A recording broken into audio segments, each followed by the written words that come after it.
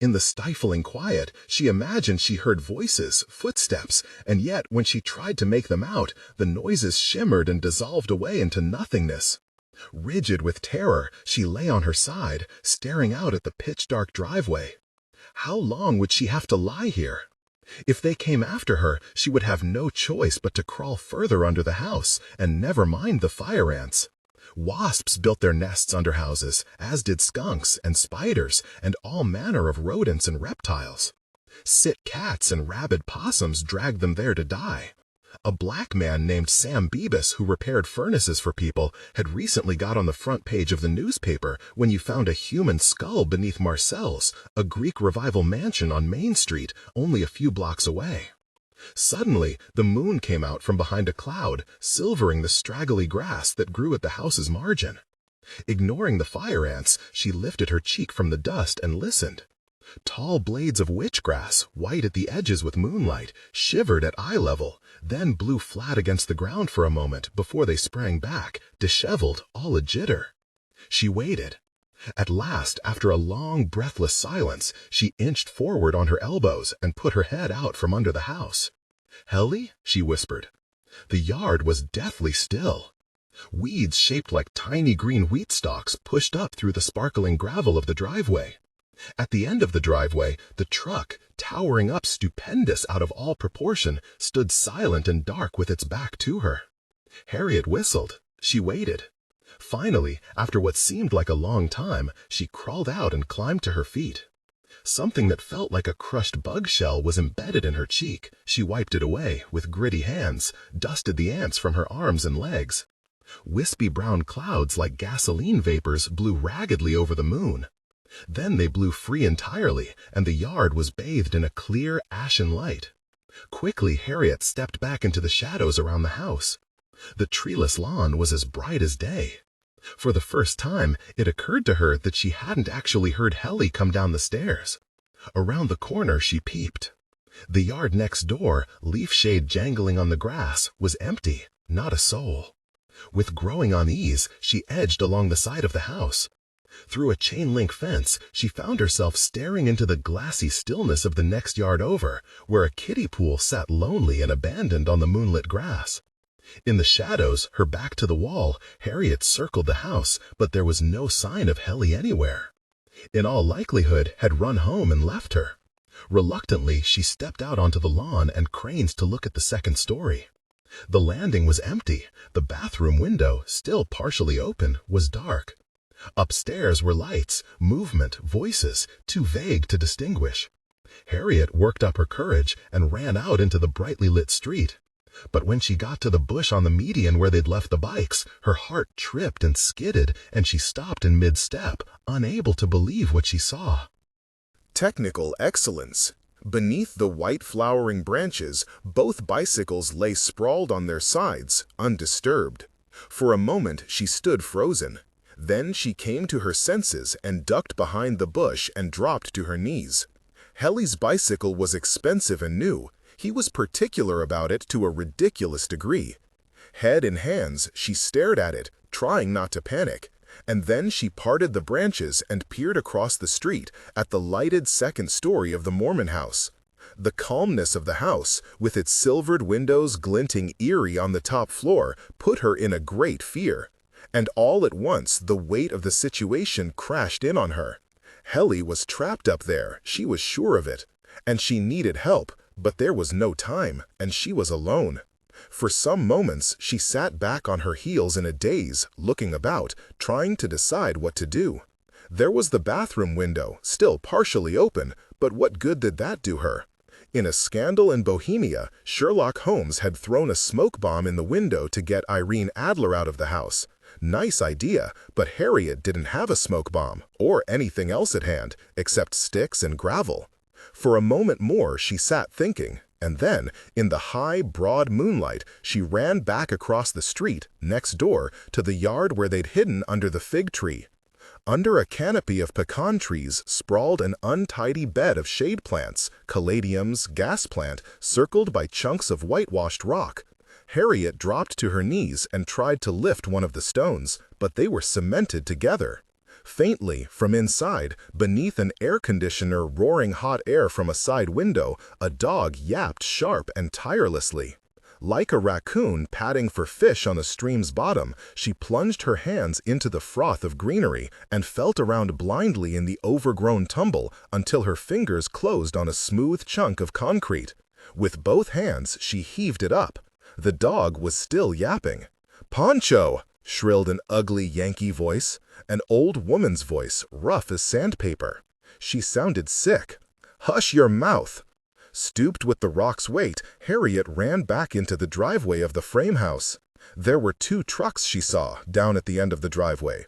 One was from Mississippi, Alexandria County, but the other had Kentucky plates, and as heavy as the rock was, Harriet stopped where she was and took a moment to fix the numbers in her mind. Nobody had thought to remember any license plate numbers back when Robin was murdered. Quickly, she ducked behind the first truck, the Kentucky one. Then she took the chunk of concrete, which, she now noticed, was not just any old chunk of concrete, but a lawn ornament in the shape of a curled-up kitten, and knocked it against the headlight.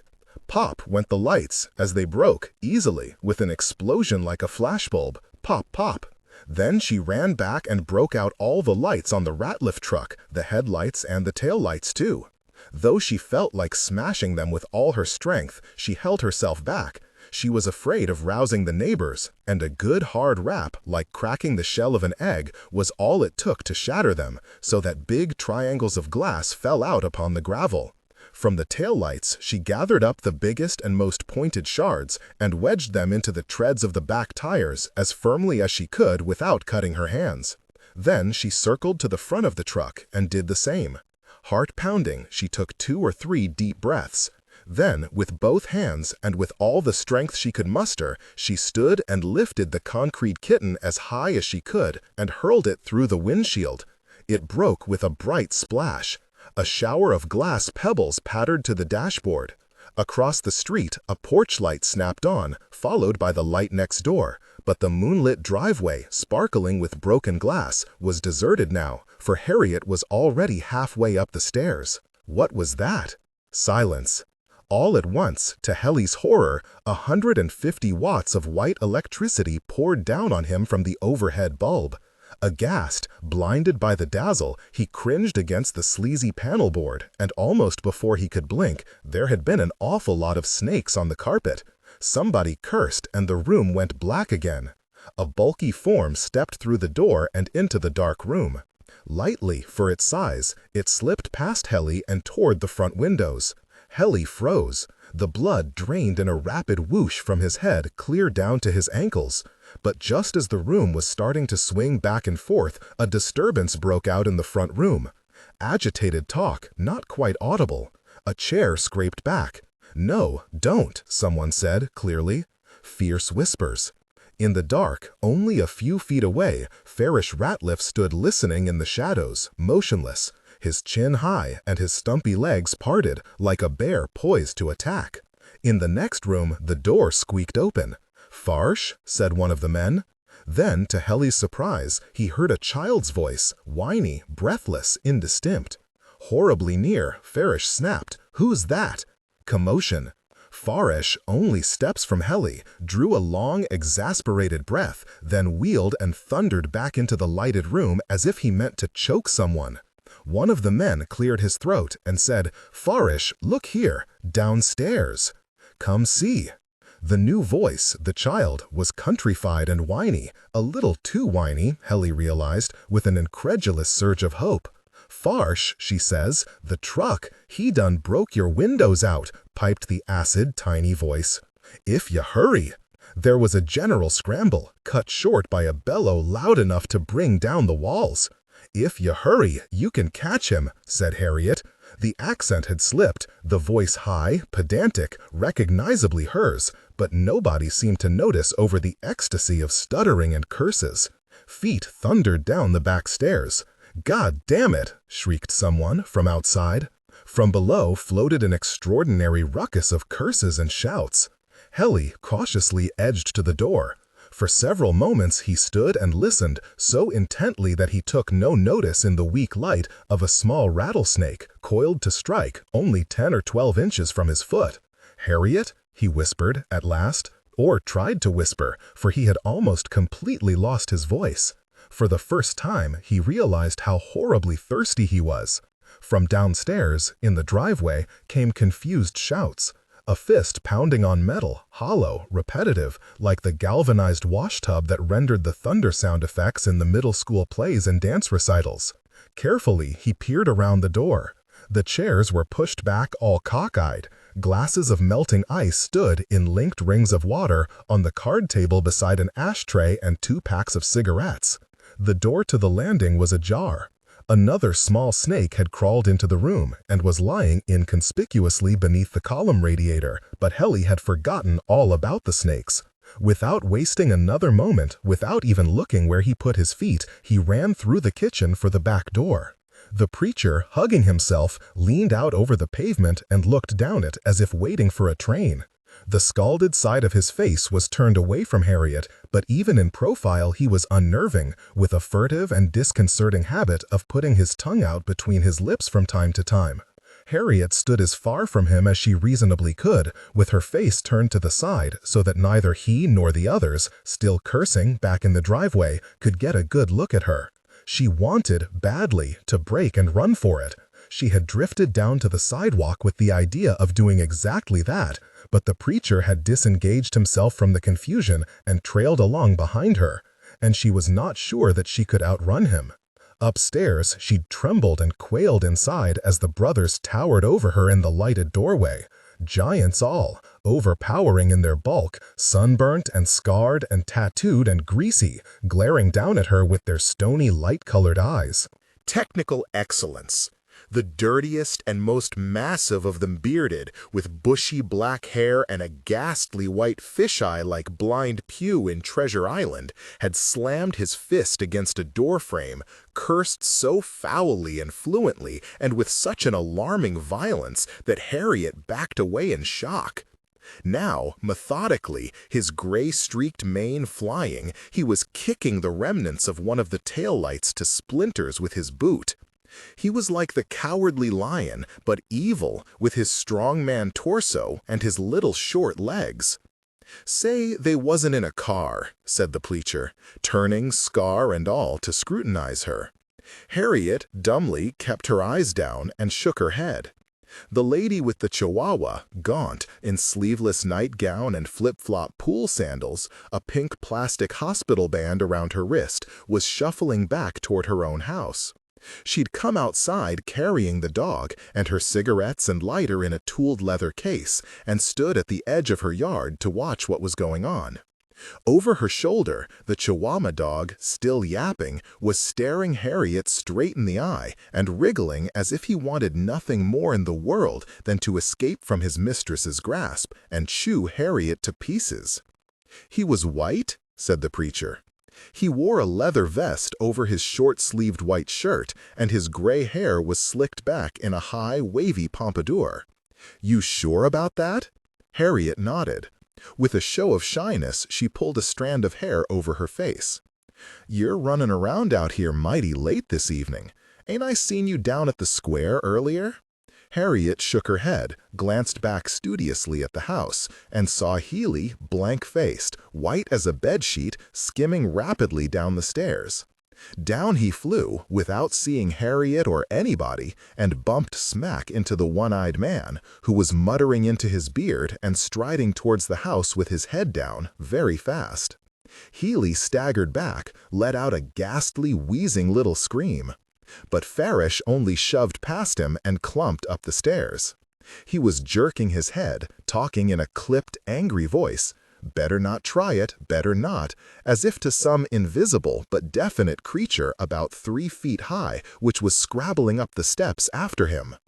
All at once his arm flew out and slapped empty air, hard, as if making contact with an actual presence, some pursuing hunchbacked evil. Healy had vanished. Suddenly a shadow fell over Harriet. "Who you?" Harriet, badly startled, glanced up to find Danny Ratliff standing over her. "Just happened to see it," he said, hands on hips, tossing the hair out of his face. "Where was you when all this window breaking was going on?"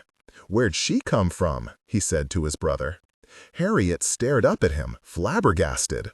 From the sudden surprised flare of Danny Ratliff's nostrils, she knew that her revulsion was written plain all over her face. "Don't look at me like that," he snapped. Up close, he was wolfishly brown and thin, dressed in jeans and a skanky-looking long-sleeved t-shirt. His eyes, hooded under heavy brows, had a mean, off-center cast that made her nervous. "What's the matter with you?" The preacher, who seemed quite agitated, glancing up and down the street, crossed his arms over his shirt front and tucked his hands into his armpits. "Don't worry," he said in his high-pitched, over-friendly voice. "We ain't gone bite you." As afraid as she was, Harriet could not help noticing the blotchy blue tattoo on his forearm and wondering what the picture was supposed to be.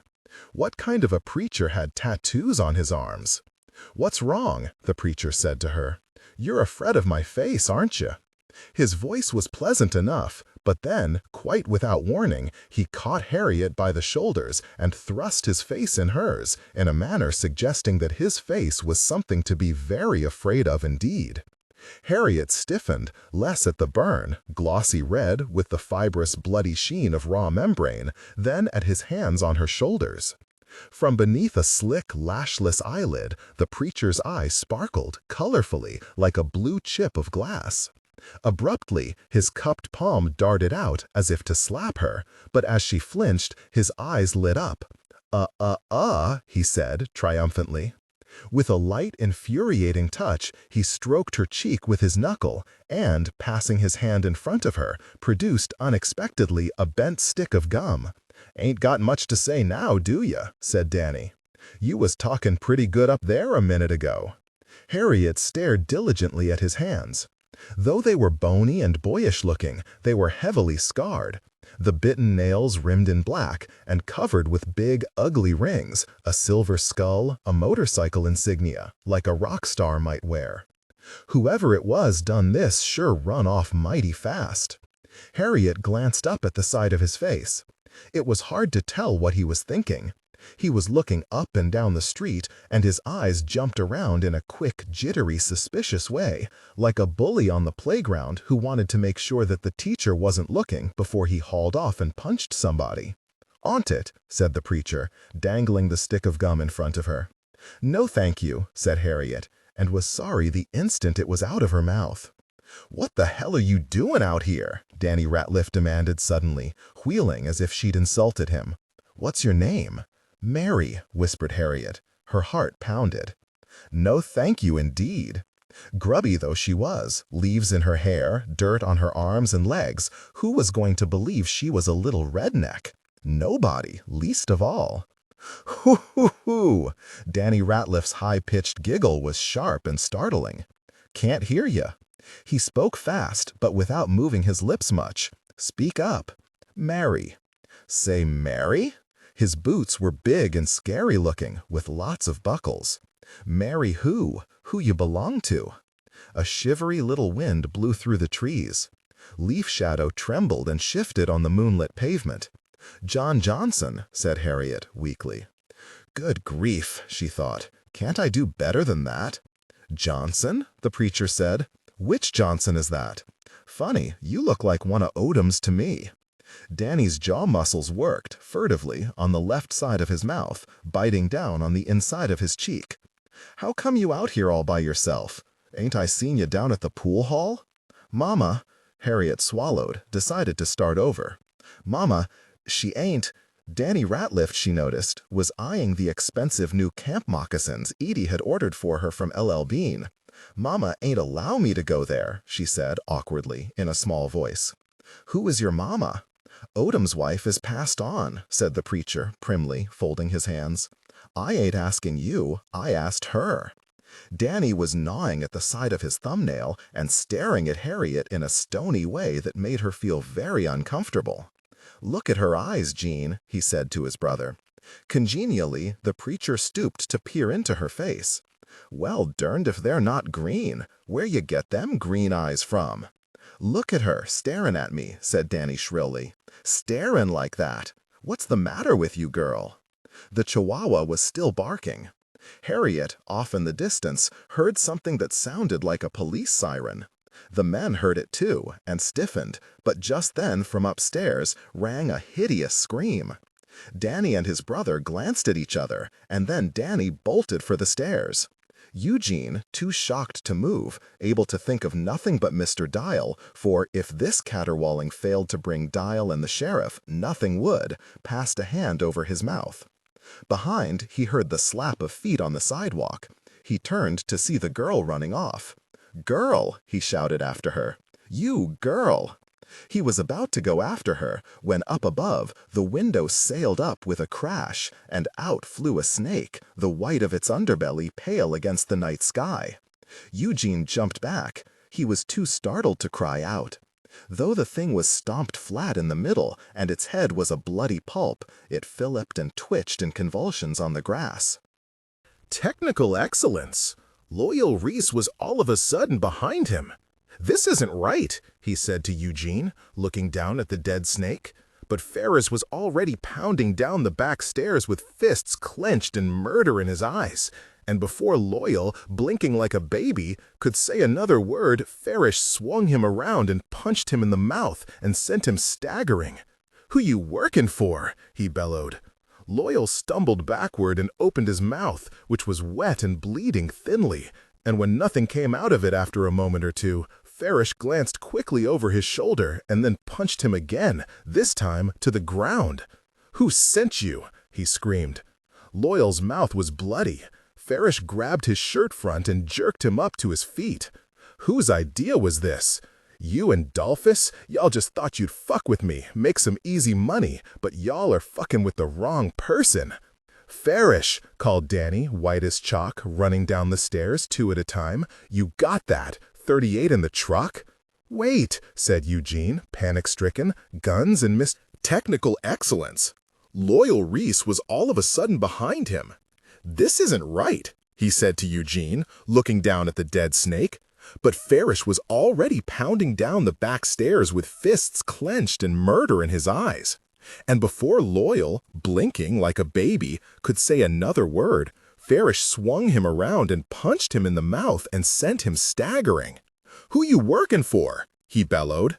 Loyal stumbled backward and opened his mouth, which was wet and bleeding thinly. And when nothing came out of it after a moment or two, Ferris glanced quickly over his shoulder and then punched him again, this time to the ground. "Who sent you?" he screamed. Loyal's mouth was bloody. Ferris grabbed his shirt front and jerked him up to his feet. "Whose idea was this? You and Dolphus? Y'all just thought you'd fuck with me, make some easy money, but y'all are fucking with the wrong person." "Ferris," called Danny white as chalk, running down the stairs, two at a time. "You got that? 38 in the truck?" "Wait," said Eugene, panic-stricken.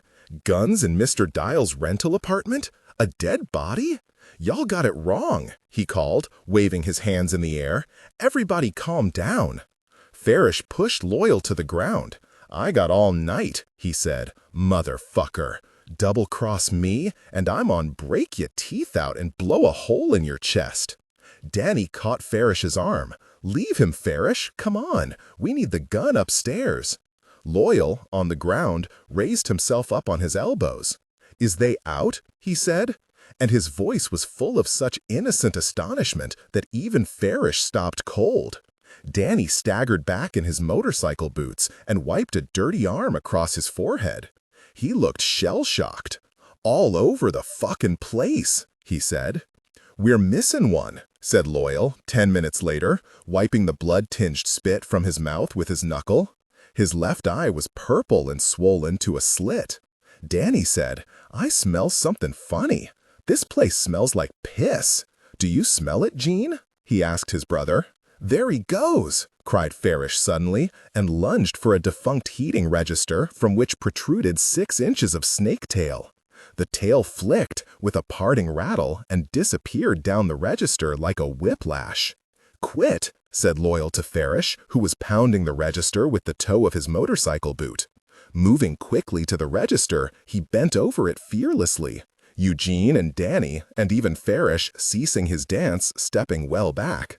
Pursing his lips, he emitted an eerie, cutting little whistle. Eee!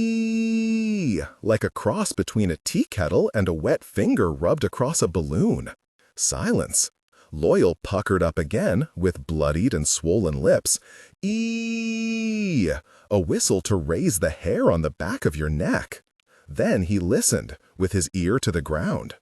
After a full 5 minutes of silence, he climbed painfully to his feet and rubbed the palms of his hands on his thighs. "He's gone," he announced. "Gone?" cried Eugene. "Gone where?" Loyal wiped his mouth with the back of his hand. "He's went down in that other apartment," he said gloomily. "You ought to be in the circus," said Farish, looking at Loyal with newfound respect. "That's some trick. Who taught you how to whistle like that?" "Snakes mind me," said Loyal, modestly, as they all stood staring at him. "Ho!" Farish clapped an arm around him.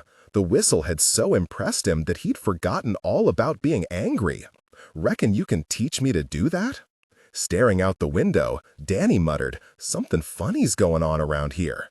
"What's that?" snapped Farish, wheeling on him.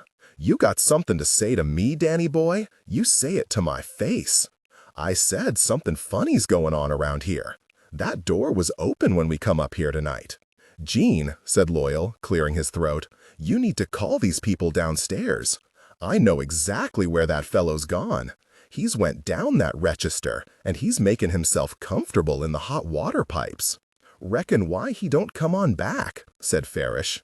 He pursed his lips and tried, unsuccessfully, to imitate the unearthly whistle that Loyal had employed to lure 6 timber rattlers, one by one, from varying parts of the room. "Ain't he trained as good as the others?" "Ain't none of 'em trained. They don't like all this hollering and stomping." "Nope," said Loyal, scratching his head as he looked down into the register. "He's gone." "How you gonna get him back?" "Listen, I gotta get to the doctor," wailed Eugene, wringing his wrist. His hand was so swollen that it looked like a blown-up rubber glove. "I be damned," Farish said brightly. "You are bit." "I told you I was bit." "There, and there," Loyal said, coming over to see. "He don't always use all his venom in one strike. The thing was hanging off of me. The room was starting to turn black at the edges. Eugene's hand burned. He felt high and not unpleasant, the way he felt in the 60s, back in prison before he was saved, when he'd got off by huffing cleaning fluid in the laundry room, when the steamy cinder block corridors closed in around him until he was seeing everything in a narrow but queerly pleasing circle, like looking through an empty toilet paper roll.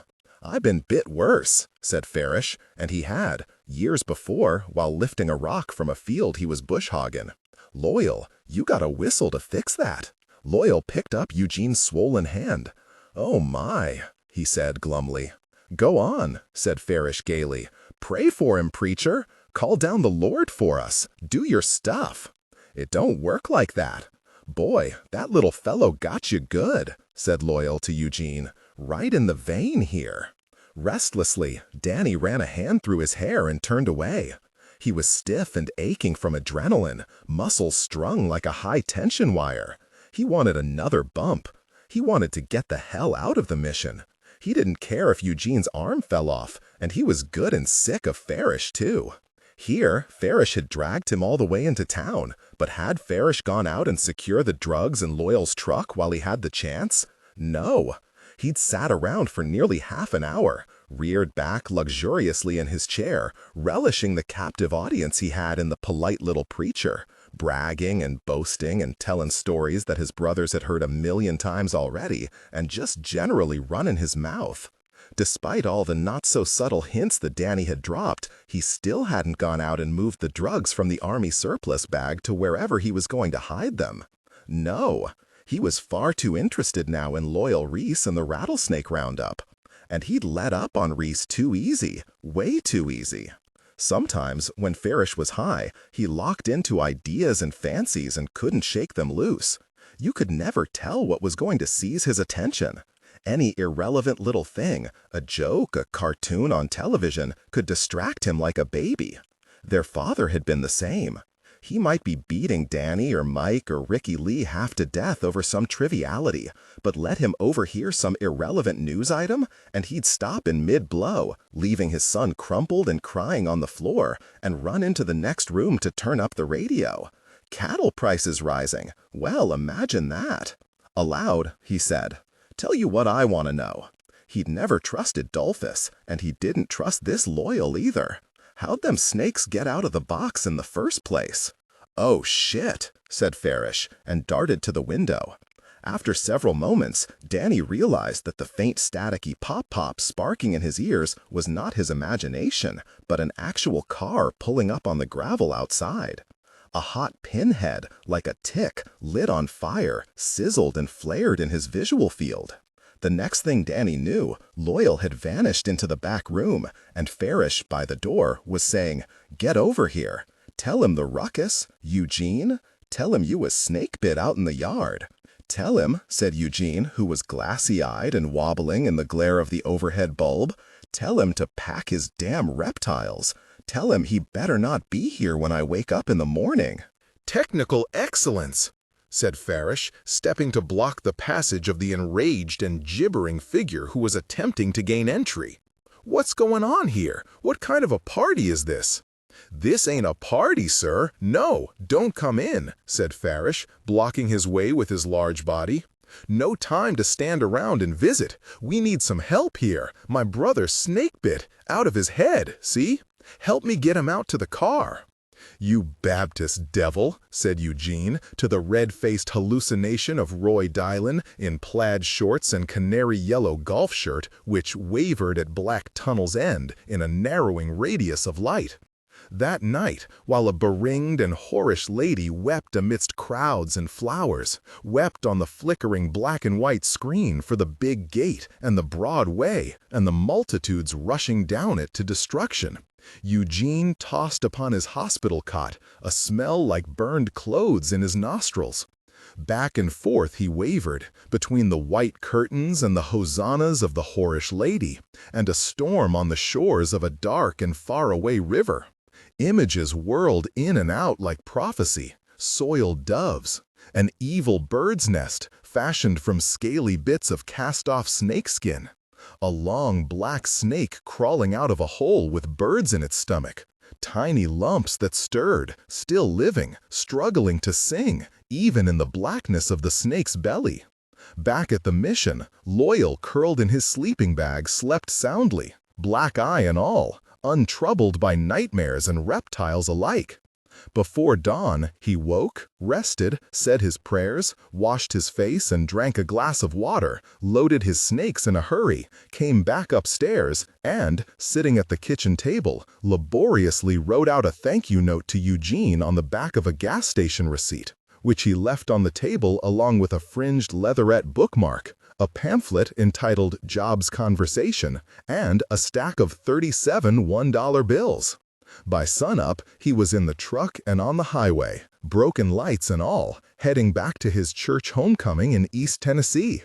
He did not notice that the cobra, his prize snake, the only one he'd paid money for, was missing until Knoxville, when he called to tell Eugene nobody answered the phone. And nobody was in the mission to hear the scream of the Mormon boys, who, rising late, at 8 o'clock, having returned late from Memphis the night before, were startled at their morning devotions by the sight of a timber rattlesnake observing them from atop a basket of freshly laundered shirts. Chapter 5. The Red Gloves. The next morning, Harriet woke late, itchy, unbathed, in gritty sheets.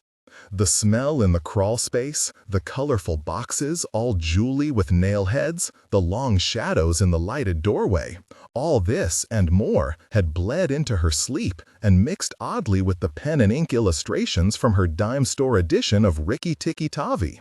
Big-eyed Teddy, the mongoose, even the snakes rendered perky and adorable. There had been some poor creature tied up and thumping at the bottom of the page like an end plate to a storybook. It was in pain. It needed her assistance, in ways she could not divine. But though its very presence was a reproach, a reminder of her own laxity and injustice, she was too repulsed to help it or even look in its direction. "Ignore it, Harriet," sang Edie. She and the preacher were in the corner of her bedroom by the chest of drawers, setting up a torture contraption, which was like a dentist's chair, with needles prickling from the padded arms and headrest. In some distressing way, they seemed like sweethearts, eyebrows lifted, full of admiring glances for each other. Edie testing the needle points here and there with a delicate fingertip, as the preacher stepped back, grinning fondly, his hands crossed over his chest and tucked beneath his armpits. As Harriet fretfully slid back into the stagnant waters of nightmare, Hendley woke bolt upright in the top bunk, so fast that he knocked his head on the ceiling. Without thinking, he threw his legs over and nearly fell, for he'd been so freaked out the night before about what might climb up after him, he'd unhitched the ladder and pushed it over on the carpet. Self-consciously, as if he'd stumbled on the playground and people were watching, he righted himself and hopped to the floor, and was out of his dark, air-conditioned little room and halfway down the hall before it struck him how silent the house was. He crept downstairs to the kitchen, nobody around, driveway empty, his mom's car keys gone, and poured himself a bowl of Giggle Pops and took it to the family room and switched on the television. A game show was on. He slurped up the cereal. Though the milk was cold enough, the crunchy pebbles scratched the roof of his mouth. They were strangely tasteless, not even sweet. The silent house made Hendley uncomfortable. He was reminded of the awful morning after he and his older cousin Todd had taken a bottle of rum from a paper bag in the front seat of someone's unlocked Lincoln at the country club and drunk about half of it. While Hendley and Todd's parents stood chatting at the poolside luau, nibbling cocktail sausages on toothpicks, he and Todd borrowed a golf cart, rammed it into a pine tree. Though Hendley remembered very little of this, the main thing he remembered was lying on his side and rolling down a steep hill behind the golf course over and over again. Later, when his stomach started hurting, Todd told him to go to the buffet and eat as many cocktail weenies as fast as he could, and that would make it stop. He'd vomited on his knees in the parking lot behind somebody's Cadillac, while Todd laughed so hard that his mean, freckled face turned tomato red. Though Hendley didn't remember it, somehow he'd walked home and got in his bed and gone to sleep. When he woke the next morning, the house was empty. They'd all gone to Memphis without him, to drive Todd and his parents back to the airport. It had been the longest day of Hendley's life. He'd had to clatter around the house by himself for hours, lonesome, nothing to do, trying to piece together exactly what had happened the night before, and worrying that he was in for a terrible punishment when his parents returned, which indeed he was. He'd had to hand over all his birthday money to help pay for the damage. His parents had to pay for most of it. He'd had to write a letter of apology to the owner of the golf cart. He'd lost his TV privileges for what seemed like forever. But worst was his mother wondering aloud where he had learned to be a thief. "It's not so much the liquor," she must have said it to his father 1,000 times, "as him stealing it." His father made no such distinctions. He acted as if Hendley had robbed a bank. For ages he had hardly spoken to Hendley except to say things like, "Pass the salt," wouldn't even look at him, and life at home had never gone back to quite the same way it was before. Typically, Todd, Mr. Musical Genius, first chair clarinet in his Illinois junior high band, had blamed everything on Hendley, which had been the way throughout their childhoods, thankfully not often. A celebrity guest had just said a bad word on the game show, some rhyming game. The contestants had to come up with the rhyming word that completed a riddle.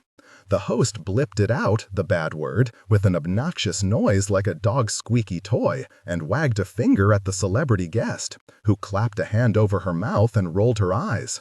Where the hell were his parents? Why didn't they just come on home and get it over with? "Naughty, naughty," said the laughing host. The other celebrity on the panel had reared back in his chair and was clapping appreciatively.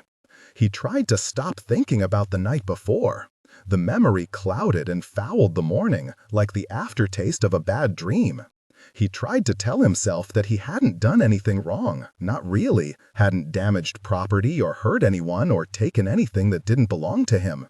There was the snake, but they hadn't really taken it. It was still under the house.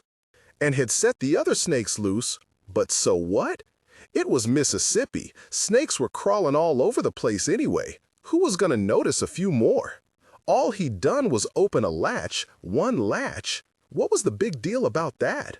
It wasn't like he'd stolen a golf cart from a city councilman and wrecked it. Ding, went the bell. Time for today's tiebreaker. The contestants' eyes, darting, stood gulping before the big board. What did they have to worry about? He thought bitterly. He hadn't spoken to Harriet after his escape, wasn't even sure she'd made it home, something else that was starting to worry him. As soon as he ducked out of the yard, he darted to the opposite side of the street and run home, over fences and through backyards, dogs barking at him from what seemed like all directions in the dark. When he'd crept in the back door, red-faced and panting, he saw by the clock on the stove that it was still early, only 9. He could hear his parents watching television in the family room. Now, this morning, he wished he had stuck his head into the family room and said something to them, called out good night from the stairs, anything. But he had not had the nerve to face them and had scurried cravenly to bed without a word to anyone. He had no desire to see Harriet. Her very name made him think about things which he would rather not. The family room, tan rug, corduroy sofa, tennis trophies in a case behind the wet bar, all seemed alien, unsafe. Rigidly, as if some hostile observer were glowering at his back from the doorway, he stared at the carefree celebrities conferring over their riddle and tried to forget his troubles. No Harriet, no snakes, no punishment imminent from his dad. No big, scary rednecks who had recognized him, he was certain of it. What if they went to his father, or worse, came after him? Who could say what a nut like Farish Radcliffe might do? A car pulled up in the driveway. Helly nearly screamed. But when he looked out the window, he saw it wasn't the Radcliffes, it was only his dad. Quickly, spasmodically, he attempted to slouch down and spread out and generally arrange himself in a more casual posture, but he could not make himself comfortable, cringing in expectation of the slammed door, his father's footsteps clipping fast down the hallway the way they always did when he was angry and meant business. Helly, trembling with the effort, tried hard not to hold himself too stiffly, but he could not contain his curiosity, and he sneaked a terrified glance to see that his father, with maddening leisure, was just climbing out of the car. He seemed unconcerned, even bored, though his expression was hard to read through the gray sunshades which were clipped over his glasses. Unable to tear his eyes away, Helly watched him as he circled to the back of the car, opened the trunk. One by one, he unloaded his purchases in the empty sunlight and set them down on the concrete. A gallon of paint, plastic buckets, a coil of green garden hose. Helly got up very quietly and took his cereal bowl to the kitchen and rinsed it out, then went up to his room and shut the door. He lay on the bottom bunk, staring at the slats above and trying not to hyperventilate or pay too much attention to his own heartbeat. Presently, he heard footsteps. Outside the door, his father said, "Helly? Sir? Why is my voice so squeaky? I thought I told you to turn off that television when you were finished watching it." "Yes, sir. I want you to come out and help me water your mother's garden. I thought it was going to rain this morning, but it looks like it's blown over." Helly was afraid to argue. He detested his mother's flower garden. Ruby, the maid before Essie Lee, would not go anywhere near the dense perennials his mother grew for cutting. Snakes like flowers, she always said. Helly put on his tennis shoes and went outside. The sun was already high and hot. Glare in his eyes, woozy with heat, he stood 7 or 8 feet back on the crisped yellow grass as he swept the hose over the flower bed, holding it as far away from his body as he could. "Where's your bicycle?" said his father, returning from the garage. Helly's heart sank. His bike was right where he'd left it, on the median in front of the frame house. "How many times do I have to tell you? Don't come back in this house until it's in the garage. I'm sick and tired of telling you not to leave it out in the yard." Something was wrong when Harriet went downstairs.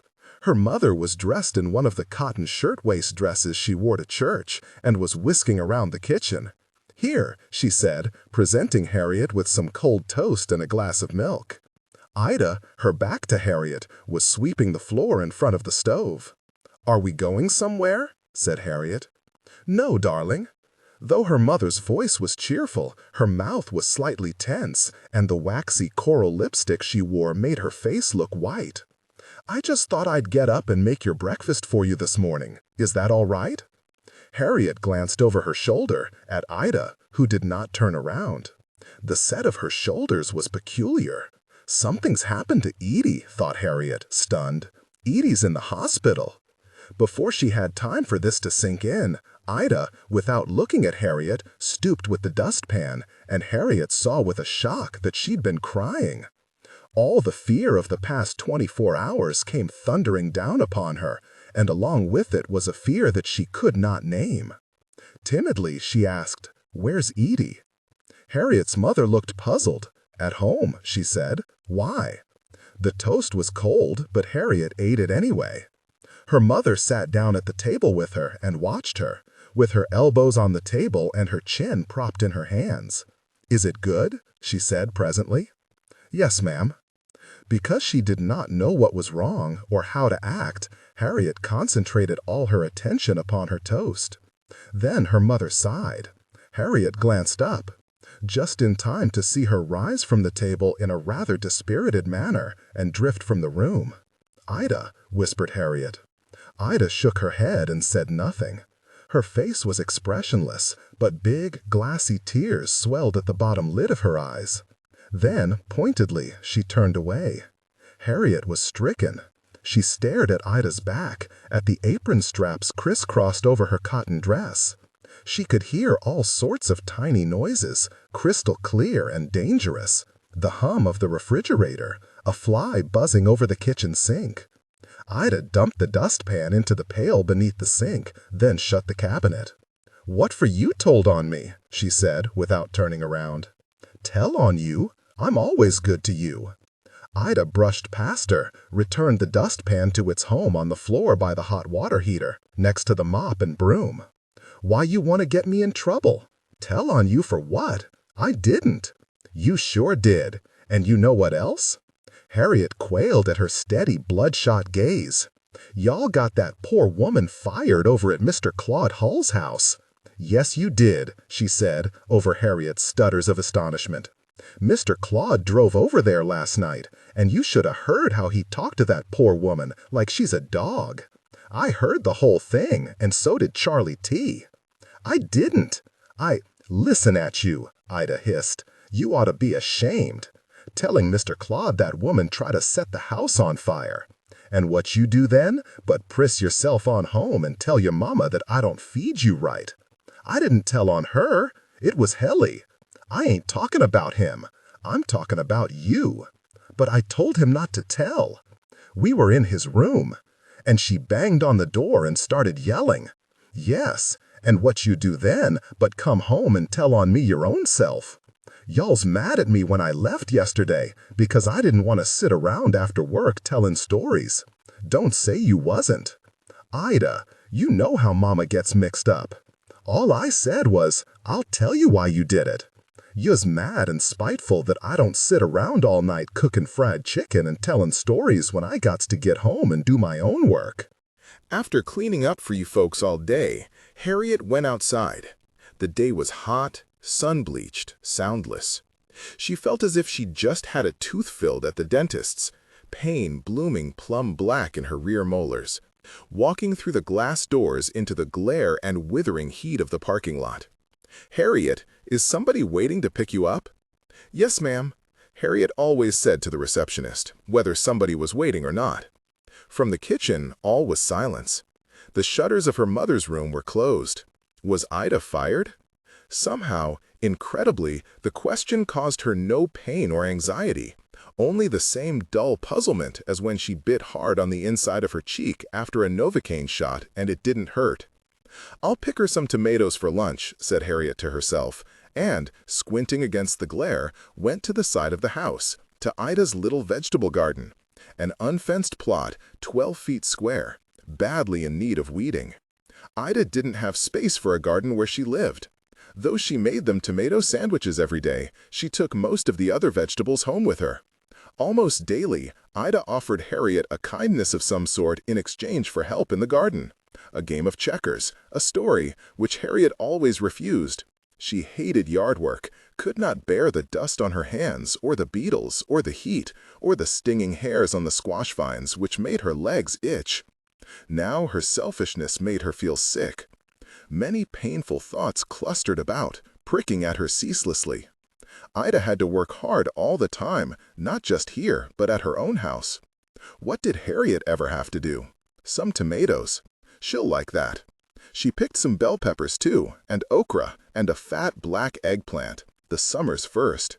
She piled the muddy vegetables in a small cardboard box and then set to work weeding, gritting her teeth with displeasure.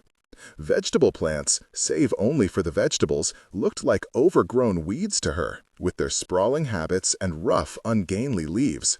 So she left what she wasn't sure about and only pulled the weeds she was certain of. Clover and dandelion, easy, and long switches of Johnson grass, which Ida had a tricky way of folding so they made a shrill, unearthly whistle when she put them between her lips and blew a certain way.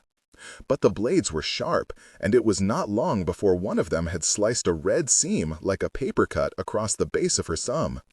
Harriet, sweating, reared back on her dusty heels. She had some red cloth gardening gloves, child-sized, which Ida Rue had bought for her at the hardware store last summer, and it made her feel terrible even to think about them. Ida didn't have much money, certainly not enough to spend on presents. Even worse, Harriet disliked the garden so much that she had never worn the gloves, not once. "Don't you like them little gloves I gave you?" Ida had asked her, rather sadly, one afternoon while they were sitting on the porch. When Harriet protested, she shook her head. "I do like them, I do. I wear them to play in. You don't have to tell me a story, baby. I'm just sorry you don't care anything about them." Harriet's face burned. The red gloves had cost $3 for poor Ida, nearly a day's work. Now that she thought about it, she realized that the red gloves were the only present that Ida had ever given her, and she had lost them. How could she have been so careless? For a long time, in the winter, they had lain neglected in a galvanized tub in the tool shed, with the pruning shears and the hedge clippers and some other tools of Chester's.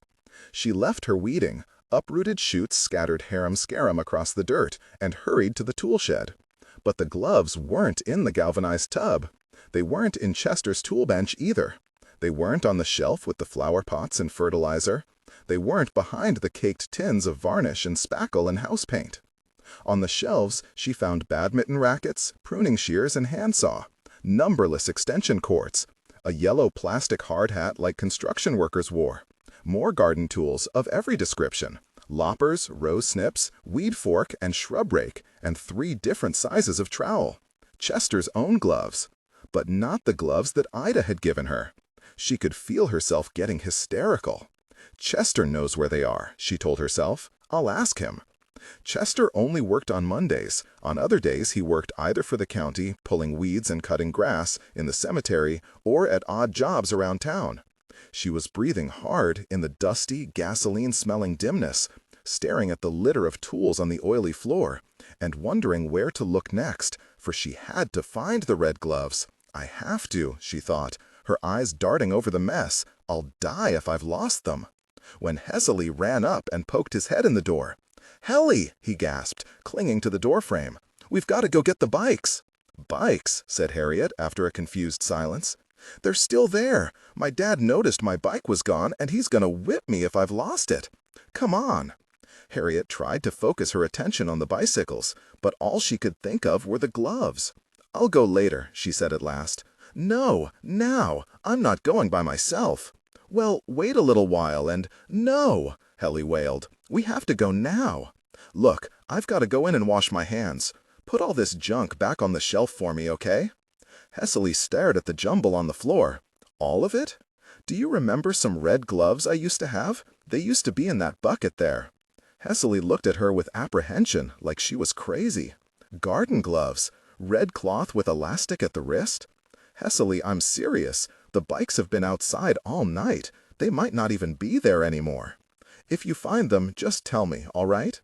She ran back to the vegetable bed and tossed the weeds she'd pulled into a big, careless pile.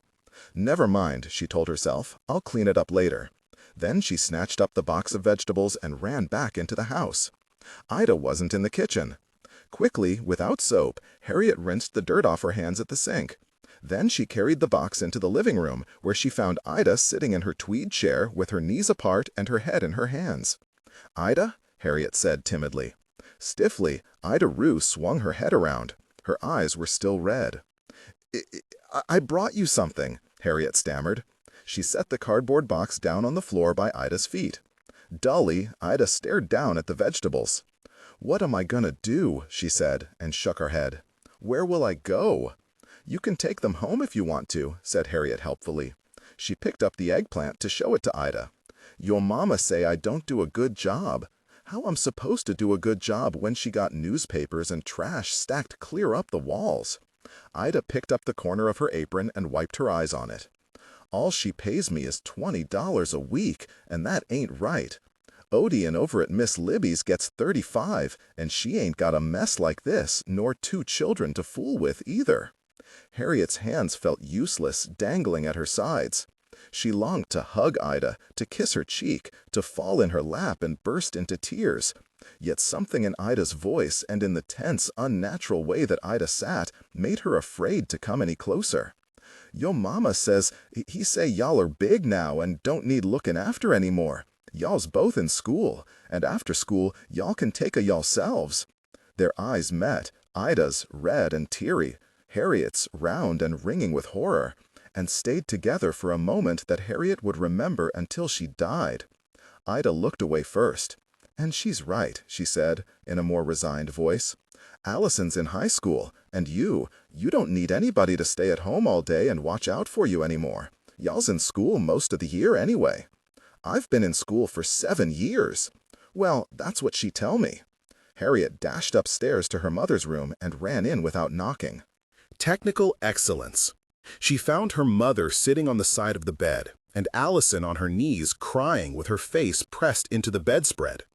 When Harriet came in, she raised her head and, with swollen eyes, gave Harriet a look so anguished that it took her aback. "Not you, too," said her mother. Her voice was blurred and her eyes drowsy. "Leave me alone, girls. I want to lie down for a minute. You can't fire Ida." "Well, I like Ida too, girls, but she doesn't work for free, and lately it seems as if she's dissatisfied." These were all things that Harriet's father said. Her voice was slow and mechanical, as if she were reciting a memorized speech. "You can't fire her," repeated Harriet shrilly. "Your father says." "So what? He doesn't live here." "Well, girls, you'll have to talk to her yourself. Ida agrees with me that neither of us are happy with the way things have been working out around here." There was a long pause. "Why'd you tell Ida that I told on her?" Harriet said. "What'd you say?" "Well, talk about this later." Charlotte swung around and lay down on the bed. "No, now!" "Don't worry, Harriet," Charlotte said. She closed her eyes. "And don't cry, Allison, please don't. I can't stand it," she said, her voice trailing fitfully away. "It'll all work out, I promise." Screaming, spitting, scratching, biting, none of these were adequate to the rage that blazed up in Harriet. She stared down at her mother's serene face. Peacefully her chest rose, peacefully her chest fell. Moisture glistened on her upper lip, where the coral lipstick had faded and feathered up into the tiny wrinkles. Her eyelids were oily and bruised-looking, with deep hollows like thumbprints at the inner corner. Harriet went downstairs, leaving Allison at her mother's bedside, smacking the banister with her hand. Ida was still in her chair and staring out the window with her cheek cupped in her palm. And as Harriet stopped in the doorway and gazed at her sorrowfully, Ida seemed to glow up out of her surroundings with a merciless reality. Never had she seemed quite so palpable, so fixed and robust and marvelously solid. Her chest, beneath the thin, gray cotton of her faded dress, heaved powerfully with her breath. Impulsively, Harriet started over to the chair, but Ida, the tears still glistening on her cheeks, turned her head and gave her a look that stopped her where she stood. For a long time, the two of them looked at each other. The two of them had had staring contests since Harriet was small. It was a game, a test of wills, something to laugh about. But this time it was no game. Everything was wrong, and there was no laughter when Harriet, at last, was forced to drop her eyes in shame. And in silence, for there was nothing else to do, Harriet hung her head and walked away, with the beloved, sorrowful eyes burning into her back. "What's wrong?" said Healy when he saw Harriet's dull, dazed expression. He'd been about to let her have it for taking so long, but the look on her face made him feel sure that they were both in big, big trouble. The worst trouble of their lives. "Mother wants to fire Ida." "Tough," said Healy agreeably. Harriet looked at the ground, trying to remember how her face worked and her voice sounded when everything was okay. "Let's get the bikes later," she said, and she was heartened by how casual her voice came out sounding. "No, my dad's gonna kill me." "Tell him you left it over here." "I can't just leave it out there. Somebody'll steal it." "Look, you told me you would," said Healy despairingly. "Just walk over there with me." "Okay, but first you have to promise." "Harriet, please, I put up all this junk for you and everything."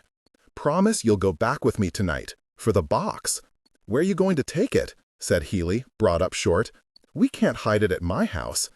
Harriet held up both hands, no fingers crossed. "Fine," said Healy, and held his hands up too. It was their own private sign language, as binding as any spoken promise. Then he turned and broke into a fast walk, through the yard and down to the street, with Harriet right behind him. Sticking close to the shrubbery and ducking behind trees, they were within 40 feet or so of the frame house when Healy seized Harriet's wrist and pointed. On the median, a long spike of chrome glinted from beneath the unwieldy spread of the summersweet bush. Cautiously they advanced. The driveway was empty. Next door, at the house belonging to the dog Poncho and his mistress, was parked a white county car, which Harriet recognized as Mrs. Dorrier's. Every Tuesday at 3:45, Mrs. Dorrier's white sedan rolled slowly up to Libby's house, and outstepped Mrs. Dorrier in her blue health service uniform. Come to take Libby's blood pressure, pumping the cuff tight around Libby's little bird-boned arm, counting the seconds on her large masculine watch print, while Libby, who was unspeakably distressed by anything remotely to do with medicine or illness or doctors, sat gazing at the ceiling, her eyes filling with tears behind her glasses, her hand pressed to her chest and her mouth trembling. "Let's do it," Healy said, glancing over his shoulder. Harriet nodded at the sedan. "The nurse is over there," she whispered. "Wait till she leaves." They waited, behind a tree. After a couple of minutes, Healy said, "What's taking so long?" "I don't know," said Harriet, who was wondering the same thing herself. Mrs. Dorrier had patients all over the county and was in and out of Libby's in a flash, never loitering to chat or have a cup of coffee. "I'm not waiting here all day," Healy whispered. But then across the street the screen door opened, and outstepped Mrs. Dorrier in her white cap and blue uniform. Following was the sun-baked Yankee woman, in dirty scuffs and a parrot-green house dress, with Poncho hooked over her arm. $2 a pill, she squawked. "I'm taking $14 of medicine a day." I said, "That boy down there at the pharmacist's." "Medicine is expensive," said Mrs. Dorrier politely, and turned to go. She was tall and thin, about 50, with a gray streak in her black hair and very correct posture.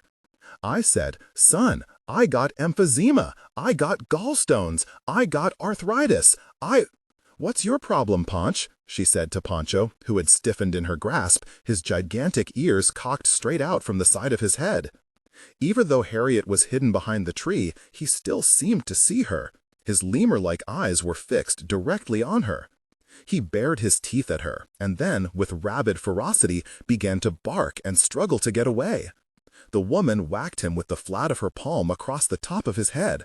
"Shut your trap." Mrs. Dorrier laughed, slightly uncomfortable, and picked up her bag and started down the steps. "Next Tuesday, then." "He's all worked up," called the woman, still wrestling with Poncho. "We had a winder peeper last night, and the police come next door. Great day." Mrs. Dorrier paused, at the door of her sedan. "You don't mean it." Poncho was still barking up a storm. As Mrs. Dorier got in her car and slowly rolled away, the woman, standing on the sidewalk now, whacked Poncho again, then carried him inside and slammed the door. Healy and Harriet waited, for a moment or two, breathless, and when they were sure that no cars were coming, they dashed across the street to the grassy median and dropped to their knees. Harriet jerked her head of the driveway of the frame house. Nobody's home over there.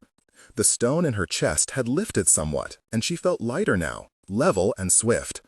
With a grunt, Healy wrenched his bicycle free. "I need to get that snake from under there."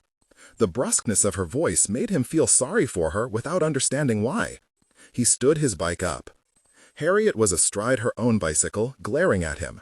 "Well, come back," he said, avoiding her gaze. He hopped on, and together they kicked off and glided down the street. Harriet overtook him and passed aggressively, cutting him off at the corner. She was acting like she just had the shit beaten out of her, he thought, looking after her hunched low on the bike and pedaling furiously down the street like Dennis Pete or Tommy Scoggs, mean kids who beat up on smaller kids and got beaten up themselves by larger ones. Maybe it was because she was a girl, but when Harriet got in these mean daredevil moods, it excited him. The thought of the cobra excited him too, and though he didn't feel comfortable explaining to Harriet, not yet, that he'd set half a dozen rattlesnakes loose in the apartment, it had just occurred to him that the frame house was empty and might be for some time. "How often do you think he eats?" said Harriet, who was stooped over pushing the wagon from behind as Hunchley tugged it ahead in front, not very fast, because it was almost too dark to see. "Maybe we should give him a frog." Hunchley heaved the wagon down from the curb and into the street. A beach towel from his house was draped over the box. "I'm not feeding this thing any frog," he said. He had been correct in his hunch that the Mormon house was empty. It had been only a hunch, nothing more, based on a conviction that he, personally, would rather spend the night locked in a car trunk than a house where rattlesnakes had been found crawling loose. He still had not mentioned to Harriet what he had done, but all the same he had brooded upon his actions sufficiently to justify his innocence. Little did he realize that the Mormons, in a room at the Holiday Inn, were at that very moment discussing with a real estate lawyer in Salt Lake whether the presence of poisonous vermin in a rental property constituted a breach of contract. Healy hoped that nobody drove by and saw them. He and Harriet were supposed to be at the movies. His father had given them money to go. She'd spent the whole afternoon at Hunchley's house, which wasn't like her. Usually she got tired of him and went home early, even when he begged her to stay. And for hours they'd sat cross-legged on the floor of Hunchley's bedroom, playing tiddlywinks as they talked quietly about the stolen cobra and what to do with it. The box was too big to conceal on the premises of her house, or his. At length, they'd settled on an abandoned overpass west of town, which spanned County Line Road at a particularly desolate stretch, outside the city limits. Lugging the dynamite box out from under the house and loading it on Hunchley's old red kitty wagon had been easier than they'd imagined. They hadn't seen a soul. The night was hazy and sweltering, with rumbles of thunder in the still distance. Cushions had been removed from porch furniture, sprinklers turned off, and cats called indoors. Down the sidewalk they rattled. It was only 2 blocks up High Street on open sidewalks to the train depot, and the farther east they got, closer to the freight yards and the river, the fewer lights they saw. Tall weeds jingled in neglected yards, which were posted with signs which read, "For sale" and "No trespassing." Only 2 passenger trains a day stopped at the Alexandria station. At 7:14 in the morning, the city of New Orleans stopped in Alexandria on her way home from Chicago. At 8:47 in the evening, she stopped again on her way back, and the rest of the time, the station was more or less deserted. The rickety little ticket office, with its steeply pitched roof and its peeling paint, was dark, though the ticket master would arrive in an hour to open it up. Behind, a series of unused gravel roads connected the switching yards with the freight yards, and the freight yards with the gin, and the lumber mill, and the river. Together, Hunchley and Harriet stopped to ease the wagon off the sidewalk and down onto the gravel. Dogs were barking, big dogs, but far away. To the south of the depot were the lights of the lumber yard, and further back the friendly street lamps of their own neighborhood. Turning their backs upon these last glimmers of civilization, they headed off resolutely in the opposite direction, into outer darkness, and the broad, flat, uninhabited wastes stretching off to the north, past the dead freight yards with their open boxcars and empty cotton wagons, and towards a narrow gravel path vanishing into black pine woods. Healy and Harriet had played along this isolated road, which led to the abandoned cotton warehouse, but not often. The woods were still and frightening. Even in broad daylight, the gloomy footpath, choked to a thread, was always dark beneath the dense, vine-strangled canopy of ailanthus, stunted sweet gum, and pine. The air was damp and unwholesome, whining with mosquitoes, and the silence broken only occasionally by the startling crash of a rabbit through the thicket or the harsh caws of unseen birds. Several years ago, it had sheltered a team of convicts escaped from a chain gang. Never before had they seen a living soul in that wasteland, except once, a tiny black boy in red underpants who, bent at the knee, had chunked a rock underhand at them and then tottered back shrieking into the underbrush. It was a lonely spot, and neither Harriet nor Harriet enjoyed playing there, though neither admitted it. The wagon tires crackled loud on the gravel. Clouds of gats, undeterred by the fumes of the insect repellent they'd sprayed themselves with, head to foot, floated around them in the dank, airless clearing. In the shadow and dusk, they could only just see what was in front of them. Hunchley had brought a flashlight, but now they were here, it didn't seem like such a good idea to shine lights all over the place. As they went along, the path grew narrower and more choked with brush, pressing in close on either side like a pair of walls, and they had to roll along very slowly, stopping every now and then to push branches and twigs out of their faces in the dense blue twilight. "Phew," said Harriet, up front, and as they rolled forward, the buzz of the flies grew louder, and Harriet was struck in the face by a moist, rotten odor. "Gross," she heard Haley cry. "What?" It was getting so dark that she couldn't see much more than the wide white bands on the back of Hunchley's rugby shirt. Then gravel crunched as Hunchley lifted the front of the wagon and pushed it sharply to the left. "What is it?" The stench was incredible. A possum, a dark lump whirring with flies, lay bunched and shapeless on the footpath. Despite the twigs and branches scratching at her face, Harriet turned her head away as they edged past it. They pushed ahead until the metallic drone of the flies had faded and the stink was well behind them, then stopped for a moment to rest.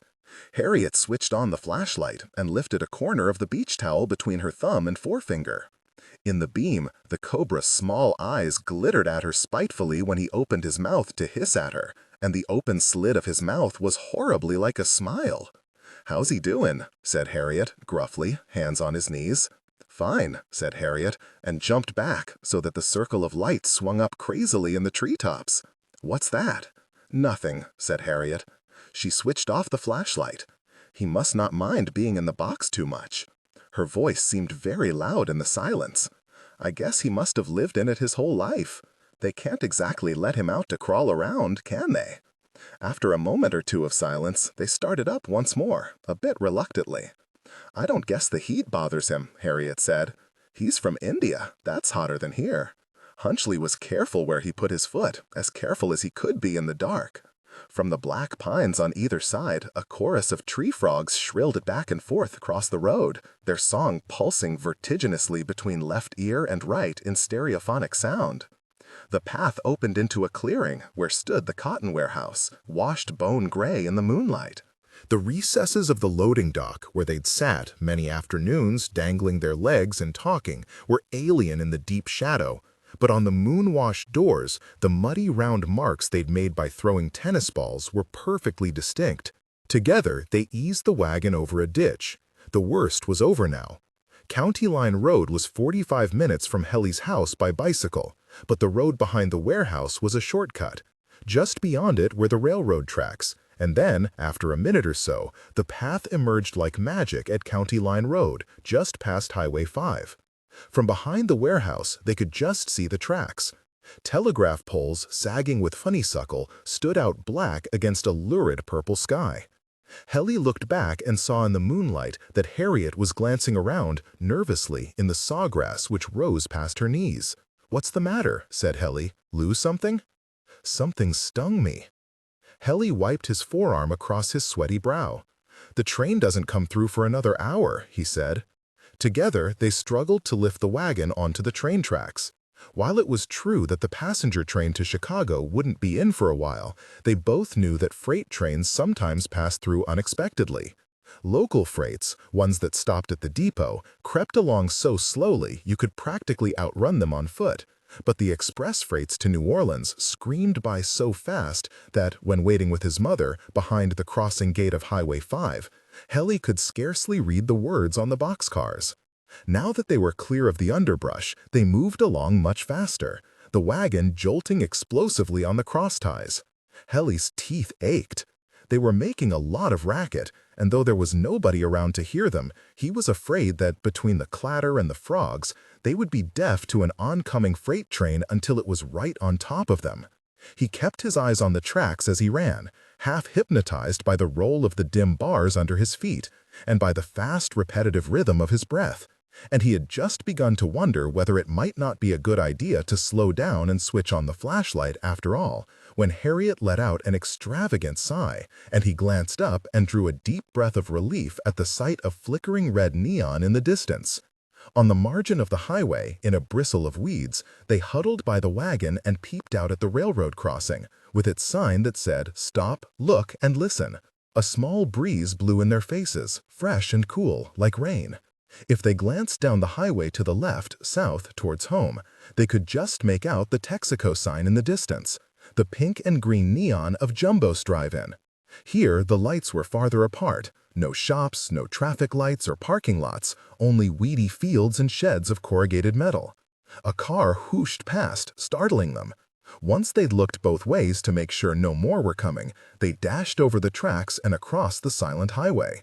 With the wagon bumping along between them in the dark, they cut across a cow pasture toward County Line Road. County Line was desolate this far out, past the country club. Fenced pasture land interspersed with vast tracts of dust scraped flat by bulldozers. A pungent stink of manure wafted up in Helly's face. Only moments later did he feel the repulsive slipperiness on the bottom of his sneaker. He stopped. "What is it?" "Hang on," he said miserably, dragging his shoe on the grass. Though there weren't any lights this far out, the moon was bright enough for them to see exactly where they were. Parallel to County Line Road ran an isolated strip of blacktop, which went for 20 yards or so, then stopped. A frontage road, whose construction had been halted when the Highway Commission had decided to route the interstate on the opposite side of the Houma, bypassing Alexandria. Grass poked through the buckled asphalt. Ahead, the abandoned overpass arched pale over County Line. Together, they started up again. They'd thought of hiding the snake in the woods, but the experience at Oaklawn Estates was still vivid, and they faltered at the idea of tramping into dense brush after dark, crashing through thickets, stepping blindly over rotten logs, while encumbered with a 50-pound box. They'd thought, too, of hiding it in or around one of the warehouses, but even the deserted ones, with plywood nailed over the windows, were posted as private property. The concrete overpass presented none of these dangers. From Natchez Street, it was easily accessible via shortcut. It crossed over County Line Road in plain view, yet it was closed to traffic and far enough from town so that there was little danger of workmen, nosy old folks, or other kids. The overpass was not stable enough to take cars, and even if it was, no vehicle could get to it short of a jeep. But the red wagon slid easily up the ramp, with Harriet pushing from behind. On either side rose a concrete retaining wall, 3 feet high, easy enough to duck behind in case of a car on the road beneath. But when Harriet raised her head to look, the road was dark both ways. Beyond, broad lowlands rolled off into darkness, with a white sparkle of lights in the direction of town. When they reached the top, the wind was stronger, fresh, dangerous, exhilarating. Ash and dust powdered the road surface and the retaining wall. Helly brushed his chalky white hands on his shorts, clicked on his flashlight, and jumped it around, over a caked metal trough filled with crumpled waste paper, a skewed cinder block, a pile of cement bags, and a glass bottle with a sticky half-inch of orange soda still inside. Grasping the wall, Harriet stood leaning out over the dark road below, as if over the railing of an ocean liner. Her hair was blown back from her face, and she looked less miserable than Helly had seen her look all day. In the distance, they heard the long, eerie whistle of a train. "Gosh," said Harriet, "it's not 8 yet, is it?" Helly felt weak at the knees. "Nope," he said. He could hear the breakneck rattle of the boxcars, somewhere in the singing darkness, clattering down the tracks toward the Highway 5 crossing, louder and louder and louder. The whistle screamed, nearer this time, and the freight train ran past in a long whoosh as they stood and watched it go, over the tracks where they'd been pushing the wagon not 15 minutes before. The echo of the warning bell vibrated sternly in the distance. Over the river, in the fat clouds to the east, twitched a silent mercury-blue vein of lightning. "We should come up here more," Harriet said. She was looking not at the sky, but at the sticky black pour of asphalt which rushed through the tunnel beneath their feet. And even though Helly was at her back, it was almost like she didn't expect him to hear her. As if she were leaning over the spillway of a dam, spray churning in her face, deaf to everything but the water. The snake knocked inside his box, startling them both. "Okay," said Harriet, in a goofy, affectionate voice, "settle down now." Together, they lifted out the box and wedged it between the retaining wall and the stacked cement bags. Harriet knelt on the ground amongst the litter of smashed cups and cigarette filters left by the workmen and tried to tug an empty cement bag from under the stack. "We have to hurry," said Helly. The heat lay on him like an itchy, damped blanket, and his nose tickled from the cement dust, from the hay in the fields, and from the charged, staticky air. Harriet wrenched free the empty sack, which caught and whipped up in the night air like some eerie banner from a lunar expedition. Quickly she plucked it down and dropped behind the cement barricade. Helly dropped beside her. With their heads together, they stretched it over the snake's box, then weighted it at the edges with cement chunks so it wouldn't blow off. Technical excellence, wondered Helly, back in town and shut up in their houses, balancing checkbooks, watching television, brushing their cocker spaniels. The night wind was fresh and bracing and lonely. Never had he felt so far from the known world, shipwrecked on a desert planet. Flapping flags, military funeral for the casualties, homemade crosses in the dust. Back on the horizon, the sparse lights of an alien settlement, hostile, probably, enemies of the Federation. "Stay clear of the inhabitants," said the stern voice in his head. "To do otherwise will spell death for you and the girl." "Hell be okay here," said Harriet, standing up. "Hell be fine," said Helly, in his deep space commander voice. "Snakes don't have to eat every day. I just hope he had a good drink of water before he left." Lightning flashed bright this time with a sharp crack. Almost simultaneously, there was a growl of thunder. "Let's go back the long way," said Helly, brushing the hair from his eyes. "By the road." "How come?" "The train from Chicago isn't due in for a while," she said when he didn't answer. Helly was alarmed at the intensity of her gaze. "It'll be through in half an hour. We can make it." "Suit yourself," said Helly, and he was glad that his voice came out sounding tougher than he felt. "I'm taking the road." Silence. "What do you want to do with the wagon, then?" she said.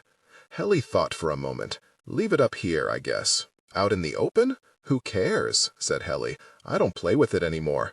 Somebody might find it. Nobody's going to come up here." They ran down the concrete ramp. It was fun, wind in their hair, and the momentum carried them halfway across the dark pasture land before they got breathless and slowed to a jog. "It's about to rain," said Harriet. "So what?" said Helly. He felt invincible, ranking officer, conqueror of the planet. "Hey, Harriet," he said, pointing to a fancy illumined sign glowing gently in a moonscape of bulldozed clay scraped in the pasture opposite. It read, "Heritage Grove's Homes of the Future." "The future must suck, huh?" said Helly. They scurried down the margin of Highway 5, Helly mindful of the dangers. For all he knew, his mom wanted ice cream and had asked his dad to run to Jumbo's before it closed, ducking behind lamp posts and garbage bins. As soon as they were able, they turned off into the dark side streets and made their way down to the square, to the Pick Cinema. "The feature's half over," said the shiny-faced girl at the ticket window, glancing at them over the top of her compact. "That's okay." Helly pushed his $2 through the glass window and stepped back, swinging his arms, legs jittering nervously. Sitting through the last half of a movie about a talking Volkswagen was the last thing in the world he felt like doing. Just as the girl snapped shut her compact and reached for her keyring so that she could come around and unlock the door for them, a steam whistle blew in the distance. The 847, bound for New Orleans, on her way into the Alexandria station. Helly punched Harriet on the shoulder. "We ought to hop on that and ride to New Orleans sometime, some night." Harriet turned away from him, folding her arms across her chest, and looked out at the street. Thunder growled in the distance. Opposite, the awning of the hardware store flapped in the wind, and bits of paper skidded and somersaulted down the sidewalk. Helly looked at the sky, held out a palm. Just as the girl clicked the key in the lock of the glass door, a drop of rain splashed on his forehead. "Gum, can you drive the Trans Am?" said Danny. He was high as a kite, and his grandmother looked as spiny as an old cactus in her red flowered dress. Flowery, he told himself, staring up at her from the chair where he sat, red paper flower. And Gum, like a cactus, stood, vegetating for a moment before she gasped and responded in her spiny voice. "Driving's not the problem. It's just real low down for me, this arthritis." "Well, I can't." Danny had to stop and reconsider, begin again. "I can drive you to jury duty if you want, but that ain't going to fix the car being low on the ground." Everything was the wrong height for his grandmother. When the pickup was working, she complained that the cab was too high. "Oh, Gum," said peacefully, "I don't mind if you drive me, son. You might as well do something with that expensive truck-driving education of yours." Slowly, with her light little brown claw of a hand resting on Danny's arm, she hobbled out to the car, through the packed third yard where Farish sat in his lawn chair taking apart a telephone. And it occurred to Danny, in a vivid flash, as these things sometimes did, that all his brothers, himself included, saw deep into the nature of things. Curtis saw the good in people.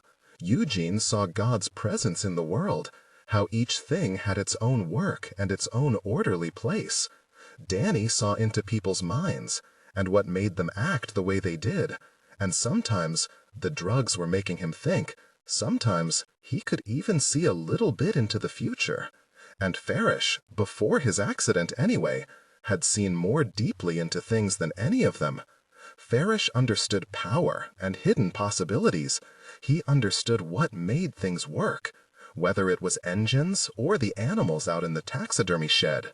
But nowadays, if he was interested in something, he had to cut it up and strew it all over the ground to make sure nothing special was inside. Gum didn't like the radio, so they rode into town in silence. Danny was aware of every bit of metal in the car's bronze body whirring simultaneously. "Well," she said placidly, "I worried from the start that nothing was ever going to come from that truck driving job." Danny said nothing. The truck driving days, back before his second felony arrest, had been the happiest of his life. He'd been running around a lot, playing guitar at night, with vague hopes of starting a band. And driving a truck seemed pretty boring and ordinary in comparison with the future he'd had lined up for himself. But now, when he looked back on it, only a few years ago, though it seemed a lifetime, it was the days in the trucks and not the nights in the bars that he remembered with longing. Gum sighed. "I guess it's just as well," she said, in her thin, wispy old voice. "You'd have been driving that old truck till you died. Better than getting stuck here at home," thought Danny.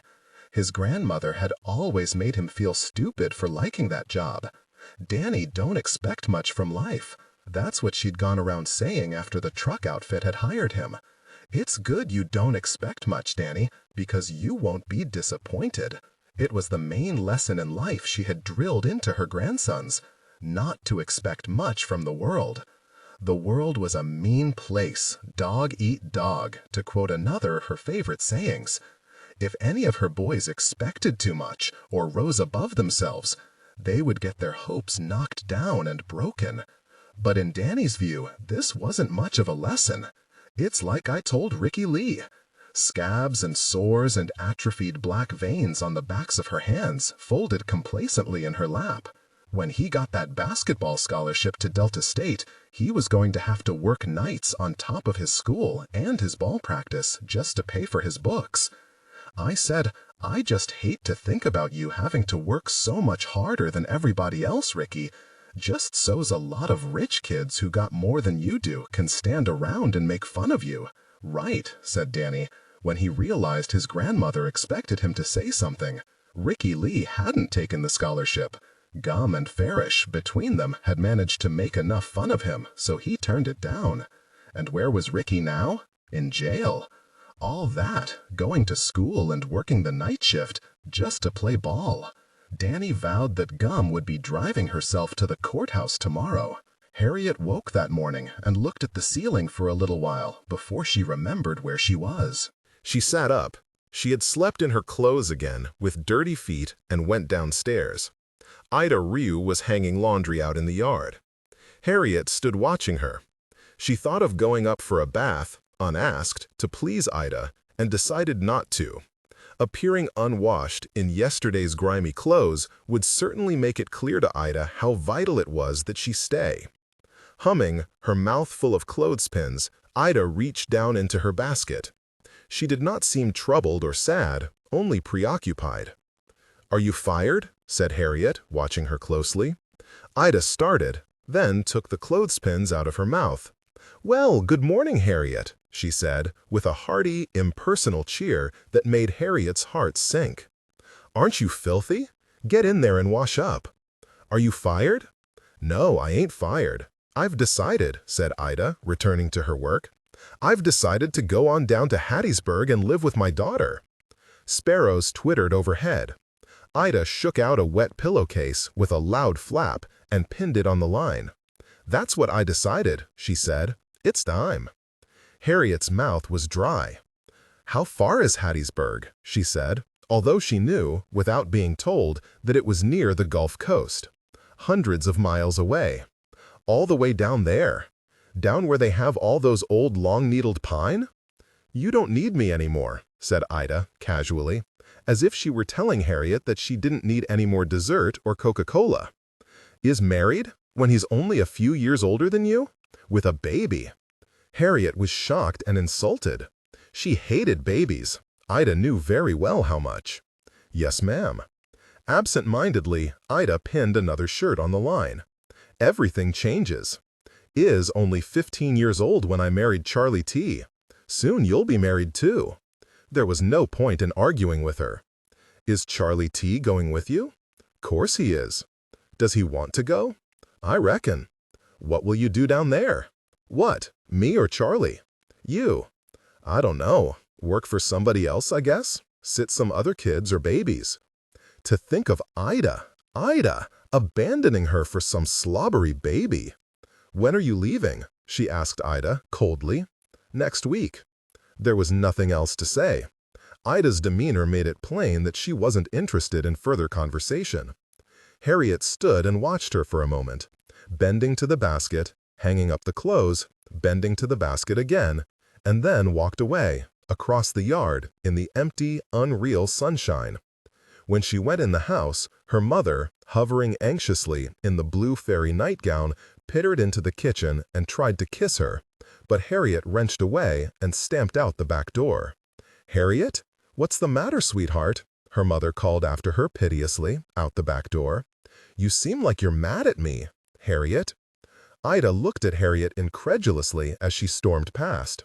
She took the clothespins out of her mouth. "Answer yo' mama," she said. "Answer yo' mama," she said, in the voice that usually stopped Harriet cold. "I don't have to mind you anymore," Harriet said, and kept walking. "If your mother wants to let Ida go," said Edie, "I can't interfere." Harriet attempted, unsuccessfully, to catch Edie's eye. "Why not?" she said at last, and, when Edie went back to her pad and pencil, "Edie, why not?" "Because I can't," said Edie, who was trying to decide what to pack for her trip to Charleston. Her navy pumps were the most comfortable, but they did not look nearly so well with her pastel summer suits as the spectators. She was also a little annoyed that Charlotte had not consulted her about such an important decision as whether or not to hire or fire the maid. Presently, Harriet said, "But why can't you interfere?" Edie laid down her pencil. "Harriet, it's not my place." "Your place? I wasn't consulted." "Don't you worry, little girl," said Edie, in a brighter key, rising to pour herself another cup of coffee and laying an absent-minded hand upon Harriet's shoulder. "Everything will work out for the best, you'll see." Gratified to have cleared things up so easily, Edie sat back down with her coffee, and said, after what was to her a peaceful silence, "I certainly wish I had some of those nice little wash-and-wear suits to take on my trip.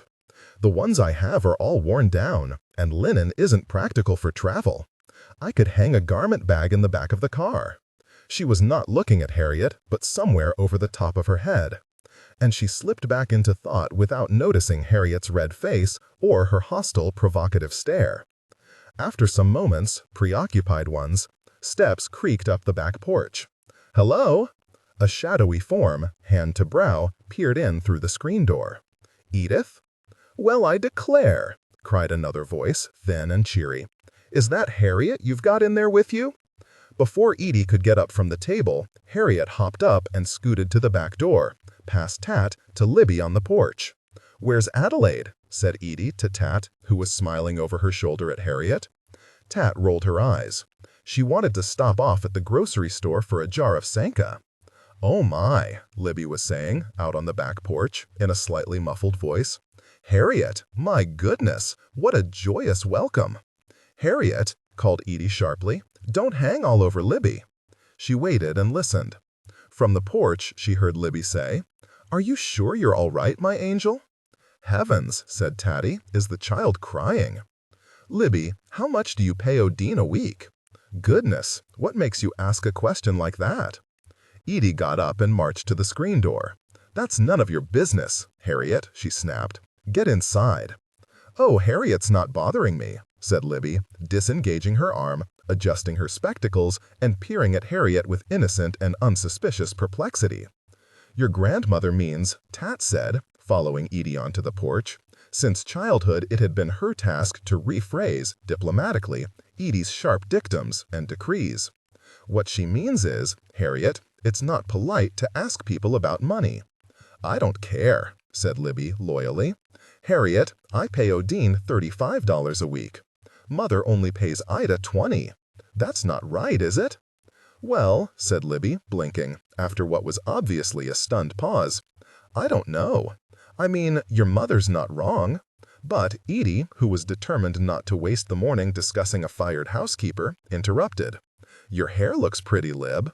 "Doesn't her hair look beautiful?" "Who did it?" "Mrs. Ryan," said Libby, bringing a flustered hand up to hover at her temple. "We've all got so gray-headed now," Tatty said pleasantly, "you can't tell one from the other." "Don't you like Libby's hair?" said Edie sternly. "Harriet?" Harriet, on the verge of tears, looked angrily away. "I know a little girl who could stand to get her own hair cut," said Tat waggishly.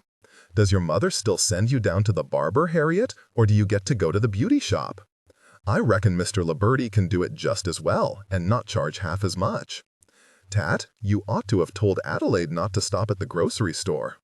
"I told her I had a bunch of hot chocolate in those little individual envelopes that I'd already packed for her." "Edith, I did tell her, but she says she can't have sugar." Edie drew back mischievously, in mock astonishment. "Why not? Does sugar make her wild too?" Adelaide had recently begun to refuse coffee, citing this as the cause. "If she wants Sanka, I don't see any reason why she shouldn't have it." Edie snorted. "Nor do I. I certainly don't want Adelaide to be wild." "What? What's all this about wild?" said Libby, startled. "Oh, didn't you know? Adelaide can't have coffee, because coffee makes her wild."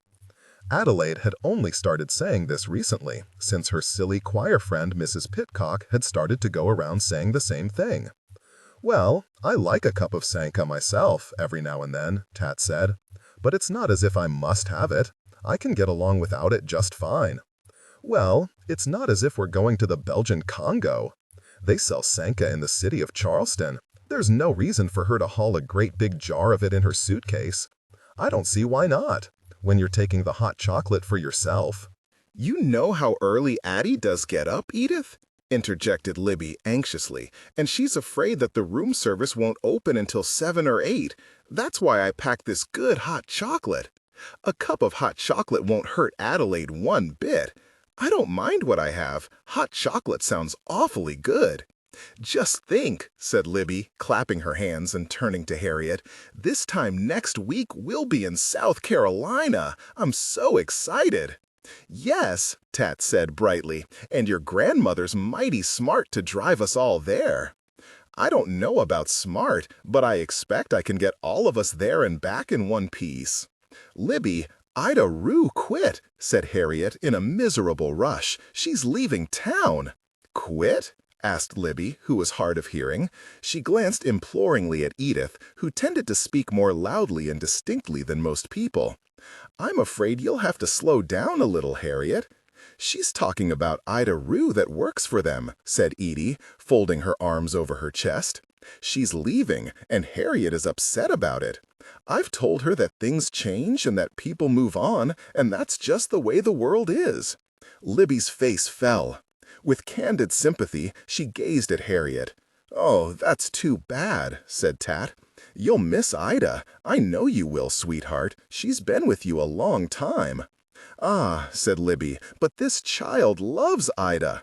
You love Ida, don't you, darling? She said to Harriet, the way that I love Odine. Tat and Edie rolled their eyes at each other, and Edie said, You love Odine a little too much, Lib. Odine's laziness was an old joke among Libby's sisters. She sat around the house, supposedly in ill health, while Libby brought her cold drinks and did the washing up. But Odine's been with me for 50 years, said Libby. She's my family. She was with me out at tribulation, for heaven's sake, and she's not in good health. Tat said, She takes advantage of you, Libby. Darling, said Libby, who had grown quite pink in the face, I mean to tell you that Odine carried me out of the house when I was so sick with pneumonia that time out in the country. Carried me, on her back, all the way from Tribulation over to Chip Oaks? Edie said thinly, Well, she certainly doesn't do much now. Quietly, Libby turned to Harriet for a long moment, and her watery old eyes were steady and compassionate. It's awful being a child, she said simply, at the mercy of other people. Just wait until you're grown up, Tatty, said encouragingly, putting an arm around Harriet's shoulder. Then you'll have your own house, and Ida Rue can come live with you. How about that? Nonsense, said Edie. She'll get over it soon enough. Maids come and maids go. I'll never get over it, shrieked Harriet, startling them all. Before any of them could say anything, she threw off Tatty's arm and turned and ran off. Edie lifted her eyebrows resignedly, as if to say, This is what I have put up with all morning. My goodness, said Tat at last, passing a hand over her forehead. To tell you the truth, Edie said, I think Charlotte's making a mistake, but I'm tired of putting my foot in over there. You've always done everything for Charlotte, Edith. So I have, and it's why she doesn't know how to do anything for herself. I think it's high time she started taking more responsibility. But what about the girls? Said Libby. Do you think they'll be all right? Libby, you had tribulation to run, and Daddy and the rest of us to look after when you were hardly older than she is, said Edie, nodding in the direction in which Harriet had disappeared. That's so. But these children aren't like we were, Edith. They're more sensitive. Well, it didn't matter if we were sensitive. We didn't have any choice. What's wrong with that child? Said Adelaide, powdered and lipsticked, her hair freshly curled, as she started up the porch. I met her running down the street like a thunderbolt, dirty as anything, and she wouldn't even speak to me. Let's all go inside, said Edie, for the morning was getting hot. I have a pot of coffee on, for those who can drink it, that is. My, said Adelaide, stopping to admire a bank of rosy pink lilies, these are certainly going great guns. Those zephyr lilies, I brought those from out on the place.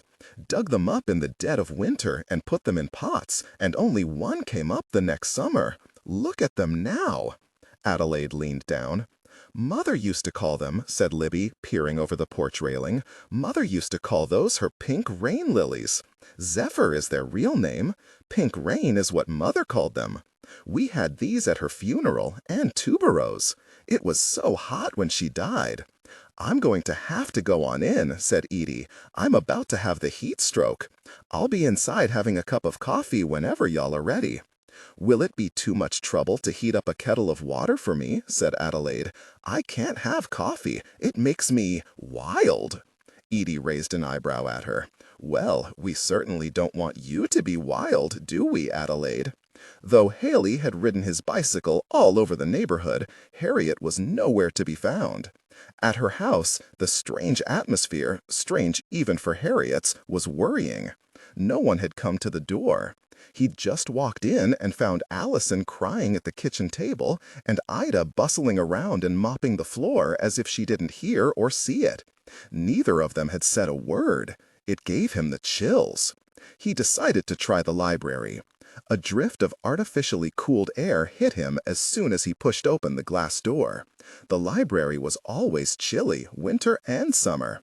Mrs. Fawcett swiveled in her chair at the checkout desk and waved to him with a jingle of her bangle bracelets. Haley waved back, and before she could collar him and try to sign him up for the summer reading program, he walked as fast as he politely could to the reference room. Harriet, with her elbows on the table, was sitting underneath a portrait of Thomas Jefferson. Open in front of her was the largest book that he had ever seen. "Hey," he said, slipping into the chair beside her. He was so excited that he could barely keep his voice down. "Guess what? Danny Ratliff's car is parked out in front of the courthouse." His eyes fell on the huge book, which, he now saw, was a book of bound newspapers, and he was startled to see on the yellowed newsprint a ghastly, grainy photograph of Harriet's mother, with her mouth open and her hair all messed up, out in front of Harriet's house. "Mother's Day Tragedy," said the headline. In the front, a blurred male figure was sliding a stretcher into what looked like the back of an ambulance, but you couldn't quite see what was on it. "Hey," he said, aloud, pleased with himself, "that's your house." Harriet shut the book. She pointed to the sign that said, "No talking." "Come on," whispered Haley, and gestured for her to follow him. Without a word, Harriet pushed back her chair and followed him out. Haley and Harriet stepped out onto the sidewalk, into heat and blinding glare. "Listen, it's Danny Ratliff's car. I know it," said Haley, shading his eyes with his hand. "There's only one Trans Am like that in town. If it wasn't parked right in front of the courthouse, what I'd do is put a piece of glass under the tire." Harriet thought of Ida Rue and Allison, at home now, curtains drawn, watching their stupid soap opera with the ghosts and vampires. "Let's go get that snake and put it in his car," she said. "No way," said Haley, sobered abruptly. "We can't bring it all the way back down here on the wagon. Everybody'll see." "What's the point of taking it?" said Harriet bitterly. "Unless we make it bite him." They stood on the library steps without talking for some time. At length, Harriet sighed and said, "I'm going back inside." "Wait," she turned. "Here's what I was thinking." He hadn't been thinking anything, but he felt compelled to say something in order to save face. "I was thinking, that Trans Am has a T-top, a roof that opens," he added, seeing Harriet's blank expression. "And I bet you $1 million he has to go down County Line Road to get home. All those hicks live out that way, over the river." "Technical out there," said Harriet. "I looked it up in the phone book." "Well, great, because the snake's up at the overpass already." Harriet made a scornful face. "Come on," said Heckley. "Didn't you see that on the news the other day about those kids in Memphis chunking rocks on cars from the overpass?" Harriet knit her eyebrows. Nobody watched the news at her house. "There was a whole big story. 2 people died. Some man from the police came on and told you to change lanes if you saw kids looking down at you." "Come on," he said, nudging her foot hopefully with the toe of his sneaker. "You're not doing anything. At least let's go check on the snake. I want to see him again, don't you? Where's your bike?" I walked over. "That's okay. Hop on the handlebars. I'll ride you out there if you ride me back." Life without Ida. If Ida didn't exist, thought Harriet, sitting cross-legged on the dusty, sun-bleached overpass, Then I wouldn't feel so bad now. All I have to do is pretend I never knew her. Simple. For the house itself wouldn't be different when Ida left. Traces of her presence had always been faint. There was the bottle of dark Caro syrup she kept in the pantry to pour on her biscuits. There was the red plastic drinking glass that she filled with ice on summer mornings and carried around to drink from during the day. Harriet's parents didn't like Ida to drink from the regular kitchen glasses. It made Harriet ashamed even to think about it. There was the apron Ida kept out on the back porch. There were the snuff cans filled with tomato seedlings and the vegetable patch by the house. And that was all. Ida had worked in Harriet's house for all of Harriet's life. But when those few possessions of Ida's were gone, the plastic glass, the snuff cans, the bottle of syrup, there would be no sign that she had ever been there at all. Realizing this made Harriet feel immeasurably worse. She imagined the vegetable patch abandoned in weeds. "I'll take care of it," she told herself. "I'll order some seeds from the back of a magazine." She pictured herself in straw hat and garden smock, like the brown smock that Edie wore, stepping down hard on the edge of a shovel. Edie grew flowers. How different could vegetables be? Edie could tell her how to do it. Edie would probably be glad she was taking an interest in something useful. The red gloves popped into her mind, and at the thought of them, fright and confusion and emptiness rose up in a strong wave and swept over her in the heat. The only present that Ida had ever given her, and she had lost them. "No," she told herself, "you'll find the gloves. Don't think about it now. Think about something else." About what? About how famous she would someday be as a prize-winning botanist. She imagined herself like George Washington Carver, walking among rows of flowers in a white lab coat. She would be a brilliant scientist, yet humble, taking no money for her many inventions of genius. Things looked different from the overpass in the daytime. The pastures were not green, but crisped and brown, with dusty red patches where cattle had tramped it bald. Along the barbed wire fences flourished a lush growth of honeysuckle intertwined with poison ivy. Beyond, a trackless stretch of nothing but a skeleton barn gray board, rusted tin like a wrecked ship washed up on a beach.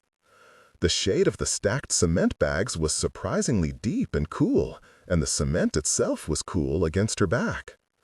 "All my life," she thought, "I will remember this day, how I feel." Over the hill, out of sight, a farm machine droned monotonously. Above it sailed 3 buzzards like black paper kites. The day she lost Ida would always be about those black wings gliding through cloudless sky, about shadowless pastures and air like dry glass. Heckley, cross-legged in the white dust, sat opposite, his back against the retaining wall, reading a comic book whose cover showed a convict in a striped suit crawling through a graveyard on hands and knees. He looked half asleep, though for a while, an hour or so, he had watched vigilantly, on his knees, hissing "shh, shh" every time a truck passed. With effort, she turned her thoughts back to her vegetable garden. It would be the most beautiful garden in the world, with fruit trees and ornamental hedges and cabbages planted in patterns. Eventually, it would take over the whole yard, and Mrs. Fountain's too. People driving by would stop in their cars and ask to be taken through it. The Ida Rue Brownlee Memorial Gardens. No, not memorial, she thought hastily, because that made it sound as if Ida were dead. Very suddenly, one of the buzzards fell. The other 2 dropped after it, as if reeled in by the same kite string, down to devour whatever mangled field mouse or groundhog the tractor had rolled over. In the distance, a car was approaching, indistinct in the wavy air. Harriet shaded her eyes with both hands. After a moment, she said, "Heckley!" The comic book went flapping. "Are you sure?" he said, scrambling to look. She'd already given 2 false alarms. "It's him," she said, and dropped to her hands and knees and crawled through the white dust to the opposite wall, where the box sat atop 4 bags of cement. Heckley squinted at the road. A car shimmered in the distance, in a ripple of gasoline fumes and dust. It didn't look like it was coming fast enough to be the Trans Am, But just as he was about to say so, the sun struck and glittered off the hood a hard metallic bronze. Through the wavering heat mirage burst the snarling grill, shining, shark-faced, unmistakable. He ducked behind the wall. The Ratliffs carried pistols, somehow he hadn't remembered until this instant, and crawled to help her. Together they tipped the box on its side, with the screen facing the road. Already on their first false alarm, they'd been paralyzed when it came to reaching blindly around the screened front to pull the bolt, scrabbling around in confusion as the car shot beneath them. Now the latch was loosened, a popsicle stick to the ready, so they could shoot the bolt without touching it. Heckley glanced back. The Trans Am was rolling towards them, disturbingly slow. He's seen us, he must have. But the car didn't stop. Nervously, he glanced up at the box, which was propped above the level of their heads. Harriet, breathing like she had asthma, glanced over her shoulder. "Okay," she said, "here we go. 1, 2. The car disappeared beneath the bridge. She shot the bolt, and the world went into slow motion as together, in a single effort, they tipped the box. As the cobra slid and shifted, flipping his tail in an attempt to right himself, several thoughts flashed through Heckley's mind at once, chief among them how they were going to get away. Could they outrun him? For surely he'd stop, any fool would, with a cobra falling on the roof of his car, and take after them. The concrete rumbled beneath their feet just as the cobra slid free and fell through empty air. Harriet stood up, her hands on the railing, and her face as hard and mean as any 8th-grade boy's. "Bombs away," she said. They leaned over the railing to watch. Heckley felt dizzy. Down, the cobra writhed through space, filliping toward the asphalt below. We missed, he thought, looking down at the empty road.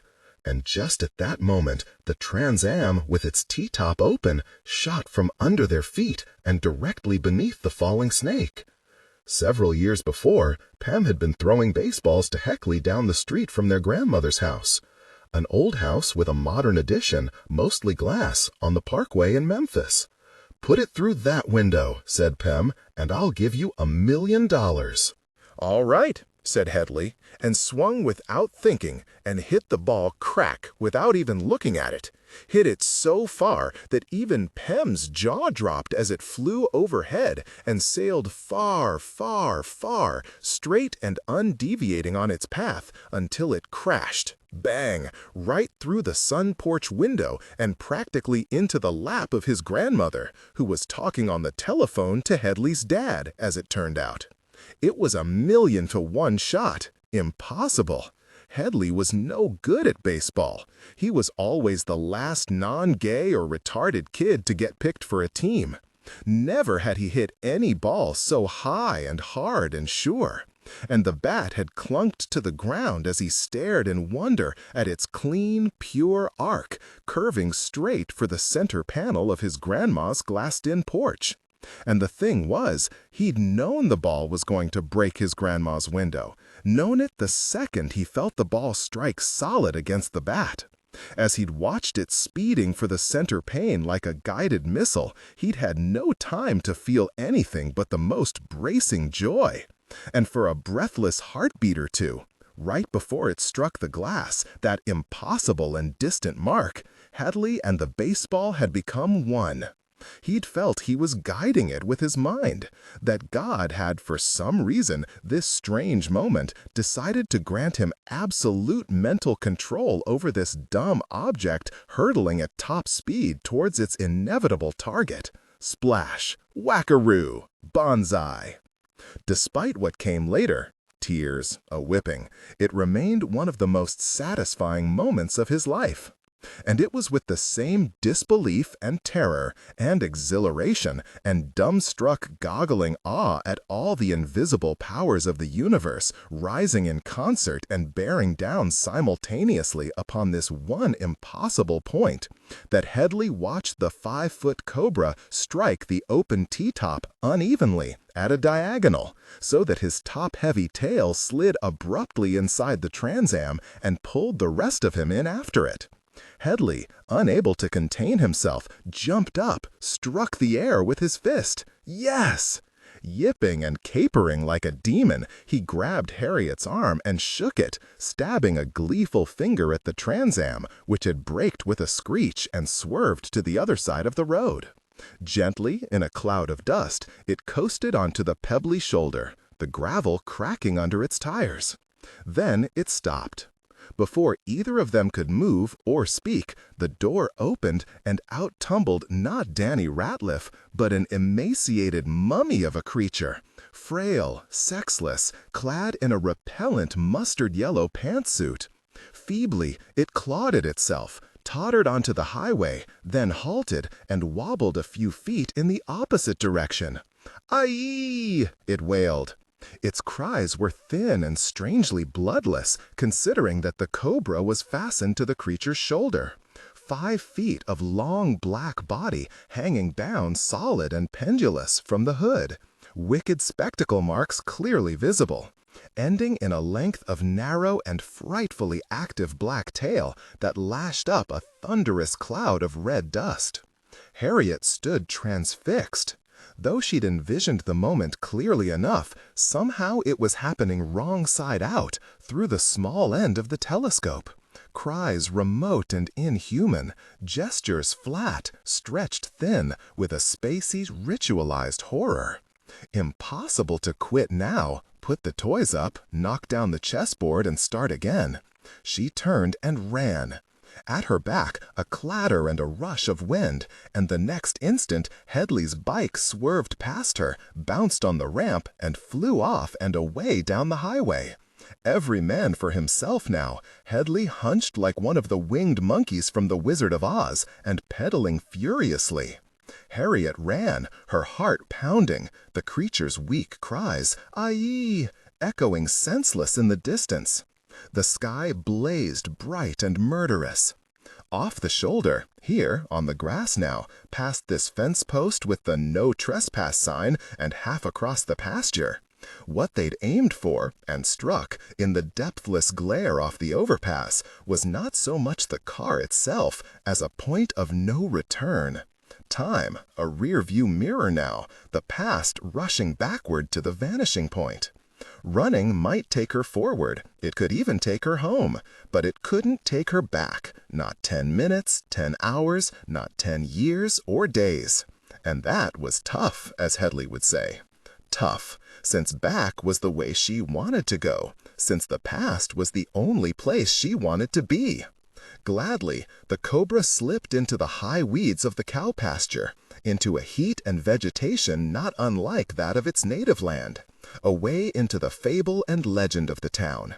In India, it had hunted on the outskirts of villages and cultivated areas, slipping into grain bins at twilight, feeding upon rats, and it adapted with alacrity to the barns and corn cribs and garbage dumps of its new home. For years to come, farmers and hunters and drunks would sight the cobra. Curiosity seekers would attempt to hunt it down and photograph or kill it, and many, many tales of mysterious death would hover about its silent, lonely path. "Why wasn't you with her?" demanded Farish in the waiting room of intensive care. "That's what I want to know. I thought you was responsible for driving her home. How was I to know she got out early? She should have called me at the pool hall. When I come on back to the courthouse at 5, she was gone. Leaving me stranded was what Danny felt like saying, and didn't. He'd had to walk down to the car wash and find Catfish to drive him home." Farish was breathing very noisily, through his nose, as he always did when he was about to lose his temper. "All right then, you should have waited there with her. At the courthouse? Outside in the car? All day?" Farish swore. "I should have took her myself," he said, turning away. "I should have known something like this had happened." "Farish," said Danny, and then stopped. It was better not to remind Farish that he couldn't drive. "Just why the hell didn't you take her in the truck?" Farish snapped. "Tell me that." "She said the truck was too high for her to climb up in." "Too high," repeated Danny, when Farish's face darkened in suspicion. "I heard you," said Farish. He looked at Danny for a long, uncomfortable moment. Gum was in intensive care, on 2 IVs and a cardiorespiratory monitor. A passing truck driver had brought her in. He had happened to drive along just in time to see the astonishing sight of an old lady staggering on the highway with a king cobra latched onto her shoulder. He'd pulled over, hopped out, and swiped at the thing with a 6-foot length of flexible plastic irrigation pipe from the back of his truck. When he'd knocked it off her, the snake had shot into the weeds, but no doubt about it, he told the doctor at the emergency room when he brought Gum in, it was a cobra snake, spread hood, spectacle marks, and all. He knew how they looked, he said, from the picture on the pellet gun box. It's just like armadillos and killer bees, offered the truck driver, a stumpy little fellow with a broad, red, cheerful face, as Dr. Breedlove searched through the venomous reptiles chapter in his internal medicine textbook. Crawling up from Texas and going wild. If what you're saying is true, said Dr. Breedlove, it came from a lot farther away than Texas. Dr. Breedlove knew Mrs. Ratliff from his years in the emergency room, where she was a frequent visitor. One of the younger paramedics did a passable impersonation of her, clasping her chest, wheezing out instructions to her grandsons as she staggered to the ambulance. The cobra story sounded like a lot of bosh, but indeed, as incredible as it seemed, the old woman's symptoms were consistent with cobra bite, and not at all with the bite of any native reptile. Her eyelids drooped, her blood pressure was low. She complained of chest pains and difficulty breathing. There was no spectacular swelling around the puncture, as with a rattlesnake bite. It seemed that the creature had not bitten her very deeply. The shoulder pad of her pantsuit had prevented it from sinking its fangs too far into her shoulder. Technical excellence. Breedlove washed his large pink hands and went out to speak to the cluster of grandsons, standing moodily outside intensive care. She's displaying neurotoxic symptoms, he said. Ptosis, respiratory distress, falling blood pressure, lack of localized edema. We're monitoring her closely since she may need to be intubated and placed on a ventilator. The grandsons, startled, gazed at him suspiciously, while the retarded-looking child waved at Dr. Breedlove with enthusiasm. "Hi," he said. Farish stepped forward in a way that made it clear he was in charge. "Where is she?" He pushed past the doctor. "Let me talk to her." "Sir? Sir, I'm afraid that's impossible. Sir, I'll have to ask you to come back out in the hall right now." "Where is she?" said Farish, standing confounded among tubes and machines and beeping equipment. Dr. Breedlove stepped in front of him. "Sir, she's resting comfortably." Expertly, with the aid of a pair of orderlies, he herded Farish out into the hall. "She doesn't need to be disturbed now. There's nothing you can do for her. See, there's a waiting area down there where you can sit. There." Farish shrugged his arm off. "What are y'all doing for her?" he said, as if whatever it wasn't enough. Dr. Breedlove went back into his smooth speech about the cardiorespiratory monitor and the ptosis and the lack of local edema. What he did not say was that the hospital had no cobra antitoxin and no way of obtaining any. The last few minutes with the internal medicine textbook had offered Dr. Breedlove quite a little education in a subject which had not been covered in medical school. For cobra bites, only the specific antitox would do. But only the very largest zoos and medical centers kept it in stock, and it had to be administered within a few hours, or it was useless. So the old lady was on her own. Cobra bite, said his textbook, was anywhere from 10 to 50% fatal. That was a big margin, especially when the figures didn't specify if the survival percentage was based upon treated or untreated bites. Besides, she was old, and she had an awful lot wrong with her besides snakebite. The records on her were an inch thick. And if pressed for odds on whether or not the old lady would live the night, or even the next hour, Dr. Breedlove would have had absolutely no idea what to hazard. Harriet hung up the telephone, walked upstairs and into her mother's bedroom without knocking, and presented herself at the foot of the bed. "Tomorrow I'm going to Camp Lake de Selby," she announced. Harriet's mother glanced up from her copy of the Ole Miss alumni magazine. She had been half drowsing over a profile of a former classmate who had some complicated job on Capitol Hill that Charlotte couldn't quite get the gist of. "I've called Edie. She's driving me." "What?" The second session already started, and they told Edie it was against the rules, but they'll take me anyway. They even gave her a discount. She waited, impassively. Her mother didn't say anything. But it didn't matter what, if anythings, she had to say, because the matter was now squarely in Edie's hands. And as much as she hated Camp de Selby, it wasn't as bad as reform school or jail. For Harriet had called her grandmother out of sheer panic. Running down Natchez Street, she'd heard sirens wailings. She didn't know whether it was ambulance or police before she even made it home. Panting, limping, with cramps in her legs and a burning pain in her lungs, Harriet locked herself in the downstairs bathroom, stripped out of her clothes and threw them in the hamper, and ran herself a bath. Several times, while sitting rigidly in the bathtub, staring at the narrow tropical slashes of light that fell into the dim room through the Venetian blinds, she'd heard sounds like voices at the front door. What on earth would she do if it was the police? Petrified with fear, fully expecting someone to bang on the bathroom door at any moment, Harriet sat in the tub until the water was cold. Once out of the bath and dressed, she tiptoed down to the front hall and peeked through the lace curtains. But there was nobody in the street. Ida had gone home for the day, and the house was ominously still. It seemed as if years had passed, but in reality it was only 45 minutes. Tensely, Harriet stood in the front hall, watching at the window. After a while she got tired of standing there, but still she could not bring herself to go upstairs, and she walked back and forth between the hall and the living room, looking out the front window every so often.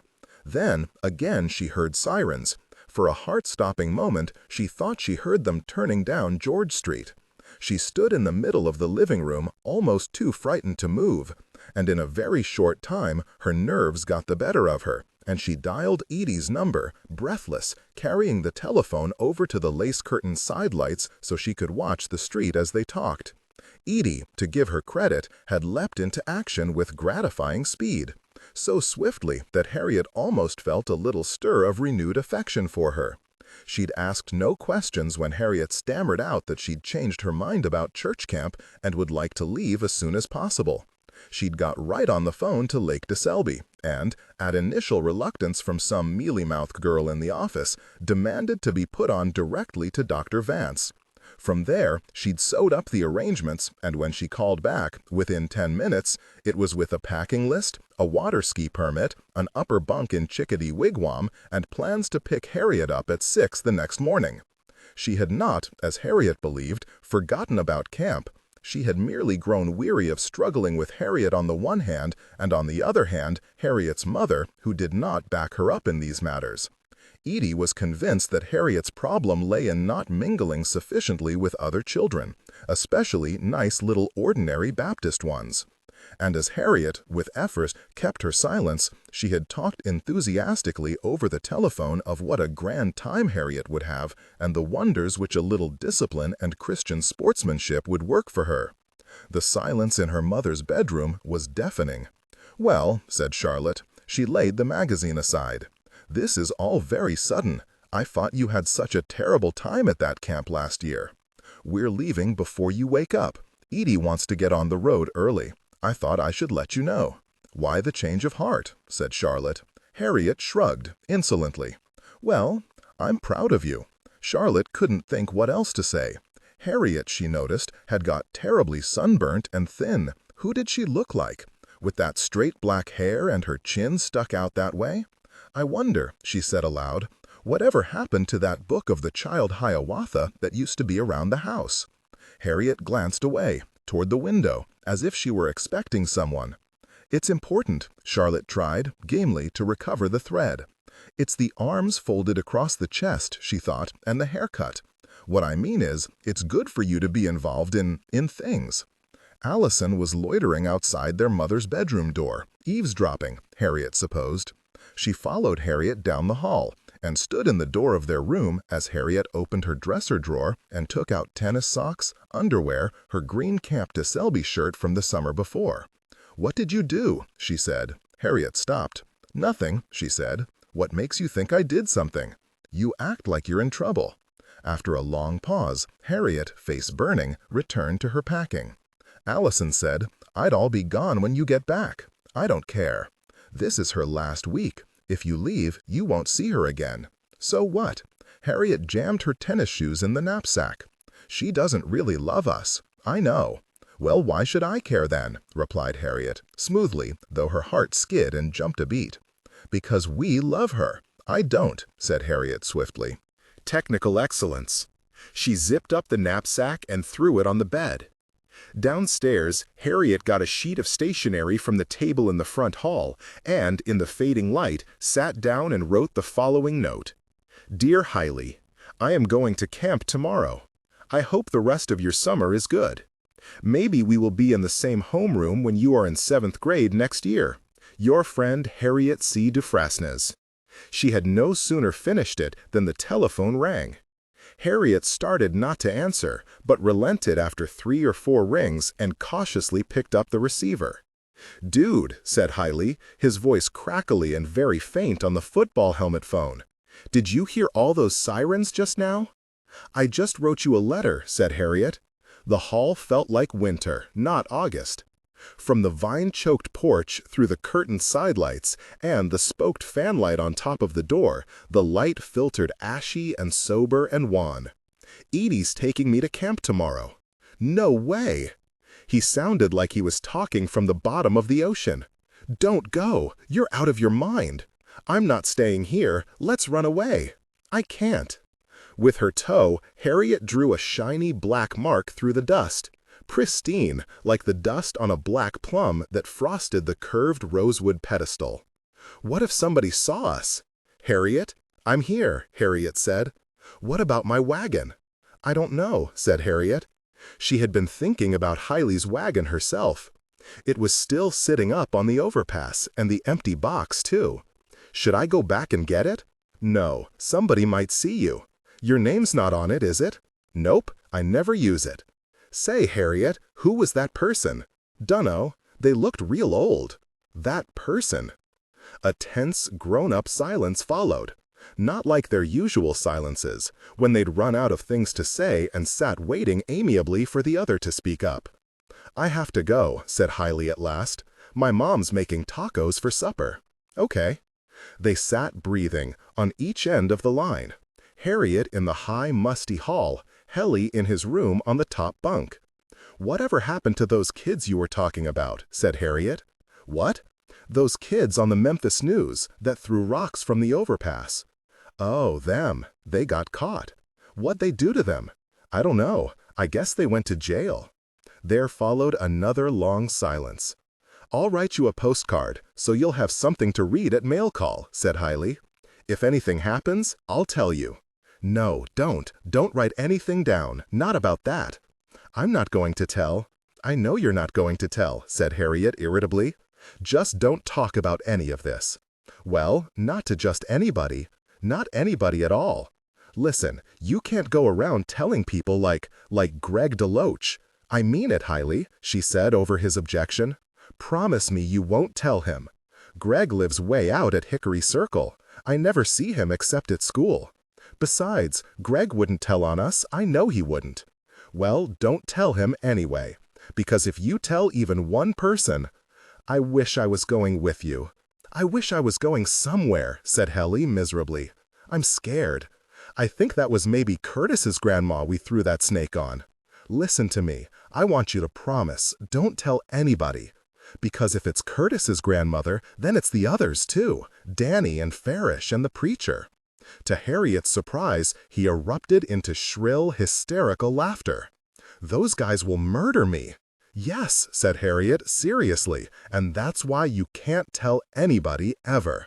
"If you don't tell and I don't tell?"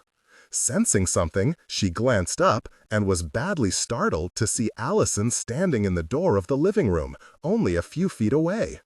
"It sucks that you're leaving," Hailey's voice sounded tinny on the other end. "Except I cannot believe you are going to that shitty damn Baptist camp." Harriet, turning pointedly from her sister, made an ambiguous noise, to indicate that she couldn't talk with freedom, but Helly didn't catch it. "I wish I could go somewhere. We were supposed to go on a vacation to the Smoky Mountains this year, but Dad said he didn't want to put the miles on the car. Say, do you think you can leave me some quarters so I can call you if I have to? I don't have any money." Typical of Helly, trying to weasel money out of her when he was the one who got an allowance.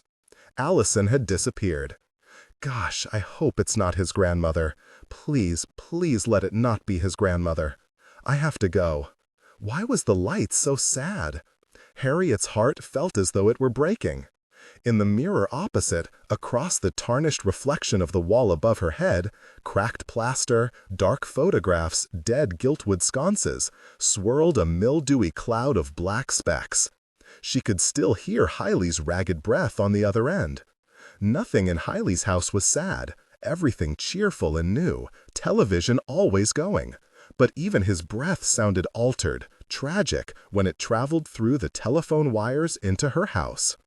"My mom's requested Miss Ehrlichson for my homeroom teacher when I start 7th grade this fall," said Hiley. "So I don't guess we'll be seeing each other that much when school starts." Harriet made an indifferent noise, disguising the pain which bit her at this treachery. Edie's old friend, Mrs. Clarence Hackney, nicknamed Hatchethead, had taught Harriet in the 7th grade, and would teach her again in the 8th. But if Hiley had chosen Miss Ehrlichson, who was young and blonde and new at the school, that meant Helly and Hiley would have different study halls, different lunch times, different classrooms, different everything. Miss Ehrlichson's cool. Mom said that no way was she going to force another kid of hers through a year of Mrs. Hackney. She lets you do your book report on whatever you want, and, "Okay," said Helly, in response to an offstage voice. To Harriet, he said, "Supper time. Talk to you later." Harriet sat holding the heavy black receiver until the dial tone came on at the other end. She replaced it on the cradle with a solid click. Helly, with his thin, cheery voice, his plans for Miss Ehrlichson's room, even Helly felt like something that was lost now, or about to be lost. An impermanence like lightning bugs or summer. The light in the narrow hallway was almost completely gone, and without Hiley's voice, tinny and faint as it was, to break the gloom, her sorrow blackened and roared up like a cataract. Helly! He lived in a busy, companionable, colorful world where everything was modern. Corn chips and ping pong, stereos and sodas, his mother in t-shirt and cut-off jeans running around barefoot on the wall-to-wall carpet. Even the smell over there was new and lemon fresh, not like her own dim home, heavy and malodorous with memory. Its aroma a sorrowful backwash of old clothes and dust. What did Helly, eating his tacos for supper, sailing off blithely to Miss Ehrlichson's homeroom in the fall, what did Helly care about chill and loneliness? What did he know of her world? Later, when Harriet remembered that day, it would seem the exact, crystalline, scientific point where her life had swerved into misery. Never had she been happy or content exactly, but she was quite unprepared for the strange darks that lay ahead of her. For the rest of her life, Harriet would remember with a wince that she hadn't been brave enough to stay for one last afternoon, the very last one. To sit at the foot of Ida's chair with her head on Ida's knees. What might they have talked of? She would never know. It would pain her that she'd run off, cravenly, before Ida's last work week was over. It would pain her that somehow, strangely, the whole misunderstanding had been her fault. It would pain her terribly that she hadn't told Ida goodbye. But most of all, it would pain her that she'd been too proud to tell Ida that she loved her. In her anger and her pride, she had failed to realize that she would never see Ida again. A whole new, ugly kind of life was settling about Harriet, there in the dark hallway at the telephone table. And though it felt new to her then, it would come to seem horribly familiar in the weeks ahead. Technical excellence. Chapter 6. The funeral hospitality was the keynote of life in those days, said Edie. Her voice, clear, declamatory, rose effortlessly over the hot wind roaring through the car windows. Grandly, without bothering to signal, she swept into the left lane and cut in front of a log truck. The Oldsmobile was a lush, curvaceous manatee of a car. Edie had purchased it from Colonel Chipper Dease's car lot in Vicksburg back in the 1950s. A vast tract of empty seat stretched between Edie on the driver's side and Harriet slouched against the opposite door. Between them, next to Edie's straw purse with the wooden handles, was a plaid thermos of coffee and a box of donuts. Out at Tribulation, Mother's cousins would show up out of the clear blue to stay weeks at a time, and nobody thought a thing in the world about it, Edie was saying. The speed limit was 55, but she was proceeding at her usual leisurely motoring pace, 40 miles an hour. In the mirror, Harriet could see the driver of the log truck slapping his forehead and making impatient gestures with his open palm. "Now, I'm not talking about the Memphis cousins," said Edie. "I'm talking about the cousins from Baton Rouge, Miss Ollie and Jules and Mary Willard, and little Aunt Fluff." Harriet stared bleakly out the window. Sawmills and pine barrens, preposterously rosy in the early morning light. Warm, dusty wind blew her hair in her face, whipped monotonically in a loose flap of upholstery on the ceiling, rattled in the cellophane panel of the donut box. She was thirsty, hungry too, but there was nothing to drink but the coffee, and the donuts were crumbly and stale. Edie always bought day-old donuts, even though they were only a few cents cheaper than fresh. Mother's uncle had a small plantation down there, around Covington, Angerine it was called, said Edie, plucking up a napkin with her free hand. In what could only be called a kingly manner, like a king accustomed to eating with his hands, she took a big bite of her donut. "Libby used to take the three of us down there on the old number 4 train, weeks at a time. Miss Ollie had a little dog-trot house out back, with a wood stove and table and chairs, and we loved to play out in that little dog-trot house better than anything." The backs of Harriet's legs were stuck to the car seat. Irritably, she shifted around and tried to get comfortable. They'd been in the car 3 hours, and the sun was high and hot. Every so often, Edie considered trading in the Oldsmobile for something with air conditioning or a radio that worked. But she always changed her mind at the last minute, mainly for the secret pleasure of watching Roy Dial wring his hands and dance around in anguish. It drove Mr. Dial crazy that a well-placed old Baptist lady like Edie rode around town in a car 20 years old. Sometimes, when the new cars came out, he spun by Edie's house late in the afternoon and dropped off an unrequested tester, usually a top-of-the-line Cadillac. "Just drive it for a few days," he'd say, palms in the air. "See what you think." Edie strung him along cruelly, pretending to fall in love with the proffered vehicle. Then, just as Mr. Dial was drawing up the papers, return it, suddenly opposed to the color or the power windows, or complaining of some microscopic flaw, some rattle in the dashboard or sticky lock button. It still says Hospitality State on the Mississippi license plate, but in my opinion, true hospitality died out here in the first half of the present century. My great-grandfather was dead against the building of the old Alexandria Hotel, back before the war, said Edie, raising her voice over the long, insistent horn blast of the truck behind him. He said that he himself was more than happy to put up any respectable travelers who came to town. "Edie, that man back there's honking at you." "Let him," said Edie, who had settled in at her own comfortable speed. "I think he wants to pass. It won't hurt him to slow down a little bit. Where does he think he's taking those logs in such a great big hurry?" The landscape, sandy clay hills, endless pines, was so raw and strange-looking that it made Harriet's stomach hurt. Everything she saw reminded her that she was far from home. Even the people in neighboring cars looked different, sun-reddened with broad, flat faces and farm clothes, not like the people from her own town. They passed a dismal little cluster of businesses: Freelon Spraying Co., Tunes AAA Transmission, New Dixie Stone and Gravel. A rickety old black man in coveralls and orange hunting cap was hobbling along the shoulder of the road carrying a brown grocery bag. What would Ida think when she came to work and found her gone? She would be arriving just about now. Harriet's breath quickened a little at the thought. Sagging telephone wires, patches of collards and corn, ramshackle houses with dooryards of packed dirt. Harriet pressed her forehead to the warm glass. Maybe Ida would realize how badly Harriet's feelings were hurt. Maybe she'd realize that she couldn't threaten to pack up and quit every single time she got mad about something or other. A middle-aged black man in glasses was tossing feed from a Crisco can to some red chickens. Solemnly, he raised a hand at the car, and Harriet waved back, so energetically that she felt a little embarrassed.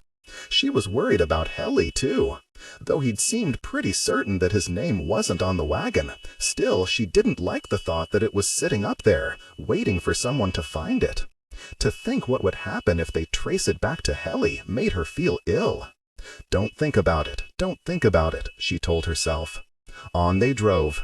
Shacks gave way to more woods, with occasional flat fields that smelled of pesticide. In a grim little clearing, a fat white woman wearing a maroon shirt and shorts, one foot encased in a surgical boot, was slinging wet clothes on a line off to the side of her trailer home. She glanced at the car, but didn't wave. Suddenly, Harriet was jolted from her thoughts by a squeal of brakes, and a turn that slung her into the door and upset the box of donuts. Edie had turned across traffic, into the bumpy little country road that led to the camp. "Sorry, dear," said Edie breezily, leaning over to write her purse. "I don't know why they make these signs so little that you can't even read them until you get right up on them." In silence, they jostled down the gravel road. A silver tube of lipstick rolled across the seat. Harriet caught it before it fell. "Cherries in the snow," said the label on the bottom, and dropped it back in Edie's straw handbag. "We're certainly in Jones County now," said Edie gaily. Her backlit profile, dark against the sun, was sharp and girlish. Only the line of her throat and her hands on the steering wheel, knotty, freckled, betrayed her age. In her crisp white shirt, plaid skirt, and two-toned correspondent Oxfords, she looked like some enthusiastic 1940s newspaper reporter out to chase down the big story. "Do you remember old Newtonite the deserter from your Mississippi history, Harriet? The Robin Hood of the piney woods, so he called himself. He and his men were poor and sorry, and they didn't want to fight a rich man's war, so they holed up down here in the backwoods and wouldn't have a thing to do with the Confederacy. The Republic of Jones, that's what they called themselves. The cavalry sent bloodhounds after them, and the old cracker women choked those dogs to death with red pepper. That's the kind of gentleman you've got down here in Jones County." "Edie," said Harriet, watching her grandmother's face as she spoke, "maybe you should get your eyes checked." "I can read just fine." "Yes, ma'am." "At one time," said Edie regally, "these backwoods were full of Confederate renegades. They were too poor to have any slaves themselves, and they resented those rich enough to have them." So they seceded from the secession, hoeing their sorry little corn patches out here in the pine woods. Of course, they didn't understand that the war was really about states' rights. To the left, the woods opened onto a field. At the very sight of it, the small, sad bleachers, the soccer nets, the ragged grass, Harriet's heart plunged. Some tough-looking older girls were punching a tetherball, their slaps and oofs ringing out hard and audible in the morning stillness. Over the scoreboard, a hand-lettered sign read, "De Selby Frosh, there are no limits." Harriet's throat constricted. Suddenly she realized she'd made a terrible mistake. Now, Nathan Bedford Forrest was not from the wealthiest or most cultivated family in the world, but he was the greatest general of the war, Edie was saying. "Yes, ma'am, fustest with the mostest, that was Forrest." "Edie," said Harriet in a small, fast voice, "I don't want to stay here. Let's go home." "Home?" Edie sounded amused, not even surprised. "Nonsense, you're going to have the time of your life." "No, please, I hate it here." "Then why'd you want to come?" Harriet had no answer for this. Rounding the old familiar corner, at the bottom of the hill, a gallery of forgotten horrors opened before her. The patchy grass, the dust-dulled pines, the particular yellowy red color of the gravel, which was like uncooked chicken livers. How could she have forgotten how much she loathed this place, how miserable she'd been every single minute? Up ahead, on the left, the pass gate. Beyond, the head counselor's cabin, sunk in threatening shade. Above the door was a homemade cloth banner with a dove on it that read, in fat hippie letters, "Rejoice!" "Edie, please," said Harriet quickly. "I changed my mind. Let's go." Edie, gripping the steering wheel, swung around and glared at her. Light-colored eyes, predatory and cold. Eyes that Chester called sure shot because they seemed made to look down the barrel of a gun. Harriet's eyes, little sure shot, Chester sometimes called her, were just as light and chilling, but for Edie, it was not pleasant to meet her own stare so fixedly and in miniature. She was unaware of any sorrow or anxiety in her grandchild's rigid expression, which struck her only as insolence, and aggressive insolence at that. "Don't be silly," she said callously, and glanced back at the road, just in time to keep from running off into a ditch. "You'll love it here. In a week, you'll be screaming and carrying on because you don't want to come home." Harriet stared at her in amazement. "Edie," she said, "you wouldn't like it here yourself. You wouldn't stay with these people for $1,000,000. "Oh, Edie." Meanly, in falsetto, Edie mimicked Harriet's voice. "Take me back to camp. That's what you'll be saying when it's time to go." Harriet was so stung that she couldn't speak. "I won't," she managed to say at last. "I won't." "Yes, you will," sang Edie, chin high, in the smug, merry voice that Harriet detested, and "yes, you will," even louder, without looking at her. Suddenly a clarinet honked, a shuddering note which was partly barnyard bray and partly country howdy. Dr. Vance, with clarinet, heralding their arrival. Dr. Vance was not a real doctor, a medical doctor, only a sort of a glorified Christian band director. He was a Yankee with thick, bushy eyebrows and big teeth like a mule. He was a big wheel on the Baptist youth circuit, and it was Adelaide who had pointed out, correctly, that he was a dead ringer for the famous Tenniel drawing of the Mad Hatter in Alice in Wonderland.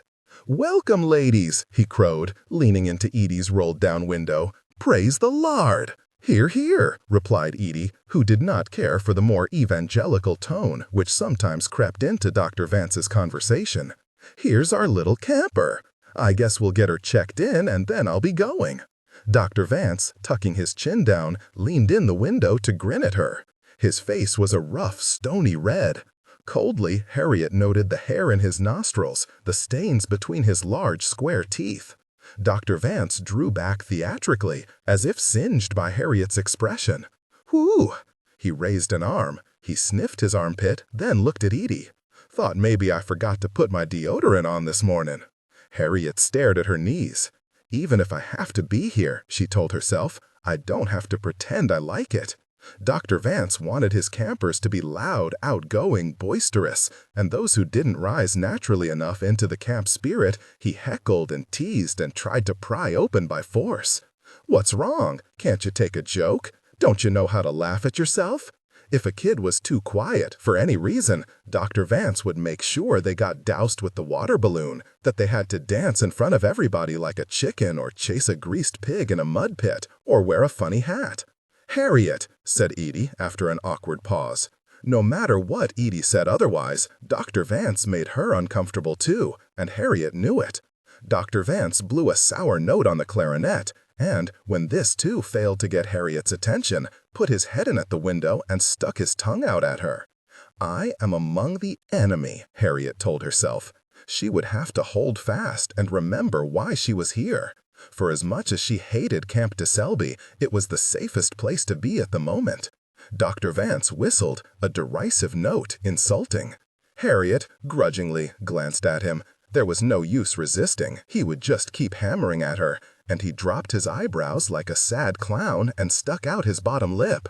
"A pity party isn't much of a party," he said. "Know why? Because there's only room for one."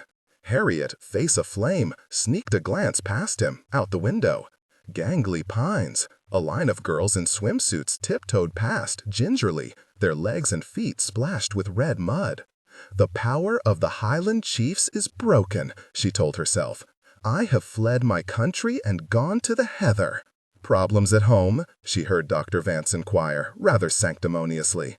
Certainly not. She's just— Harriet is a bit big for her britches, said Edie in a clear and carrying voice.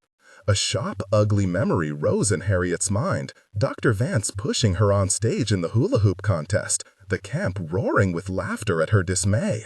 Well, Dr. Vance chuckled, big britches is one condition we certainly know how to cure around here. Do you hear that, Harriet? Harriet? I don't, said Edie with a little sigh. I don't know what's got into her.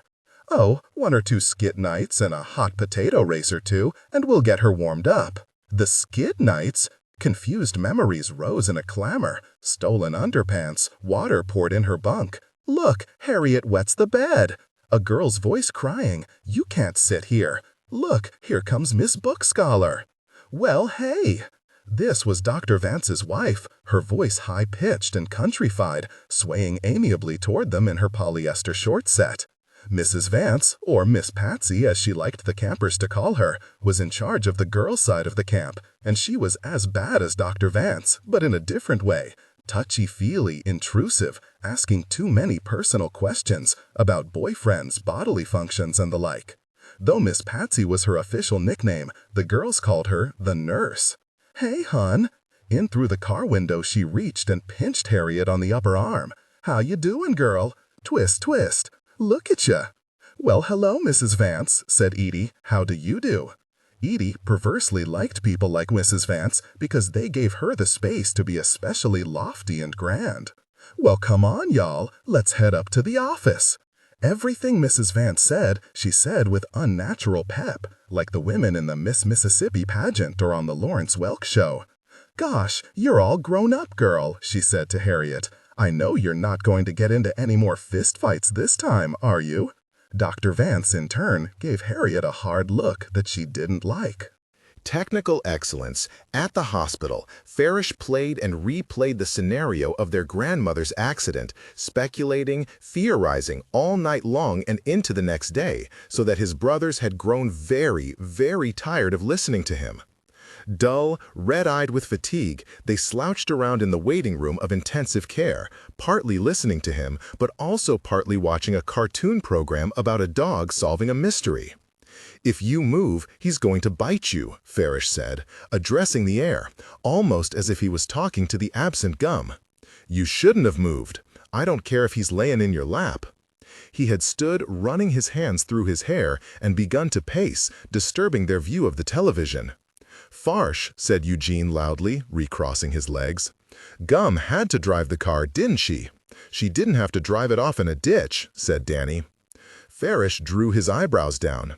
You couldn't have knocked me out of that driver's seat, he said belligerently.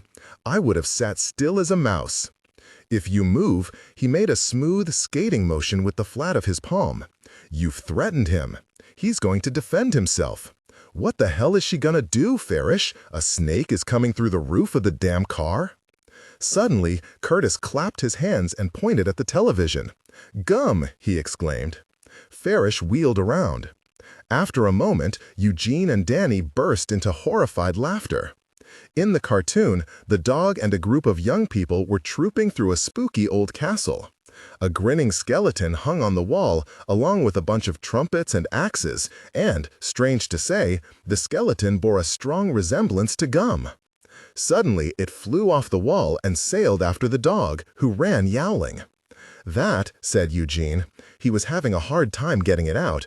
That's what she looked like when the snake was after her. Farish, without a word, turned to look at them in weariness and despair.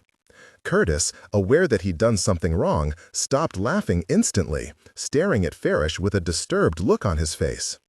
But just at this instant, Dr. Breedlove appeared in the doorway, striking them all into silence. Your grandmother's conscious, he said. It looks like she's going to pull through. We've got her off the tubes. Farish put his face in his hands. Off the breathing tubes anyway. She's still got the IVs since her heartbeat hasn't stabilized yet. Would you like to see her?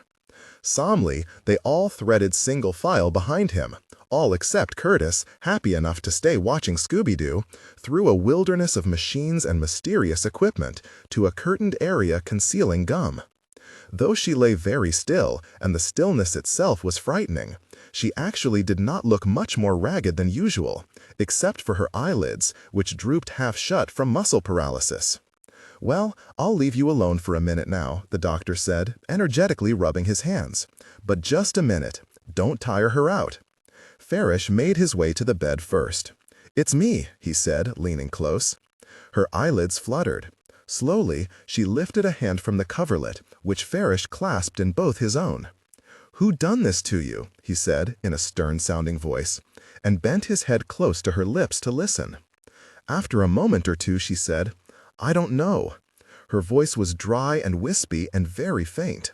"All I seen was some kids off in the distance." Farish, shaking his head, stood and smacked his closed fist into his palm. He walked to the window and stood looking out into the parking lot. "Forget about kids," Eugene said. "You know who I figured when I heard this? Porton Styles. His arm was still in a sling from his own snakebite. Or Buddy Rebels.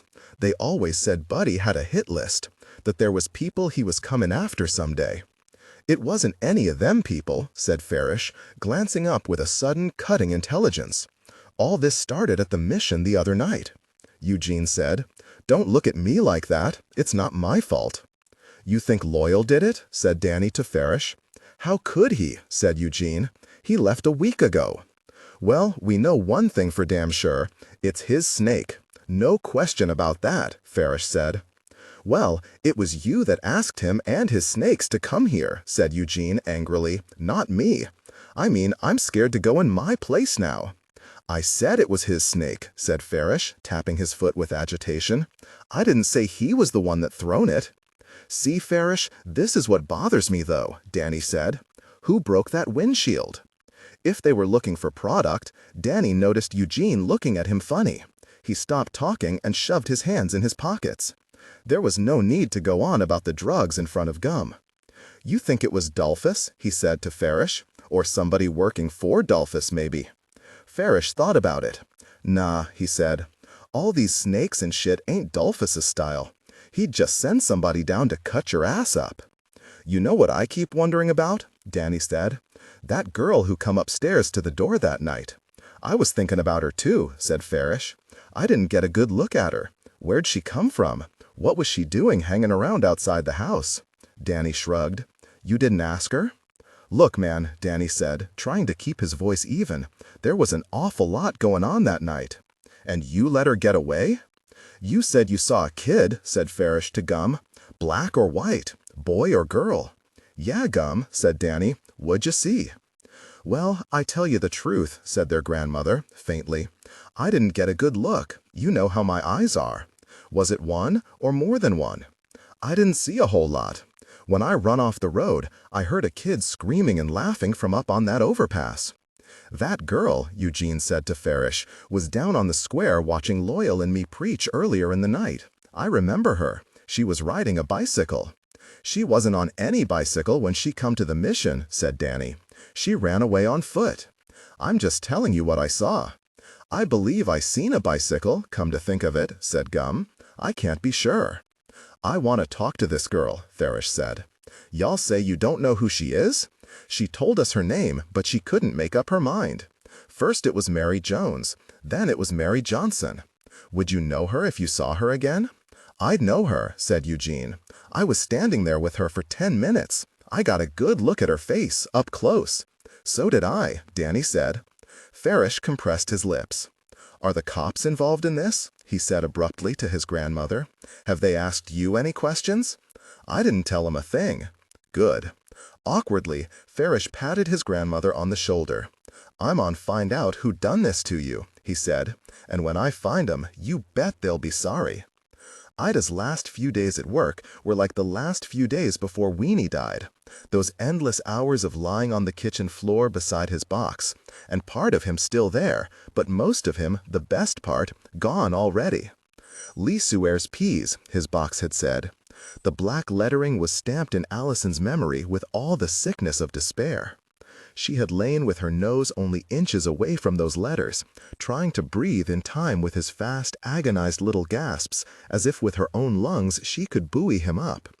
How vast the kitchen was, so low down, so late at night, all those shadows. Even now, Weenie's death had the waxy sheen of the linoleum in Edie's kitchen. It had the crowded feel of her glass front cabinets, an audience of plates ranked in galleries, goggling helplessly.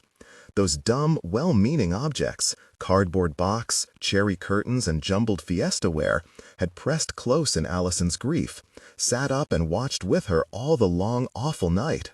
Now, with Ida leaving, nothing in the house shared Allison's sorrow or reflected it, but objects.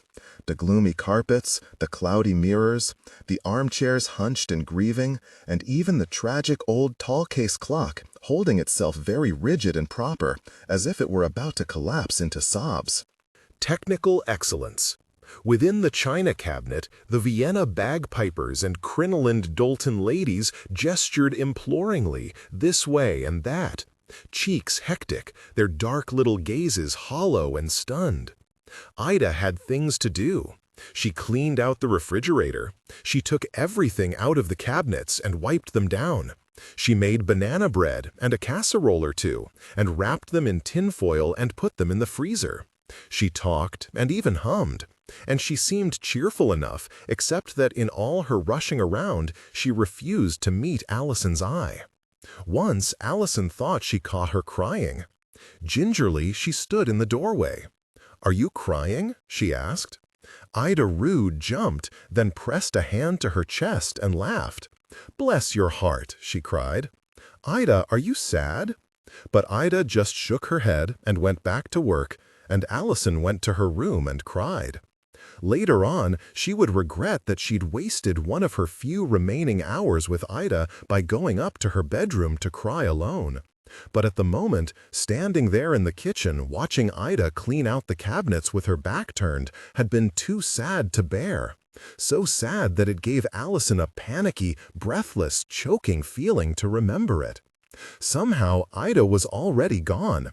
As warm and solid as she was, she had already turned into a memory, a ghost, even as she stood in her white nurse's shoes in the sunny kitchen.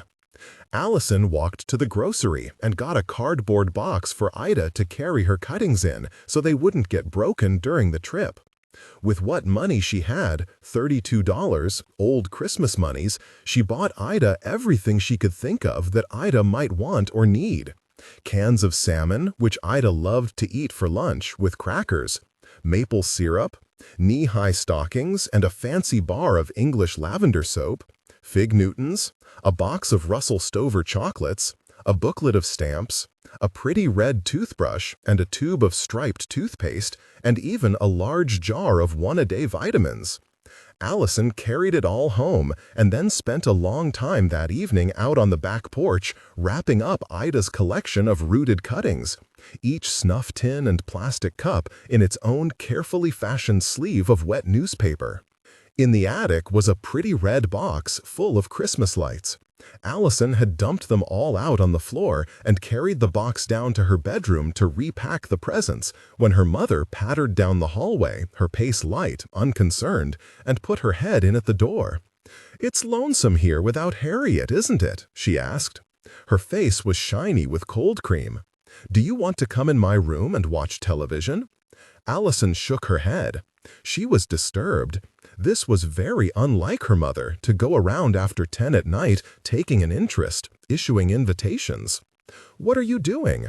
"I think you ought to come in with me and watch TV," said her mother, when Allison did not answer. "Okay," said Allison. She stood up. Her mother was looking at her strangely. Allison, in an agony of embarrassment, glanced away. Sometimes, especially when the two of them were alone together, she sensed keenly her mother's disappointment that she was herself and not Robin. Her mother couldn't help this. In fact, she tried touchingly hard to conceal it. But Allison knew that her very existence was a reminder of what was missing, and in deference to her mother's feelings, she did her best to stay out of the way and make herself small and inconspicuous around the house. The next few weeks would be difficult, with Ida gone and Harriet away. "You don't have to come watch TV," her mother finally said. "I just thought you might want to." Allison felt her face growing red. She avoided her mother's eye. All the colors in the bedroom, including the box, seemed far too acid and bright. After her mother left again, Allison finished packing the box and then put the money left over into an envelope. In with the book of stamps, a school picture of herself, and her address, carefully printed on a sheet of good stationery. Then she tied the box up with a string of green tinsel. Much later, in the middle of the night, Allison woke with a start from a bad dream. A dream she'd had before, of standing before a white wall only inches from her face. In the dream, she was unable to move, and it was as if she would have to go on looking at the blank wall for the rest of her life. She lay quietly in the dark, staring at the box on the floor by her bed until the street lamps went off and the room was blue with the dawn. At last, she got out of bed in her bare feet. With a strake pin from the bureau, she sat down cross-legged by the box and spent a laborious hour or so pricking out tiny secret messages in the cardboard until the sun was up and the room was light again. Ida's last day. Ida J., we love you. The messages on the box said, Ida R. Brownlee. Come back, Ida. Don't forget me, Ida. Love. Though he felt guilty for it, Danny was enjoying his grandmother's stay in the hospital. Things were easier without her at home, stirring up Farish all the time. And though Farish was doing a lot of drugs, with Gum away, there was nothing to stop him from sitting in front of the television with the razor and the mirror all night long. He wasn't so likely to blow up at his brothers without the additional strain of gathering 3 times a day for Gum's large fried meals in the kitchen. Danny was doing a lot of drugs himself, but that was all right. He was going to stop soon, but he just hadn't got to that point.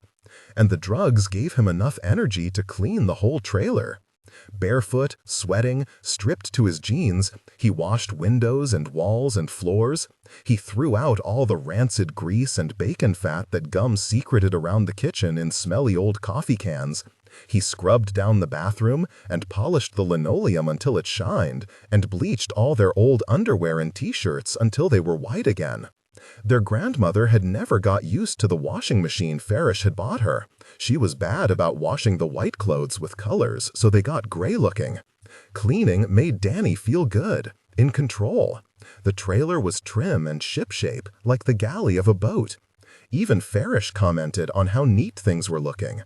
Though Danny knew better than to touch any of Farish's projects, the partially assembled machinery, the broken lawnmowers and carburetors and table lamps, it was possible to clean up around them, and getting rid of all the needless mess helped a lot. Twice a day he drove the trash to the garbage dump. After heating alphabet soup or frying bacon and eggs for Curtis, he washed the dishes and dried them immediately, instead of letting them sit. He'd even figured out how to stack everything in the cabinet so it didn't take up as much room. At night, he sat up with Farish. This was another good thing about speed. It doubled your day. There was time to work, time to talk, time to think, and there was a lot to think about.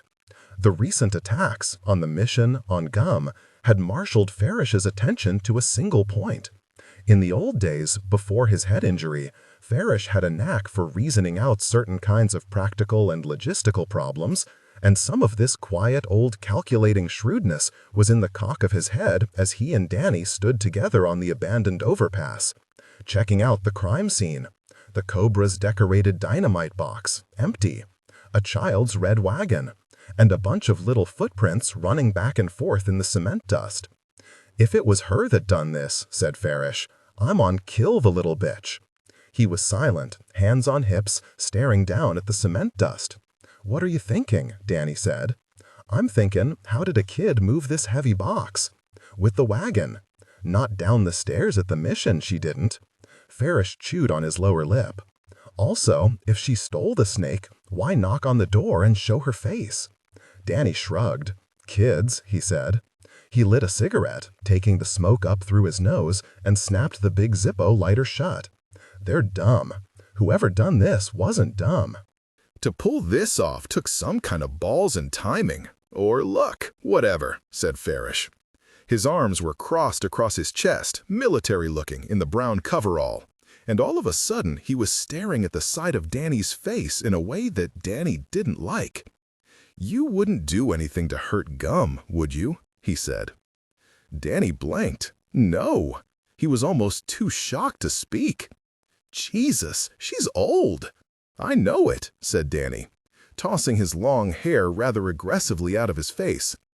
"I'm just trying to think who else knew that it was her, not you, driving the Trans Am that day." "Why?" said Danny after a short, stunned pause. The glare off the highway was shining up in his eyes, and it increased his confusion. "What difference does it make? All she said was she didn't like to climb up in the truck. I told you that. Ask her yourself, or me." "What? Or me?" said Farish. He was breathing audibly in moist little huffs. "You wouldn't do anything to hurt me, would you?" "No," said Danny after a long, tense pause, his voice as flat as he could make it. What he felt like saying, but was afraid to, was "fuck you." He spent fully as much time on the drug business as Farish, running errands, working in the lab. Hell, he had to drive him everywhere he went. And Farish paid him nothing like an equal share. In fact, didn't pay him shit, just tossed him a 10 or a 20 from time to time. True, for a while it had beat the hell out of having a regular job. Days squandered shooting pool or driving Farish around in the car, listening to music, staying up all night, fun and games, and all the drugs he could do.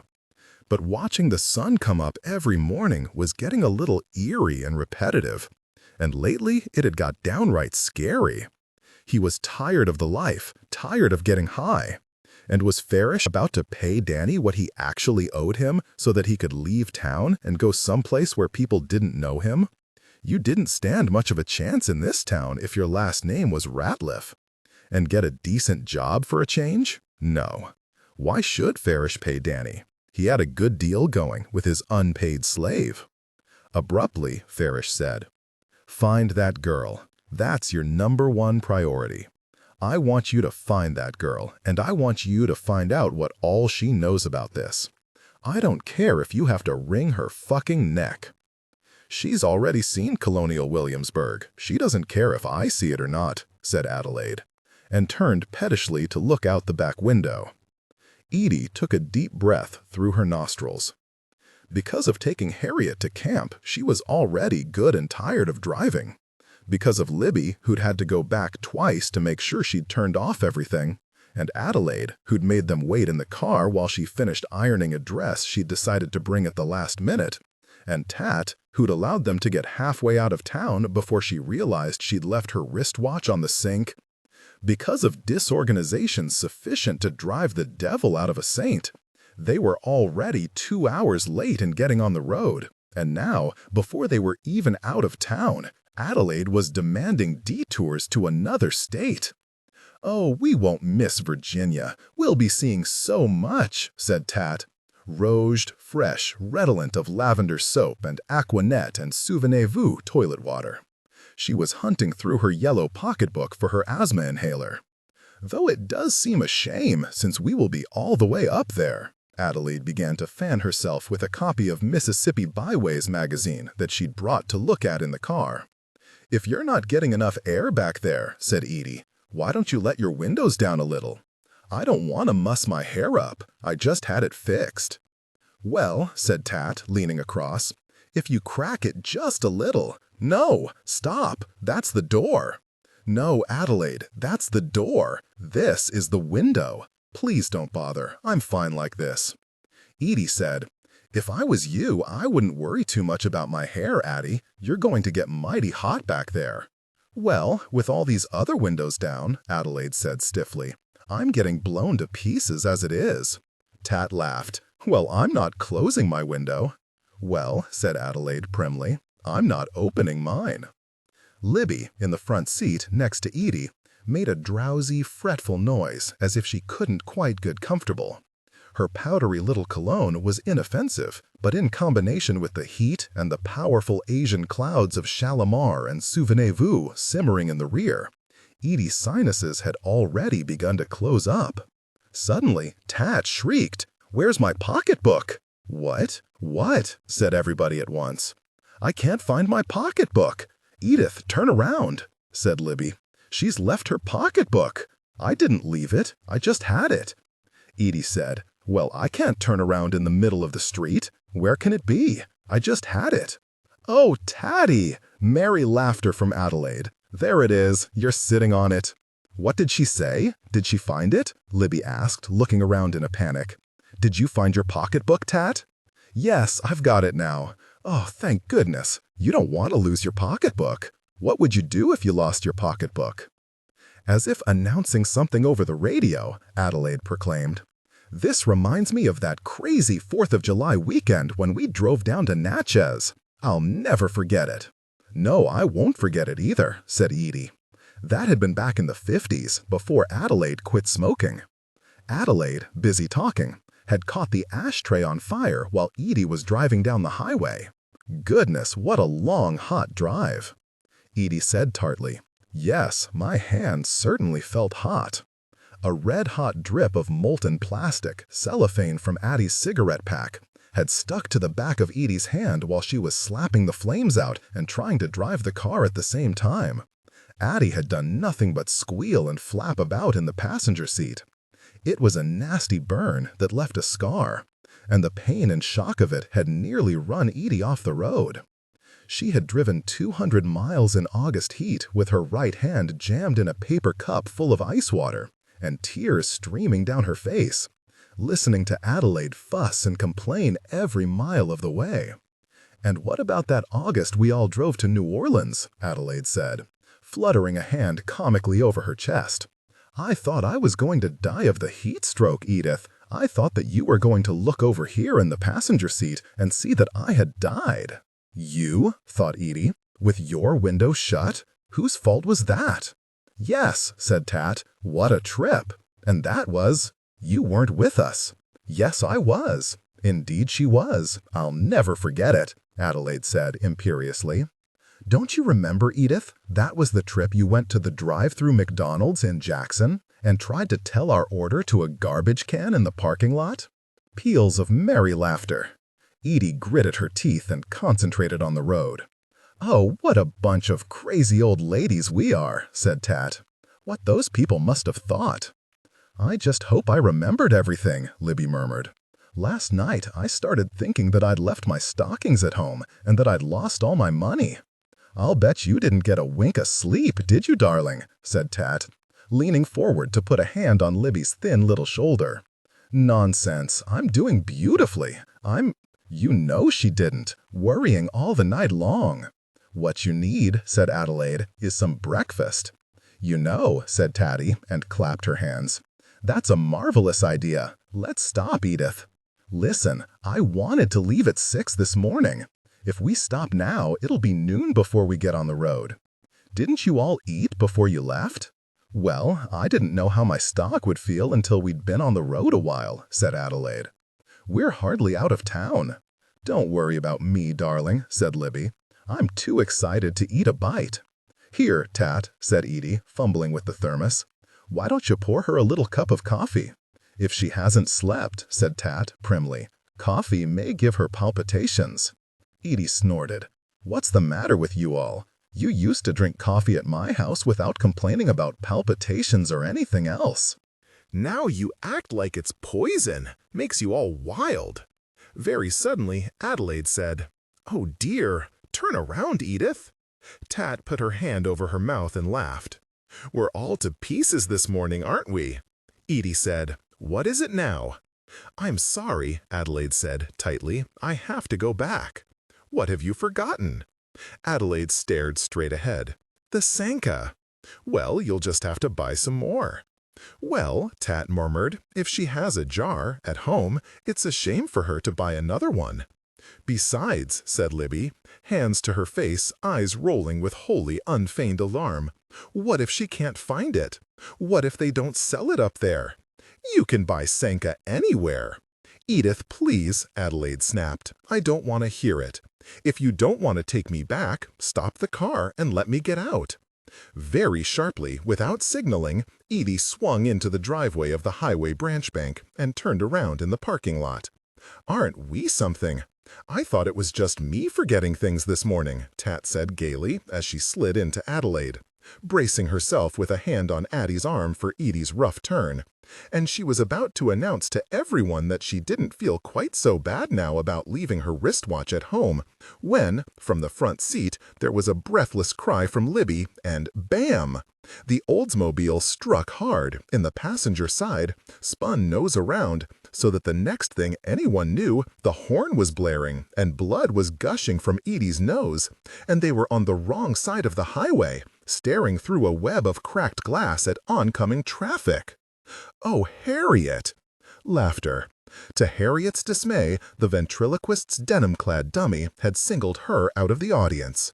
She and 50 other girls of varying ages were seated on log benches in a clearing in the woods the counselors called chapel. Up front, 2 girls from Harriet's cabin, Dawn and Jada, turned to glare at her. They'd been fighting with Harriet only that morning, a fight which had been interrupted by the chapel bell. "Hey, take it easy, Ziggy, old boy," chuckled the ventriloquist. He was a counselor from the boys' camp named Zach.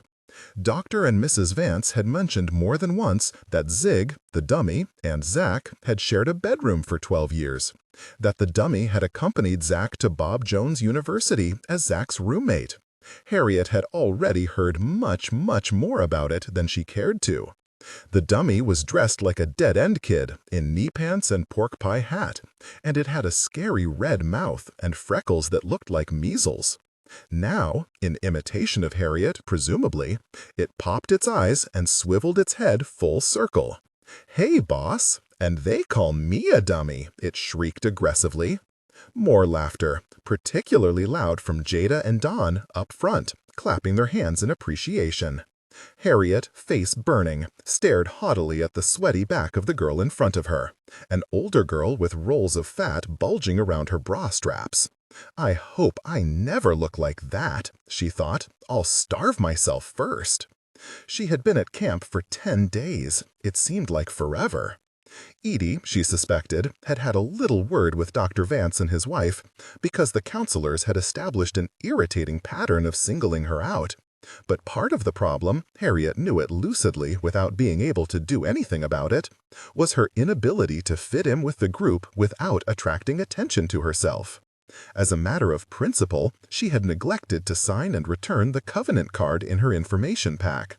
This was a series of solemn pledges all campers were pressured to make. Pledges not to attend R-rated movies or listen to hard or acid rock music, not to drink alcohol, have sex before marriage, smoke marijuana or tobacco, or take the Lord's name in vain. It wasn't as if Harriet actually wanted to do any of these things, except sometimes, not very often, go to the movies, but still she was determined not to sign it. "Hey, hun, didn't you forget something?" said Nursey Vance brightly, putting an arm around Harriet, who stiffened immediately, and giving her a chummy little squeeze. "No, I didn't get a covenant card from you." Harriet said nothing. Nursey gave her another intrusive little hug. "You know, hun, God don't give us but 2 choices. Either something's right or it's wrong. Either you're a champion for Christ or you're not." From her pocket, she produced a blank covenant card. "Now I want you to pray over this, Harriet, and do what the Lord guides you to do." Harriet stared at Nursey's puffy white tennis shoes. Nursey clasped Harriet's hand. "Would you like me to pray with you, hun?" she asked, confidentially, as if offering some great treat. "No." "Oh, I know the Lord will lead you to the right decision on this," said Nursey, with a twinkly enthusiasm. "Oh, I just know it." The girls in Harriet's wigwam had already paired up before Harriet arrived. Mostly they ignored her, and though she woke one night to find her hand in a basin of warm water and the other girls standing around in the dark whispering and giggling at the bottom of her bunk, it was a trick, the sleeper's hand in warm water, thought to make the sleeper wet the bed. They didn't seem to have it in for Harriet particularly, though, of course, there had been saran wrap too, stretched under the seat of the latrine. From outside, muffled laughter. "Hey, what's taking you so long in there?" A dozen girls doubled over laughing when she came out stony-faced with wet shorts, but surely that trick hadn't been directed specifically at her. Surely it had been just her bad luck. Still, everybody else seemed to be in on the joke. Beth and Stephanie, Beverly and Michelle, Marcy and Darcy, and Sarah Lynn, Crystal and Jada, and Leanne, and Devon, and Dawn. They were mostly from Tupelo and Columbus. The girls from Alexandria, not that she liked them any better, were in Oriole and Goldfinch wigwams. They were all taller than Harriet and older looking, girls who wore flavored lip gloss and cut-off jeans and rubbed themselves with coconut oil on the water ski dock. Their conversation, the Bay City Rollers, the Osmonds, some boy named Jay Jackson who went to their school, bored and irritated her. And Harriet had expected this. She had expected the covenant cards. She had expected the bleakness of life without library books. She had expected the team sports, which she loathed, and the skit nights, and the hectoring Bible classes. She had expected the discomfort and tedium of sitting in a canoe in the boiling, windless afternoons and listening to stupid conversations about whether Dave was a good Christian, whether Wayne had been to second base with Leanne, or whether Jay Jackson drank. And all this was bad enough. But Harriet was going to be in the 8th grade next year, and what she had not expected was the horrifying new indignity of being classed, for the first time ever, a teen girl, a creature without mind, wholly protuberance and excretion, to judge from the literature she was given. She had not expected the chipper, humiliating film strips filled with demeaning medical information. She had not expected mandatory rap sessions, where the girls were not only urged to ask personal questions, some of them, to Harriet's mind, frankly pornographic, but to answer them as well. During these discussions, Harriet burned radiant with hatred and shame. She felt degraded by Nursey's blithe assumption that she, Harriet, was no different from these stupid Tupelo girls, preoccupied with underarm odor, the reproductive system, and dating. The haze of deodorant and hygiene sprays in the changing rooms, the stubbly leg hair, the greasy lip gloss. Everything was tainted with a slick oil of puberty, of obscenity, right down to the sweat on the hot dogs.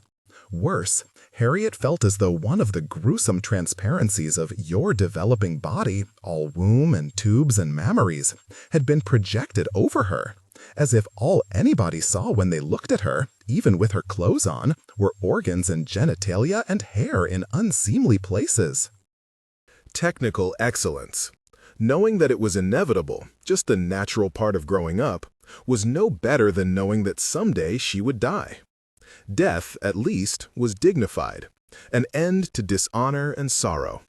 True, some of the girls in her cabin, Crystal and Marcy in particular, had good senses of humor. But the more womanly of her cabin mates, Leanne, Darcy, Jada, Dawn, were coarse and frightening, and Harriet was revolted by their eagerness to be identified in crude biological terms, like who had tits and who didn't. They talked about necking and being on the rag. They used poor English, and they had absolutely filthy minds.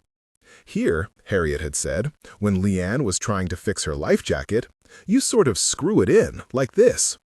All the girls, including the ingrate Leanne, burst into laughter. Do what, Harriet? Screw, said Harriet, chillingly. Screw is a perfectly good word. Oh, yeah? Idiotic snickers. They were filthy, all of them, the whole sweaty, menstruating, boy-crazed lot, with their pubic hair and their perspiration problems, winking and kicking each other in the ankles. Say it again, Harriet. What's it mean? What's she got to do? Zach and Zig had now turned to the subject of beer drinking. Now, tell me this, Zig. Would you drink something if it tasted bad and was bad for you too? Phew, no way. Well, believe it or not, that's what a lot of grown people and even kids do. Zig, astonished, surveyed the audience. Kids here, boss? Maybe, because there are always a few really dumb kids who think drinking beer is cool, man. Zach gave the peace sign. Nervous laughter. Harriet, who had a headache from sitting in the sun, squinted at a cluster of mosquito bites on her arm. After this assembly, over in 10 minutes, thank heavens, there was 45 minutes of swimming, then a Bible quiz, then lunch. Swimming was the only activity Harriet liked or looked forward to. Alone with her heartbeat, she winnowed through the dark, dreamless lake, through the sickly, flickering shafts of sunlight that penetrated the gloom. Near the surface, the water was as warm as bath water. When she swam deeper, spikes of cold spring water hit her in the face, and plumes of powdery murk rolled like green smoke from the plushy mire on the bottom, spiraling with every stroke, every kick. The girls only got to swim twice a week, Tuesday and Thursday. And she was especially glad that today was Thursday because she was still reeling from the unpleasant surprise she'd had at mail call that morning. A letter from Helly had arrived. When she opened it, she was shocked to see a newspaper clipping from the Alexandria Eagle which read, "Exotic reptile attacks woman." There was a letter, too, on blue-lined school paper. "Ooh, is that from your boyfriend?" Dawn snatched the letter away. "Hey, Harriet," she read aloud to everybody. "What's happening?" The clipping fluttered to the ground. With trembling hands, Harriet grabbed it up and crunched it in a ball and stuffed it in her pocket. "Thought you'd like to see this. Check it out." "Check what out? What's that?" Dawn was saying. Harriet, her hand in her pocket, was clawing the newspaper to shreds. "It's in her pocket," Jada was saying. "She put something in her pocket. Get it, get it." Gleefully, Jada lunged at Harriet, and Harriet hit her in the face. Jada screamed, "Oh my God, she scratched me! You scratched me on the eyelid, you little shit!" "Hey, you guys," someone hissed. "Mel's gonna hear." This was Melanie, their wigwam counselor.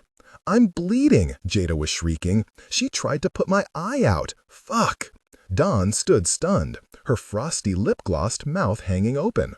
Harriet took advantage of the confusion to snatch Helly's letter back from her and jam it in her pocket.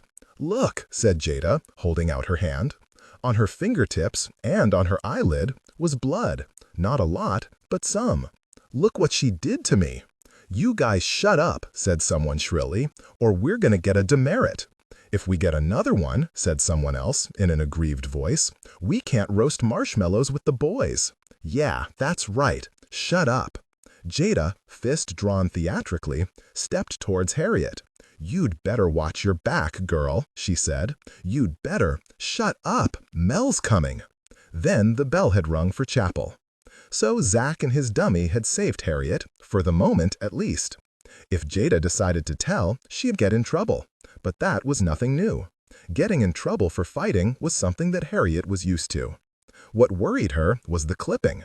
It had been incredibly stupid of Helly to send it. At least no one had seen it. That was the main thing. Apart from the headline, she'd hardly seen it herself. She'd shredded it thoroughly, along with Helly's letter, and mashed the pieces together in her pocket.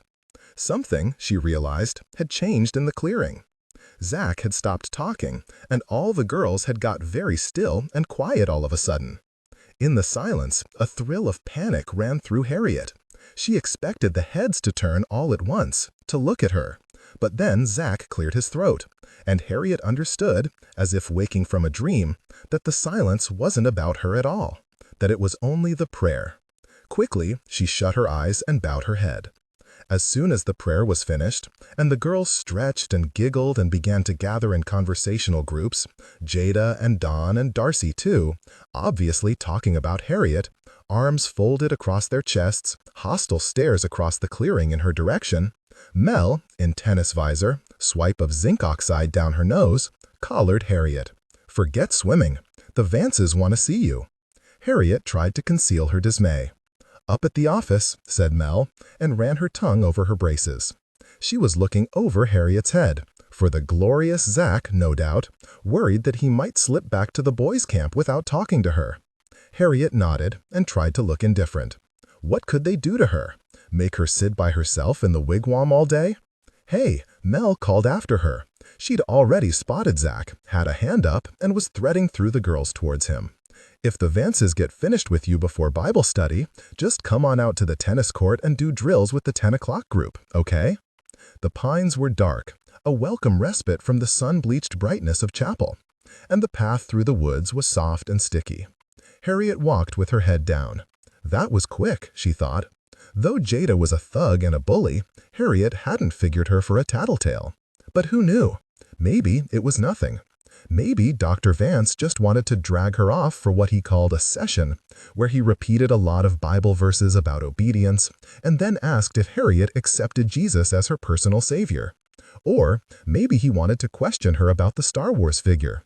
2 nights before, he had called the whole camp together, boys and girls, and screamed at them for an hour because one of them, he said, had stolen a Star Wars figure belonging to Brantley, his grunting little kindergarten-aged son. Or, possibly, she had a phone call. The phone was in Dr. Vance's office. But who would call her? Helly? Maybe it's the police, she thought uneasily. Maybe they found the wagon. And she tried to push the thought from her mind. She emerged from the woods, warily. Outside the office, beside the minibus and Dr. Vance's station wagon, was a car with dealer's plates from Dial Chevrolet. Before Harriet had time to wonder what it had to do with her, the door to the office opened with a melodious cascade of wind chimes, and out stepped Dr. Vance, followed by Edie. Harriet was too shocked to move. Edie looked different, wan, subdued, and for a moment Harriet wondered if she was mistaken. But no, it was Edie all right. She was just wearing an old pair of eyeglasses that Harriet wasn't used to, with mannish black frames that were too heavy for her face and made her look pale. Dr. Vance saw Harriet and waved, with both arms, as if he were waving from across a crowded stadium. Harriet was reluctant to approach. Technical excellence? She had the idea she might be in real trouble, deep trouble. But then Edie saw her too and smiled. And somehow, the glasses maybe? It was the old Edie, prehistoric. The Edie of the heart-shaped box, who had whistled and tossed baseballs to Robin under haunted Podochrome skies. Hottentot, she called.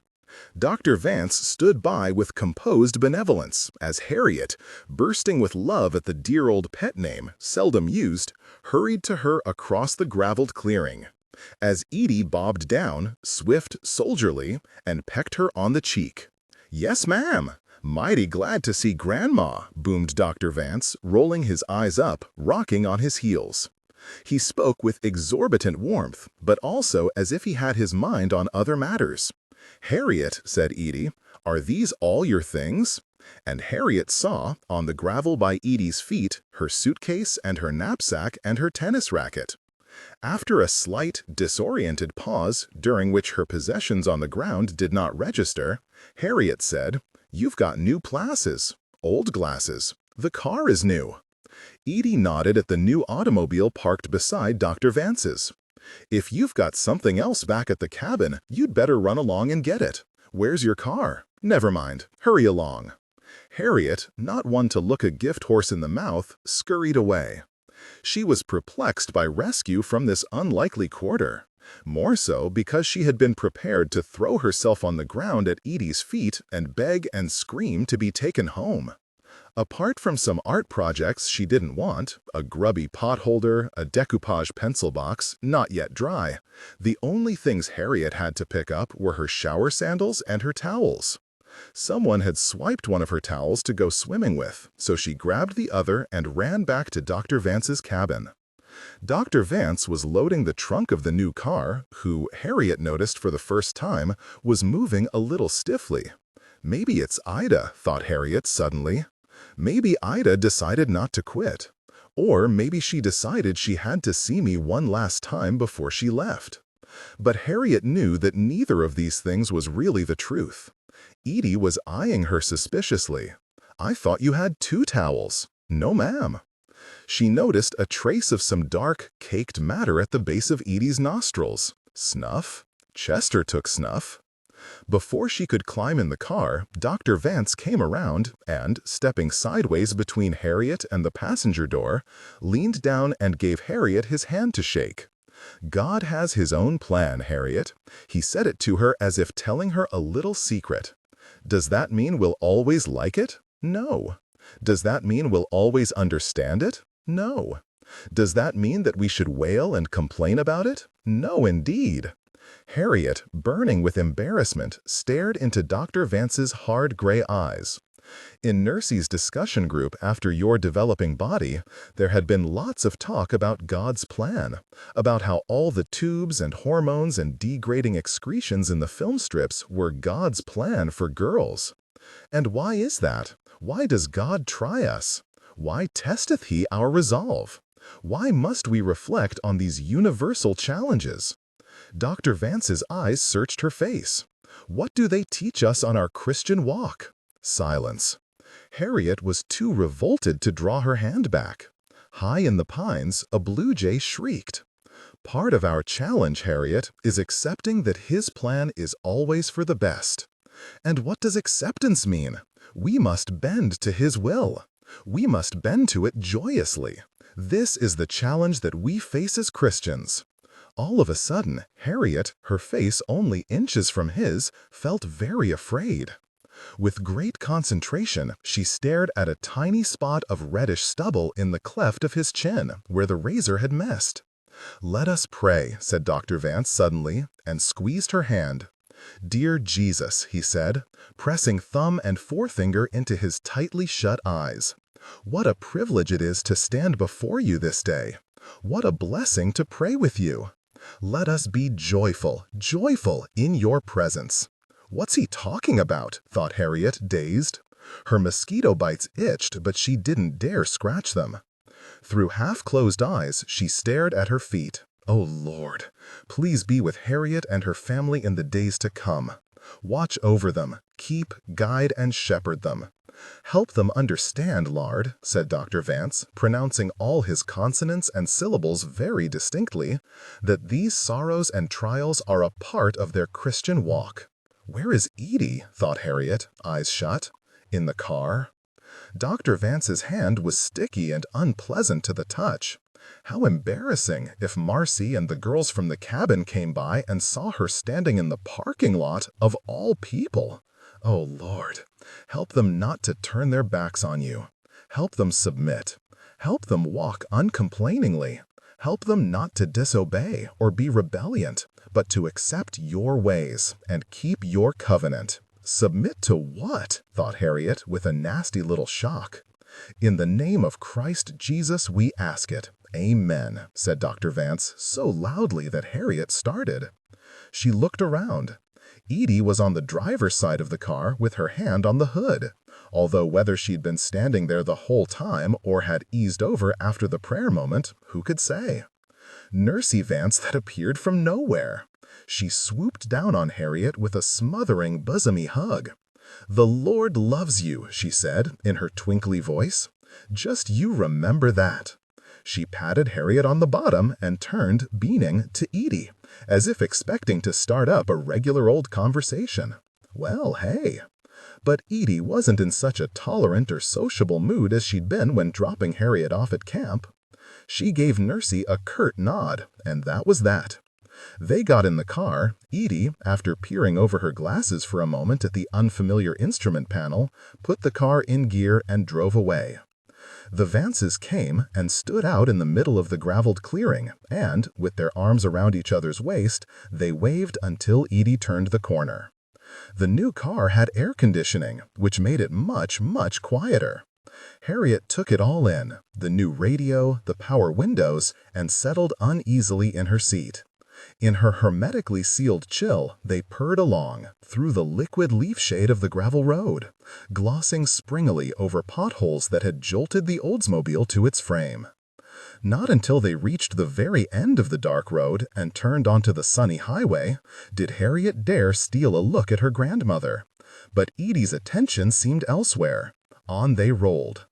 The road was wide and empty. No cars, cloudless sky, margins of rusty red dust that converged to a point at the horizon. Suddenly, Edie cleared her throat, a loud, awkward Harriet, startled, glanced away from the window and at Edie, who said, "I'm sorry, little girl." For a moment, Harriet didn't breathe. Everything was frozen. The shadows, her heart, the red hands of the dashboard clock. "What's the matter?" she said. But Edie didn't look away from the road. Her face was like stone. The air conditioner was up too high. Harriet hugged her bare arms. Mother's dead, she thought, or Allison, or Dad. And in the same breath, she knew in her heart that she could handle any of those things. Aloud, she said, "What happened?" "It's Libby." In the hubbub following the accident, no one had stopped to consider that anything might be seriously wrong with any of the old ladies. Apart from a few cuts and bruises, and Edie's bloody nose, which looked worse than it was, everyone was more shaken up than hurt, and the paramedics had checked them out with irritating thoroughness before permitting them to leave.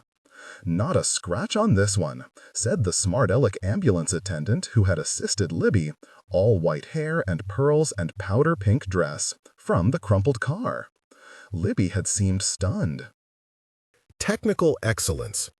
The worst of the collision had been on her side, but though she kept pressing the base of her neck with her fingertips gingerly as if to locate a pulse, she fluttered her hand and said, "Oh, don't worry about me." When, against the protest of the paramedics, Edie climbed out of the back of the ambulance to see about her sisters. Everybody had a stiff neck. Edie's neck felt as though it had been cracked like a bullwhip. Adelaide, pacing in a circle by the Oldsmobile, kept pinching her ears to see if she still had both earrings and exclaiming, "It's a wonder we're not dead. Edith, it's a wonder you didn't kill us all." But after everyone was checked for concussions and broken bones, why, thought Edie, why hadn't she insisted that those idiots take Libby's blood pressure? She was a trained nurse. She knew about such things. In the end, the only one the paramedics wanted to carry to the hospital was Edie, which was infuriating because Edie wasn't hurt. Nothing broken, no internal injuries, and she knew it. She had permitted herself to be caught up in argument.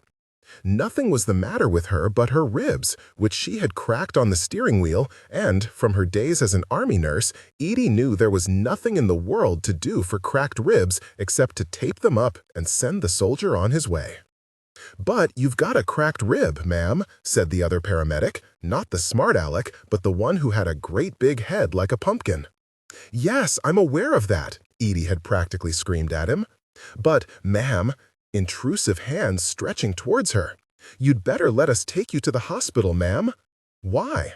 "All they'll do is tape me up and charge me $100. For $100, I can tape up my own ribs." "An emergency room visit is going to run you a whole lot more than $100, said the smart aleck, leaning on the hood of Edie's poor smashed car. The car, the car! Her heart sank every time she looked at it. "The X-rays alone will run you $75. By this time, a slight crowd had gathered, busybodies from the branch bank, mostly, giggling little gum-chewing girls with teased hair and brown lipstick. Tata, who signaled to the police car to stop by shaking her yellow pocketbook at it, climbed into the back seat of the wrecked Oldsmobile, even though the horn was blaring, and sat there with Libby for most of the business with the policeman and the other driver, which had taken forever. He was a spry and irritating little old know-it-all man named Lyle Teddit Rixey, very thin, with long pointy shoes and a hooked nose like a jack-in-the-box, and a delicate way of lifting his knees high in the air when he walked. He seemed very proud of the fact that he was from Attala County, also of his name, which he took pleasure at repeating in full. He kept pointing at Edie with a querulous bony finger and saying, "That woman there." He made it sound as if Edie was drunk or an alcoholic. "That woman run right out in front of me. That woman got no business driving an automobile." Edie turned loftily and stood with her back to him as she answered the officer's questions. The accident was her fault. She had refused to yield, and the best that she could do was accept the blame with dignity. Her glasses were broken, and from where she stood, in the shimmering heat, "That woman sure picked herself a hot day to dart out in front of me," complained Mr. Rixey to the ambulance attendants. Libby and Tot were little more than pink and yellow blurs in the back seat of the wrecked Oldsmobile. Edie blotted her forehead with a damp tissue. At Tribulation every Christmas, there had been dresses in 4 different colors laid out under the tree. Pink for Libby, blue for Edie, yellow for Tot, and lavender for baby Adelaide. Colored pen wipers, colored ribbons, and letter paper. Blonde china dolls identical but for their dresses, each a different pastel. "Did you," said the policeman, "or did you not execute a U-turn?" "I did not. I turned around right here in the parking lot." From the highway, a car mirror flashed distractingly in the corner of Edie's vision, and, at the same time, an inexplicable memory from childhood leapt up in her mind. Toddy's old tin doll, dressed in draggled yellow, lying windmill-legged in the dust of Tribulation's kitchen yard beneath the fig trees where the chickens sometimes escaped to scratch. Edie herself had never played with dolls, never been the slightest bit interested in them, but she could see the tin doll now with a curious clarity. Her body brown cloth, her nose glinting a macabre metallic silver where the paint had rubbed away. How many years had Toddy dragged that battered thing with its metal death's head around the yard? How many years since Edie had thought of that eerie little face with the nose missing? The policeman interrogated Edie for half an hour. With his droning voice and his mirror sunglasses, it was slightly like being interrogated by the fly in the Vincent Price horror movie of the same name. Edie, shading her eyes with her hand, tried to keep her mind on his questions, but her eyes kept straying to the cars flashing past on the bright highway, and all she could think of was Toddy's ghastly old doll with the silver nose. What on earth had the thing been called? For the life of her, Edie couldn't remember. Toddy hadn't talked plain until she went to school. All Tots dolls had had ridiculous-sounding names, names she made up out of her head, names like Grice and Lilium and Artemo. The little girls from the branch bank got bored, and, inspecting their nails, twirling their hair around their fingertips, drifted back inside. Adelaide, whom Edie blamed bitterly for the whole business, she and her Sanka, appeared very put out, and stood a cool distance from the scene as if she weren't a part of it, talking to a nosy choir friend, Mrs. Carteret, who had pulled over to see what was going on. At some point, she'd hopped in the car with Mrs. Carteret and driven off without even telling Edie. "We're driving to McDonald's to get a sausage and biscuit," she'd called out to Tot and poor Libby. McDonald's? And, to top it off, when the incept-faced policeman finally gave Edie permission to leave, her poor old car had of course refused to start, and she had been forced to square her shoulders and walk back into the horrible chilly branch bank, back in front of all the saucy little tellers to ask if she could use the telephone. And all the while, Libby and Tot had sat uncomplainingly in the back of the Oldsmobile, in the frightful heat. Their cab hadn't taken long to come. From where she stood, at the manager's desk in the front, talking on the phone to the man from the garage, Edie watched the two of them walking to the taxi through the plate glass window, arm in arm, picking their way across the gravel in their Sunday shoes. She rapped on the glass. Tot, in the glare, turned halfway and raised an arm, and all of a sudden the name of Toddy's old doll came to Edie so suddenly that she laughed out loud. "What?" said the garage man. The manager, wall-eyed behind thick glasses, glanced up at Edie as if she were crazy, but she didn't care. Lycabas, of course! That was the tin doll's name. Lycabas, who was naughty and sassed her mother. Lycabas, who invited Adelaide's dolls to a tea party and served them only water and radishes. When the tow truck finally came, Edie accepted a ride home from the driver. It was the first time she'd been in a truck since World War II. The cab was high, and climbing up inside it with her cracked ribs had not been fun. But, as the judge had been so fond of reminding his daughters, beggars can't be choosers. By the time she got home, it was nearly 1 o'clock. Edie hung up her clothes. Not until she was undressing did she remember that the suitcases were still in the trunk of the Oldsmobile, and took a cool bath. Sitting on the side of her bed, in her brassiere and panty-waist, she sucked in her breath and taped up her ribs as best as she could. Then she had a glass of water and an Emperin with codeine left over from some dental work, and put on a kimono and lay down on the bed. Much later, she'd been awakened by a telephone call.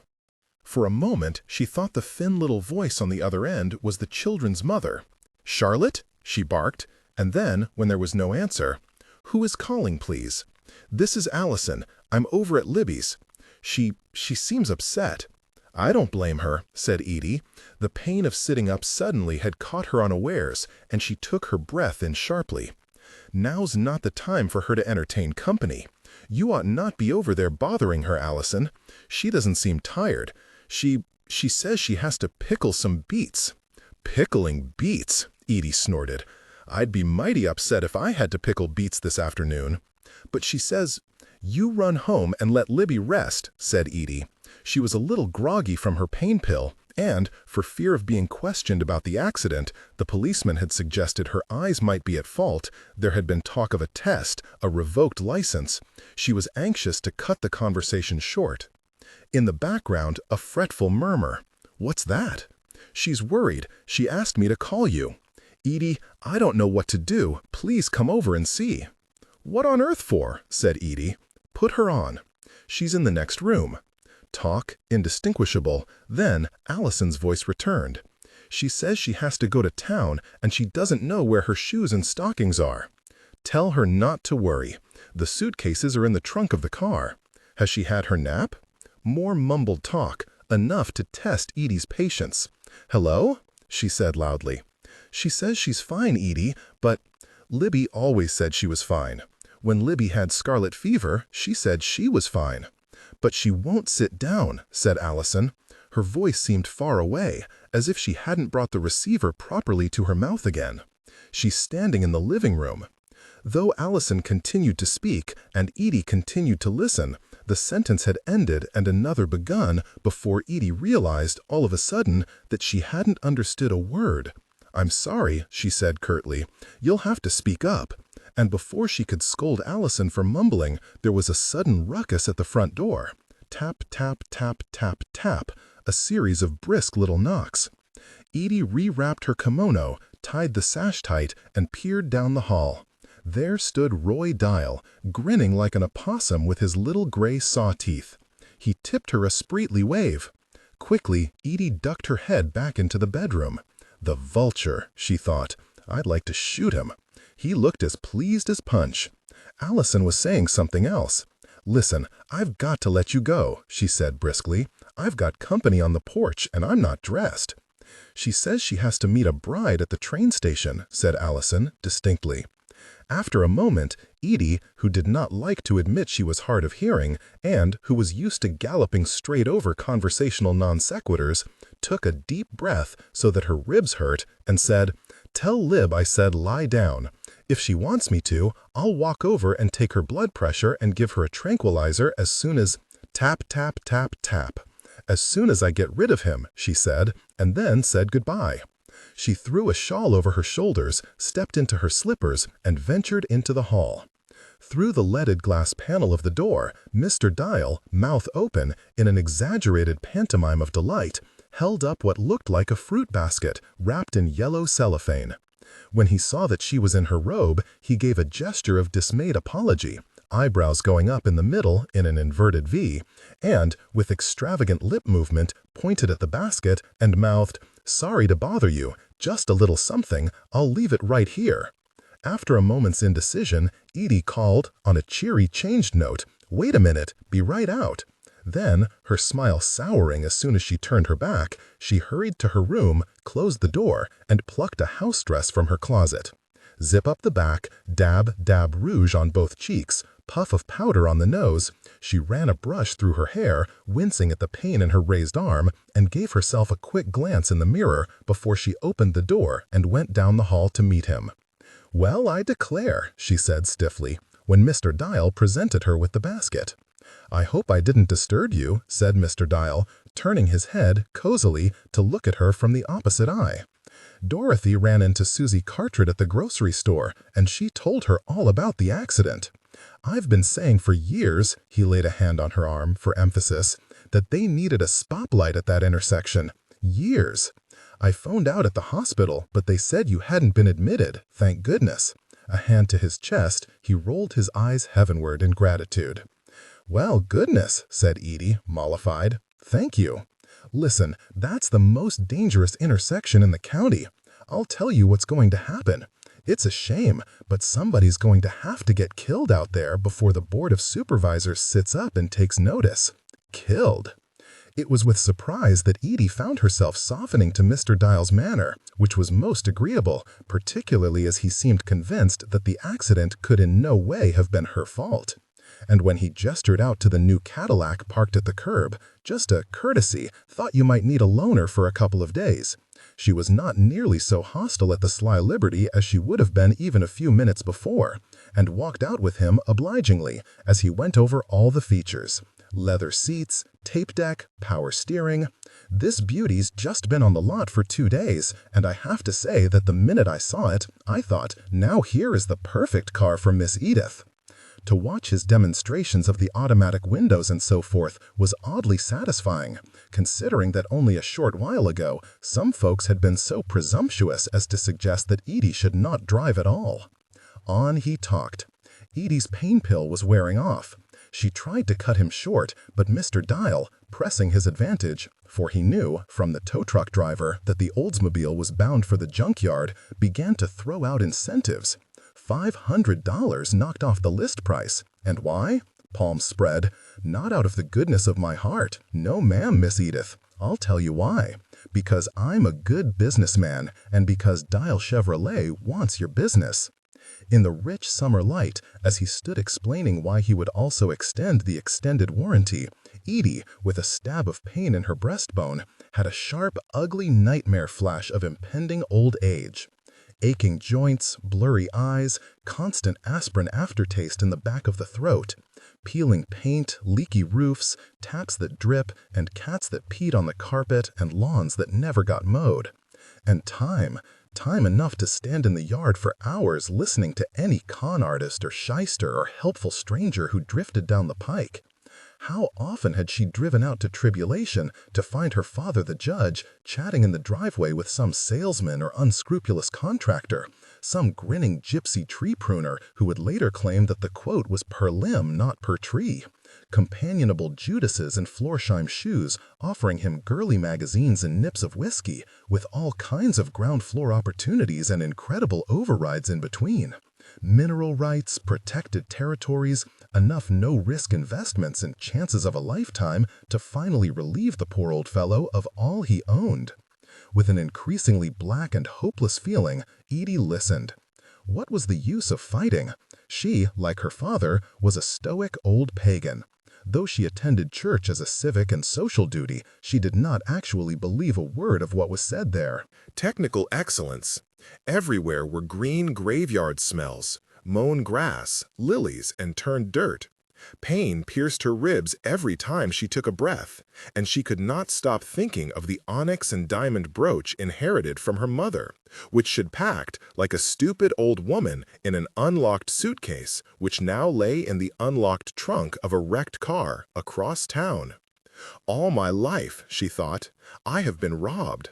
Everything I ever loved has been taken from me. And somehow Mr. Dial's companionable presence was a strange comfort. His flushed face, the ripe smell of his aftershave, and his whinnying, porpoise laugh. His fussy manner, at odds with the solid ripeness of his chest beneath the starched shirt, was queerly reassuring. I always did think he was a nice-looking man, thought Edie. Roy Dial had his faults, but at least he wasn't so impertinent as to suggest that Edie wasn't competent to drive. I will drive, she had thundered at the pipsqueak eye doctor only a week earlier. I don't care if I kill everybody in Mississippi. And while she stood listening to Mr. Dial talk about the car, laying his plump finger on her arm, just one more thing to tell her, and one more after that, and then, by the time she was thoroughly tired of him, asking, "What would I have to say to make you my customer, this instant? Tell me what I have to say in order to get your business." While Edie, strangely powerless for once to disengage herself, stood and listened to his pitch, Libby, after becoming sick in a basin, lay down on her bed with a cool cloth on her forehead and slipped into a coma from which she was never to awake. A stroke, that was what it was. When she'd suffered the first one, no one knew. Any other day Odine would have been there, but Odine had the week off because of the trip. When Libby finally answered the door, it had taken her a while, so long that Allison thought that maybe she was asleep. She wasn't wearing her glasses, and her eyes were a little blurry. She looked at Allison as if she was expecting someone else. "Are you all right?" Allison asked. She'd heard all about the wreck. "Oh, yes," said Libby, distractedly. She let Allison in, and then wandered away into the back of the house like she was looking for something she'd misplaced. She seemed fine, except for a splotchy bruise on her cheekbone, the color of grape jelly spread thin, and her hair not as tidy as she usually liked it. Allison said, glancing around. "Can't you find your newspaper?" The house was spanking clean, floors freshly mopped, everything dusted, and even the sofa cushions plumped and properly placed. Somehow, the very tidiness of the house had kept Allison from realizing that anything might be wrong. Sickness, in her own house, had to do with disorder, with grimy curtains and gritty bed sheets, drawers left open, and crumbs on the table. After a brief search, Allison found the newspaper, folded to the crossword, with her glasses sitting on top of it, on the floor by Libby's chair, and carried them into the kitchen, where Libby sat at the table, smoothing the tablecloth with one hand in a tight, repetitive circle. "Here's your puzzle," said Allison. The kitchen was uncomfortably bright. Despite the sun pouring through the curtains, the overhead lights were on for some reason, as if it were a dark winter afternoon and not the middle of summer. "Do you want me to get you a pencil?" "No, I can't work that foolish thing," Libby said fretfully. Pushing the paper aside, the letters keep sliding off the page. "What I need to do is go ahead and get started on my beats." "Beats? Unless I start now, they won't be ready in time. The little bride's coming into town on the number 4. "What bride?" said Allison, after a slight pause. She'd never heard of the number 4, whatever that was. Everything was bright and unreal. Ida Rowe had left only an hour before, just like any other Friday, except that she wasn't coming back on Monday or ever again. And she'd taken nothing but the red plastic glass she drank out of. In the hallway, on the way out, she had refused the carefully wrapped cuttings and the box of presents, which she said was too heavy to carry. "I ain't need all of that," she said, cheerily, turning to look Allison straight in the eye. And her tone was that of someone offered a button or a piece of licked candy by a toddler. "What you think I need all that nonsense for?" Allison, stunned, fought not to cry. "Ida, I love you," she said. "Well," said Ida, thoughtfully, "I love you too." It was terrible. It was too terrible to be happening. And yet there they stood by the front door. A sharp lump of grief rose in Allison's throat to see how meticulously Ida folded the green check lying face up on the hall table. $20 and no 100s. Making sure that both edges were lined up and perfectly even before she creased it with a zip of thumb and forefinger. Then she unsnapped her little black purse and put it in. "I can't live any more on $20 a week," she said. Her voice was quiet and natural, yet all wrong at the same time. How could they possibly be standing in the hall like this? How could this moment be real? "I love y'alls, but that's the way it is. I'm getting old." She touched Allison's cheek. "Y'all be good now. Tell little Ugg I love her." Ugg, for ugly, was what Ida called Harriet when she misbehaved. Then the door closed, and she was gone. "I expect," said Libby, and Allison, with slight alarm, noticed that Libby was looking around the kitchen floor in a jerky way, as if she saw a moth fluttering by her feet. "Excuse me," said Allison. "Beets, pickled beets." "Oh, I wish somebody would help me," said Libby, with a plaintive, half-comic roll of her eyes. "Do you need me to do something for me?"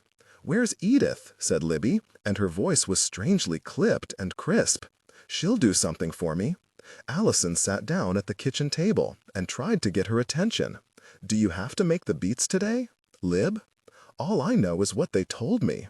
Allison nodded and sat for a moment in the too-bright kitchen, wondering how to proceed.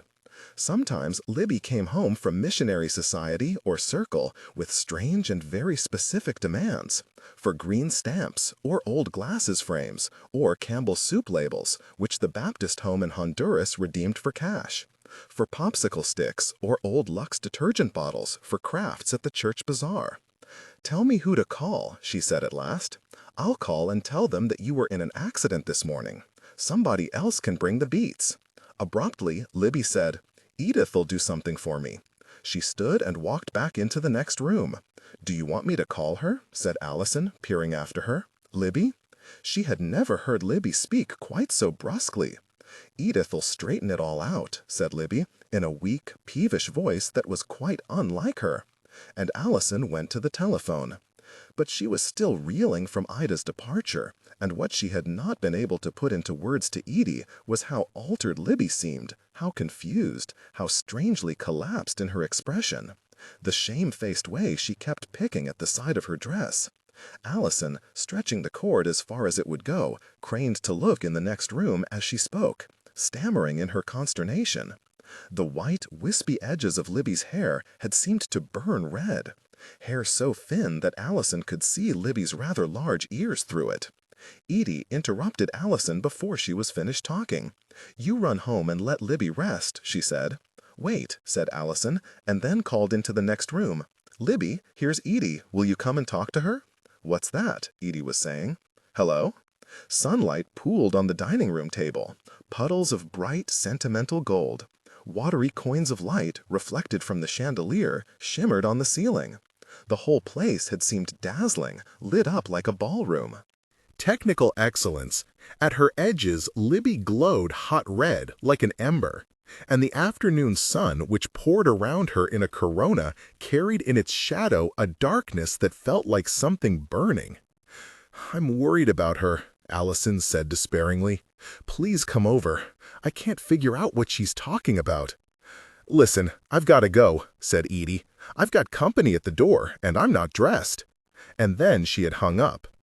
Allison stood by the telephone a moment longer, trying to gather her thoughts, and then hurried into the next room to see about Libby, who turned to her with a staring, fixed expression.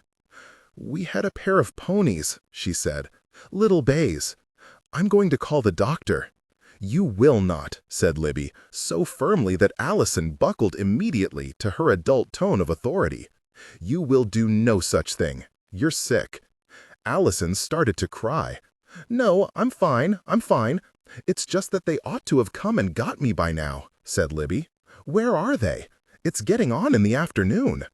And she put her hand in Allison's, her little, dry, papery hand, and looked at her as if she were expecting to be taken somewhere. The odor of lily and tuberose, overpowering in the hot funeral parlor, made Harriet's stomach flutter queasily whenever the fan revolved and blew a draft of it in her direction. In her best Sunday dress, the white dress with daisies, she sat dim-eyed on a scroll-backed settee. The carvings poked her between the shoulder bones. Her dress was too tight in the bodice, which only increased the tightness in her chest and the suffocating stuffiness of the air. The sensation of breathing an outer space atmosphere, not oxygen, but some empty gas. She had eaten no supper or breakfast. For much of the night, she had lain awake with her face pressed in the pillow and cried. And when her throbbings, she opened her eyes late the next morning to her own bedroom. She lay quietly for several light-headed moments, marveling at the familiar objects. The curtains, the leaf reflections in the dresser mirror, even the same pile of overdue library books on the floor. Everything was as she had left it, the day she went away to camp. And then it fell on her like a heavy stone that Ida was gone and Libby was dead, and everything was terrible and wrong. Edie, dressed in black with a high collar of pearls, how commanding she looked, by the pedestal with the guest book, stood by the door. She was saying the exact same thing to every person who came into the room. "The casket's in the back room," she said, by way of greeting, to a red-faced man in musty brown who clasped her hand. And then, over his shoulder, to skinny Mrs. Fawcett, who had tipped up decorously to wait her turn. "The casket's in the back room. The body's not on view, I'm afraid, but it wasn't my decision." For a moment, Mrs. Fawcett looked confused. Then she, too, took Edie's hand. She looked like she was about to cry. "I was so sorry to hear," she said. "We all loved Miss Cleeve down at the library. It was the saddest thing this morning when I came in and saw the books I'd put aside for her." Mrs. Fawcett, thought Harriet, with a despairing rush of affection. In the crowd of dark suits, she was a comforting spot of color in her print summer dress and her red canvas espadrilles. She looked like she'd come straight from work. Edie patted her hand. "Well, she was crazy about you all down at the library, too," she said. And Harriet was sickened by her hard, cordial tone. Adelaide and Tat, by the settee opposite Harriet's, were chatting with a pair of stout older ladies who looked like sisters. They were talking about the flowers in the funeral chapel, which, through negligence on the part of the funeral home, had been allowed to wilt overnight. At this, the stout ladies cried aloud with dismay. "Looks like the maids or something would have watered them," exclaimed the larger and jollier of the two, apple-cheeked, rotund, with curly white hair like Mrs. Santa. "Oh," said Adelaide coolly with a toss of her chin, "they couldn't take the trouble to do that." And Harriet was pierced by an unbearable stab of hatred for Addie, for Edie, for all the old ladies, at their brisk expertise in the protocol of sorrow. Right beside Harriet stood another blithe group of chatting ladies. Harriet didn't know any of them except Mrs. Wilder Whitfield, the church organist. A moment before, they had been laughing out loud as if they were at a card party, but now they had put their heads together and settled into hushed voices. "Olivia Vanderpool," murmured a bland, smooth-faced woman. "Well, Olivia lingered for years. At the end, she was 75 pounds and couldn't take solid food. Poor Olivia. She was never the same after that second fall. They say bone cancer is the worst." "Absolutely. All I can say is that it's a blessing little Miss Cleeve slipped away so quickly, since she didn't have anybody." "Didn't have anybody?" thought Harriet. Mrs. Whitfield noticed Harriet glaring at her and smiled, but Harriet turned her face away and stared at the carpet with red, brimming eyes. She'd cried so much since the ride home from camp that she felt numb, nauseated, unable to swallow.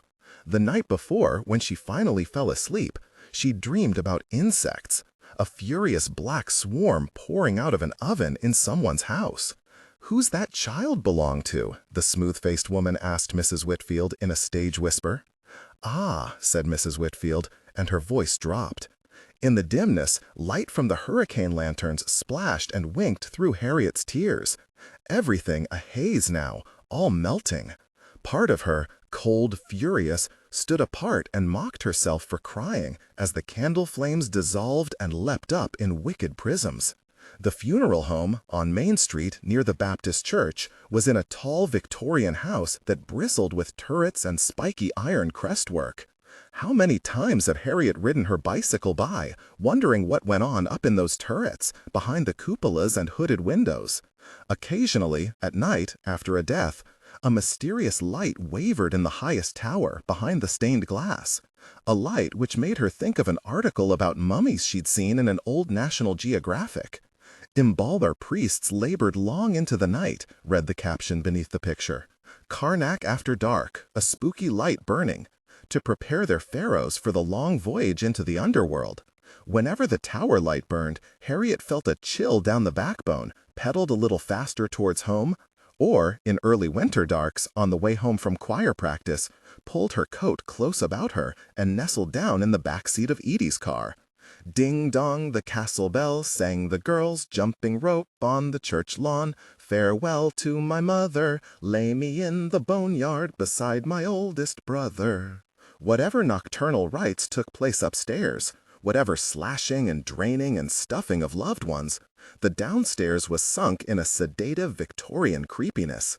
In the parlors and reception rooms, the proportions were grand and shadowy, the carpet thick and rusty, the furniture, spool-turned chairs, obsolete love seats, dingy and stiff.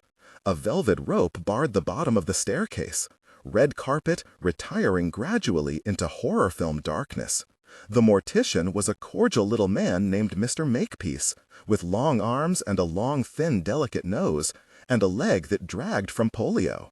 He was cheerful and talkative, well-liked despite his job. Across the room, he limped from group to conversational group, a deformed dignitary, shaking hands, always smiling, always welcomed. People stepping to the side, ushering him decorously into conversations.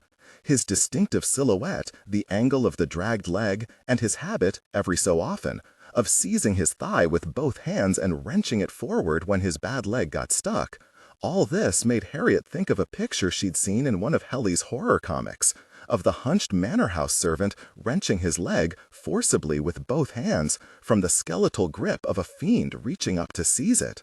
For whatever nocturnal rites took place upstairs, whatever slashing and draining and stuffing of loved ones, the downstairs was sunk in a sedative Victorian creepiness.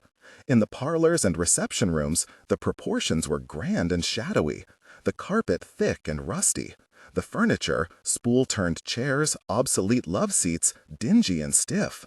A velvet rope barred the bottom of the staircase, red carpet retiring gradually into horror film darkness. The mortician was a cordial little man named Mr. Makepeace, with long arms and a long, thin, delicate nose, and a leg that dragged from polio.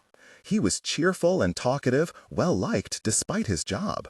Across the room, he limped from group to conversational group, a deformed dignitary, shaking hands, always smiling, always welcomed. People stepping to the side, ushering him decorously into conversations. His distinctive silhouette, the angle of the dragged leg, and his habit, every so often, of seizing his thigh with both hands and wrenching it forward when his bad leg got stuck. All this made Harriet think of a picture she'd seen in one of Helley's horror comics, of the hunched manor house servant wrenching his leg forcibly with both hands from the skeletal grip of a fiend reaching up to seize it. Technical excellence. All morning, Edie had been talking about what a good job Mr. Makepeace had done. She'd wanted to go ahead and have an open coffin funeral, even though Libby had repeated urgently all her life that she didn't want her body viewed after she was dead. In life, Edie had scoffed at these fears. In death, she disregarded Libby's wishes and chosen both coffin and clothing with an eye to display, because the out-of-town relatives would expect it, because it was the custom, the thing to do. But this morning, Adelaide and Taddy had raised such a hysterical fuss in the back room of the funeral home that finally Edie had snapped, "Oh, for heaven's sake," and told Mr. Makepeace to shut the lid. Beneath the strong perfume of the lilies, Harriet noticed a different smell. It was a chemical smell, like mothballs, but more sickly. Embalming fluid? It did not do to think about such things. It was better not to think at all. Libby had never explained to Harriet why she was so opposed to open-casket funerals, but Harriet had overheard Taddy telling someone that back when they were girls, sometimes these country undertakers did a very poor job. Back before electric refrigeration. Our mother died in the summer, you know. Edie's voice rose clear for a moment, in her place by the guest book, above the other voices. Well, those people didn't know Daddy then. He never bothered with any such. White gloves. Discreet murmurs, like a DAR meeting. The very air, musty, choking, stuck in Harriet's lungs. Taddy, arms folded, shaking her head, was talking to a tiny little bald man that Harriet didn't know. And despite the fact that she was dark under the eyes and without lipstick, her manner was oddly businesslike and cold. "No," she was saying. "No, it was old Mr. Holt Lefevre gave Daddy that nickname back when they were boys. Mr. Holt was walking down the street with his nursemaid when he broke free and jumped on Daddy, and Daddy fought back, of course. And Mr. Holt was 3 times Daddy's size, broke down crying. Why, you're just an old bully. I often heard my father call the judge that, bully. Well, it wasn't a nickname that suited Daddy, really. He wasn't a large man, though he did put on weight in those last years. With the phlebitis and his ankles swollen, he couldn't get around like he once had." Harriet bit the inside of her cheek. "When Mr. Holt was out of his mind," Tat said, "Violet told me that every now and then he'd clear up and ask, 'I wonder where old Bully is. I haven't seen old Bully for a while.' Of course, Daddy had been dead for years. There was one afternoon he kept on so about it, fretting about Daddy and wondering why he hadn't been by in so long, that finally Violet told him, 'Bully stopped by, Holt, and he wanted to see you, but you were asleep.'" "Bless his heart," said the bald man, who was looking over Tat's shoulder at a couple coming into the room. Harriet sat very, very still.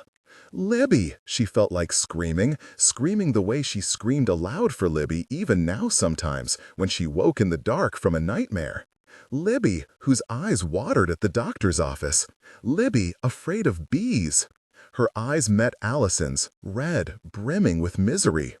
Harriet clamped her lips shut and dug her fingernails into her palms and glared at the carpet, holding her breath with great concentration. 5 days before she died, Libby had been in the hospital.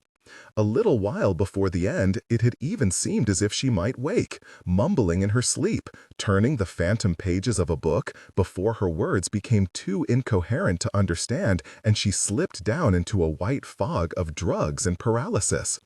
"Her signs are failing," said the nurse who'd come in to check her that final morning while Edie was sleeping on a cot beside her bed. There was just enough time to call Adelaide and Tatty to the hospital. And then, at a little before 8, with all 3 of her sisters gathered around the bed, her breaths got slower and slower, and then, said Tat with a wry little smile, they just stopped. They'd had to cut her rings off, her hands were so swollen. Libby's little hands, so papery and delicate, beloved little speckled hands, hands that folded paper boats and set them to float on the dish basin. Swollen like grapefruits, that was the phrase, the awful phrase that Edie had repeated more than once in the past days. Swollen like grapefruits. Had to call the jewelry store to cut the rings off her fingers. "Why didn't you call me?" said Harriet, staggered, dumbfounded, when at last she was able to speak. Her voice, in the air-conditioned chill of Edie's new car, had squeaked up high and inappropriate beneath the black avalanche which had crushed her nearly senseless at the words, "Libby's dead." "Well," said Edie philosophically, "I figured, why ruin your good time before I had to?" "Poor little girls," said a familiar voice, Tats up above them. Allison, her face in her hands, began to sob. Harriet clenched her teeth. "She's the only one sadder than me," she thought, "the only other really sad person in this room." "Don't cry." Tat's school-teacherly hand rested for a moment on Allison's shoulder. "Libby wouldn't want you to." "She sounded upset, a little," noted Harriet coldly, in the small, hard part of her which stood back and watched, untouched by grief. But not upset enough. Why, thought Harriet, blind and sore and dazed from weeping, why did they leave me at that stinking camp while Libby was in the bed dying? Edie, in the car, had apologized, sort of. "We thought she was going to be all right," she'd said, at first, "and then I thought you'd rather remember her the way she was. And finally, I wasn't thinking." "Girls," Tat said, "do you remember our cousins Dell and Lucinda from Memphis?" 2 slumpy old ladies stepped forward, one tall and tan, the other round and black, with a jeweled black velvet purse. "I declare," said the tall tan one. She stood like a man, in her large flat shoes and her hands in the pockets of her cocky shirtwaist dress. "Bless their hearts," murmured the little dark fat one, dabbing at her eyes, which were rimmed in black, like a silent movie star's. Harriet stared at them and thought about the pool at the country club. The blue light, how absolutely soundless was the world when she slipped underwater on a deep breath. "You can be there now," she told herself. "You can be there if you think hard enough. Harriet, may I borrow you for a minute?" Adelaide, who was looking very smart in her funeral black with the white collar, grasped her hand and pulled her up. "Only if you promise to bring her right back," said the little round lady, wagging a heavily beringed finger. "You can leave here, in your mind. Just go away. What was it Peter Pan said to Wendy? Just close your eyes and think lovely thoughts." Oh! In the center of the room, Adelaide stopped dead, closed her eyes. People swept by them. Music from an invisible organ, nearer my God to thine, nothing very thrilling, but Harriet could never tell what the old ladies might find exciting. "Tuberoses," Adelaide exhaled, and the line of her nose in profile was so like Libby's that Harriet's heart squeezed disagreeably tight. "Smell that!" She caught Harriet's hand and tugged her over to a large flower arrangement in a china urn. The organ music was fake. In an alcove behind the pier table, Harriet spied a reel-to-reel tape recorder ticking away behind a velvet drapery. "My favorite flower," Adelaide urged her forward. "See, the tiny ones. Smell them, honey." Harriet's stomach fluttered. The fragrance, in the overheated room, was extravagant and deathly sweet. "Aren't they heavenly?" Adelaide was saying. "I had these in my wedding bouquet." Something flickered in front of Harriet's eyes, and everything got black around the edges.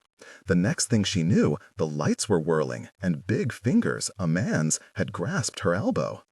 I don't know about fainting, but they sure do give me a headache in a closed room, someone was saying. "Let her have some air," said the stranger, who was holding her up, an old man, unusually tall, with white hair and bushy black eyebrows. Despite the heat, he was wearing a V-necked sweater vest over his shirt and tie. Out of nowhere, Edie swooped down, all in black like the Wicked Witch, and into Harriet's face. Chill green eyes sized her up coldly for an instant or two. Then she stood up and up and up, and said, "Take her out to the car." "I'll take her," said Adelaide. She stepped around and took Harriet's left arm as the old man, who was very old, in his 80s or maybe even his 90s, took her right, and, together, they led Harriet out of doors into the blinding sunlight. Very slowly, more at the old man's pace than Harriet's, woozy though she felt. "Harriet," said Adelaide, stagily, and squeezed her hand, "I bet you don't know who this is. This is Mr. J. Rhodes Sumner that had a place just down the road from where I grew up." "Chipokes," said Mr. Sumner, inflating himself grandly. "Certainly, Chipokes, right down the road from Tribulation. I know you've heard us all talk about Mr. Sumner, Harriet, that went to Egypt with the Foreign Service. I knew your Aunt Addie when she was just a little baby girl." Adelaide laughed flirtatiously. "Not that little. Harriet, I thought you'd like to talk to Mr. Sumner because you're so interested in King Tut and all." "I wasn't in Cairo long," said Mr. Sumner, "only during the war. Everybody and his brother was in Cairo then." He shuffled up to the open passenger window of a long black Cadillac limousine, the funeral home limo, and stooped a little to speak to the driver. "Will you look after this young lady here? She's going to lie down in the back seat for a few minutes." The driver, whose face was as white as Harriet's, though he had a gigantic rust-red afro, started and switched off the radio. "What?" he said, glancing from side to side and not knowing where to look first, at the tottery old white man leaning in his window or at Harriet climbing into the back. "She ain't feeling well." "Tell you what," said Mr. Sumner, stooping down to peer into the dark interior after Harriet, "it looks like this thing might have a bar in it." The driver seemed to shake himself and perk up. "No, sir, boss, that's my other car," he said, in a jokey, indulgent, artificially friendly tone. Mr. Sumner, appreciatively, slapped the car's roof as he laughed along with the driver. "All right," he said. His hands were trembling. Though he seemed sharp enough, he was one of the oldest and frailest people Harriet had ever seen up and walking around. "All right. You're doing all right for yourself, ain't ya? Can't complain. Glad to hear it. Now, girl," he said to Harriet, "what do you require? Would you like a Coca-Cola?" "Oh, John," she heard Adelaide murmur. "She doesn't need it. John." Harriet stared straight ahead. "I just want you to know that I loved your Aunt Libby better than anything in the world," she heard Mr. Sumner say. His voice was old and quavery and very Southern. "I would have asked that girl to marry me if I thought she'd have me." Tears welled in furiously in Harriet's eyes. She pressed her lips tight and tried not to cry. The inside of the car was suffocating. Mr. Sumner said, "After yo' great-granddaddy died, I did ask Libby to come on and marry me, old as we both were then." He chuckled. "Know what she said?" When he couldn't catch Harriet's eye, he tapped lightly on the car door. "Know what she said, honey? She reckoned she might be able to do it if she didn't have to get on their airplane. Ha ha ha! Just to give you an idea, young lady, I was working down in Venezuela at the time." Behind, Adelaide said something. The old man said under his breath, "Darn if she ain't Edith all over again." Adelaide laughed coquettishly, and at this, Harriet's shoulders began to heave of their own accord. "Ugh!" cried Mr. Sumner, with genuine distress. His shadow, in the car window, fell across her again. "Bless your little heart. No, no, no," said Adelaide firmly. "Leave her alone. She'll be fine, John." The car door still stood open. Harriet's sobs were loud and repugnant in the silence. Up front, the limousine driver observed her silently in the rearview mirror over the top of a drugstore paperback astrology wheel on the cover, entitled Your Love Signs. Presently, he inquired, "Yo mama die?" Harriet shook her head. In the mirror, the driver raised an eyebrow. "I say, yo mama die?" "No." "Well then," he punched in the cigarette lighter. "You ain't got nothing to cry about." The cigarette lighter clicked out, and the driver lit his cigarette and blew a long breath of smoke out the open window. "You don't know what sadness is," he said. Then he opened the glove compartment and handed her a few tissues across the seat. "Who died then?" he asked. "Yo daddy?" "My aunt," Harriet managed to say. "Yo what?" "My aunt." "Oh, yo auntie." Silence. "You live with her?" After waiting patiently for some moments, the driver shrugged and turned back to the front, where he sat quietly with his elbow out the open window, smoking his cigarette. Every so often he looked down at his book, which he held open beside his right thigh with one hand. "When you born?" he asked Harriet after a while. "What month?" "December," said Harriet, just as he'd started to ask her a second time. "December?" He glanced over the seat at her. His face was doubtful. "You a Sagittaria?" "Capricorn." "Capricorn." His laugh was rather unpleasant and insinuating. "You a little goat, then? Ha ha ha!" Across the street, at the Baptist church, the bells chimed noon.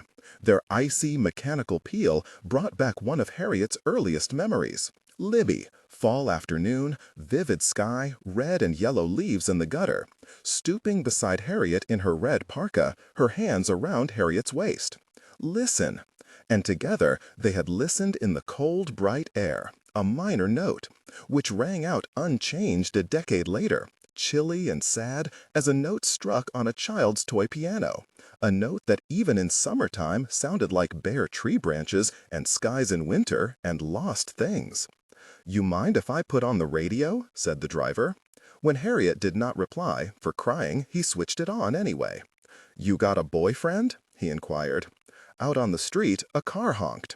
"Yo," called the limo driver, flashing a palm at it, and Harriet, electrified, sat up rigid as Danny Ratliff's eyes struck her own and flared with recognition. She saw her shock mirrored on his face. The next instant, he was gone, and she was staring after the indecently cocked rear of the Trans Am. "Say, I say," repeated the driver. And, with a start, Harriet realized that he was leaning over the seat looking at her. "You got a boyfriend?" Harriet tried to look after the Trans Am without appearing to, and saw it turn left a few blocks ahead toward the train station and the old freight yards. Across the street, the church bell, on the last dying note of its carol, struck the hour with sudden violence. Dong, dong, dong, dong. "You stuck up," said the driver. His voice was teasing and coquettish. "Ain't ya?" All of a sudden it occurred to Harriet that he might turn around and come back. She glanced up at the front steps of the funeral home. There were several people milling about, a group of old men smoking cigarettes, Adelaide and Mr. Sumner standing off to the side. Mr. Sumner bent over her solicitously. Was he lighting a cigarette for her? Addie hadn't smoked in years. But there she was, arms crossed, throwing her head back like a stranger, blowing out a plume of smoke. "Boys don't like no stuck-up acting girl," the driver was saying. Harriet got out of the car, the door was still open, and walked up the steps of the funeral home, fast. A despairing, glassine shiver ran down Danny's neck as he sped past the funeral home. Airy methamphetamine clarity glittered over him in 900 directions simultaneously. Hours he'd looked for the girl, looking everywhere, combing the town, cruising the residential streets, loop after endless crawling loop. "Say, I say," repeated the driver. And, with a start, Harriet realized that he was leaning over the seat looking at her. "You got a boyfriend?" Harriet tried to look after the Trans Am without appearing to, and saw it turn left a few blocks ahead toward the train station and the old freight yards. Across the street, the church bell, on the last dying note of its carol, struck the hour with sudden violence. Dong, dong, dong, dong. "You stuck up," said the driver. His voice was teasing and coquettish. "Ain't ya?" All of a sudden it occurred to Harriet that he might turn around and come back. She glanced up at the front steps of the funeral home. There were several people milling about, a group of old men smoking cigarettes, Adelaide and Mr. Sumner standing off to the side. Mr. Sumner bent over her solicitously. Was he lighting a cigarette for her? Addie hadn't smoked in years. But there she was, arms crossed, throwing her head back like a stranger, blowing out a plume of smoke. "Boys don't like no stuck-up acting girl," the driver was saying.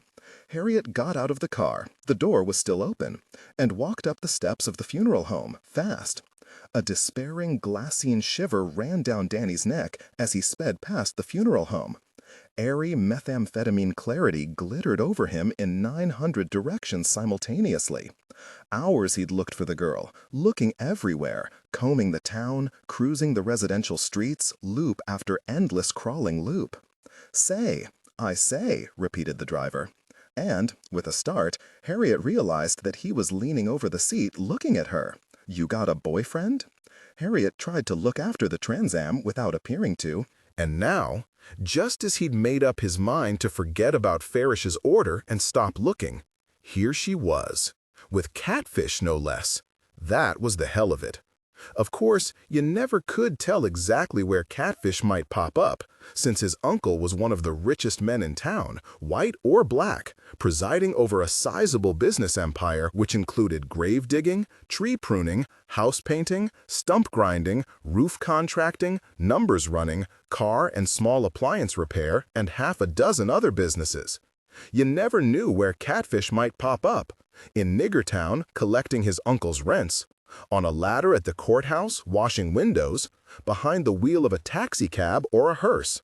But explain this 20-car pileup of freaked-out reality, because it was a little too much of a coincidence to see the girl, of all people, sitting there with catfish in the back of a de Bienville funeral limousine. Catfish knew there was a very large shipment of product waiting to go out, and he was just a little too casually curious about where Danny and Farish were keeping it.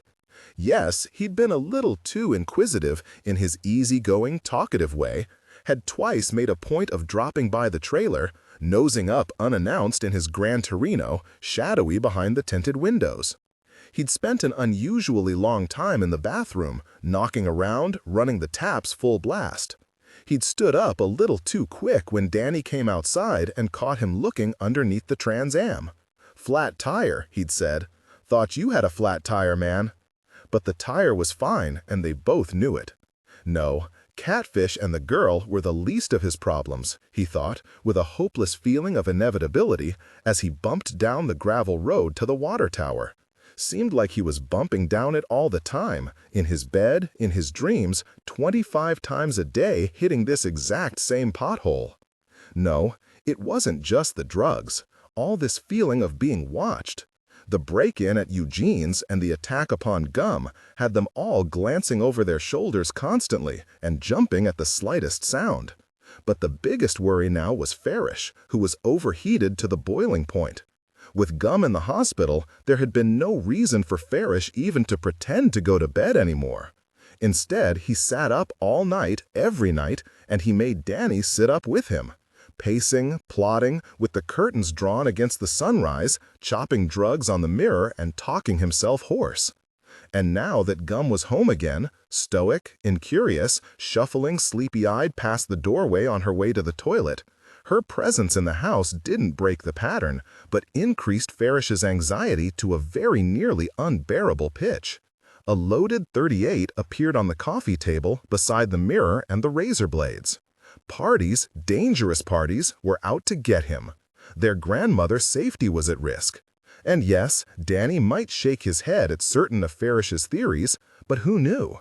Dolphus Reese, persona non grata since the Cobra incident, often bragged of his connections with organized crime. And organized crime, who handled the distribution end of the drug business, had been in bed with the CIA ever since the Kennedy assassination. "It ain't me," said Farish, pinching his nose and sitting back. "Whew, it ain't me I'm worried about. It's poor little Gum in there. What kind of motherfuckers are we dealing with? I don't give a shit about my own life. Hell, I've been chased barefoot through the jungle. I hid in a mud-ass rice paddy for a solid week breathing through a bamboo pole. There isn't shit they can do to me." "Do you hear?" said Farish, pointing the blade of his clasp knife at the television. "There isn't shit you can do to me." Danny crossed his legs to keep his knee from jittering and said nothing. Farish's ever more frequent discussion of his war record disturbed him, since Farish had spent most of the Vietnam years in the state asylum at Whitfield. Usually, Farish saved his Nam stories for the pool hall. Danny had thought it was bullshit. Only recently had Farish revealed to him that the government shook certain prisoners and mental patients out of their beds at night, rapists, nuts, expendable folk, and sent them on top-secret military operations they weren't expected to come back from. Black helicopters in the prison's cotton fields at night, the guard towers empty, a mighty wind gusting through dry stalks. Men in balaclavas toting AK-47. "And tell you what," said Farish, glancing over his shoulder before he spat into the can he carried around with him, "they wasn't all speaking English." What had worried Danny was that the meth was still on the property, though Farish hid and re-hid it compulsively several times a day. According to Farish, he had to sit on it a while before he could move it, but moving it, Danny knew, was the real problem now that Dolphus was out of the picture. Catfish had offered to hook them up with someone, some cousin in South Louisiana, but that was before Farish had witnessed the snooping under the car episode and charged outside with the knife and threatened to cut Catfish's head off. And Catfish, wisely, hadn't come around since, hadn't even called on the telephone. But unfortunately, Farish's suspicions did not end here. He was watching Danny too, and he wanted Danny to know it. Sometimes he made sly insinuations, or got all crafty and confidential, pretending to let Danny in on non-existent secrets. Other times he sat back in his chair like he'd figured something out and, with a great big smile on his face, said, "You son of a bitch, you son of a bitch." And sometimes he just jumped up with no warning and started screaming, charging Danny with all kinds of imaginary lies and betrayals. The only way for Danny to keep Farish from going really nuts and beating the shit out of him was to remain calm at all times, no matter what Farish said or did. Patiently, he endured Farish's accusations, which came unpredictably and explosively, at bewildering intervals. Answering slowly and with care, all politeness, nothing fancy, no sudden movements. The psychological equivalent of exiting his vehicle with his hands above his head. Then, one morning before sunrise, just as the birds were starting to sing, Farish had leapt to his feet. Raving, muttering, blowing his nose repeatedly into a bloody handkerchief, he'd produced a knapsack and demanded to be driven into town. Once there, he ordered Danny to drop him off in the middle of town and then drive back home and wait for his phone call. But Danny, pissed off finally after all the abuse, the groundless accusations, had not done this. Instead, he'd driven around the corner, parked the car in the empty parking lot at the Presbyterian church, and, on foot, at a cautious distance, followed Farish, stumping angrily down the sidewalk with his army knapsack. He'd hidden the drugs in the old water tower behind the train tracks. Danny was fairly sure of this because, after losing Farish in the overgrown wilderness around the switching yards, had caught sight of him away in the distance on the tower ladder, high in the air, climbing laboriously, his knapsack in his teeth, a portly silhouette against the preposterously rosy dawn sky. He'd turned right around, walked back to his car, and driven straight home. Outwardly calm, but his mind all abuzz. That's where it was hidden, in the tower, and there it still sat. $5,000 worth of methamphetamine, $10,000 when stepped on. Farish's money, not his. He'd see a few $100s, whatever Farish decided to give him, whenever it got sold. But a few $100 wasn't enough to move to Shreveport or Baton Rouge, not enough to get himself an apartment and a girlfriend and set himself up in the long-distance truck driving business. Heavy metal on the 8-track. No more country music once he got away from this hillbilly town. Not ever. Big chrome truck, smoked windows, air-conditioned cab, screaming down the interstate, west, away from Gum. Away from Curtis, with the sad teenage pimples that were starting to spring up on his face. Away from the faded school picture of himself that hung over the television in Gum's trailer. Skinny, furtive-looking, with long, dark bangs. Danny parked the car, lit a cigarette, and sat. The tank itself, some 45 feet off the ground, was a wooden barrel with a peaked cap, atop spindly metal legs. A rickety utility ladder led to the top of the tank, where a trapdoor opened onto a reservoir of water. Night and day, the image of the knapsack stayed with Danny, like a Christmas present on a high shelf he wasn't supposed to climb up and look at. Whenever he got in his car, it tugged at him with a magnetic fascination. Twice already he'd driven alone to the tank just to sit and look up at it and daydream. A fortune, his getaway, if it was his, which it wasn't. And he was more than a little worried about climbing up to get it, for fear that Farish had sawn through a rung of the ladder, or rigged the trapdoor with a spring gun, or otherwise booby-trapped the tower. Farish, who had taught Danny how to construct a pipe bomb. Farish, whose laboratory was surrounded with homemade punji traps fashioned from boards and rusty nails and laced about with tripwires concealed in the weeds. Farish, who had recently ordered, from an advertisement in the back of Soldier of Fortune, a kit for constructing spring-loaded ballistic knives. "Trip this, sweetheart, and wing," he said, leaping up exhilarated from his work on the cluttered floor, while Danny, appalled, read a sentence on the back of the cardboard box that said, "Disables attackers at a range of up to 35 feet." Who knew how he'd rigged the tower? If it was rigged, it was, knowing Farish, rigged to maim, not kill. But Danny did not relish losing a finger or an eye. And yet, an insistent little whisper kept reminding him that Farish might not have rigged the tower at all. 20 minutes earlier, while driving to the post office to mail his grandmother's light bill, an insane burst of optimism had struck Danny, a dazzling vision of the carefree life awaiting him in South Louisiana, and had turned on Main Street and driven to the switching yards with the intention of climbing straight up the tower, fishing out the bag, hiding it in the trunk, in the spare tire, and driving right out of town without looking back. But now he was here. He was reluctant to get out of the car. Nervy little silver glints, like wire glinted in the weeds at the tower's foot. Hands trembling from the crank, Danny lit a cigarette and stared up at the water tower. Having a finger or a toe blown off would be pleasant compared to what Farish would do if he had even the slightest clue what Danny was thinking.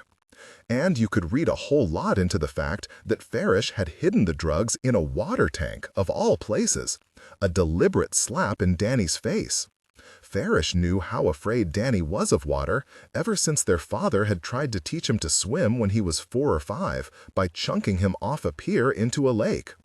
But instead of swimming, as Farish and Mike and his other brothers had done when the trick was tried on them, he sank. He remembered it all very clearly, the terror of sinking, and then the terror of choking and spitting up the gritty brown water as his father, furious at having to jump in the lake fully clothed, screamed at him. And when Danny came away from that worn-out pier, it was without much desire to swim in deep water ever again. Farish, perversely, had also ignored the practical dangers of storing crystal in such a nasty damp place. Danny had been in the lab with Farish one rainy day in March when the stuff refused to crystallize because of the humidity. No matter how they fooled with it, it stuck together and caked on the mirror under their fingertips, in a sticky, solid patty, useless. Danny, feeling defeated, had a little bump to steady his nerves, and then threw his cigarette out the window and started the car. Once he was out on the street again, he forgot his real errand, his grandmother's bill to mail, and took another spin by the funeral home. But though Catfish was still sitting in the limo, the girl wasn't, and there were too many people milling around on the front steps. Maybe I'll circle the block again, he thought. Alexandria, flat and desolate, a circuit of repeating street signs, a giant train set. The sense of unreality was what got you after a while. Airless streets, colorless skies, buildings empty, only pasteboard and sham. And if you drive long enough, he thought, you always end up right back where you started. Grace Fountain, rather self-consciously, came up the front steps and in the front door of Edie's house. She followed the voices and the festive tinkle of glass through a hallway narrowed by massive glass front bookcases to a crowded parlor. A fan word, The room was packed with people, men with jackets off, ladies with pink faces. On the lace tablecloth stood a bowl of punch and plates of beaten biscuits and ham, silver compotes of peanuts and candied almonds. A stack of red paper napkins, tacky, noted Mrs. Fountain, with Edie's monogram in gold. Mrs. Fountain, clutching her purse, stood in the doorway and waited to be acknowledged. As houses went, Edie's house, a bungalow, really, was smaller than her own. But Mrs. Fountain came from country people, good Christians, as she liked to point out, but hill folk all the same. And she was intimidated by the punch bowl, by the gold silk draperies, and the big plantation dining table, which, even with a leaf out, sat 12 at least. And by the overbearing portrait of Judge Cleave's father, which dwarfed the tiny mantel. Around the perimeters of the room stood taut attention, as if at a dancing school, 24 lyre-back dining chairs with petit-point seats. And if the room was a bit small and a bit low in the ceiling, to accommodate so much large dark furniture, Mrs. Fountain felt daunted all the same. Edith, with a white cocktail apron over her black dress, spotted Mrs. Fountain, laid down her tray of biscuits, and came over. "Why, Grace, thank you for stopping by." She wore heavy black eyeglasses, men's glasses, like those that Mrs. Fountain's deceased husband, Porter, used to wear. Not very flattering, thought Mrs. Fountain, for a lady. She was also drinking, from a kitchen tumbler wrapped at the bottom with a damp Christmas napkin, what appeared to be whiskey with ice. Mrs. Fountain, unable to restrain herself, remarked, "Looks like you're celebrating, having all this big party over here after the funeral." "Well, you can't just lay down and die," snapped Edie. "Go over and get yourself some horse hors d'oeuvres while they're hot, why don't you?" Mrs. Fountain, thrown into confusion, stood very still and allowed her gaze to wander unfocused over distant objects. At last she replied, vaguely, "Thank you," and walked stiffly to the buffet table. Edie put her cold glass to her temple. Before this day, Edie had been tipsy less than half a dozen times in her life, and all of those times before she was 30, and in vastly more cheerful circumstances. "Edith, dear, can I help you with anything?" A woman from the Baptist church, short, round in the face, a good-natured little fluster in her manner like Winnie the Pooh, and for the life of her, Edith couldn't recall her name. "No, thank you," she said, patting the lady on the back as she moved through the crowd. The pain in her ribs was breathtaking, but in a strange way she was grateful of it, because it helped her concentrate upon the guests and the guest book and the clean glasses, upon the hot horse hors d'oeuvres and the replenishment of the cracker tray, and the regular addition of fresh ginger ale to the punch bowl. And these worries in turn distracted her from Libby's death, which had not yet sunk in. Technical excellence. In the past few days, a hectic, grotesque blur of doctors, flowers, morticians, papers to be signed, and people arriving from out of town, she had not shed a tear. She had devoted herself to the get-together after the funeral. The silver to be polished, the punch cups to be hauled down jingling from the attic and washed, partly for the sake of the out-of-town guests, some of whom hadn't seen one another in years. Naturally, no matter how sad the occasion, everyone wanted a chance to catch up, and Edie was grateful for a reason to keep moving and smiling and refilling the compotes of candied almonds. The night before, she had tied her hair in a white rag and hurried around with dustpan and furniture polish and carpet sweeper, fluffing cushions, cleaning mirrors, moving furniture and shaking rugs and scrubbing floors until after midnight. She arranged the flowers, she rearranged the plates in her china cabinet. Then she had gone into her spotless kitchen and run a big sink of soapy water, and hands trembling from fatigue, washed punch cup after dusty, delicate punch cup. 100 punch cups in all. And when, at 3 in the morning, she finally climbed into bed, she had slept the sleep of the blessed. Libby's little pink-nosed cat, Blossom, the newest addition to the household, had retreated in terror to Edie's bedroom, where she was crouching under the bed. On top of bookcase and china cabinet perched Edie's own cats, all 5 of them, Dot and Salambo, Ramses and Hannibal and Slim, sitting well apart, switching their tails and glaring down at the proceedings with witchy yellow eyes. Generally, Edie enjoyed guests no more than the cats did, But this day she was grateful for the multitudes, a distraction from her own family, whose behavior was unsatisfactory, more irritant than comfort. She was tired of them all, Addie especially, swanning around with horrible old Mr. Sumner. Mr. Sumner, the smooth talker, the flirt, Mr. Sumner, whom their father, the judge, had despised. And there she was, touching his sleeve and batting her eyes at him as she sipped punch she had not helped to make from cups she had not helped to wash. Addie, who had not come out to sit with Libby a single afternoon while she was in the hospital because she was afraid of missing her nap. She was tired of Charlotte, too, who had not come to the hospital either because she was too busy lying in the bed with whatever imaginary vapors plagued her.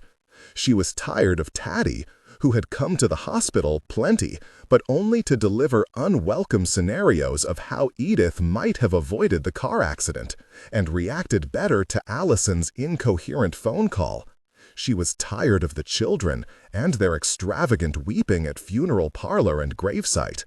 Out back on the porch they still sat, carrying on just as they had done over the dead cat. No difference, thought Edie bitterly, no difference in the world. Equally distasteful were the crocodile tears of Cousin Dell, who hadn't visited Libby in years. "It's like losing Mother again," Taddy had said. But Libby had been both mother and sister to Edie. More than this, she was the only person in the world, male or female, living or dead, whose opinion had ever mattered to Edie one jot.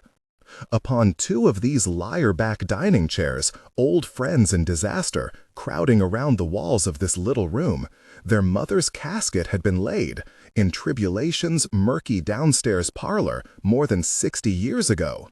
A circuit preacher, Church of God, not even Baptist, had read from the Bible, a psalm, something to do with gold and onyx, except he had read onyx as oinks. A family joke thereafter, oinks. Poor teen-aged Libby, wan and thin in an old black tea dress of their mother's, pinned at the hem and bosom, her china-pale face, naturally without color, as blonde girls were in those days before suntans and rouge, drained by sleeplessness and grief to a sick, dry chalk. What Edie remembered best was how her own hand, in Libby's, felt moist and hot, how she'd stared the whole time at the preacher's feet. Though he'd attempted to catch Edie's eye, she was too shy to look him in the face, and over half a century later, she still saw the cracks in the leather of his lace-up shoes, the rusty slash of sunlight falling across the cuffs of his black trousers. The death of her father, the judge, had been one of those passings that everyone called a blessing, and that funeral oddly jolly, with lots of old red-faced compatriots, as the judge and his friends called one another, all his fishing pals and bar association cronies, standing with their backs to the fireplace in tribulation's downstairs parlor, drinking whiskey and swapping stories about Old Bully in his youth and boyhood. Old Bully, that was their nickname for him. And scarcely 6 months later, little Robin, which she could not bear to think of even now, that tiny coffin, scarcely 5 feet long. How had she ever got through that day? Shot full of composine, a grief so strong that it hit her like nausea, like food poisoning, vomiting up black tea and boiled custard. She glanced up from her fog and was badly unnerved to see a small robin-like shape in tennis shoes and cut-off jeans creeping down her hallway. The Hull boy, she realized after a stunned moment or two, Harriet's friend. Who in the world had let him in? Edie slipped into the hallway and stole up behind him. When she grabbed his shoulder, he jumped and screamed, a small, wheezing, terrified scream, and cowered from her as a mouse from an owl. "Can I help you?" "Harriet. I'm not Harriet." "Harriet's my granddaughter," said Edie, and crossed her arms and watched him with the sportive relish at his discomfort which had Henley despised her. Henley tried again. Go on, spit it out. "Is she here?" "Yes, she's here." "Now run along home." She grabbed his shoulders and turned him manually towards the door. The boy shrugged free. "Is she going back to camp?" "This isn't playtime," snapped Edie. The boy's mother, a flirtatious little sass since childhood, had not bothered to show up for Libby's funeral, had not sent flowers or even called. "Run tell your mother not to bother folks when there's been a death in the house. Now scat," she cried, as he still stood gaping at her. She stood watching at the door as he went down the steps and, taking his time about it, mooched around the corner and out of sight. Then she went to the kitchen, retrieved the whiskey bottle from the cabinet under the sink, and freshened her toddy, and walked back to the living room to check on her guests. The crowd was thinning. Charlotte, who was very rumpled and damp-looking and pink in the face, as if from strenuous exertion, stood at her post by the punch bowl, smiling with a dazed expression at pug-faced Mrs. Chaffin from the florist's, who chattered to her companionably between sips of punch. "Here's my advice," she was saying, or shouting, for Mrs. Chaffin, like many deaf people, tended to raise her own voice instead of asking other people to raise theirs. "Fill the nest.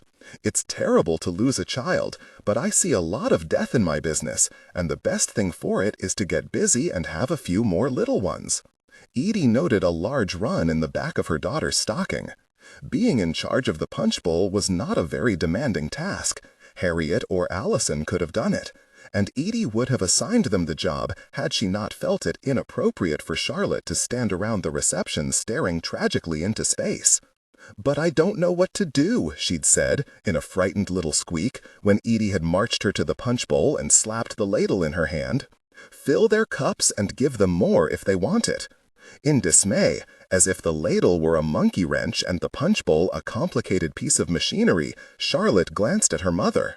Several ladies from the choir, smiling hesitantly, lingered politely by the cups and saucers. Technical excellence. Edie snatched the ladle from Charlotte, dipped it, filled a cup, and set it on the tablecloth, then handed the ladle back to Charlotte. Down at the end of the table, little Mrs. Teagarden, all in green, like a small spry tree frog with her wide mouth and large liquid eyes, turned theatrically with her freckled hand to her breast.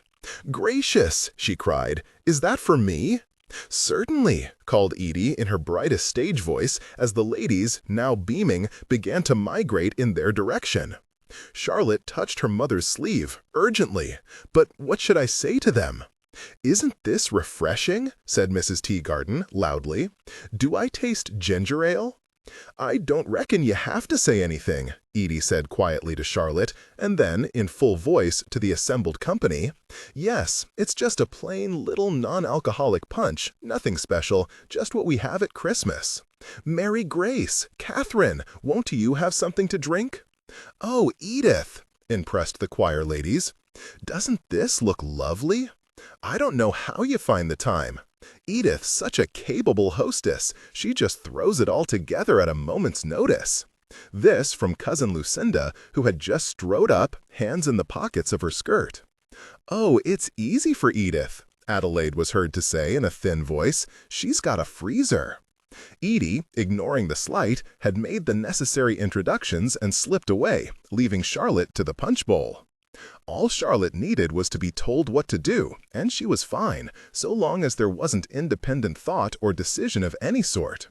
Robin's death had really been a double loss, for she'd lost Charlotte too, her busy, bright daughter, altered so tragically, ruined really. Certainly one never got over such a blow, but it had been more than 10 years. People pulled themselves together somehow, moved along. Ruefully, Edie thought back to Charlotte's girlhood when Charlotte had announced she wanted to be a fashion buyer for a large department store. Mrs. Chaffin placed her punch cup in the saucer, which was balanced in the palm of her left hand. "You know," she was saying to Charlotte, "poinsettias can be lovely at a Christmas funeral. The church can be so dark that time of year." Edie stood with her arms across her chest and watched them. As soon as she found the right moment, she meant to have a little word with Mrs. Chaffet herself. Though Dix was unable, on such short notice, so Charlotte had said, to drive down from Nashville for the funeral, the arrangement of mock orange and iceberg roses he'd sent, too decorative, too tasteful, feminine somehow, had caught Edie's attention. Certainly it was more sophisticated than Mrs. Chaffin's usual arrangements. Then, at the funeral home, she'd walked into a room where Mrs. Hatfield Keene was giving Mrs. Chaffin a hand with the flowers, only to hear Mrs. Keene say stiffly, as if in reply to an inappropriate confidence, "Well, she might have been Dixon's secretary." Adjusting a spray of gladiolus, Mrs. Chaffin sniffed and cocked her head shrewdly to one side. "Well, I answered the telephone and took the order myself," she said, stepping back to observe her handiwork. "And she sure didn't sound like a secretary to me." Hensley did not go home, but merely turned the corner and circled around to the side gate of Edie's yard, where he found Harriet sitting in Edie's backyard glider swing. Without preamble, he marched up and said, "Hey, when'd you get home?" He had expected his presence to cheer her immediately, and when it didn't, he was annoyed. "Did you get my letter?" he said. "I got it," said Harriet. She had eaten herself half sick on candied almonds from the buffet, and their taste lingered disagreeably in her mouth. "You shouldn't have sent it." Hensley sat down in the swing beside her. "I was freaked out." With a curt nod, Harriet indicated Edie's porch, 20 feet away, where 4 or 5 adults with punch cups stood behind the dim screen, chatting. Hensley took a deep breath. In a quieter voice, he said, "It's been scary here. He drives all over town, real slow, like he's looking for us. I've been in the car with my mother, and there he is, parked by the underpass, like he's staking it out." The two of them, though they were sitting side by side, were looking straight ahead, at the grown-ups on the porch, and not at each other. Harriet said, "You didn't go back up there to get the wagon, did you?" "No," said Hensley, shocked. "Do you think I'm nuts?" For a while, he was there every day. Lately, he's been going down to the freight yards, by the railroad tracks. "Why?" "How should I know? A couple of days ago, I got bored and went down to the warehouse to hit some tennis balls. Then I heard a car, and it's lucky I hid, because it was him. I've never been so scared. He parked his car, and he sat for a while. Then he got up and walked around. Maybe he followed me, I don't know." Harriet rubbed her eyes and said, "I saw him driving that way a little while ago, today." "Towards the train tracks?" "Maybe. I wondered where he was going." "I'm just glad he didn't see me," said Hensley. "When he got out of his car, I nearly had a heart attack. I was hiding in the bushes for about an hour. We should go over on a special op and see what he's doing down there." She had thought the phrase special op would be irresistible to Hensley, and she was surprised by how firmly and swiftly he said, "Not me. I'm not going down there again." "You don't understand." His voice had risen sharply. A grown-up on the porch turned a bland face in their direction. Harriet nudged him in the ribs. He looked at her, aggrieved. "But you don't understand," he said in a quieter voice. "You had to see it. He would have killed me if he saw me. You could tell by the way he was looking around." Hensley imitated the expression, face distorted, eyes roving wildly over the ground. "Looking for what? I don't know. I mean it. I'm not messing with him anymore, Harriet, and you'd better not either. If him or any of his brothers figure out it's us that threw that snake, we're dead. Didn't you read that thing from the newspaper I sent you?" "I didn't get the chance." "Well, it was his grandma," said Hensley austerely. "She nearly died." Edie's garden gate creaked open. Suddenly, Harriet leaped up. "Oh, Dane!" she cried. But the little black lady, in straw hat and belted cotton dress, cut her eyes at Harriet without turning her head, and did not reply. Her lips were compressed, her face rigid. Slowly, she shuffled to the back porch and up the stairs and rapped on the door. "Miss Edith here?" she said, hand to brow, peering through the screen. After a moment's hesitation, Harriet, stunned, cheeks burning from the snubs, sat back down in the swing. Though O'Dane was old and grumpy, and Harriet's relationship with her had never been very good, no one had been closer to Libby. The two of them were like an old married couple, not only in their disagreements, mostly about Libby's cat, which O'Dane despised, but also in their stoic, companionable affection for one another. And Harriet's heart had risen violently at the very sight of her. She had not thought of O'Dane since the accident. O'Dane had been with Libby since they were both young women, out at tribulation. Where would she go now? What would she do? O'Dane was a rickety old lady, in poor health, and, as Edie often complained, not much use around the house anymore. Confusion on the screen porch. "There," said somebody inside, moving to make room, and Tat stepped sideways to the front. "O'Dane," she said, "you know me, don't you? Edith's sister? Why ain't nobody told me about Miss Libby? Oh dear, oh my." O'Dane. Glance backwards, at the porch, perplexed, ashamed. "I'm so sorry. Why don't you come inside? May Helen, who works for Miss Macklemore, done come and told me. Nobody come and got me, and y'all already put her into the ground. Oh, O'Dane, we didn't think you had a telephone." In the silence that followed, a chickadee whistled. 4 clear, bouncy, sociable notes. "Y'alls could have come and got me." O'Dane's voice cracked. Her coppery face was immobile.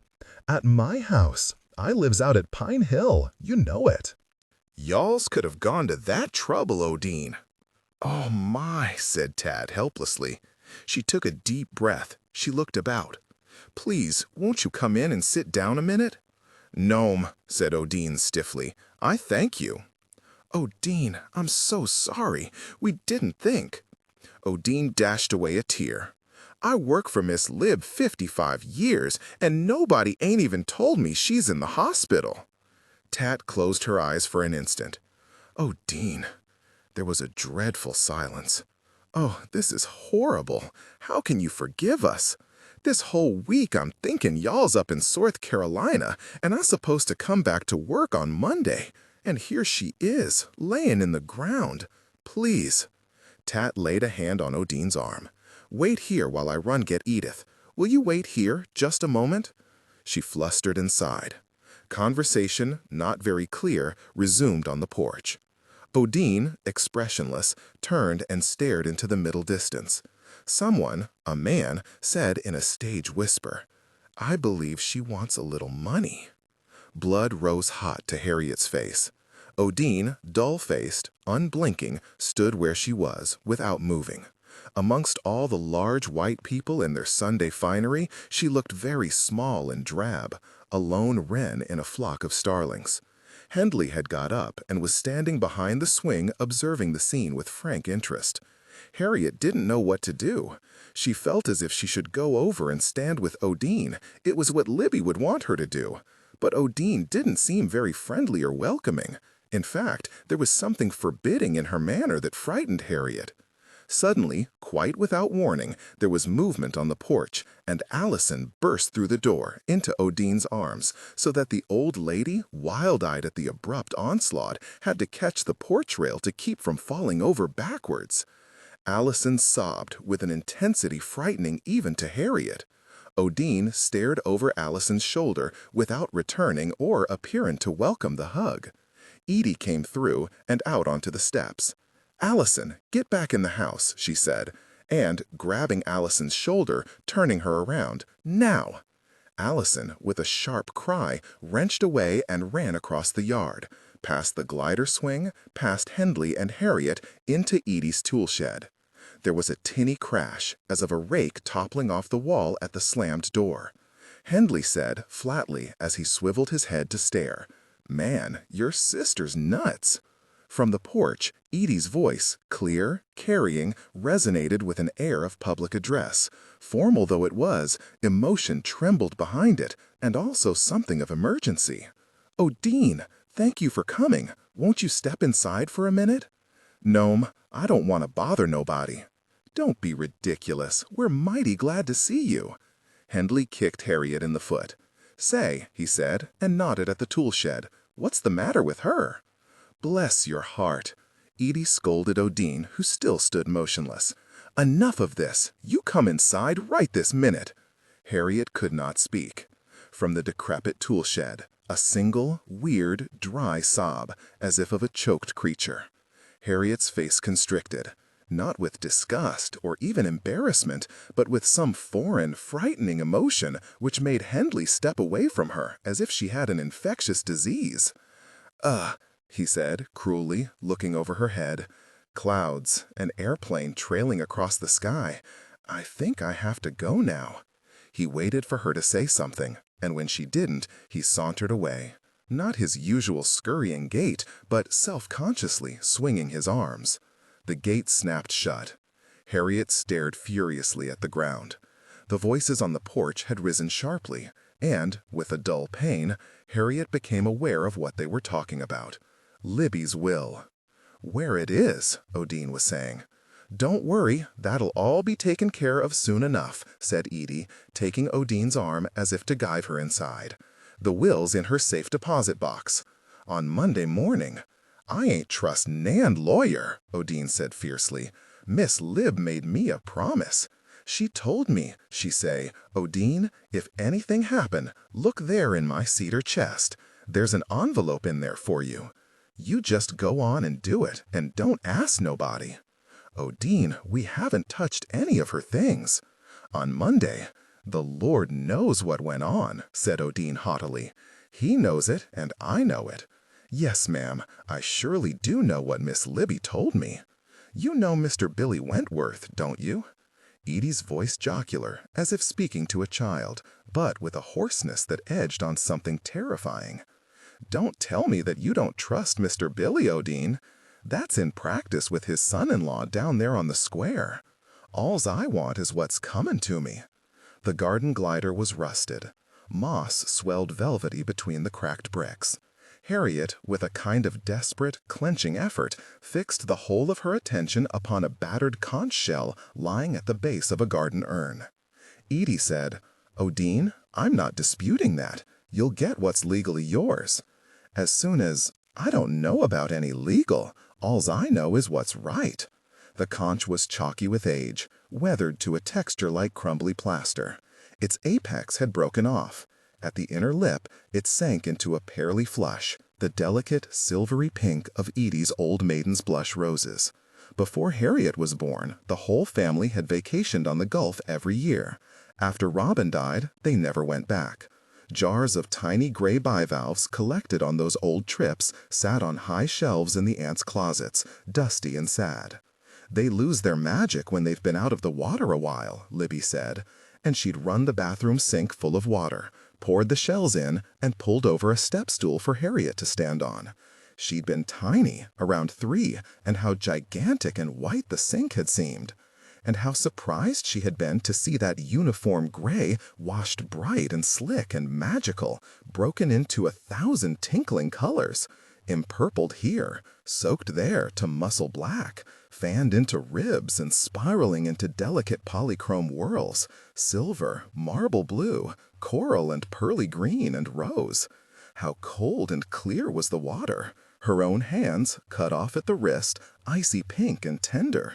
"Smell," said Libby, breathing deep. "That's what the ocean smells like." And Harriet put her face close to the water and smelled the stiff tang of an ocean she had never seen, the salt smell that Jim Hawkins spoke of in Treasure Island. Crash of the surf, scream of strange birds, and the white sails of the Hispaniola, like the white pages of a book, billowing against cloudless hot skies. Death, they all said, was a happy shore. In the old seaside photographs, her family was young again, and Robin stood among them. Boats and white handkerchiefs, seabirds lifting into light. It was a dream where everybody was saved, but it was a dream of life past, not life to come. Life present, rusty magnolia leaves, lichen-crusted flower pots, the hum of bees steady in the hot afternoon, and the faceless murmurs of the funeral guests.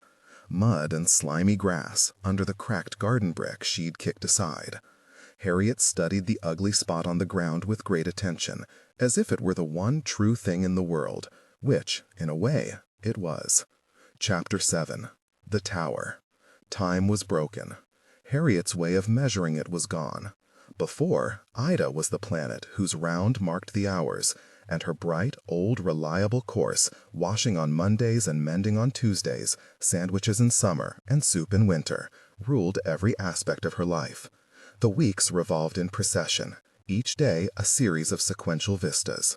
On Thursday mornings, Ida set up the board and ironed by the sink, steam gasping from the monolithic iron. On Thursday afternoons, winter and summer, she shook the rugs and beat them, and hung them out to air, so the red turkey carpet slung on the porch rail was a flag that always said Thursday. Technical excellence. Endless summer Thursdays, chill Thursdays in October, and distant dark Thursdays of the first grade past, when Harriet dozed beneath hot blankets, fitful with tonsillitis. The whop of the rug beater and the hiss and burble of the steam iron were vivid sounds of the present, but also links in a chain winding back through Harriet's life until vanishing in the abstract darks of babyhood. Days ended at 5, with Ida's change of aprons on the back porch. Days began with the squeak of the front door and Ida's tread in the hall. Peacefully, the hum of the vacuum cleaner floated from distant rooms. Upstairs and down, the slumbrous creak of Ida's rubber-soled shoes, and sometimes the high, dry cackle of her witchy laughter. So the days slid by. Doors opened, doors shut, shadows that sank and rose. Ida's quick glance, as Harriet ran barefoot by an open doorway, was a sharp, delicious blessing, love in spite of itself. Ida! Her favored snacks, stick candy, molasses on cold cornbread, her programs, jokes and scolding, heaped spoons of sugar sinking like snow to the bottom of the iced tea glass. Strange, old, sad songs floating up from the kitchen. Don't you miss your mother sometimes? Sometimes? And bird calls from the backyard, while the white shirts flapped on the line. Whistles and trills. Kit-kit, kit-kit. Sweet jingle of polished silver, tumbling in the dishpan. The variety and noise of life itself. But all this was gone. Without Ida, time dilated and sank into a vast, shimmering emptiness. Hours and days, and light and darkness slid into each other unremarked. There was no difference anymore between lunch and breakfast, weekend and weekday, dawn or dusk. And it was like living deep in a cave lit by artificial lights. With Ida had vanished many comforts. Among them was sleep. Night after night, in dank chickadee wigwam, Harriet had lain awake in gritty sheets with tears in her eyes, for no one but Ida knew how to make the bed the way she liked it, and Harriet, in motels, sometimes even at Edie's house, lay open-eyed and miserable with homesickness late into the night, painfully aware of strange textures, unfamiliar smells, perfume, mothballs, detergents that Ida didn't use, but more than anything else of Ida's touch, indefinable, always reassuring when she woke up lonely or afraid, and never more lovely than when it wasn't there. But Harriet had returned to echoes and silence, a spellbound house encircled with thorns. On Harriet's side of the room, Allison's was a mess. Everything was perfect, just as Ida had left it. Tidy bed, white ruffles, dust settling like frost. And so it remained. Underneath the coverlet, the sheets were still crisp. They had been washed and smoothed by Ida's hand. They were the last trace of Ida in the house.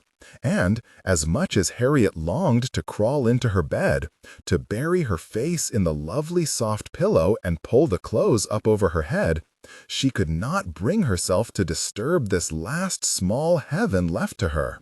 At night, the reflection of the bed floated radiant and transparent in the black window panes, a flouncy white confection, as soft as a wedding cake.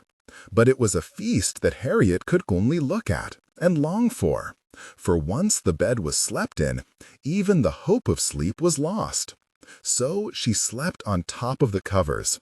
The nights passed fitfully. Mosquitoes bit her legs and whined about her ears. The early mornings were cool, and sometimes Harriet sat up foggily to reach for phantom bedclothes. When her hands closed on air, she fell back on the coverlet with a plump and, twitching like a terrier in her sleep, she dreamed. She dreamed of black swamp water with ice in it, and country paths she had to run down again and again with a splinter in her foot from being barefoot.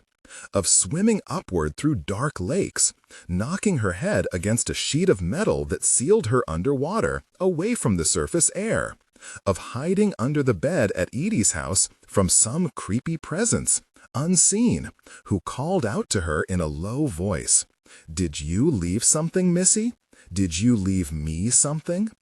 In the morning, she woke late and exhausted, red patterns from the bedspread stamped deep into her cheek. And even before she opened her eyes, she was afraid to move, and lay still in the breathless consciousness that she was waking to something wrong. And so she was. The house was frighteningly dim and still. When she got out of bed and tiptoed to the window and pushed aside the curtain, it was with a sense of being the sole survivor of a terrible disaster. Monday. Clothesline empty. How could it be Monday with no sheets and shirts snapping on the line? The shadow of the empty clothesline jangled across the dry grass. Downstairs she crept, down into the murky hall.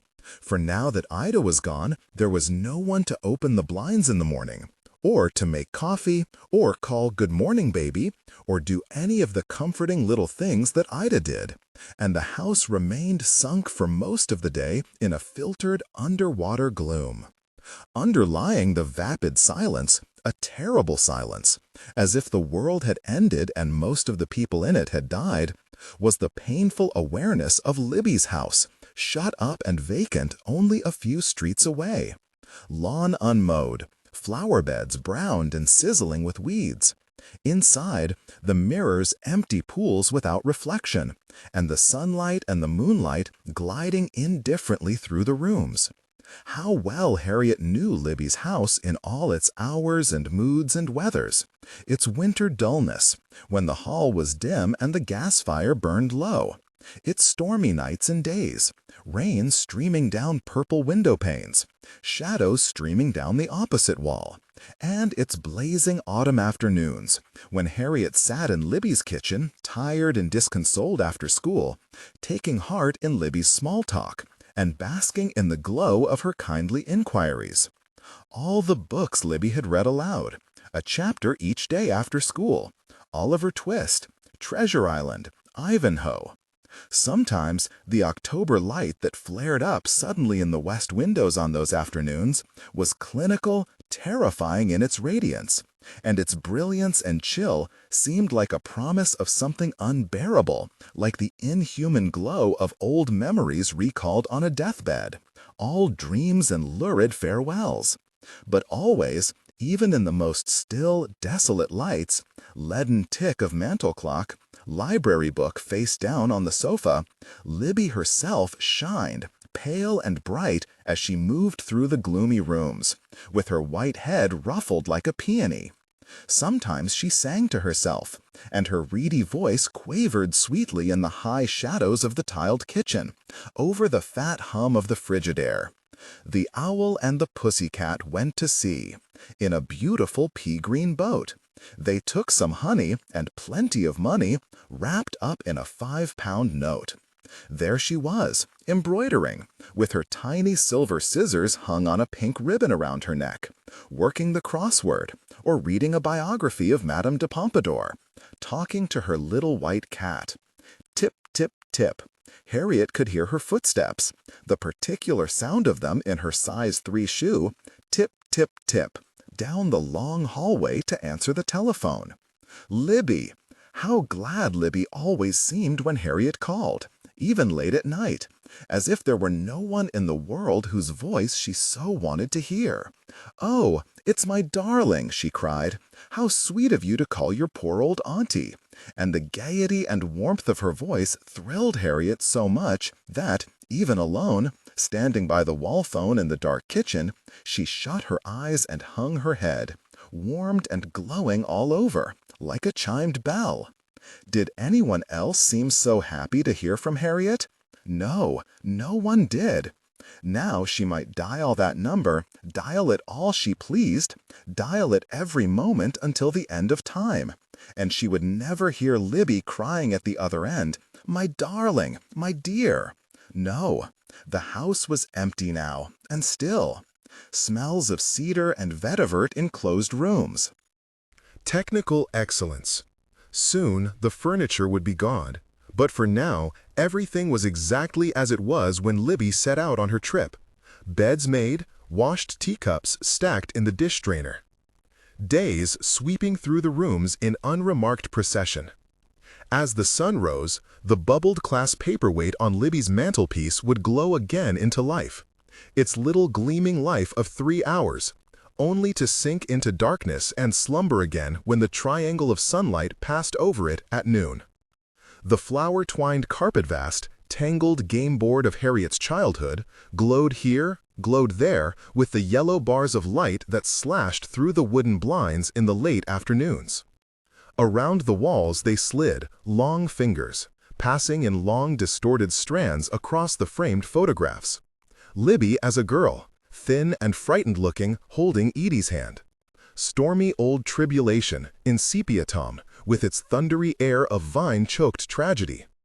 That evening light, too, would fade and vanish, until there was no light at all except the cool blue half-light of the street lamps, just enough to see by, glimmering steadily until the dawn.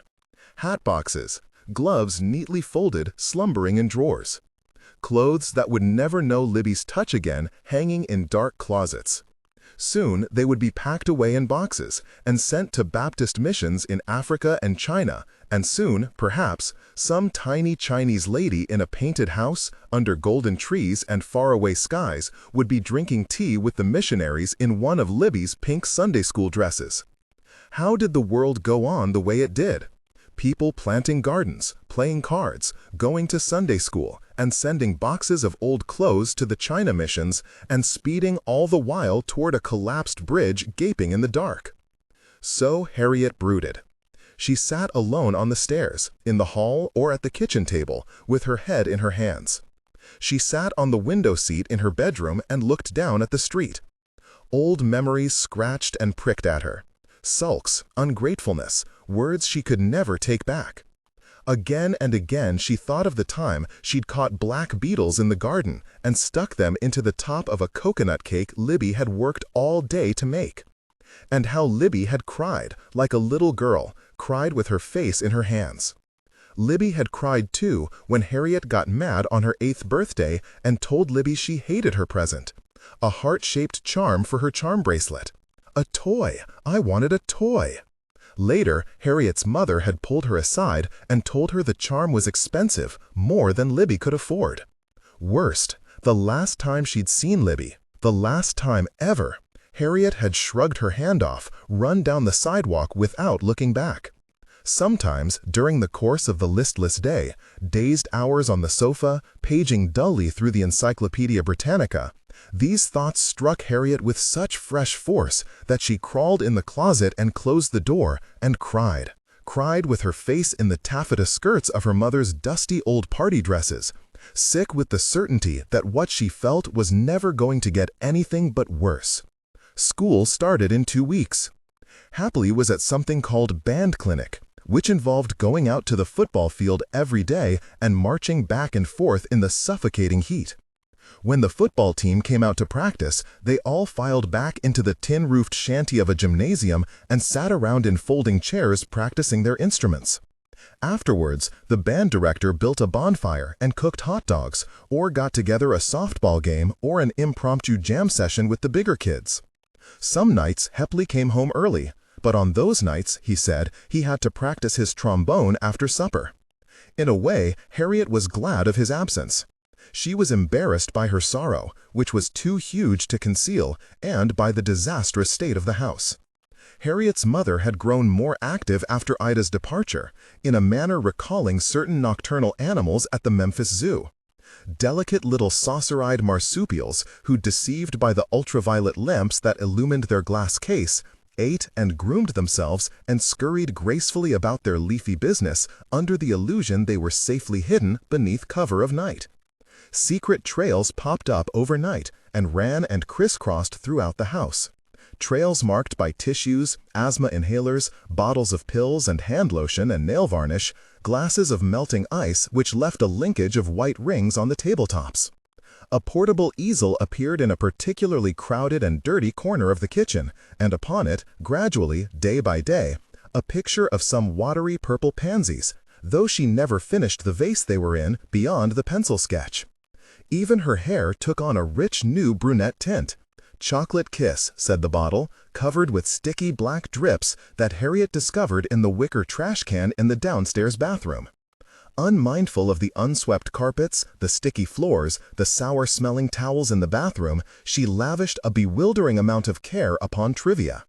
One afternoon, Harriet found her pushing stacks of clutter left and right in order that she might get down on her knees and polish the brass doorknobs with special polish and a special cloth. Another afternoon, heedless of the crumbs, the grease specks, the spilled sugar on the kitchen counter, of the dirty tablecloth and the tower of dishes stacked precariously above cold gray sink water, heedless above all of certain sweet whiffs of spoilage emanating from everywhere and nowhere all at once, she spent a whole hour frantically buffing down an old chrome toaster until it shone like the fender of a limousine, and then spent another 10 minutes standing back to admire her handiwork. "We're managing all right, aren't we?" she said, and "Ida never did get things really clean, did she? Not like this," gazing upon the toaster, and it's fun, isn't it? Just the three of us?" It wasn't fun. Still, she was trying. One day, toward the end of August, she got out of bed, took a bubble bath, dressed and put on lipstick, seated herself on a kitchen stepladder, and leafed through the James Beard cookbook until she found a recipe called Steak Diane, and then walked to the grocery store and bought all the ingredients. Back home, she put on a ruffled cocktail apron, a Christmas gift never used, lit a cigarette, and made herself a Coke on ice with a little bourbon in it, and drank it while she cooked the recipe. Then, holding the platter aloft over her head, they all squeezed single file into the dining room. Harriet cleared a space on the table. Allison lit a pair of candles, which cast long, wavering shadows on the ceiling. The dinner was the best that Harriet had eaten in a long time, though 3 days later the dishes were still piled in the sink. Ida's presence had been valuable, not least in this aspect, previously unforeseen. It had constricted her mother's range of activity in respects which, only now, too late, Harriet appreciated. How often had Harriet yearned for her mother's company, wished her up and around and out of the bedroom. Now, in a stroke, this wish was granted.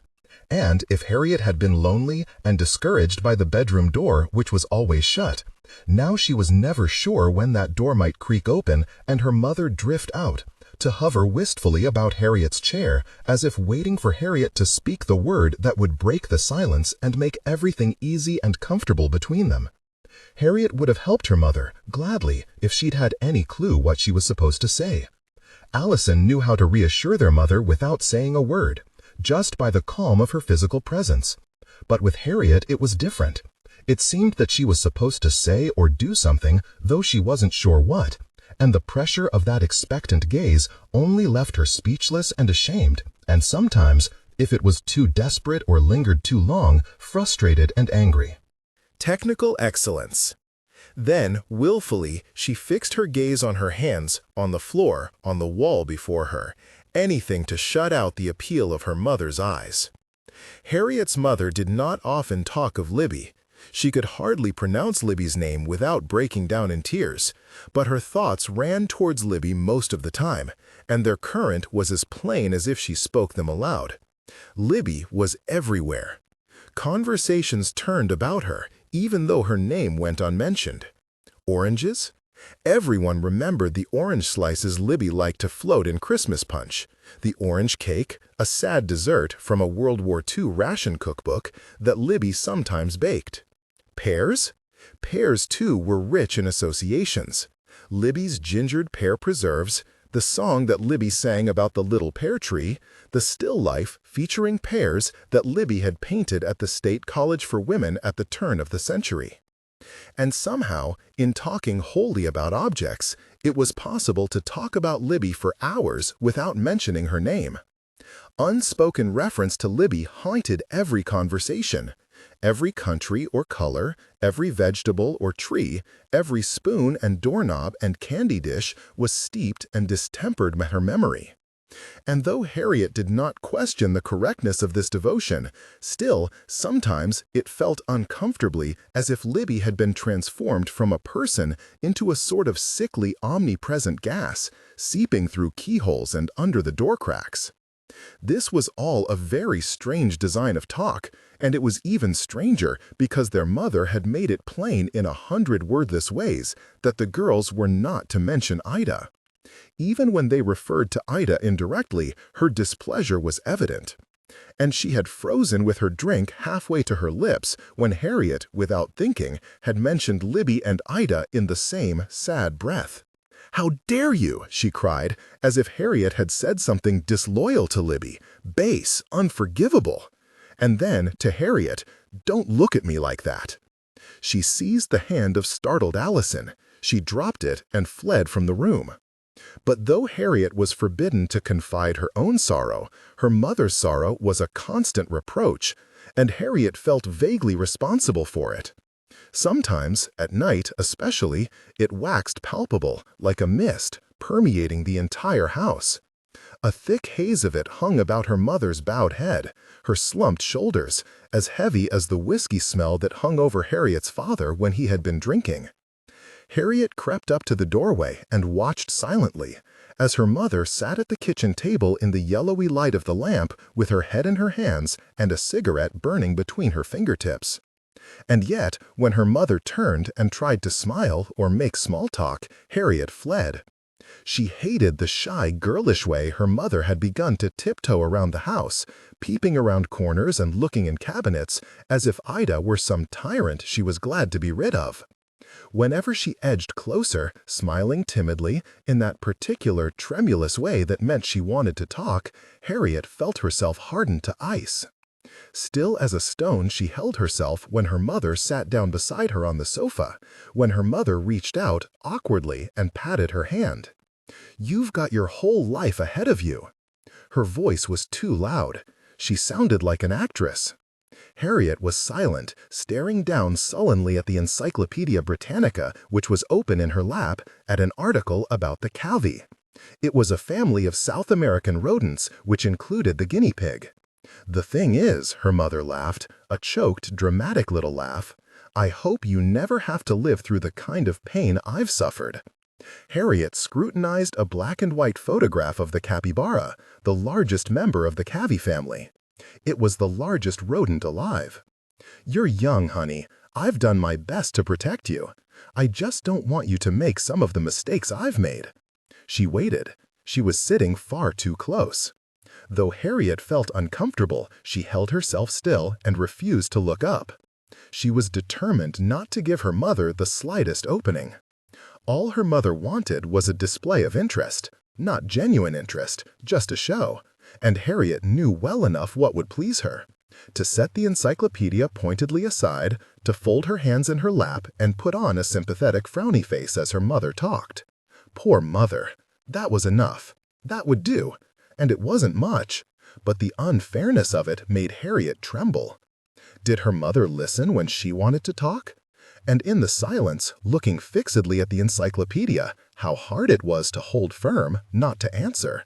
She recalled stumbling into her mother's bedroom, tear-blinded over Ida, the limp, queenly way her mother had raised a fingertip, one fingertip, just like that.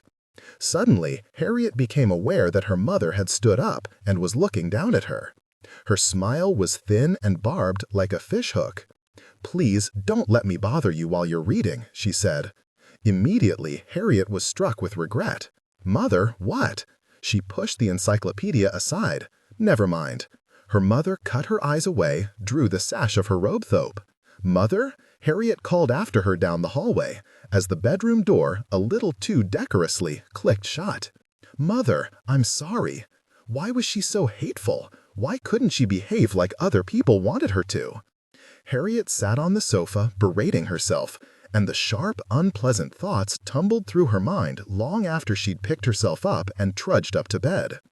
Her anxiety and guilt were not confined to her mother or even her immediate situation, but ranged far and wide, and the most torturous of it revolved around Ida. What if Ida had a stroke or was struck by a car? It happened, And now Harriet knew it only too well. People died, just like that, fell right over on the ground. Would Ida's daughter send word? Or, more likely, would she assume that no one at Harriet's house cared? Harriet, with a scratchy crochet afghan thrown over her, tossed and flopped and shouted out accusations and orders in her sleep. From time to time, August heat lightning flashed blue through the room. She would never forget how her mother had treated Ida, never forget it, never forgive it, never. Yet angry as she was, she could not harden her heart, not wholly, against the wringing of her mother's sorrow. And this was most excruciating of all, when her mother tried to pretend it wasn't there. She lolloped downstairs in her pajamas, threw herself down on the sofa before her silent daughters like some sort of goofy babysitter, suggested fun activities as if they were all just a big bunch of pals sitting around together. Her face was flushed, her eyes were bright, but beneath her cheer was a frantic and pitifully strained quality that made Harriet want to weep. She wanted to play card games. She wanted to make taffy. She wanted to watch television. She wanted them to go over to the country club for a steak, which was impossible. The dining room at the country club wasn't even open on Mondays. What was she thinking? And she was full of horrifying questions. "Do you want a bra?" she asked Harriet. And "Wouldn't you like to have a friend over?" And "Do you want to drive up and visit your father in Nashville?" "I think you should have a party," she said to Harriet. "Party?" said Harriet warily. "Oh, you know, a little Coca-Cola or ice cream party for the girls in your class at school." Harriet was too aghast to speak. "You need to see people. Invite them over. Girls your own age." "Why?" Harriet's mother waved a hand dismissively. "You'll be in high school soon," she said. "Before long, it'll be time for you to think about cotillion and, cheerleading and modeling squad."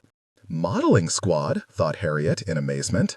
"The best days of your life are still ahead of you. I think high school's really going to be your time, Harriet." Harriet had no idea what to say to this. "It's your clothes, is that it, sweetie?" Her mother looked at her appealingly. Is that why you don't want to have your little girlfriends over? No!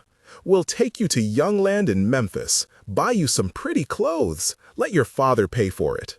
Their mother's ups and downs were wearing even upon Allison, or so it seemed, because Allison had begun without explanation to spend afternoons and evenings away from home. The phone began to ring more often. Twice in 1 week, Harriet had answered when a girl identifying herself as Trudy had called for Allison. Who Trudy was, Harriet didn't ask and didn't care. But she watched through the window as Trudy, a shadowy figure in a brown Chrysler, stopped in front of the house for Allison, who waited barefoot by the curb. Other times, Pemberton came to pick her up in the baby blue Cadillac, and they drove away without saying hello or inviting Harriet to come.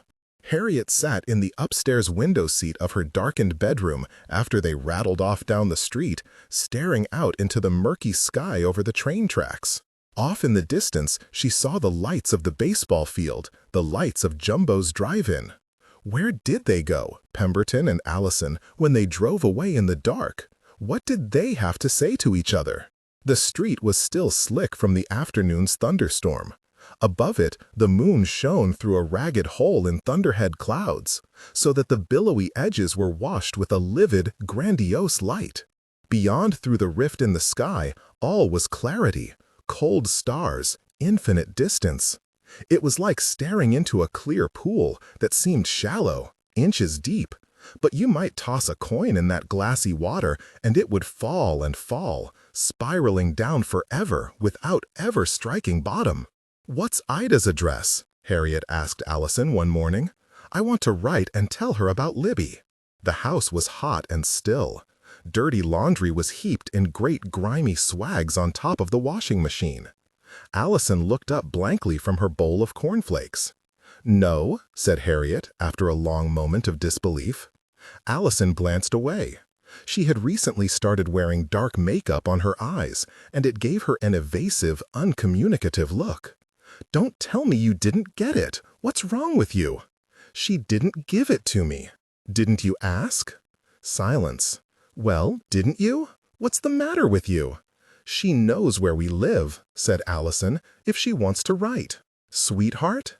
Their mother's voice in the next room. Helpful, infuriating. "Are you looking for something?" After a long pause, Allison, her eyes down, resumed eating. The crunch of her cornflakes was nauseatingly loud, like the magnified crunch of some leaf-eating insect on a nature program. Harriet pushed back in her chair, cast her eyes about the room in useless panic. What town had Ida said? What town exactly? What was her daughter's married name? And would it make any difference, even if Harriet knew? In Alexandria, Ida hadn't had a telephone.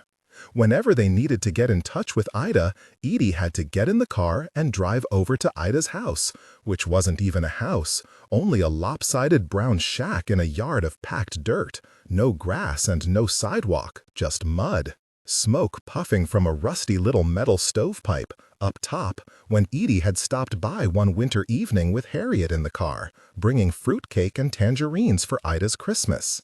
The memory of Ida appearing in the doorway, surprised, in the car headlights, wiping her hands on a dirty apron, choked Harriet with a sudden sharp grief. Ida hadn't let them in, but the glimpse through the open door had flooded Harriet with confusion and sadness. Old coffee cans, an oilcloth-covered table, the raggedy old smoky-smelling sweater, a man's sweater, that Ida wore in the wintertime, hanging on a peg. Harriet unfolded her fingers of her left hand and consulted, in private, the cut she'd made in the meat of her palm with a Swiss Army knife on the day after Libby's funeral. In the suffocating misery of the quiet house, the stab wound had made her yelp aloud with surprise. The knife clattered to the floor of the bathroom. Fresh tears sprang to her eyes, which were already hot and sore from crying. Harriet wrung her hand and squeezed her lips tight as the black coins of blood dripped on the shadowy tile. Around and around she looked, in the corners of the ceiling, as if expecting some help from above. The pain was a strange relief, icy and bracing, and in its harsh way, it calmed her and concentrated her thoughts. "By the time this stops hurting," she'd said to herself, "by the time it heals, I won't feel so bad about Libby." And the cut was better. It didn't hurt much anymore, except when she closed her hand a certain way. A wine-colored welt of scar tissue had bubbled up in the little stab hole. It was interesting to look at, like a small blob of pink glue, and it reminded her, in a good way, of Lawrence of Arabia, burning himself with matches. Evidently, that sort of thing built soldierly character. The trick, he'd said in the movie, is not to mind that it hurts. In the vast and ingenious scheme of suffering, as Harriet was now beginning to understand it, this was a trick well worth learning. So August passed. At Libby's funeral, the preacher had read from the Psalms. "I watch and am as a sparrow alone on the housetop." Time heals all wounds, he said, but when? Harriet thought of Hendley playing his trombone on the football field in the blazing sun, and that too reminded her of the Psalms. Praise him with the trumpet, with psaltery and harp. Hendley's feelings didn't run very deep. He lived in sunny shallows where it was always warm and bright. He'd seen dozens of housekeepers come and go. Nor did he understand her grief over Libby. Hendley didn't like old people, was afraid of them. He didn't like even his own grandparents, who lived in a different town. But Harriet missed her grandmother and her great-aunts, and they were too busy to give her much attention. Tat was packing Libby's things, folding her linens, polishing her silver, rolling up rugs and standing on ladders to take down curtains, and trying to figure out what to do with the things in Libby's cabinets and cedar chests and closets. "Darling, you are an angel to offer," said Tat when Harriet called her on the telephone and offered to help. But though Harriet ventured by, she had not been able to force herself to go up the front walk, so shocked was she by the drastically altered air of Libby's house. The weedy flower bed, the shaggy lawn, the tragic note of neglect. The curtains were off Libby's front windows, and their absence was shocking. Inside, over the living room mantel, there was only a big blind patch where the mirror had hung. Harriet stood aghast on the sidewalk. She turned and ran home. That night, feeling ashamed of herself, she called Tat to apologize. "Well," said Tat, in a voice not quite as friendly as Harriet would have liked, I was wondering what happened. Darling, I'm tired, said Tat, and she did sound exhausted. Can I do something for you? The house looks different. Yes, it does. It's hard being over there. Yesterday I sat down at her poor little table in that kitchen full of boxes and cried and cried. Tatty, Harriet was crying herself. Listen, darling, you're precious to think of, Tatty, but it'll go faster if I'm by myself. Poor angel. Now Tat was crying too. Well, we'll do something nice when I'm finished, all right? Even Edie's, as clear and constant as the profile stamped on a coin, had changed. She'd grown thinner since Libby died. Her cheeks were sunken, and she seemed smaller somehow. Harriet had hardly seen her since the funeral. Nearly every day she drove down to the square in her new car to meet with bankers or attorneys or accountants. Libby's estate was a mess, mostly because of Judge Cleave's bankruptcy and his muddled attempts at the end to divide and conceal what remained of his assets. Much of this confusion reverberated through the tiny, tied-up inheritance he'd passed down to Libby. To make matters worse, Mr. Technical excellence. Rixey, the old man whose car shed hit, had filed a lawsuit against Edie, claiming distress and mental anguish. He would not settle. It seemed sure to mean a court case. Though Edie was tight-lipped and stoical about it, she was clearly distraught. "Well, it was your fault, darling," said Adelaide. "She'd had headaches," said Adelaide, "since the accident. She wasn't up to fooling with boxes over at Libby's, she wasn't herself. In the afternoons, after her nap, said Tat, as if she wouldn't enjoy a nap herself. She walked down to Libby's house and vacuumed carpets and upholstery, unnecessary, and reorganized boxes that Tatty had already packed, but mainly she worried aloud about Libby's estate. And she provoked Tatty and Edie alike by her cordial but transparent suspicion that Edie and the lawyers were cheating her, Adelaide, out of what she called her share. Every night she telephoned Edie to question her in exasperating detail about what had happened that day at the lawyer's office. The lawyers were too expensive, she complained. She was fearful of her share being eaten up by legal fees. Also, to pass along Mr. Sumner's advice about financial matters. "Adelaide," cried Edie for the 5th or 6th time, "I wish you wouldn't tell that old man our business." "Why not? He's a family friend." "He's no friend of mine," Adelaide said, with a deadly cheerfulness. "I like to feel that someone has my interests at heart. I suppose you don't think I do." "I didn't say that." "You did." This was nothing new. Adelaide and Edie had never got along, even as children. But never had the situation between them reached such an openly rancorous point. If Libby was alive, she would have made peace between them long before relations reached this crisis, would have pled with Adelaide for patience and discretion, and, with all the usual arguments, begged Edie for forbearance. She is the baby, never had a mother. Papa spoiled Addie so. But Libby was dead. And, with no one to mediate, the rift between Edie and Adelaide grew daily colder and more profound, to the point where Harriet, who was, after all, Edie's granddaughter, had begun to feel an uncomfortable chill in Adelaide's company. Harriet felt the unfairness of this all the more keenly because, formerly, whenever Addie and Edie quarreled, Harriet had tended to take Addie's side. Edie could be a bully. Harriet knew that only too well. Now, for the first time, she was starting to understand Edie's side of the quarrel, and exactly what Edie meant by the word petty. Mr. Sumner was back at home now, in South Carolina or wherever it was that he lived. But he and Adelaide had struck up a busy little correspondence that had Adelaide humming with importance. Camellia Street, she'd said, as she showed Harriet the return address on one of the letters he'd sent her. Isn't that a lovely name? Streets around here don't have names like that. How I would love to live on a street with such an elegant name. She held the envelope at arm's length and, glasses low on her nose, surveyed it fondly. "He's got a nice handwriting for a man, too, doesn't he?" she asked Harriet. "Neat, that's what I'd call it, wouldn't you?" "Oh, Daddy thought the world and all of Mr. Sumner." Harriet said nothing. According to Edie, the judge had thought Mr. Sumner fast and loose, whatever that meant. And Taddy, the deciding opinion here, would say nothing about Mr. Sumner at all, but her manner suggested that she had nothing nice to say. "I'm sure that you and Mr. Sumner would have lots of things to talk about," Adelaide was saying. She had removed the card from the envelope and was glancing it over, front and back. "He's very cosmopolitan. He used to live in Egypt, did you know that?" As she spoke, she was gazing at the picture, a scene of Old Charleston, on the front of the card. On the back of it, Harriet made out, in Mr. Sumner's eloquent old-fashioned penmanship, the phrases, "something more to me," and "dear lady." "I thought you were interested in that, Harriet," said Adelaide, holding the card out at arm's length and surveying it with her head to one side. "All those old mummies and cats and things." Harriet blurted, "Are you and Mr. Sumner going to be engaged?" Adelaide, with a distracted air, touched an earring. "Did your grandmother tell you to ask me that? Does she think I'm retarded?" "No, ma'am."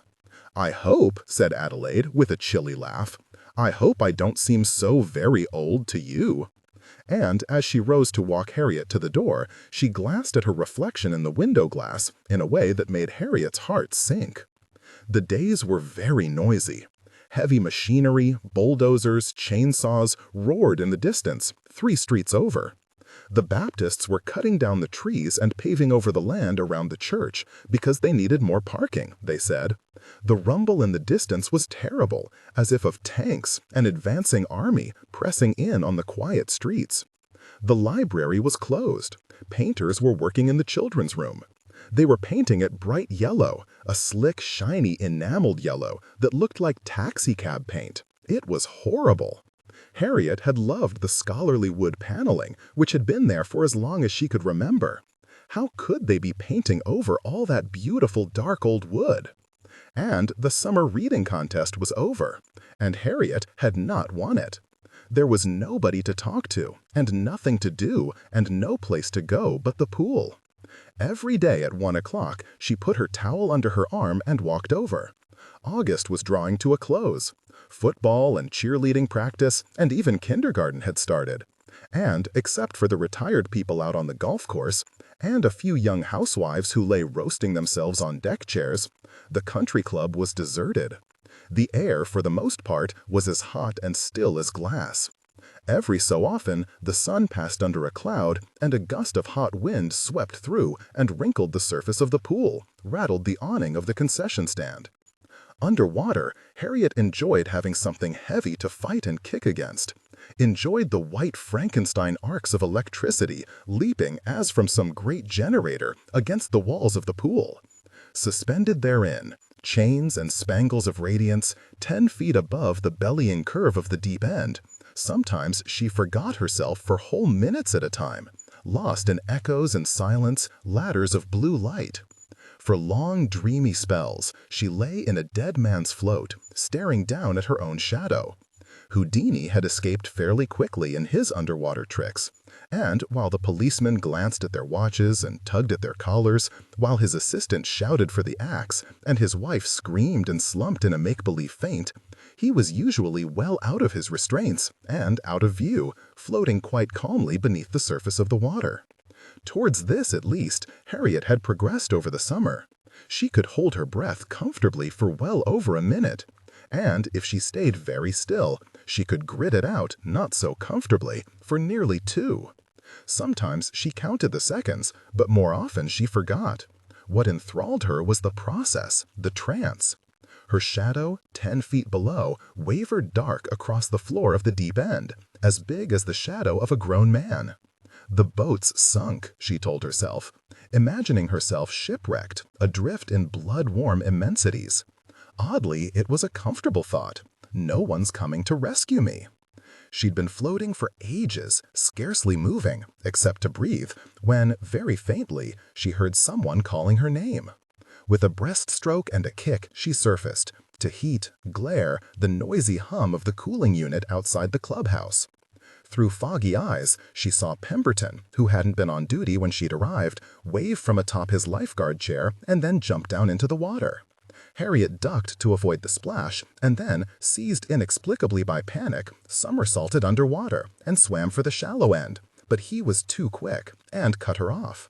"Hey," he said, as she surfaced with a grand shake of his head that sent the spray flying. "You got good while you were at camp. How long can you hold your breath?" "Seriously," he said, when Harriet didn't answer, "let's time you. I've got a stopwatch." Harriet felt her face growing red. "Come on, why don't you want to?" Harriet didn't know. Down below on the blue bottom, her feet, barred with pale blue breathing tiger stripes, looked very white and twice as fat as usual. "Suit yourself." Pem stood up for a minute to push his hair back and then settled back down in the water so their heads were on the same level. "Don't you get bored just laying there in the water?" Chris gets a little pissed off. "Chris?" said Harriet, after a startled pause. The sound of her own voice startled her even more. It was all dry and rusty, like she hadn't spoken for days. When I came to relieve him, he was all like, "Look at that kid, laying in the water like a log." Those toddler moms kept bugging him about it, like he would just let some dead kid float in the pool all afternoon. He laughed, and then, when he couldn't catch Harriet's eye, he swam to the other side. "Do you want a Coke?" he said, and there was a cheerful crack in his voice that reminded her of Helly. "Free? Chris left me the key to the cooler." "No thanks." "Say, why didn't you tell me Allison was home when I called the other day?" Harriet looked at him blankly, a look that made Pemberton's brow pucker, and then hopped along the bottom of the pool and began to swim away. It was true. She'd told him that Allison wasn't there, and hung up, even though Allison was in the next room. Moreover, she didn't know why she'd done it, couldn't even invent a reason. He hopped after her. She could hear him splashing. "Why won't he leave me alone?" she thought despairingly. "Hey," she heard him call. "I heard Ida Rue quit." The next thing she knew, he had glided in front of her. "Say," he said, and then did a double take. "Are you crying?" Harriet dove, kicking, a healthy spray of water in his face, and darted off underwater. Whoosh! The shallow end was hot, like bathtub water. "Harriet?" she heard him call as she surfaced by the ladder. In a grim hurry, she clambered out and, head down, scurried for the dressing room, with a string of black footprints winding behind her. "Hey," he called, "don't be like that. You can play dead all you want." "Harriet?" he called again, as she ran behind the concrete barrier and into the ladies' locker room, her ears burning. The only thing that gave Harriet a sense of purpose was the idea of Danny Ratliff. The thought of him itched at her. Again and again, perversely, as if bearing down on a rotten tooth, she tested herself by thinking of him. And again, outrage flared with sick predictability, fireworks sputtering from a raw nerve. In her bedroom, in the fading light, she lay on the carpet, staring at the flimsy black and white photograph she'd scissored from the yearbook. Its casual, off-centered quality, which had shocked her at first, had long since burned away. And now what she saw when she looked at the picture was not a boy or even a person, but a frank embodiment of evil. His face had grown so poisonous to her that now she wouldn't even touch the photograph except to pick it up by the edges. The despair of her house was the work of his hand. He deserved to die. Throwing the snake on his grandmother had given her no relief. It was him she wanted. She'd caught a glimpse of his face outside the funeral home, and of one thing she was now confident. He recognized her.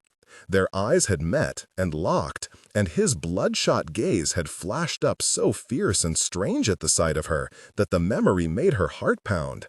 Some weird clarity had flared between them, a recognition of some sort. And though Harriet wasn't sure what it meant, she had the curious impression that she troubled Danny Ratliff's thoughts fully as much as he troubled hers. With distaste, Harriet reflected upon how life had beaten down the adults she knew, every single grown-up. Something strangled them as they grew older, made them doubt their own powers. Laziness? Habit? Their grip slackened, they stopped fighting and resigned themselves to what happened. That's life. That's what they all said. "That's life, Harriet. That's just how it is. You'll see." Well, Harriet would not see. She was young still, and the chains had not yet grown tight around her ankles. For years, she'd lived in terror of turning 9. Robin was 9 when he died. But her 9th birthday had come and gone, and now she wasn't afraid of anything.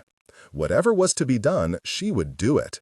She would strike now, while she still could, before her nerve broke and her spirit failed her, with nothing to sustain her but her own gigantic solitude. She turned her attention to the problem at hand.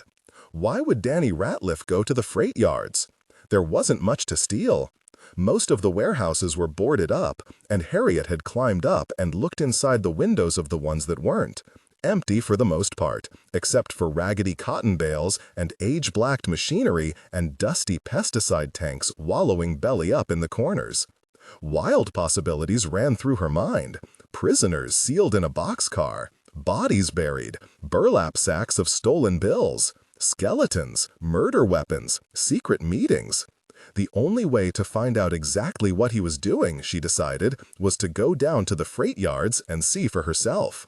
She hadn't talked to Helly in ages. Because he was the only 7th grader at the band clinic, he now thought he was too good to associate with Harriet. Never mind that he'd only been invited because the brass section was short on trombones. The last time she and Helly had spoken, by telephone, and she had called him, he'd talked of nothing but band, volunteering gossip about the big kids as if he actually knew them, referring to the drum majorette and the hotshot brass soloists by first name. In a chatty but remote tone, as if she were a teacher or a friend of his parents, he informed her of the many, many technical details of the halftime number they were working on, a Beatles medley, which the band would conclude by playing Yellow Submarine while forming a gigantic submarine, its propeller represented by a twirled baton. Harriet listened in silence. She was silent, too, at Helly's vague but enthusiastic interjections about how crazy the kids in the high school band were.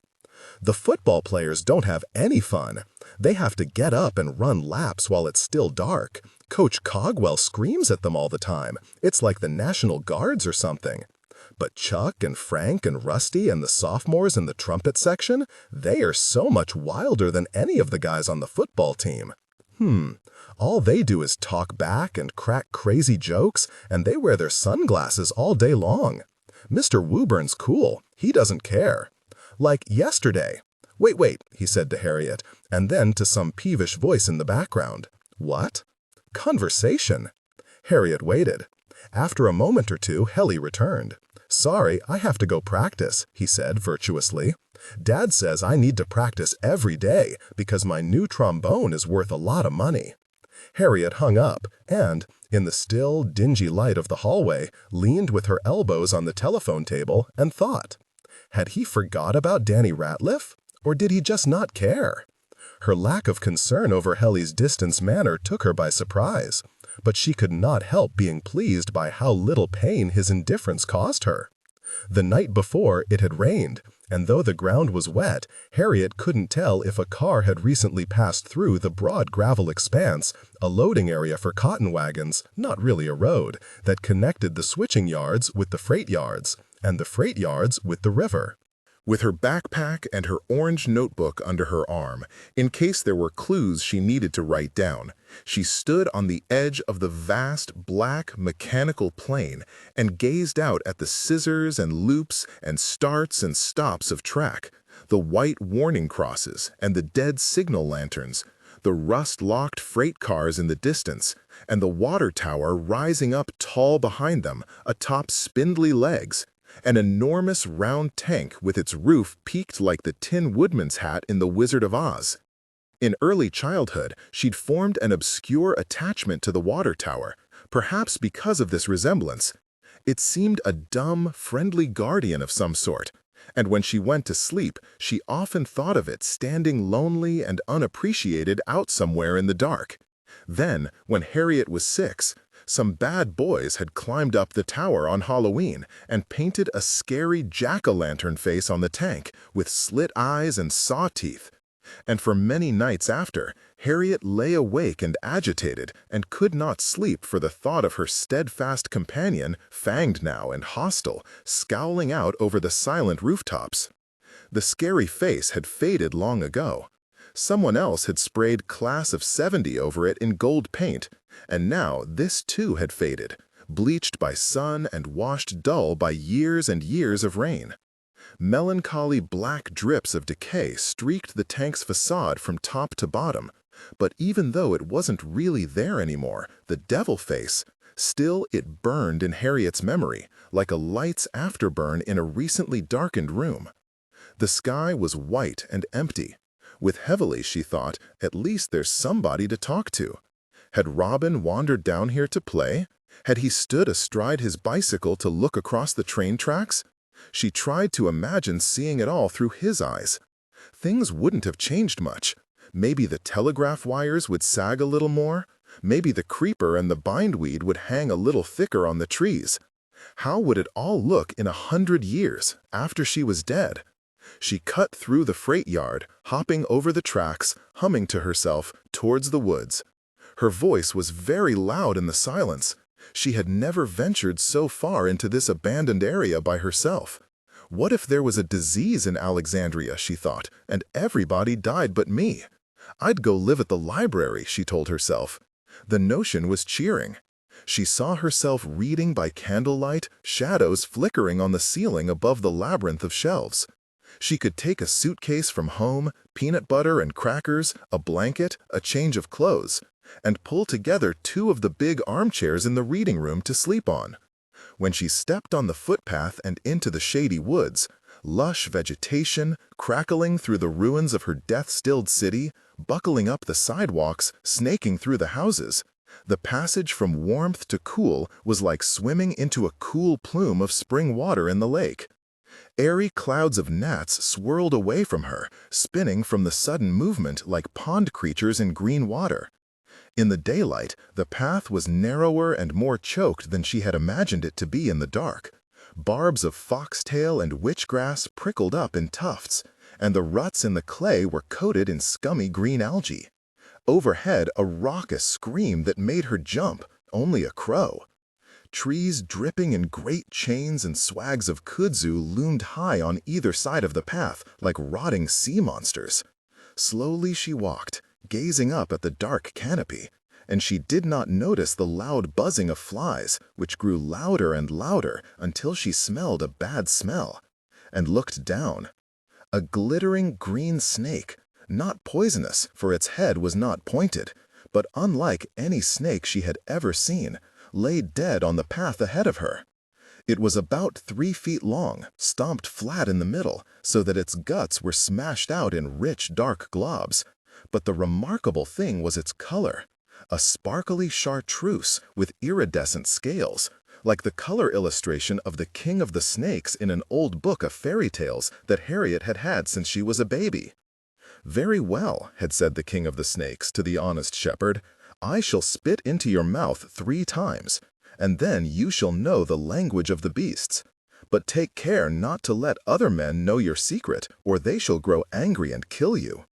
By the side of the path, Harriet saw the ridged print of a boot, a large boot, stamped distinctly in the mud. And at the same time, she tasted the snake's death stink in the back of her throat, and she began to run, heart pounding, as if the very devil was chasing her, ran without knowing why. The pages of the notebook flapped loudly in the silence. Drops of water, shaken loose from the vines, pittered all around her.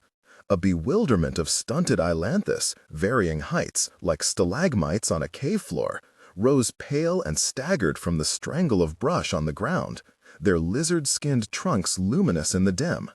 She broke through into sunlight, and suddenly sensed that she was not alone, and stopped. Grasshoppers whirled high and frantic in the sumac. She shaded her eyes with the notebook, scanned the bright, baked expanse. High in the corner of her vision, a silver flash jumped out at her, out of the sky, it seemed, and Harriet saw with a jolt a dark shape crawling hand over hand up the ladder of the water tower, about 30 feet high and 60 feet away. Again, the light flashed, a metal watch rush glinting like a signal mirror. Heart racing, she stepped back into the woods and squinted through the dripping, interlaced leaves. It was him. Black hair, very thin. Tight t-shirt with writing she couldn't read on the back. Part of her tingled with excitement, but another, cooler part stood back and marveled at the smallness and flatness of the moment. There he is, she told herself, jabbing herself with the thought, trying to provoke the proper excitement. It's him, it's him. A branch was in her face. She ducked so she could see him better. Now he was climbing up the last rungs of the ladder. Once he'd hoisted himself up onto the top, he stood on the narrow walkway with his head down, hands on hips, motionless against the harsh, unclouded sky. Then, with a sharp backwards glance, he stooped and put a hand on the metal railing. It was very low, he had to lean to the side a bit, and limped along it quick and light to the left and out of Harriet's sight. Harriet waited. After some moments, he came into view on the other side. Just then a grasshopper popped up in Harriet's face, and she stepped backwards with a little rustle. A stick cracked under her foot. Danny Ratliff, for it was him, she saw his profile plainly, even in his crouched animal posture, swung his head in her direction. Impossible that he'd heard such a slight noise and so far away, yet somehow incredibly he had heard, because his gaze lingered, luminous and queer, without moving. Harriet stood very still. A tendril of vine hung over her face, quivering gently with her breath. His eyes, passing coldly over her as he scanned the ground, shone with the bizarre, blind, marble-like cast that Harriet had seen in old photographs of Confederate soldiers. Sunburnt boys with light-pinned eyes staring fixedly into the heart of a great emptiness. Then he looked away. To her horror, he started to climb down the ladder, fast, looking over his shoulder. He was more than halfway to the bottom before Harriet came to her senses and turned and ran, as fast as she could, back down the damp, buzzing path. She dropped the notebook, flustered back to pick it up. The green snake lay fish-hooked across the path, all sparkly in the dim. She jumped over it, batting with both hands the flies that rose humming in her face, and kept running. She burst through into the clearing where stood the cotton warehouse. Tin roof, windows boarded up and dead-looking. Far behind, she heard the crash of underbrush. Panicked, she froze for an instant, despairing in her indecision. Technical excellence. Inside the warehouse, she knew, were lots of good places to hide. The stacked bales, the empty wagons. But if he managed to corner her in there, she'd never get out again. She heard him shouting in the distance. Breathing painfully, clutching the stitch in her side, Harriet ran behind the warehouse, faded tin signs, Purina checkerboard, General Mills, and down a graveled road, much wider, wide enough for a car to go down, with wide, bare patches marbled with patterns of black and white sand swirled through the red clay and dappled with patchy shade from tall sycamores. Her blood pounded, her thoughts clattered and banged around her head like coins in a shaken piggy bank, and her legs were heavy, like running through mud or molasses in a nightmare, and she couldn't make them go fast enough, couldn't tell if the crash and snap of twigs, like gunshots, unnaturally loud, was only the crashing of her own feet or feet crashing down the path behind her. The road slanted sharply downhill. Faster and faster she ran, faster and faster, afraid of falling but afraid to slow down, her feet pounding along like they weren't even a part of her, but some rough machine propelling her along until the road dipped and then rose again, abruptly, to high earthen banks. The levee! The levee! The levee! Her pace wound down, slower and slower, and bore her halfway up the steep slope until she tipped over on the grass, gasping with fatigue, and crawled to the top on her hands and knees. She heard the water before she saw it, and when at last she stood on wobbly knees, the breeze blew cool in her sweaty face, and she saw the yellow water swirling in the cut banks. And up and down the river, people black and white, young and old, people chatting and eating sandwiches and fishing. In the distance, motorboats purred. "Well, tell you the one I liked," said a high country voice, a man's voice, distinct. "The one with the Spanish name. I thought he preached a good sermon. Dr. Marty? Marty ain't a Spanish name. Well, whatever. He was the best if you ask me." The air was fresh and muddy smelling. Light-headed and trembling, Harriet stuffed the notebook in her backpack and made her way down from the levee down to the quartet of fishermen directly below her, talking about Mardi Gras now, whether that festival was Spanish or French in origin, and, on light legs, walked down the riverbank, past a pair of warty old fishermen, brothers from the look of them, in belted Bermuda shorts hitched high upon Humpty Dumpty waists, past a sunbathing lady in a lawn chair like a sea turtle done up in hot pink lipstick and matching kerchief, past a family with a transistor radio and a cooler full of fish, and all sorts of dirty children with scratched-up legs, scrambling and tumbling and running back and forth, daring each other to put their hands in the bait bucket, shrieking and running away again. On she walked. The people all seemed to stop talking, she noticed, as she approached. Maybe it was her imagination. Surely he couldn't hurt her down here. Too many people. But just then, her neck prickled as if somebody was staring at her. Nervously, she glanced behind her and stopped when she saw a scruffy man in jeans with long dark hair only a few feet away.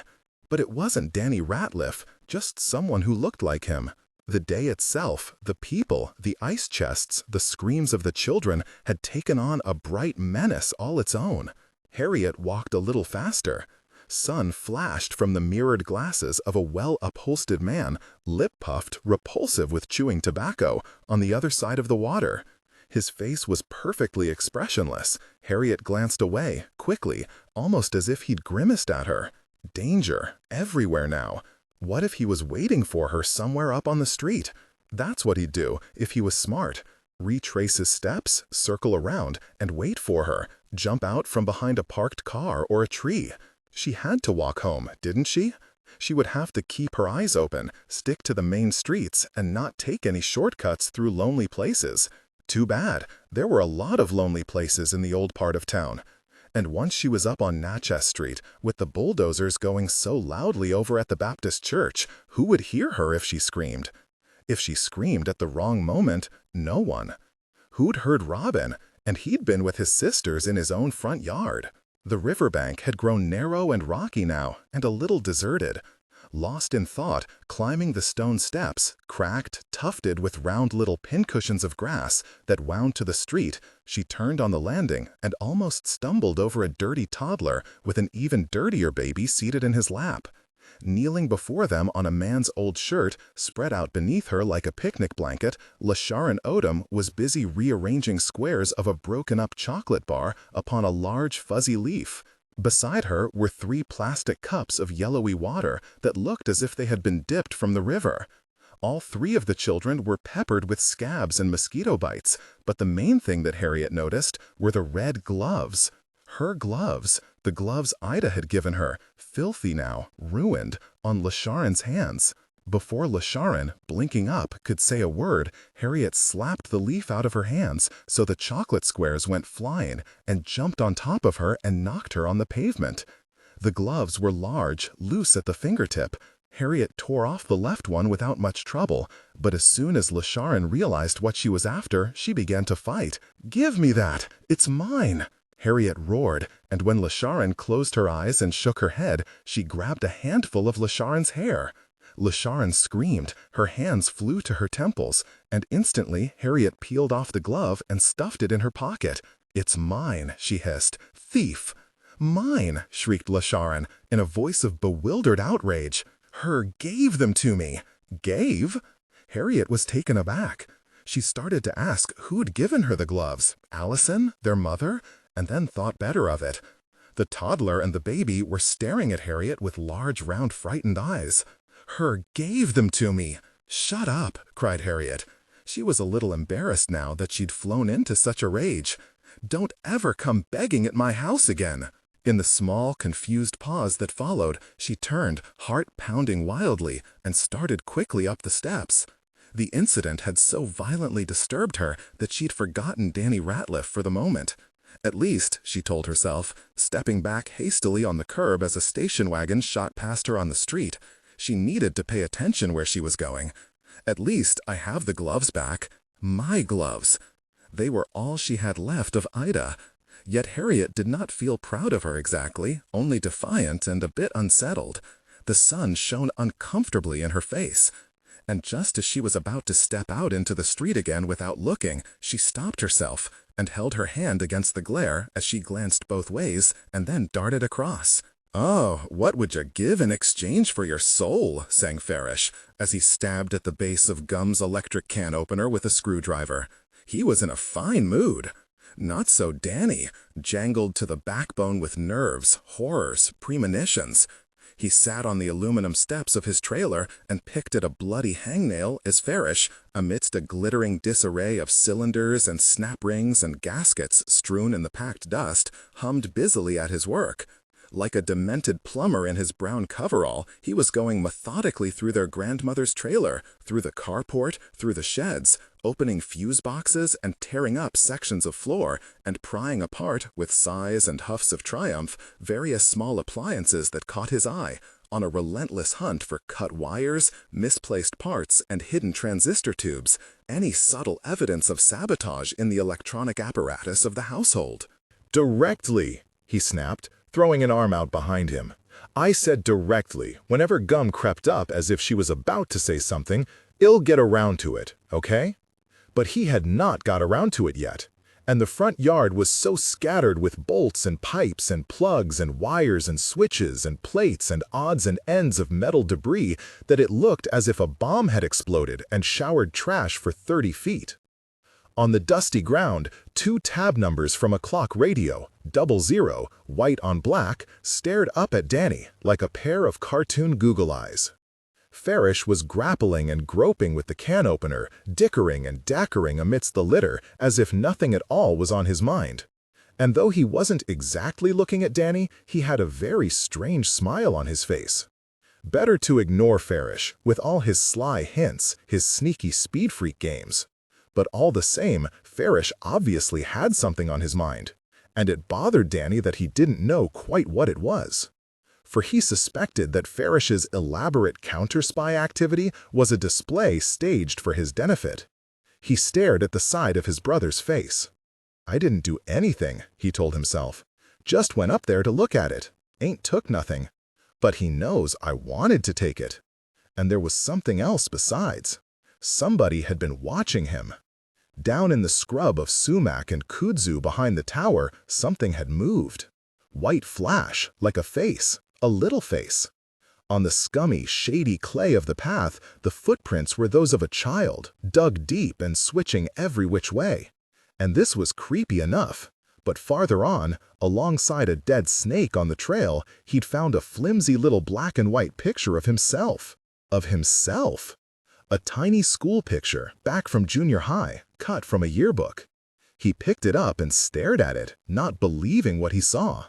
And all sorts of old memories and fears from that long-ago time rose and mingled with the mottled shadows, the red clay mud, and the stench of the dead snake.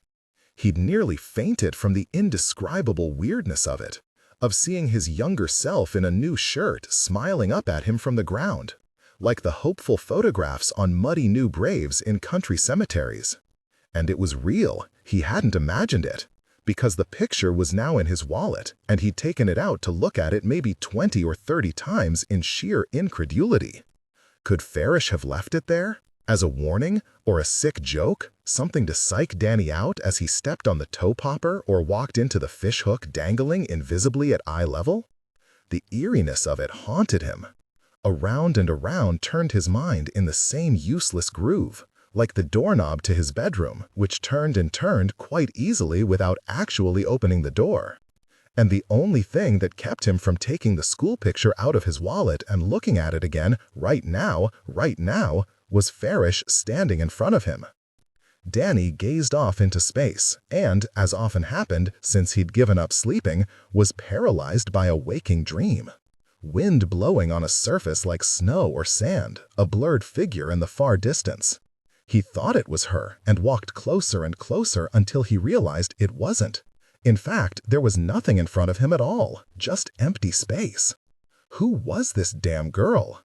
Only the day before, some children's cereal had been sitting out in the middle of Gum's kitchen tables, some kind of flakes that Curtis liked, in a brightly colored box. And Danny had stopped dead on his way to the bathroom and stared because her face was on the box. Her. Pale face, black bowl haircut, leaning over a bowl of cereal that cast a magical glow up into her downturned face. And all around her head, fairies and sparkles. He ran, snatched up the box, and was confused to see that the picture wasn't her at all, anymore, but some different child, some child he recognized from television. In the corner of his eye, tiny explosions popped, flashbulbs firing everywhere. And all of a sudden it occurred to him, jolted back into his body, sitting in a sweaty flash on the steps of his trailer again, that when she slipped through whatever dimension she came from and into his thoughts, the girl, she was preceded in his mind by something very like an open door and a whirl of something bright blowing through it. Points of light, glittery dust flecks, like creatures in a microscope. Meth bugs, that would be your scientific explanation. Because every itch, every goosebump, every microscopic speck and piece of grit that floated across your tired old eyeballs was like a living insect. Knowing the science of it didn't make it any less real. At the end, bugs crawled on every imaginable surface, long, flowing trails that writhed along the grain in the floorboards. Bugs on your skin that you couldn't scrub off, though you scrubbed until your skin was raw. Bugs in your food, bugs in your lungs, your eyeballs, your very squirming heart. Lately, Farish had begun placing a paper napkin, perforated by a drinking straw, over his glass of iced tea to keep away the invisible swarms he perpetually swatted from his face and head. And Danny, too, had bugs. Except his, thank heavens, weren't burrowing bugs, crawling bugs, maggots and termites of the soul, but fireflies. Even now, in broad daylight, they flickered at the corner of his vision. Dust flecks experienced as electronic pops, twinkle twinkle everywhere. The chemicals had possessed him. They had the upper hand now. It was chemicals, pure, metallic, precise, that boiled up vaporous to the surface and did the thinking and talking now, and even the seeing now. That's why I'm thinking like a chemist, he thought, and was dazed by the clarity of this simple proposition. He was resting in the snowy fallout of sparks which showered about him, when, with a start, he became aware that Farish was talking to him, had been talking to him actually for some time. "What?" he said with a guilty jump. "I said, you do know what that middle D in radar stands for," said Farish. Though he was smiling, his face was stony red and congested with blood.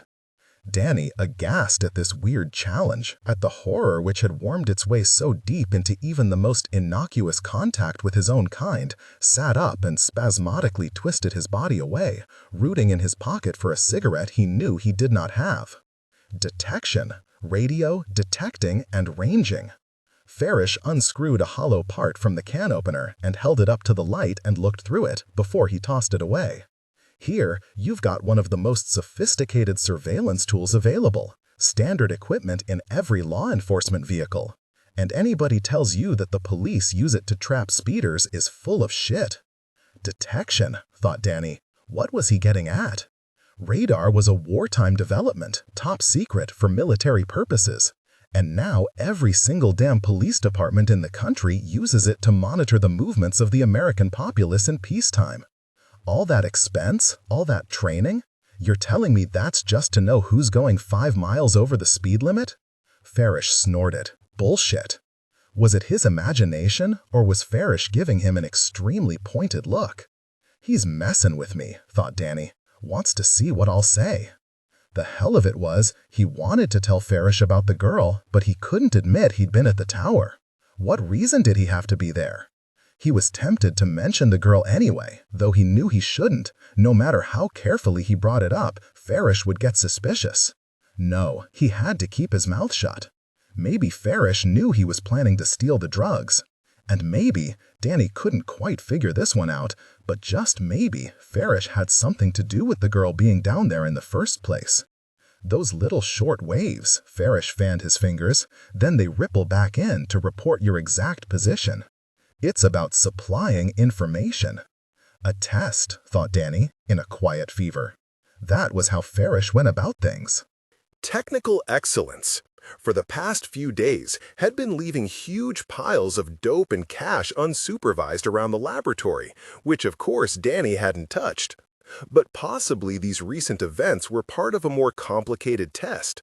Was it just a coincidence that the girl had come to the door of the mission the very night that Farish had insisted on going over there? The night the snakes were set loose? Something fishy about it from the get-go, her showing up at the door. But Farish hadn't actually taken very much notice of her, had he? "My point is," said Farish, inhaling heavily through his nostrils as a cascade of mechanical parts from the can opener fell tinkling to the ground. "If they're beaming all these waves at us, there has to be somebody at the other end, right?" At the top of his mustache, which was wet, clung a rock of amphetamine the size of a pea. All this information is worthless without somebody receiving, somebody schooled, somebody trained, right? Am I right? "Right," said Danny, after a brief pause, trying hard to hit just the right note, falling a little flat. What was Farish getting at with all this broken record talk about surveillance and spying, unless he was using it to conceal his true suspicions? Except he doesn't know a thing, thought Danny in a sudden panic. He can't. Farish didn't even drive. Farish cracked his neck and said slyly, "Hell, you know it." "What?" said Danny, looking around. For a moment he thought he'd spoken aloud without meaning to. But before he could jump up and protest his innocence, Farish began to pace in a tight circle with his eyes fixed on the ground. "This isn't generally known by the American people, the military application of these waves," he said. "And I'll tell you what the fuck else. Even the fucking Pentagon don't know what these waves really are. Oh, they can generate 'em and track 'em," he laughed, a short, sharp-pitched laugh. "But they don't know what the fuck they're made of. I have got to cut this shit out. All I have to do," Danny told himself, horribly aware of a fly which buzzed repetitively at his ear like a tape loop in some endless fucking nightmare. "All I have to do is get on the ball, clean up, sleep for a day or two. I can go grab the crank and get out of town while he's still sitting on the ground out here gibbering about radio waves and tearing up toasters with a screwdriver." "Electrons damage the brain," said Farish. As he said this, he looked keenly at Danny, as if he suspected that Danny disagreed with him on some point. Danny felt faint. It was past time for his hourly bump. Pretty soon, without it, he'd have to crash as his overtaxed heart fluttered, as his blood pressure sank to a thread. Half crazy with the fear it would stop altogether, because sleep ceased to be sleep when you never had any. Dammed up, irresistible, it rolled in at the last and crushed you senseless, a high black wall that was more like death. "And what are radio waves?" said Farish. Farish had been through this with Danny before. "Electrons. Exactly, numbnuts." Farish, with a manic Charles Manson flitter, leaned forward and thumped his own skull with surprising violence. "Electrons! Electrons!" The screwdriver glinted. Bang! Danny saw it on a giant movie screen, like a cold wind blowing from his future. Saw himself lying on his sweaty little bed, knocked out and defenseless and too weak to move. Clock ticking, curtain stirring. Then, creak, went the trailer's padded door, ever so slowly. Farish easing quietly to his bedside, butcher knife in his fist. "No!" he cried, and opened his eyes, to see Farish's good eye bearing down on him like a power drill. For a long, bizarre moment, they stared at each other. Then Farish snapped, "Look at your hand. What you done to it?" Confused, Danny brought both hands up, trembling, before his eyes, and saw that his thumb was covered in blood where he'd been picking at the hangnail. "Better look after yourself, brother," Farish said. In the morning, Eddie, dressed soberly in navy blue, came by Harriet's house to pick up Harriet's mother, so the two of them could go out for breakfast before Eddie met the accountant at 10. She'd called to arrange the date 3 days earlier, and Harriet, after answering the telephone and getting her mother to pick up, had listened to the first part of their conversation before putting down the receiver. Edie had said that there was something personal they needed to talk about, that it was important, and that she didn't want to talk about it over the telephone. Now, in the hallway, she refused to sit down and kept glancing at her wristwatch, glancing at the top of the stairs. "They'll be through serving breakfast by the time we get there," she said, and recrossed her arms with an impatient little clucking sound. Tch, tch, tch. Her cheeks were pale with powder, and her lips, sharply drawn in a Cupid's bow, in the waxy scarlet lipstick that Edie usually saved for church, were less like a lady's lips than the thin, pursed lips of old Sieur d'Iberville in Harriet's Mississippi history book. Her suit, nipped at the waist, with three-quarter-length sleeves, was very severe, stylish too in its old-fashioned way. The suit that Libby said made Edie look like Mrs. Simpson, who had married the King of England. Harriet, who was sprawled across the bottom step and glowering at the carpet, raised her head and blurted, "But why can't I go?" "For one," said Edie, looking not at Harriet but over her head, "your mother and I have something to discuss. I'll be quiet. In private. For two," Edie said, turning her chilly bright gaze quite ferociously on Harriet, "you aren't dressed to go anywhere. Why don't you go upstairs and get in the bathtub? If I do, will you bring me back some pancakes?" "Oh, Mother," said Charlotte, hurrying down the stairs in an unpressed dress with her hair still damp from the bath. "I'm so sorry. Oh, that's all right," said Edie, but her voice made it plain that it wasn't all right, not at all. Out they went. Harriet, all in a sulk, watched them drive away, through the dusty organdy curtains. Allison was still upstairs, asleep. She'd come in late the night before. Except for certain mechanical noises, the tick of the clock, the whir of the exhaust fan, and the hum of the hot water heater, the house was as silent as a submarine. On the counter in the kitchen stood a tin of saltine crackers which had been purchased before Ida's departure and Libby's death. Harriet curled up in Ida's chair and ate a few of them. The chair still smelled like Ida, if she closed her eyes and breathed deep, but it was an elusive scent that vanished if she tried too hard to capture it. Today was the first day that she hadn't waked up crying, or wanting to cry, since the morning she left for Camp de Selby. But though her eyes were dry and her head was clear, she felt restless. The entire house lay still, as if waiting for something to happen. Harriet ate the rest of her crackers, dusted her hands, and then, climbing on a chair, stood on tiptoe to examine the pistols on the top shelf of the gun cabinet.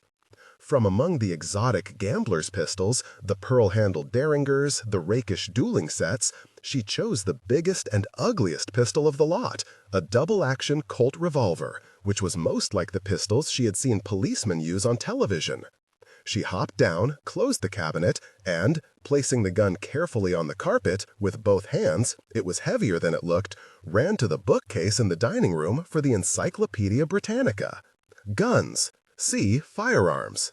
She carried the F volume into the living room and used the revolver to prop it open as she sat cross-legged on the carpet, puzzling over the diagram and text. The technical vocabulary baffled her. After half an hour or so, she went back to the shelf for the dictionary, but that wasn't much help either. Again and again, she returned to the diagram, leaning over it on all fours. Trigger guard. Technical excellence. Swing out cylinder, but which way did it swing? The gun in the picture didn't match the gun she had in front of her. Crane latch, cylinder crane assembly, ejector rod. Suddenly something clicked. The cylinder swung out. Empty. The first bullet she tried wouldn't go in the holes, and neither would the second ones. But mixed in the same box were some different ones that seemed to slide in all right. Scarcely had she time to begin loading the revolver when she heard the front door open, her mother stepping inside. Quickly, in one broad movement, she pushed everything under Ida's armchair, guns, bullets, encyclopedia, and all, and then stood up. "Did you bring me some pancakes?" she called. No answer. Harriet waited tensely, staring at the carpet. For breakfast, she'd certainly come and gone in a hurry, and listening to her mother's footfalls skimming up the steps, and was surprised to hear a hiccupy gasp like her mother was choking or crying. Harriet, brow wrinkled, hands on hips, stood where she was, listening. When she heard nothing, she went over cautiously and peeked into the hallway, just in time to hear the door of her mother's room open, then shut. Ages seemed to pass. Harriet eyed the corner of the encyclopedia, the outline of which protruded ever so slightly beneath the skirt of Ida's armchair. Presently, as the hall clock ticked on and still nothing stirred, she stooped and tugged the encyclopedia out from its hiding place, and, lying on her stomach, chin propped in her hands, she read the firearms article from beginning to end again. One by one, the minutes threaded by. Harriet stretched out flat on the floor and lifted the tweed skirt of the chair and peered at the dark shape of the gun, at the pasteboard box of bullets lying quietly alongside it, and, heartened by the silence, she reached under the chair and slid them out. So absorbed was she that she did not hear her mother coming down the stairs until suddenly she said from the hallway, very close, "Sweetie?" Harriet jumped. Some of the bullets had rolled out of the box. Harriet grabbed them up, fumbling, and stuck them by the handful into her pockets. "Where are you?" Harriet had barely enough time to scrape everything under the chair again and stand up before her mother appeared in the doorway. Her powder had worn off, her nose was red, her eyes moist. With some surprise, Harriet saw that she was carrying Robin's little blackbird costume. How black it looked, how small, dangling limp and bedraggled from its padded satin hanger like Peter Pan's shadow that he'd tried to stick on with soap. Her mother seemed about to say something, but she had stopped herself and was looking at Harriet curiously. "What are you doing?" she said. In apprehension, Harriet stared at the tiny costume. "Why?" she said, and, unable to finish, she nodded at it. Harriet's mother glanced at the costume, startled, almost as if she'd forgotten she was holding it. "Oh," she said, and dabbed at the corner of her eye with a tissue. "Tom French asked Edie if his child could borrow it. The first ball game is with a team called the Ravens or something, and Tom's wife thought it would be cute if one of the children dressed up like a bird and ran out with the cheerleaders. If you don't want to lend it to them, you should tell them they can't have it." Harriet's mother looked a bit surprised. For a long, strange moment, the two of them looked at each other. Harriet's mother cleared her throat. "What day do you want to drive to Memphis and buy your school clothes?" she said. "Who's going to fix them?" "Beg pardon?" "Ida always hems my school clothes." Harriet's mother started to say something, then shook her head, as if to clear it of an unpleasant thought.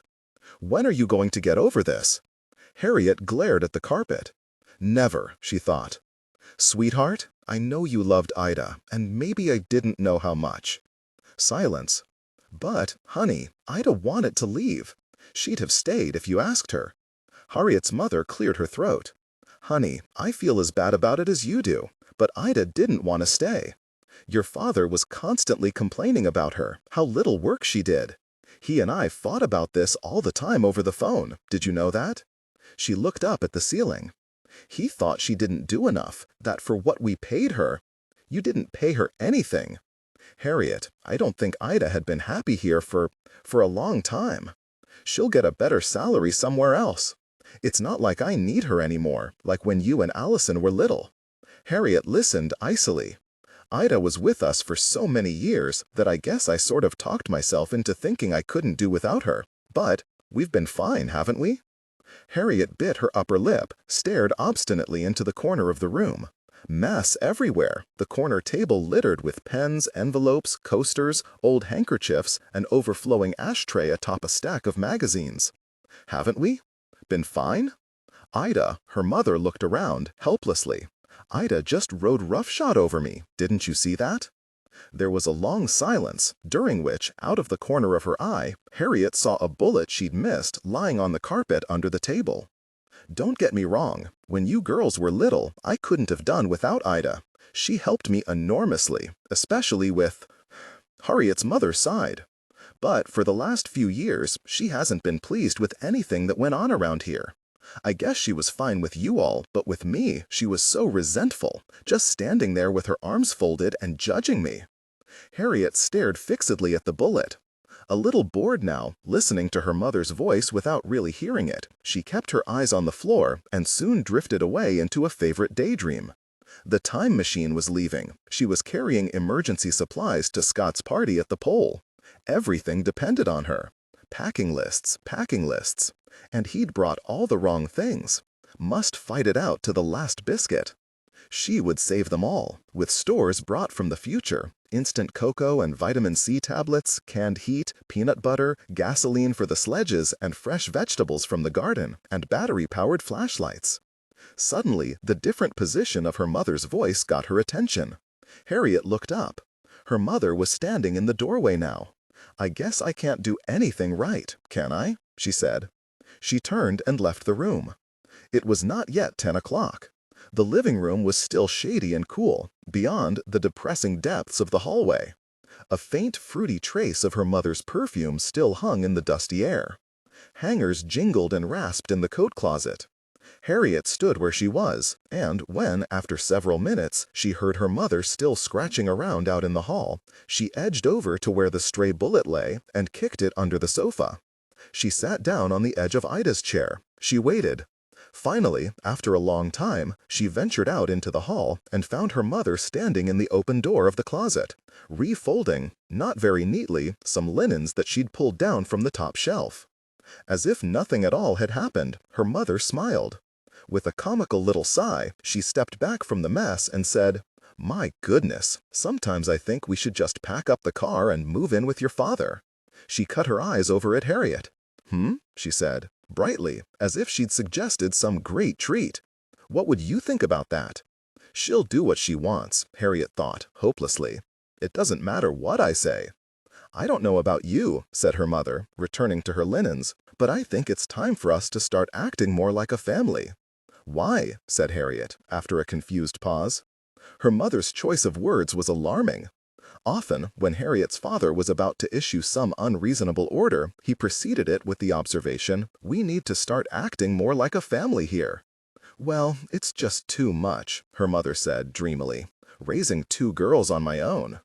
Harriet went upstairs and sat on her window seat and looked out her bedroom window. Technical excellence. The streets were hot and empty. All day long, the clouds passed by. At 4 o'clock in the afternoon, she walked over to Edie's house and sat on the front steps with her chin in her hands until Edie's car rolled around the corner at 5 o'clock. Harriet ran to meet her. Edie rapped on the window and smiled. Her navy suit was a little less sharp now, rumpled from the heat, and as she climbed out of the car, her movements were creaky and slow. Harriet galloped along the walk beside her, up the steps and onto the porch, breathlessly explaining that her mother had proposed moving to Nashville and was shocked when Edie only breathed deeply and shook her head. "Well," she said, "maybe that's not such a bad idea." Harriet waited. "If your mother wants to be married, she's going to have to make a little effort, I'm afraid." Edie stood still a moment, sighed, then turned the key in the door. "Things can't continue like this." "But why?" wailed Harriet. Edie stopped, closed her eyes, as if her head hurt. "He's your father, Harriet." "But I don't like him." "I don't care for him either," snapped Edie. "But if they're going to stay married, I reckon they should live in the same state, don't you?" "Dad doesn't care," said Harriet, after an appalled little pause. "He likes things just the way they are." Edie sniffed. "Yes, I suppose he does. Won't you miss me if we move?" "Sometimes life doesn't turn out the way we think it ought to," Edie said, as if relating some cheery but little-known fact. "When school starts—" "Where?" thought Harriet. "Here or Tennessee? You should throw yourself into your studies. That'll take your mind off things." "Soon she'll be dead," thought Harriet, staring at Edie's hands, which were swollen at the knuckles and speckled with chocolate-brown spots like a bird's egg. Libby's hands, though similar in shape, had been whiter and more slender, with the veins showing blue on the back. She glanced up from her reverie and was a bit shocked at Edie's cold, speculative eyes observing her closely. "You ought not to have quit your piano lessons," she said. "That was Allison." Harriet was always horribly taken aback when Edie made mistakes like this. "I never took piano." "Well, you ought to start. You don't have half enough to do. That's your problem, Harriet." "When I was your age," said Edie, "I rode and played violin and made all my own clothes. If you learned how to sew, you might start taking a little more interest in your appearance." "Will you take me out to see Tribulation?" Harriet said suddenly. Edie looked startled. "There's nothing to see. But will you take me to the place, please, where it was?" Edie didn't answer. She was gazing over Harriet's shoulder with a rather blank look on her face. At the roar of a car accelerating in the street, Harriet glanced over her shoulder just in time to see a metallic flash vanish around the corner. "Wrong house," said Edie, and sneezed. "Ka-choo!" "Thank goodness." "No," she said, blinking, fishing in her pocketbook for a tissue. "There's not much to see out at Tribulation anymore. The fellow that owns the land now is a chicken farmer, and he may not even let us up to look at the place where the house was." "Why not?" "Because he's a fat old rascal. Everything out there's gone to pieces." She patted Harriet on the back, distractedly. "Now, run along home and let Edie get out of these high heels." "If they move to Nashville, can I stay here and live with you?" "Why, Harriet?" said Edie, after a shocked little pause. "Don't you want to be with your mother and Allison?" "No." "Ma'am," Harriet added, observing Edie closely. But Edie only raised her eyebrows, as if amused. In her infuriating, chipper way, she said, "Oh, I expect you'd change your mind about that after a week or two." Tears rose to Harriet's eyes. "No," she cried, after a sullen, unsatisfying pause. "Why do you always say that? I know what I want. I never change my—" "Well, cross that bridge when we come to it, shall we?" said Edie. "Just the other day, I read something Thomas Jefferson wrote to John Adams when he was an old man, that most of the things he'd worried about in his life never came to pass. How much pain have cost us the evils that never happened, or something of the sort." She glanced at her wristwatch. "If it's any comfort, I think it'll take a torpedo to get your mother out of that house, but that's my opinion. Now, run along," she said to Harriet, who stood staring at her balefully with red eyes. As soon as he swung round the corner, Danny pulled over in front of the Presbyterian church. "God damn it," said Harish. He was breathing hard through the nostrils. Was that her? Danny, too high and overcome to speak, nodded his head. He could hear all kinds of small, frightening noises, trees breathing, wires singing, grass crackling as it grew. Farish turned in his seat to look out the back window. "Damn it, I told you to look for that kid. You're telling me this is the first time you've seen her?" "Yes," said Danny sharply. He was shaken by how suddenly the girl had jumped into view at the uncomfortable tail end of his sight, just like she'd done at the water tower. Though he couldn't tell Farish about the water tower. He wasn't supposed to be at the water tower. And now, on this roundabout circuit, going nowhere. "Vary your route," said Farish. "Vary your travel times. Keep checking your mirrors." He'd turned the corner and seen who but the girl, standing on a porch. All kinds of echoes. Breathing, shining, stirring. 1,000 mirrors glinted out of the treetops. Who was the old lady? As the car slowed, she'd met Danny's gaze, had met it dead on for a confused and curious flash, and her eyes were exactly the same as the girl's. For a heartbeat, everything had dropped away. "Go," Farish had said, slapping the dash. And then, when they were around the corner, Danny had to pull the car over because he felt way too high, because something weird was going on. Some whacking multi-level speed telepathy. Escalators going up and up, disco balls revolving on every floor. They both sensed it. They didn't even have to say a word, and Danny could hardly even look at Farish because he knew they were both remembering the same exact damn freaky thing that happened about 6 o'clock that morning.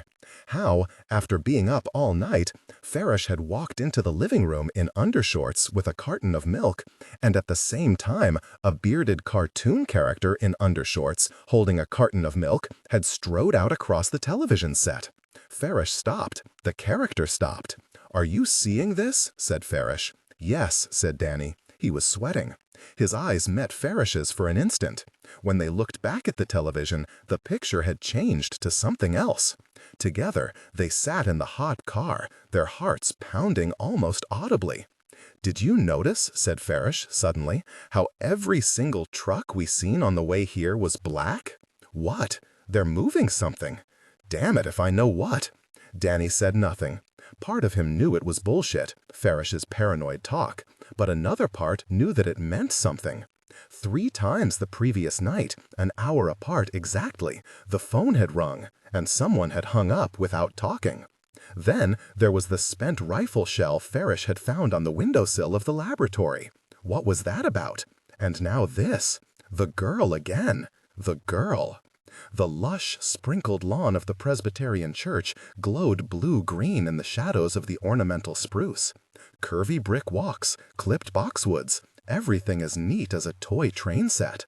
What I can't figure out is who the hell she is, said Farish, scrabbling in his pocket for the crank. You shouldn't have let her get away. It was Eugene let her go, not me. Danny gnawed on the inside of his mouth. No, it wasn't his imagination.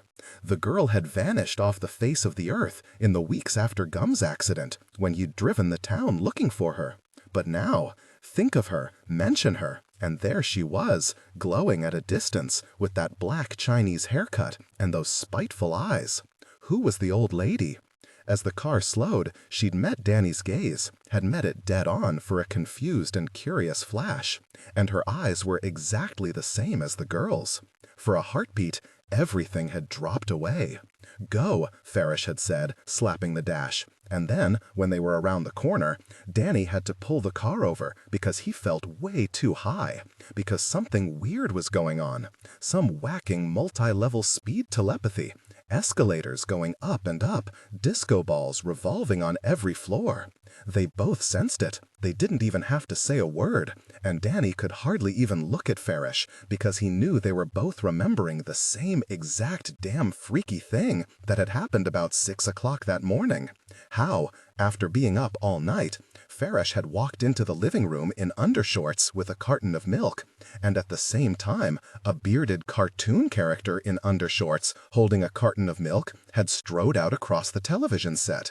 Farish stopped. The character stopped. "Are you seeing this?" said Farish. "Yes," said Danny. He was sweating. His eyes met Farish's for an instant. When they looked back at the television, the picture had changed to something else. Together, they sat in the hot car, their hearts pounding almost audibly. "Did you notice," said Farish suddenly, "how every single truck we seen on the way here was black? What? They're moving something. Damn it if I know what." Danny said nothing. Part of him knew it was bullshit, Farish's paranoid talk, but another part knew that it meant something. 3 times the previous night, an hour apart exactly, the phone had rung, and someone had hung up without talking. Then there was the spent rifle shell Farish had found on the windowsill of the laboratory. What was that about? And now this. The girl again. The girl. The lush, Technical excellence. They each had a toot, which steadied them somewhat. "Somebody," said Danny, and inhaled, "somebody has put that kid out to spy on us." High as he was sorry the instant he'd said it. Farish's brow darkened. "Say what?" "If somebody," he growled, scouring his wet nostrils with the back of his hand, "if somebody put that little dab out to spy on me, I'll rip her wide open." "She knows something," said Danny. "Why?" "Because she'd looked at him from the window of a hearse. Because she'd invaded his dreams. Because she was haunting him, hunting him, messing with his head." "Well, I'd sure like to know what she was doing up at Eugene's. If that little bitch busted up my taillights." His melodramatic manner made Danny suspicious. "If she busted the taillights," he said, carefully avoiding Farish's eye, "why you reckon she knocked on the door and told us about it?" Farish shrugged. He was picking at a crusty patch on his pants leg, had all at once got very preoccupied with it. And Danny suddenly was convinced that he knew more about the girl, and about all of it, than he was saying. No, it didn't make sense, but all the same, there was something to it. Dogs barked in the distance. "Somebody," said Farish, suddenly shifting his weight somebody, "clomb up there and turn them snakes a-loose at Eugene's. The windows is painted shut, except for that one in the bathroom. Nobody could have got through that but a kid." "I'm on talk to her," said Danny. "Ask her lots of things." Like why I never saw you in my life before, and now I see you everywhere.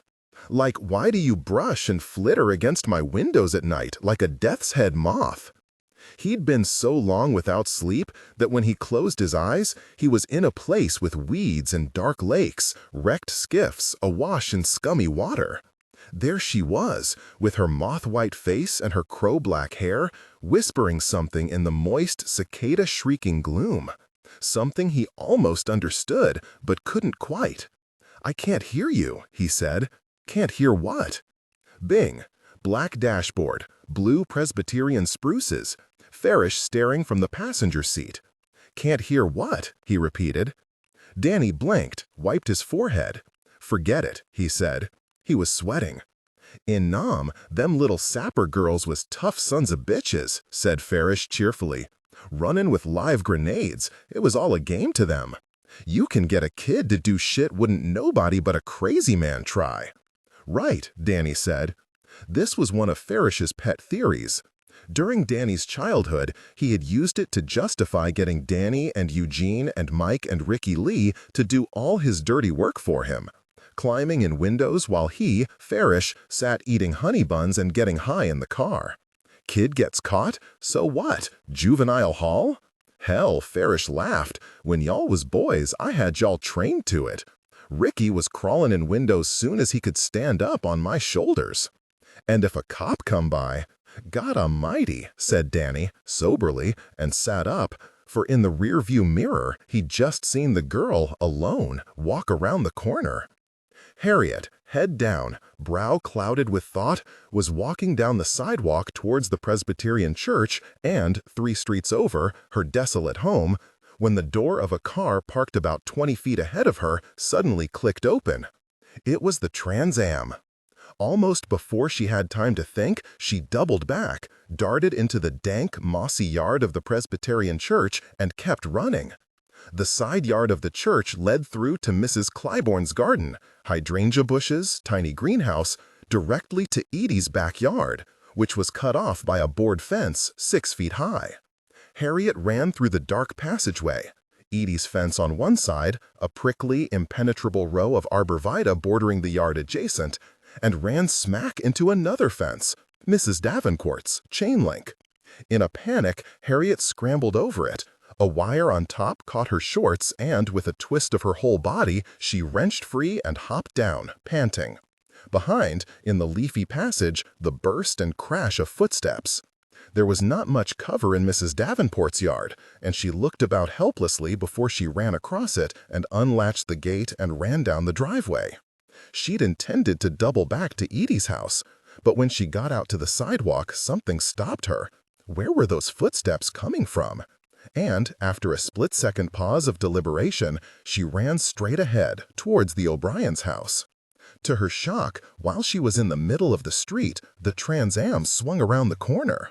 So they'd split up. That was smart.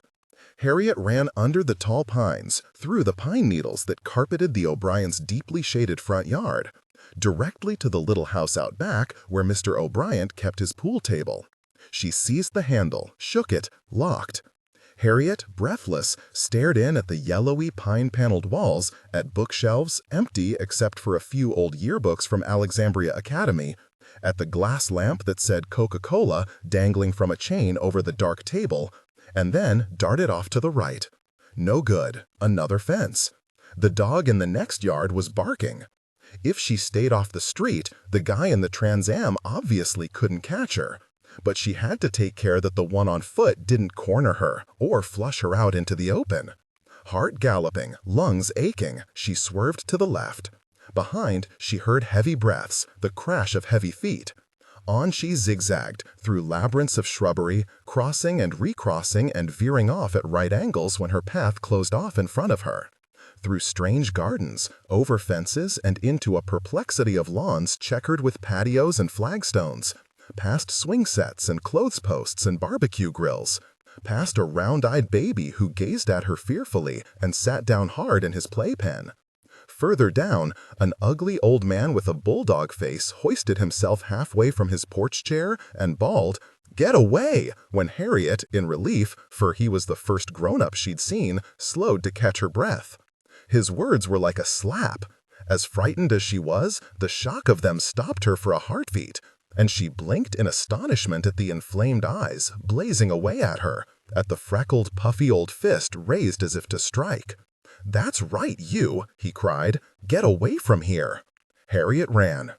Though she'd heard the names of some of the people on this street, the Wrights, the Motleys, Mr. and Mrs. Price, she didn't know them except by sight, not well enough to run up breathlessly and pound on their doors. Why had she let herself be chased here into unfamiliar territory?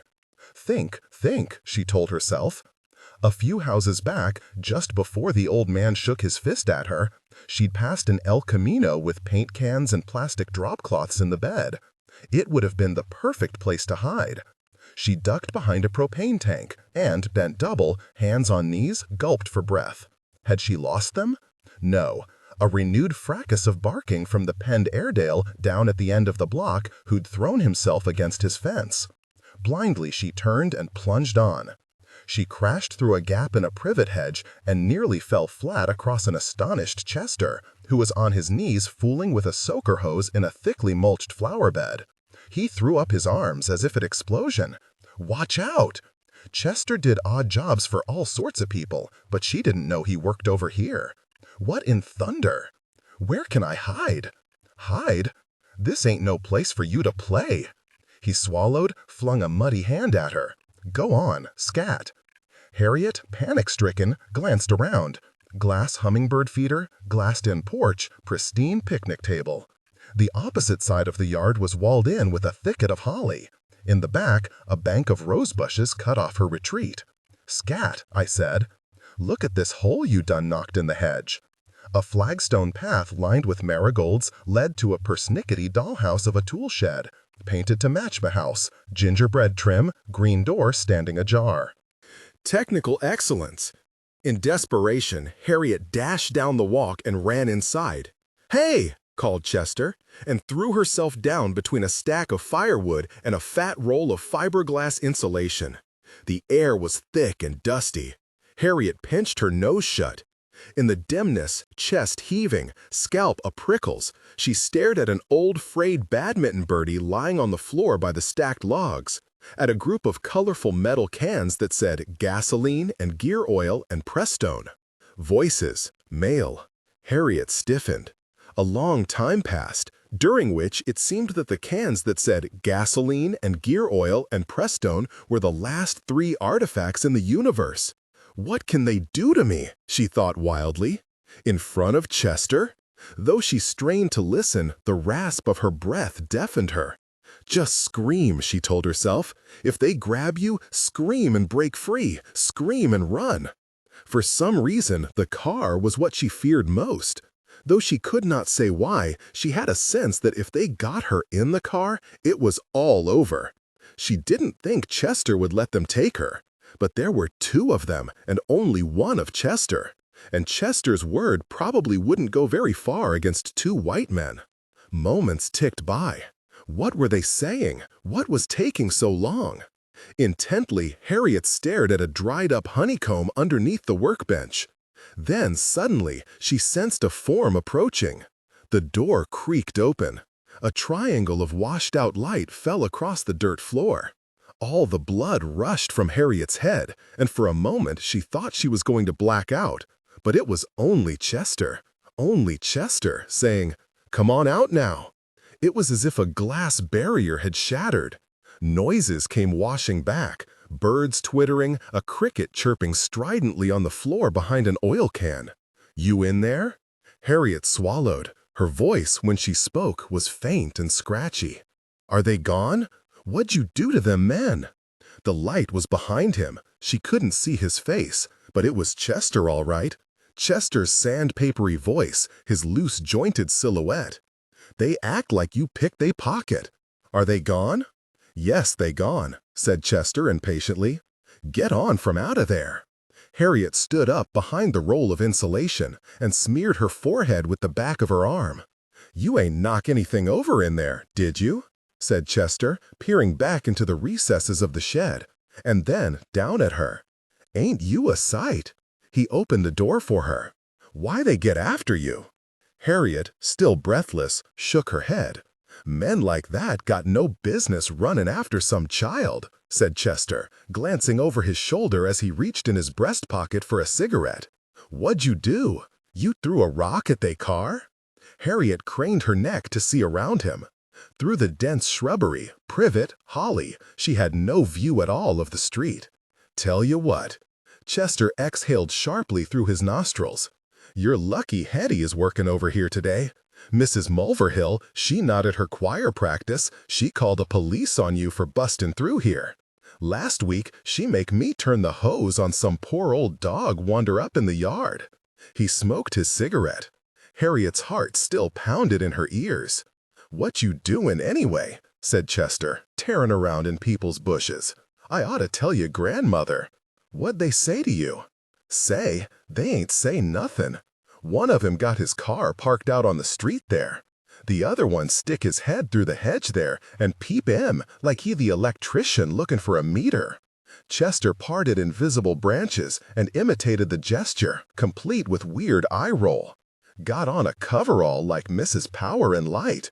Overhead, a branch popped. It was only a squirrel, but Harriet started violently. You ain't gonna tell me why you run from those men. I was... What? I was playing, said Harriet weakly. You ought not to get yourself so worked up. Through a haze of smoke, Chester observed her shrewdly. What you looking at so fearful over that way? You want me to walk you over to your house? No, said Harriet, but as she said it, Chester laughed, and she realized that her head was nodding yes. Chester put a hand on her shoulder. Y'all mixed up, he said. But despite his cheerful tone, he had a worried look. Tell you what, Hetty is going home by your house. Give me a minute to wash off under the hydrant, and I'll walk you on down. Black trucks, said Farish abruptly when they turned onto the highway towards home. He was all hopped up, breathing with loud asthmatic rasps. I never seen so many black trucks in my life. Danny made an ambiguous noise and passed a hand over his face. His muscles trembled, and he was still shaky. What would they have done to the girl if they'd caught her? Damn it, he said. Somebody could have called the cops on us back there. He had, as he had so often nowadays, the sense of coming to his senses in the midst of some preposterous high-wire stunt in a dream. Were they out of their minds? Chasing a kid like that in a residential neighborhood in broad daylight? Kidnapping carried a death penalty in Mississippi. This is nuts, he said aloud. But Farish was pointing excitedly out the window, his big, heavy rings, pinky rings shaped like a dice, flashing outlandishly in the afternoon sun. There, he said, and there. What? Said Danny. What? Cars everywhere, light pouring off cotton fields so intense it was like light on water. Black trucks. Where? The speed of the moving automobile made him feel like he was forgetting something or had left something important behind. There, there, there. That truck's green. No, it's not. There, Farish cried triumphantly. See, there goes another one. Danny, heart hammering, pressure rising in his head, felt like saying so fucking what, but, for fear of setting Farish off, refrained.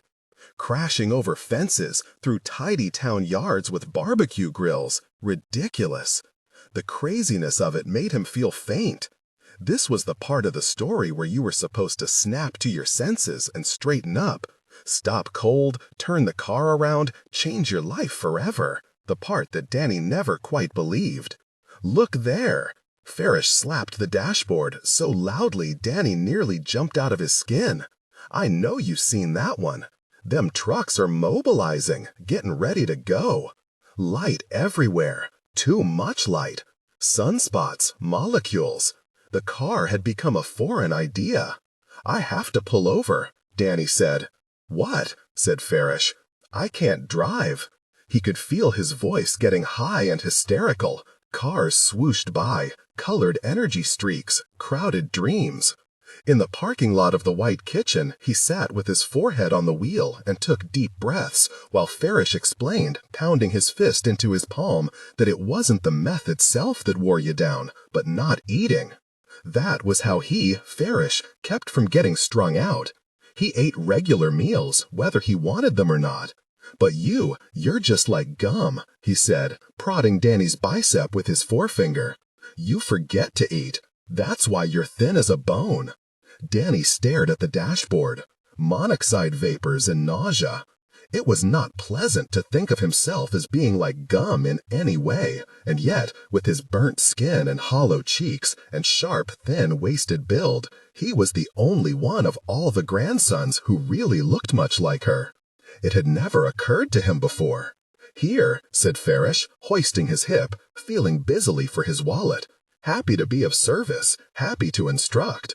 I know just what you need. A fountain Coke and a hot ham sandwich. That'll fix you right up. Laboriously, he opened the car door and hoisted himself out, gamely, stiff in his legs, swaying like an old sea captain, and went inside to dip the fountain Coke and the hot ham sandwich.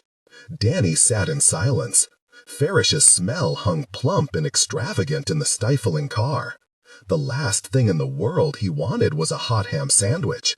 Somehow he would have to choke the thing down. The girl's afterburn raced through his mind like jet trails, a dark-headed blur, a moving target. But it was the face of the old lady on the porch that stayed with him. As he drove past that house, her house, in what felt like slow motion, the old lady's eyes, powerful eyes, full of light, had passed over him without seeing him, and he'd felt a glittery, queasy shock of recognition. For he knew the old lady intimately, but distantly, like something from a long-ago dream. Through the plate-glass window, he saw Farish leaning on the counter, jawing expansively with a bony little waitress he liked. Possibly because they were afraid of him, or because they needed the business, or maybe because they were just kind. The waitresses at the White Kitchen listened respectfully to Farish's wild stories, and didn't seem irritated by his grooming, or his bad eye, or his hectoring know-it-all streak. If he raised his voice, if he got agitated and started waving his arms around, or knocked over his coffee, they remained calm and polite. Farish, in turn, refrained from foul language in their presence, even when he was wired out of his mind. And on Valentine's Day, he'd even brought a bunch of flowers down to the restaurant. Keeping an eye on his brother, Danny got out of the car and walked around to the side of the restaurant, past a margin of dried-up shrubs to the phone booth. Half the pages in the directory had been torn out, but luckily the last half, and he ran a trembling fingertip down the C's. The name on the mailbox had been Cleve. Sure enough, right there in black and white.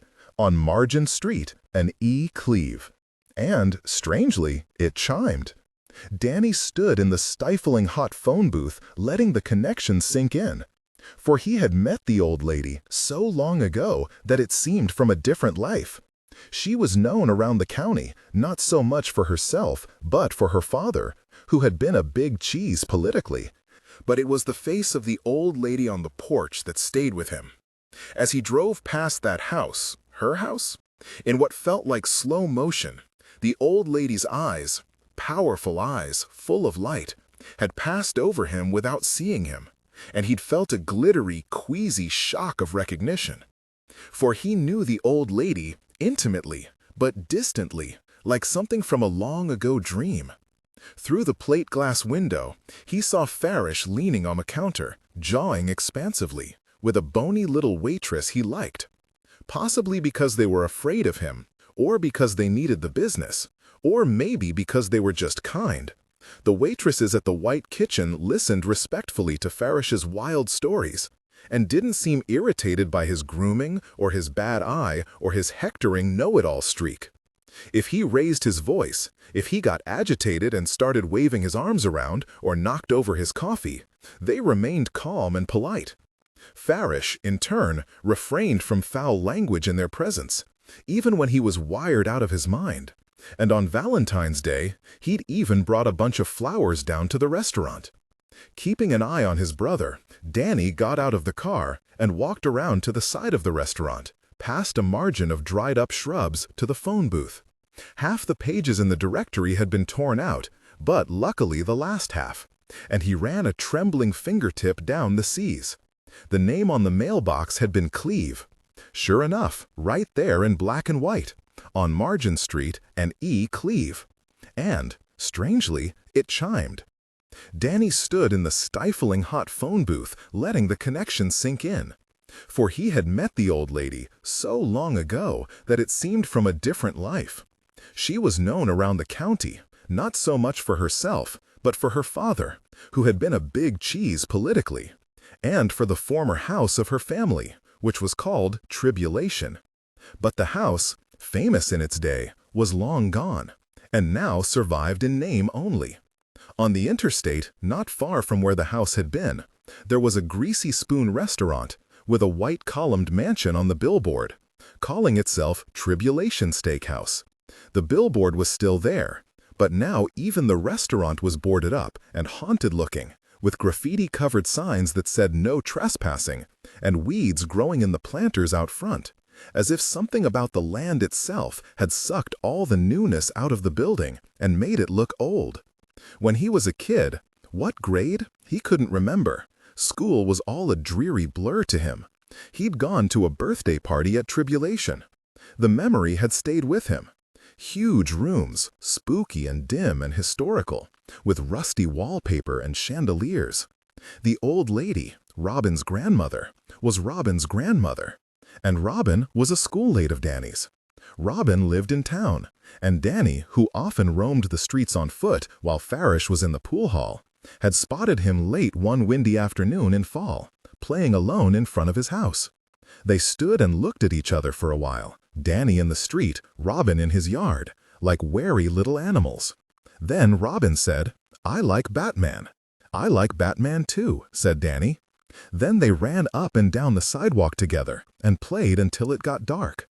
Since Robin had invited everybody in the class to his party, raising his hand for permission, walking up and down the rows and handing an envelope to every single kid, it was easy for Danny to hitch a ride without his father or Gum knowing.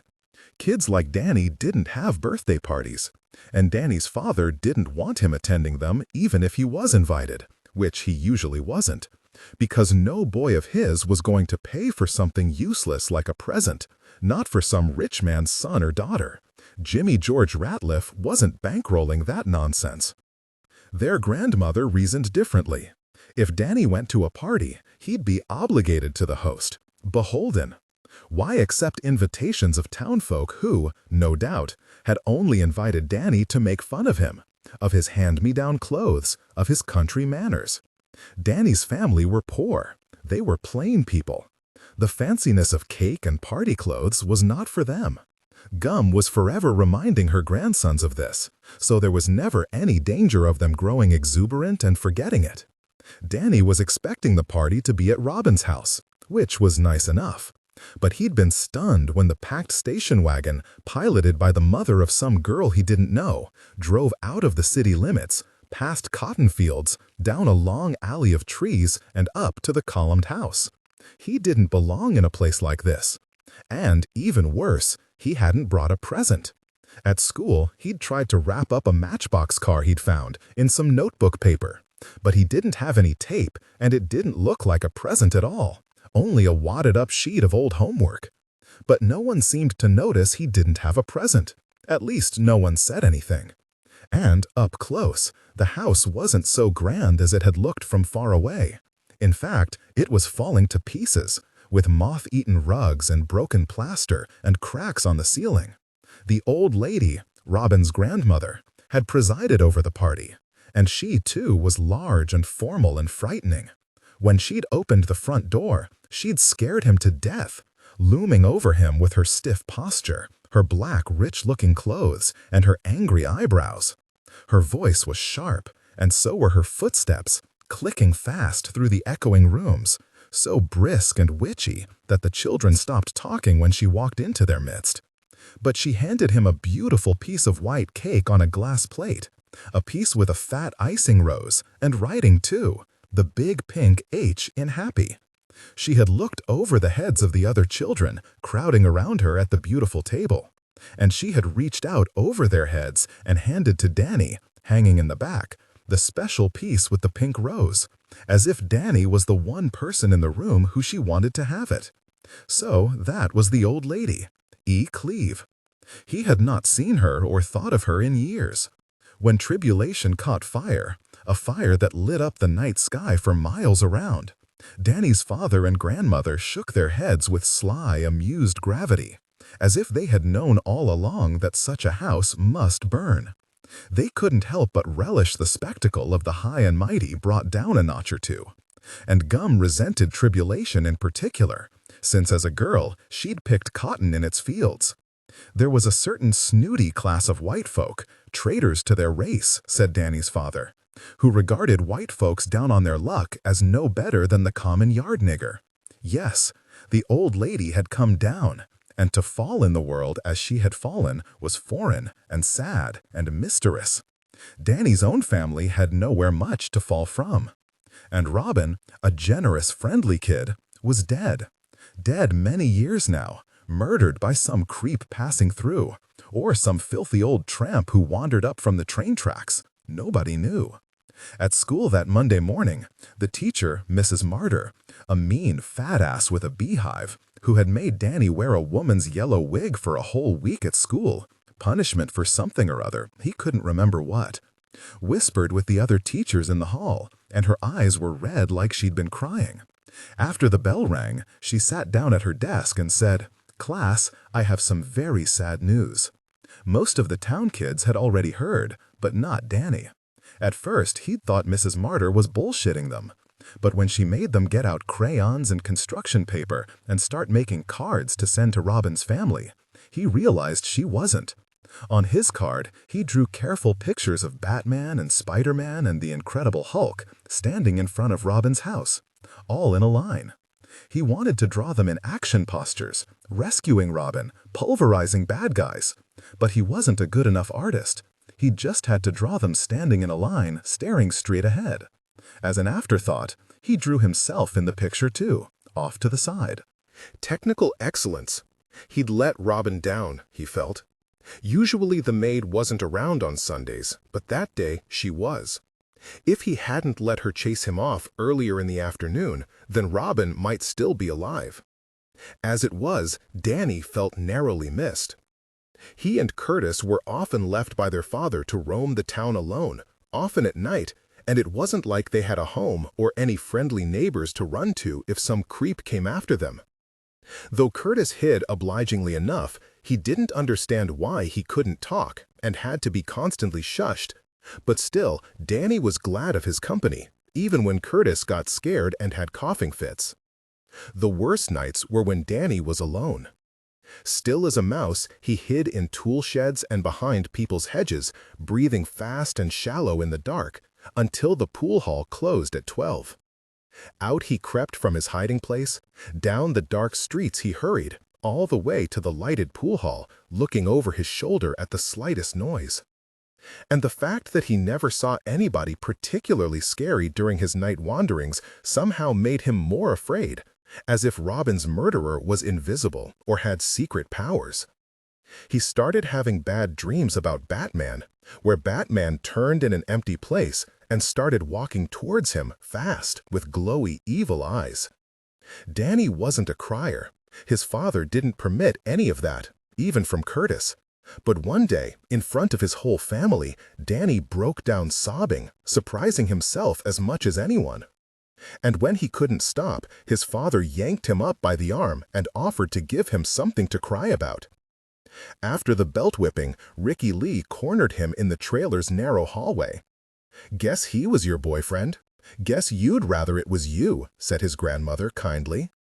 The very next day, Danny had gone to school bragging of what he had not done.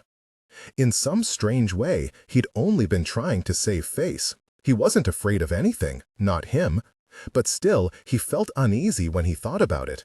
How sadness had turned to lies and swaggering. How part of it was jealousy even, as if Robin's life was all parties and presents and cake. Because sure, things hadn't been easy for Danny, but at least he wasn't dead. The bell over the door tinkled, and Farish strode out into the parking lot with a greasy paper bag. He stopped cold when he saw the empty car. Smoothly, Danny stepped out of the phone booth. No sudden moves. For the last few days, Farish's behavior had been so erratic that Danny was starting to feel like a hostage. Farish turned to look at Danny, and his eyes were glassy. "What are you doing here?" he said. No problem. I was just looking in the phone book," said Danny, moving quickly to the car, making sure to keep a pleasant, neutral expression on his face. These days, any little thing out of the ordinary could set Farish off. The night before, upset over something he'd seen on television, he'd slammed a glass of milk on the table so hard that the glass broke in his hand. Farish was staring at him aggressively, tracking him with his eyes. "You're not my brother." Danny stopped, his hand on the car door. "What?" With absolutely no warning, Farish charged forward and knocked Danny flat on the pavement. When Harriet got home, her mother was upstairs talking to her father on the telephone. What this meant, Harriet didn't know, but it seemed like a bad sign. Chin in hands, she sat on the stairs, waiting. But after a long time had passed, half an hour or so, and still her mother did not appear, she pushed backwards to sit a step higher, and then a step higher, until finally she had worked all the way up and was perched at the very top of the stairs with her back to the bolt of light which shone from under her mother's bedroom door. Carefully she listened, but though the tone of her mother's voice was clear, husky, whispery, the words weren't. Finally she gave up and went down to the kitchen. Her breath was still shallow, and every now and then a muscle twitched painfully in her chest wall. Through the window over the sink, the sunset streamed into the kitchen all red and purple, grandiose, the way it got in the late summer as hurricane weather approached. "Thank God I didn't run back to Edie's," she thought, blinking rapidly. In her panic, she'd come very close to leading them directly to Edie's front door. Edie was tough, but she was still an old lady with broken ribs. Locks in the house, all old, box-type locks, easy to break. The front and back doors had old-fashioned barrel bolts at the top, which were useless. Harriet herself had gotten in trouble for breaking the lock on the back door. She thought it was stuck and thrown her weight against it from the outside. Now, months later, the fitting still dangled from the rotten frame by a single nail. From the open window, a little shivery breeze blew in across Harriet's cheek. Upstairs and down, open windows everywhere, propped by fans, open windows in practically every room. To think of them all gave her a nightmarish sense of being unprotected, exposed. What was to keep him from coming right up to the house? And why should he bother with the windows when he could open pretty much any door he wanted? Allison ran barefoot into the kitchen and picked up the phone as if she was going to call someone, and listened for several seconds with a funny look on her face before she pressed the receiver button and then gingerly hung up. "Who's she talking to?" asked Harriet. "Dad." "Still?" Allison shrugged, but she looked troubled and hurried from the room with her head down. Harriet stood in the kitchen for a minute, brow-knotted, and then went to the telephone and eased up the receiver. In the background, Harriet could hear a television. "Shouldn't blame you," her mother was saying querulously. "Don't be silly." Her father's boredom and impatience was perfectly audible in the way he was breathing. "Why don't you come up here if you don't believe me? I don't want you to say anything you don't mean." Quietly, Harriet pressed the button and then put the phone down. She'd feared that the two of them were talking about her, but this was worse. Things were bad enough when her father visited, and the house was noisy and violent and charged with his presence, but he cared what people thought of him, and he behaved better around Edie and the aunts. To know that they were only a few blocks away made Harriet feel safer, and the house was large enough so she could tiptoe around and avoid him much of the time. But his apartment in Nashville was small, only 5 rooms. There would be no getting away from him. As if in response to these thoughts, bang, a crash behind her, and she jumped with her hand to her throat. The window sash had fallen. A confusion of objects, magazines, a red geranium in a clay pot, tumbled to the kitchen floor. For an eerie, vacuum-sealed moment, curtains flat, breeze vanished, she stared at the broken pot, the black crumbs of dirt spilled across the linoleum, and then up, apprehensively, into the 4 shadowy corners of the room. The sunset glow on the ceiling was lurid, ghastly. "Hello," she finally whispered, to whatever spirit, friendly or not, had blown through the room. For she had a sense of being observed. But all was silence, and after some moments, Harriet turned and hurried from the room as if the very devil were skimming after her. Eugene, in some reading glasses from the drugstore, sat quietly at Gum's kitchen table in the summer twilight. He was reading a smeary old booklet from the county extension office called Home Gardens, Fruits and Ornamentals. His snake-bit hand, though long out of the bandage, still had a useless look about it, the fingers stiff, propping the book open like a paperweight.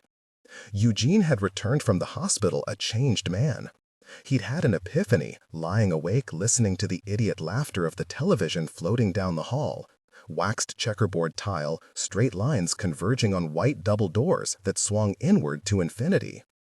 Technical excellence.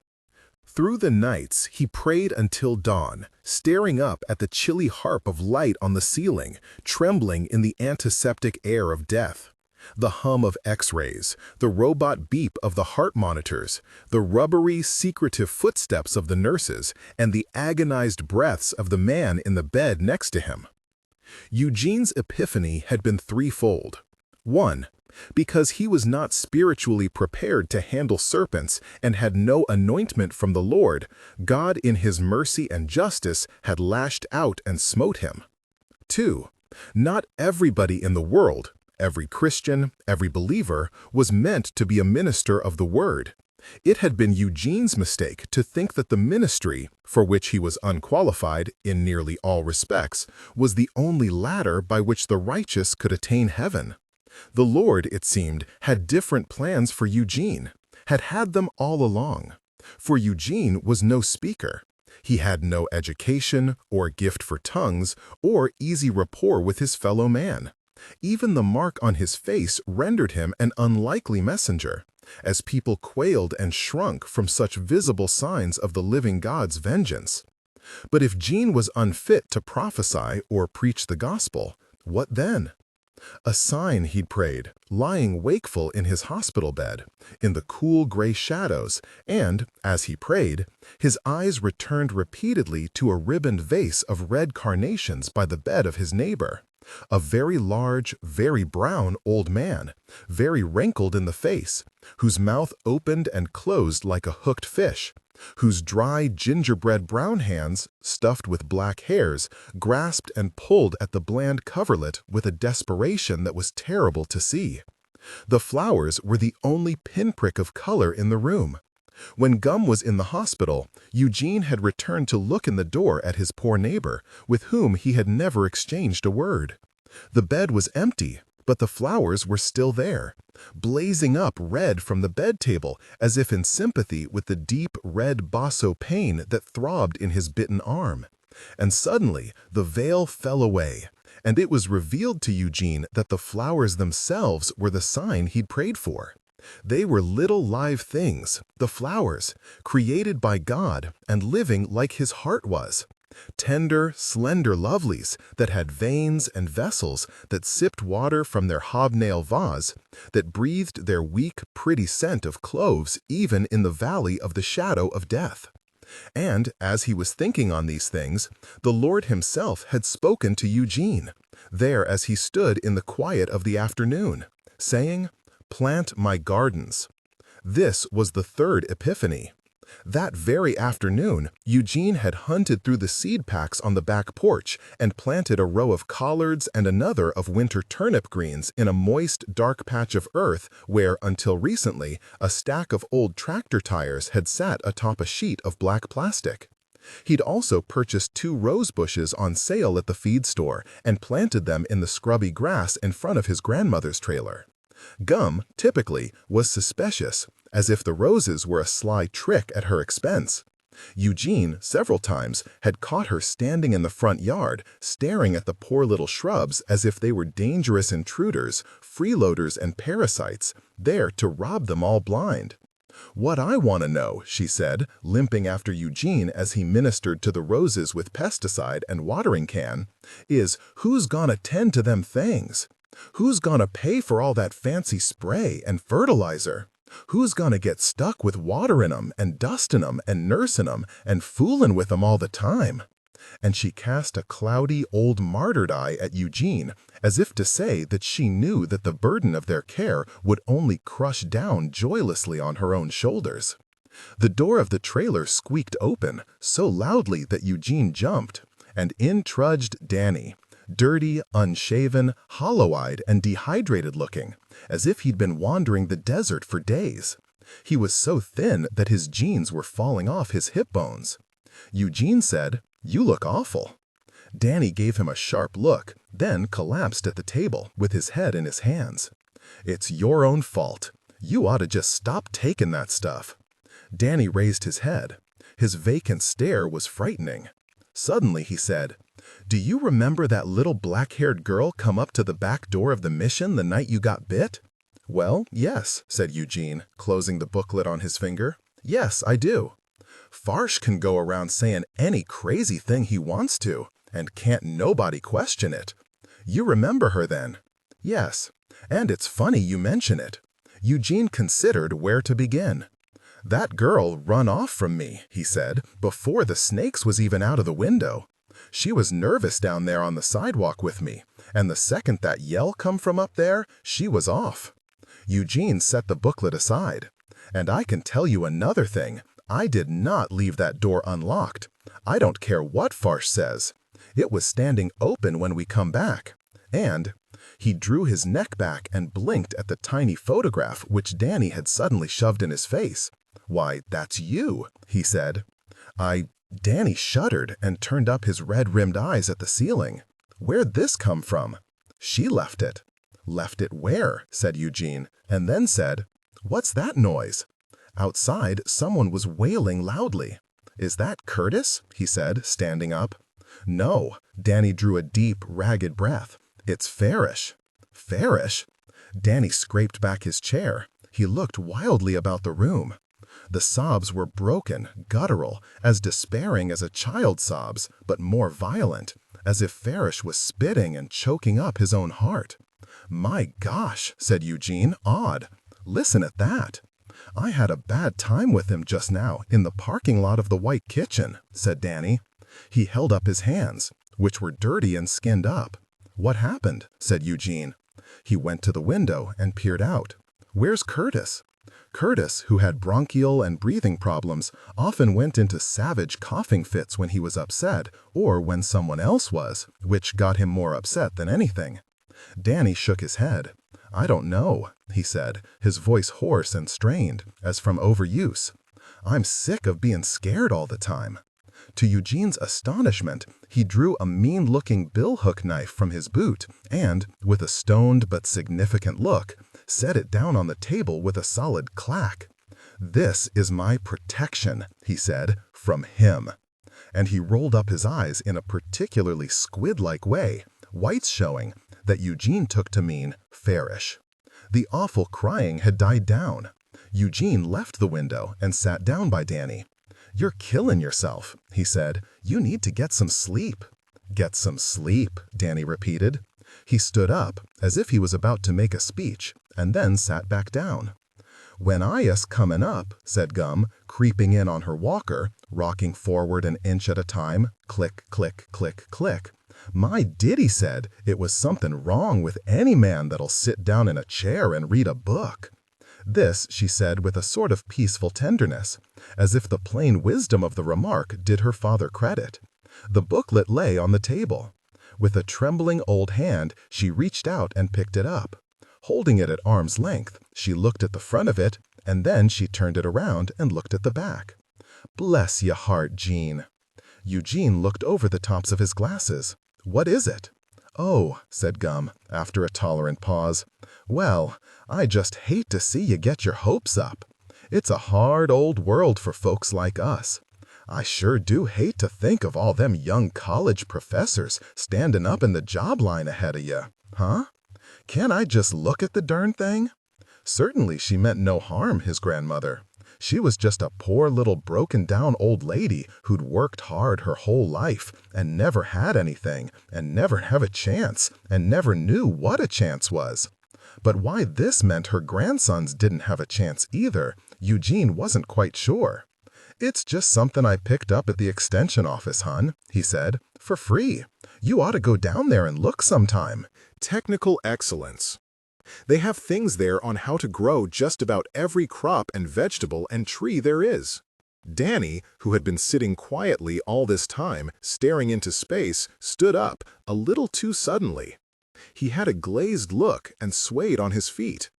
Both Eugene and Gum looked at him. He took a step backwards. "Them glasses look good on you," he said to Eugene. "Thank you," said Eugene, reaching up self-consciously to adjust them. "They look good," said Danny. His eyes were glassy with an uncomfortable fascination. "You ought to wear them all the time." He turned, and as he did, his knees buckled under him, and he fell to the floor. All the dreams Danny had fought off for the past 2 weeks thundered down on him all at once, like a cataract from a burst dam, with wrecks and jetsam from various stages of his life jumbled and crashing down along with it, so that he was 13 again and lying on a cot his first night in juvenile hall. Tan cinder block, industrial fan rocking back and forth on the concrete floor like it was about to take off and fly away. But also 5 in first grade, and 9 with his mother in the hospital, missing her so terribly, so afraid of her dying, and of his drunk father in the next room, that he lay awake in a delirium of terror, memorizing every single spice on the printed curtains which had then hung in his bedroom. They were old kitchen curtains. Danny still didn't know what coriander was or mace, but he could still see the brown letters jingling along the mustard-yellow cotton. Mace, nutmeg, coriander, clove. And the very names were a poem that called up grinning Nightmare in top hat to his very bedside.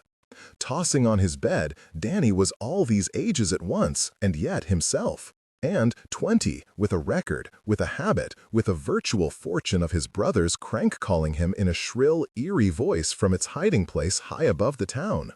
So that the water tower was confused in his mind with a tree he'd climbed and thrown a bird dog puppy out of once when he was a kid to see what would happen. It died. And his guilty thoughts about ripping Farish off were stoppered and shaken up with shameful childhood lies he'd told about driving race cars and beating up and killing people, with memories of school and court and prison and the guitar his father had made him quit playing because he said it took too much work. Where was that guitar? He needed to find it. People were waiting for him out in the car. If he didn't hurry, they'd go off and leave him. The tug of all these contradictory times and places made him roll back and forth on his pillow from the confusion of it all. He saw his mother, looking in the window at him, and the concern on her swollen, kindly face made him want to weep. Other faces made him start back in terror. How to tell the difference between the living and the dead? Some were friendly, some weren't. And they all spoke to him and to each other, though they'd never known each other in life, walking in and out in large, business-like groups, and it was hard to know who belonged where and what they were all doing together here in his room where they didn't belong. Their voices mingled with the rain striking down on the tin roof of the trailer, and themselves as gray and formless as the rain. Eugene, wearing the strange scholarly drugstore glasses, sat by his bed. Lighted by the occasional flash of heat lightning, he and the chair he sat in were the only stationary objects amidst a bewildering and ever-changing swirl of people.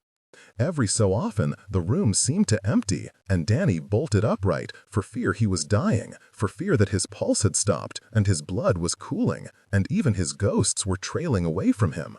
"Set down, set," said Eugene. Eugene, nutty as a fruitcake, but, besides Curtis, the gentlest of the brothers. Farish had a big dose of their father's meanness, not so much since he'd shot himself in the head. That had knocked some of the starch out of him.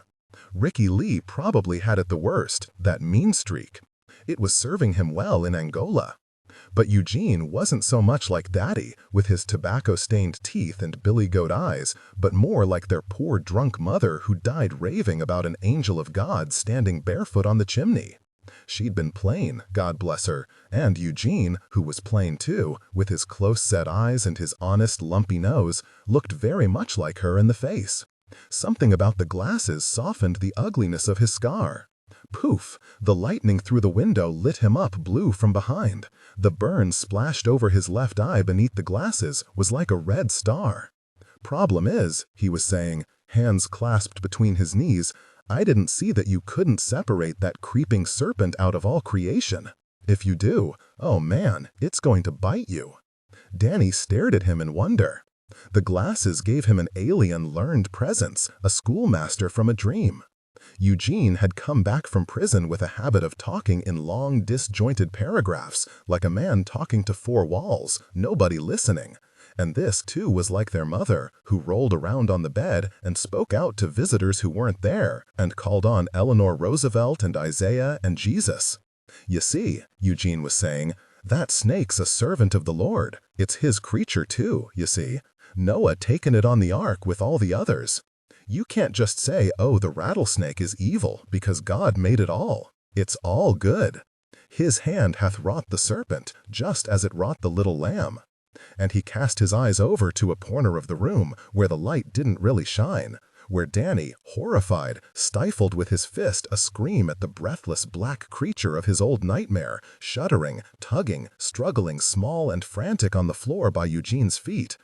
And though it was nothing to retell or speak of, a thing more piteous than horrible, still the rank old fluttering flavor of it was, to Danny, horror beyond bloodshed or description. Black bird, black men and women and children scrambling for the safety of the creek bank, terror and explosions, a foul oily taste in his mouth, and a trembling as if his very body was falling to pieces, spasmed muscles, snapped tendons, dissolving to black feathers and washed bone.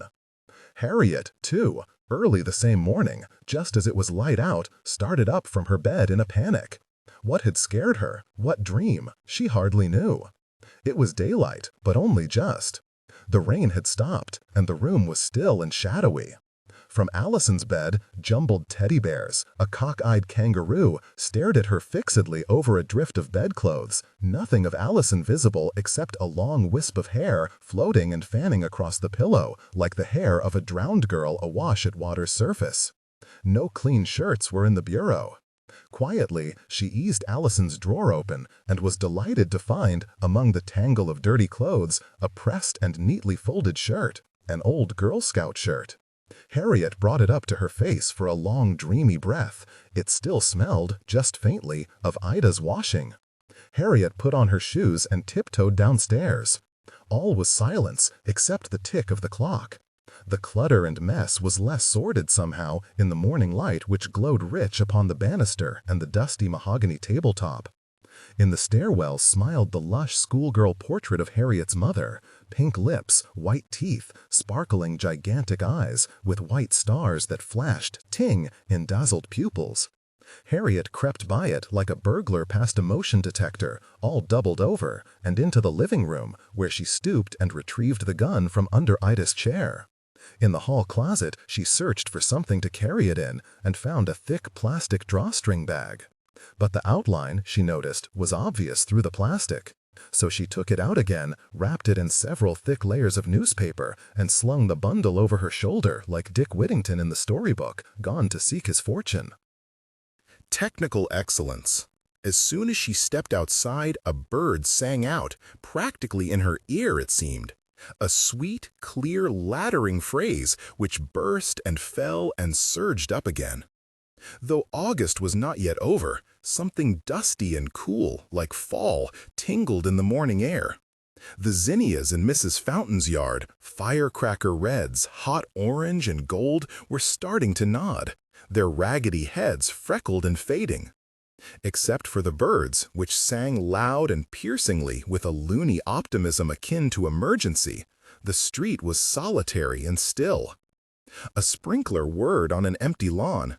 The street lamps, the lighted porches glowed in long, empty perspectives, and even the insignificant sound of her footsteps on the pavement seemed to echo and carry far. Dewy grass, wet streets that rolled out black and wide, like they went on forever. As she drew closer to the freight yards, the lawns got smaller, the houses shabbier and closer together. Several streets over, towards Italiantown, a solitary car roared past. Cheerleader practice would be... The bottom rung was higher than she remembered. A very tall man might not have to jump for it, but anybody else would. 2 years ago, when she'd come with Dick, she'd stood on his shoulders, and then, precariously, she'd climbed up on the banana seat of his bicycle to follow her. Dandelions, tufts of dead grass poking through the gravel, crickets singing frantically. They seemed to know that it was the end of summer, that soon they would be dying, and the urgency of their song gave the morning air a fevered, unstable, shimmery feeling.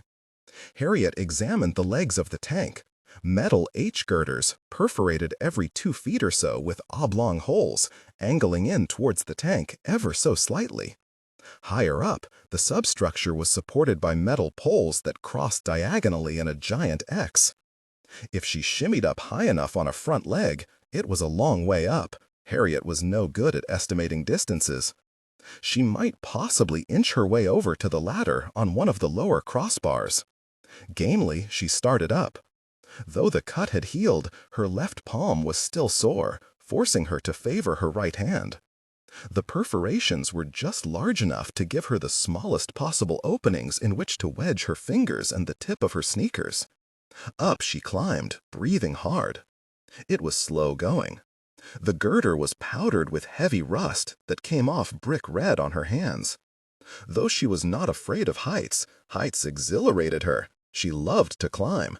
There was not much to hold on to, and every inch was an effort. Even if I fall, she told herself, it won't kill me. Harriet had fallen and jumped from some very high places. The roof of the tool shed, the big limb of the pecan tree in Edie's yard, the scaffolding in front of the Presbyterian church, and never broken a bone. All the same, she felt exposed to prying eyes so high up, and every sound from below, every crackle or bird cry, made her want to look away from the rusted beam 6 inches in front of her nose. Close up, the beam, it was a world all to itself, the desert surface of a rusty red planet. Her hands were growing numb. Sometimes, on the playground, when playing tug-of-war, hanging from a rope, or from the top bar of a jungle gym, Harriet was overcome by a strange impulse to relax her grip and let herself fall, and this was the impulse she now fought.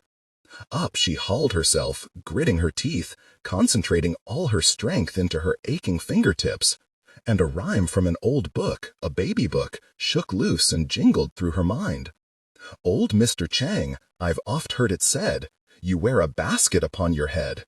You've 2 pairs of scissors to cut your meat, and 2 pairs of chopsticks with which you eat. With her last surge of willpower, she grabbed the lowest crossbar and pulled herself up. Old Mr. Chang! His picture in the storybook had scared her to death when she was little, with his pointed Chinese hat and his thread-like mustache and his long, sly mandarin eyes. But what had scared her most about him was the slender pair of scissors he held up, ever so delicately, and his long, thin, mocking smile. Technical excellence. Harriet paused and took stock of her position. This was the tricky part. She was going to have to swing her leg out into open space to the crossbeam. She took a deep breath and hoisted herself into the emptiness. A sideways view of the ground heaved up at her all cockeyed, and for a heartbeat Harriet was sure she was falling. The next instant she found herself astraddle the bar, clutching it like a sloth. She was very high up now, high enough to break her neck, and she closed her eyes and rested for a moment, her cheek against the rough iron. Old Mr. Chang, I've oft heard it said, you wear a basket upon your head, you've 2 pairs of scissors to cut your meat. Carefully, Harriet opened her eyes and, bracing herself on the girders, sat up. How high above the ground she was! Just like this, she'd sat astraddle a branch, muddy underpants and the ants stinging her leg. The time she'd climbed the tree and couldn't get down. That was the summer after 1st grade. Off she had wandered from vacation Bible school, was that it? Up she had climbed, fearless, like a dern squirrel, exclaimed the old man who had happened to hear Harriet's flat, embarrassed little voice calling for help from on high. Slowly, Harriet stood, clutching the girder, knees wobbling as she rose. She transferred her grip to the overhead crossbar and, hand over hand, walked herself down. She could still see that old man with his humped back and his flat, blood-stained face peering up at her through a wilderness of branches. "Who you belong to?" he'd cried up to her in a hoarse voice. He had used to live in the gray stucco house by the Baptist church, that old man, lived there alone. Now he was dead, and there was only a stump in his front yard where the pecan tree had been. How he had started to hear her emotionless cries, "Help! Help!" floating down from out of nowhere, looking up, down, around, and all about, as if a ghost had tapped him on the shoulder. The angle of the X had grown too shallow to stand in. Harriet sat again, straddling the bars, grasped the bars on the other side. The angle was difficult. There wasn't much feeling in her hands anymore, and her heart flip-flopped violently as she swung herself out into open space, arms trembling with fatigue, and around to the other side. Safe now. Down she slid, down the lower left crossbar of the X, as if sliding down the banister in her own house. He died a terrible death, that old man, and Harriet could scarcely bear to think of it. Robbers had broken into his house, forced him to lie on the floor by his bed, and beat him senseless with a baseball bat. By the time his neighbors got worried and came to check on him, he was lying dead in a pool of blood. She'd come to rest against the opposite girder. The ladder was just beyond. It wasn't such a tricky stretch, but she was tired and growing careless. And only when she found herself gripping the ladder did a jolt of terror snap through her body, for her foot had slipped, and she'd caught herself only at the last instant. Now it was over, the dangerous moment, before she'd even known it was happening. She closed her eyes, held on tight until her breathing returned to normal. When she opened them again, it was as if she were suspended from the rope ladder of a hot air balloon.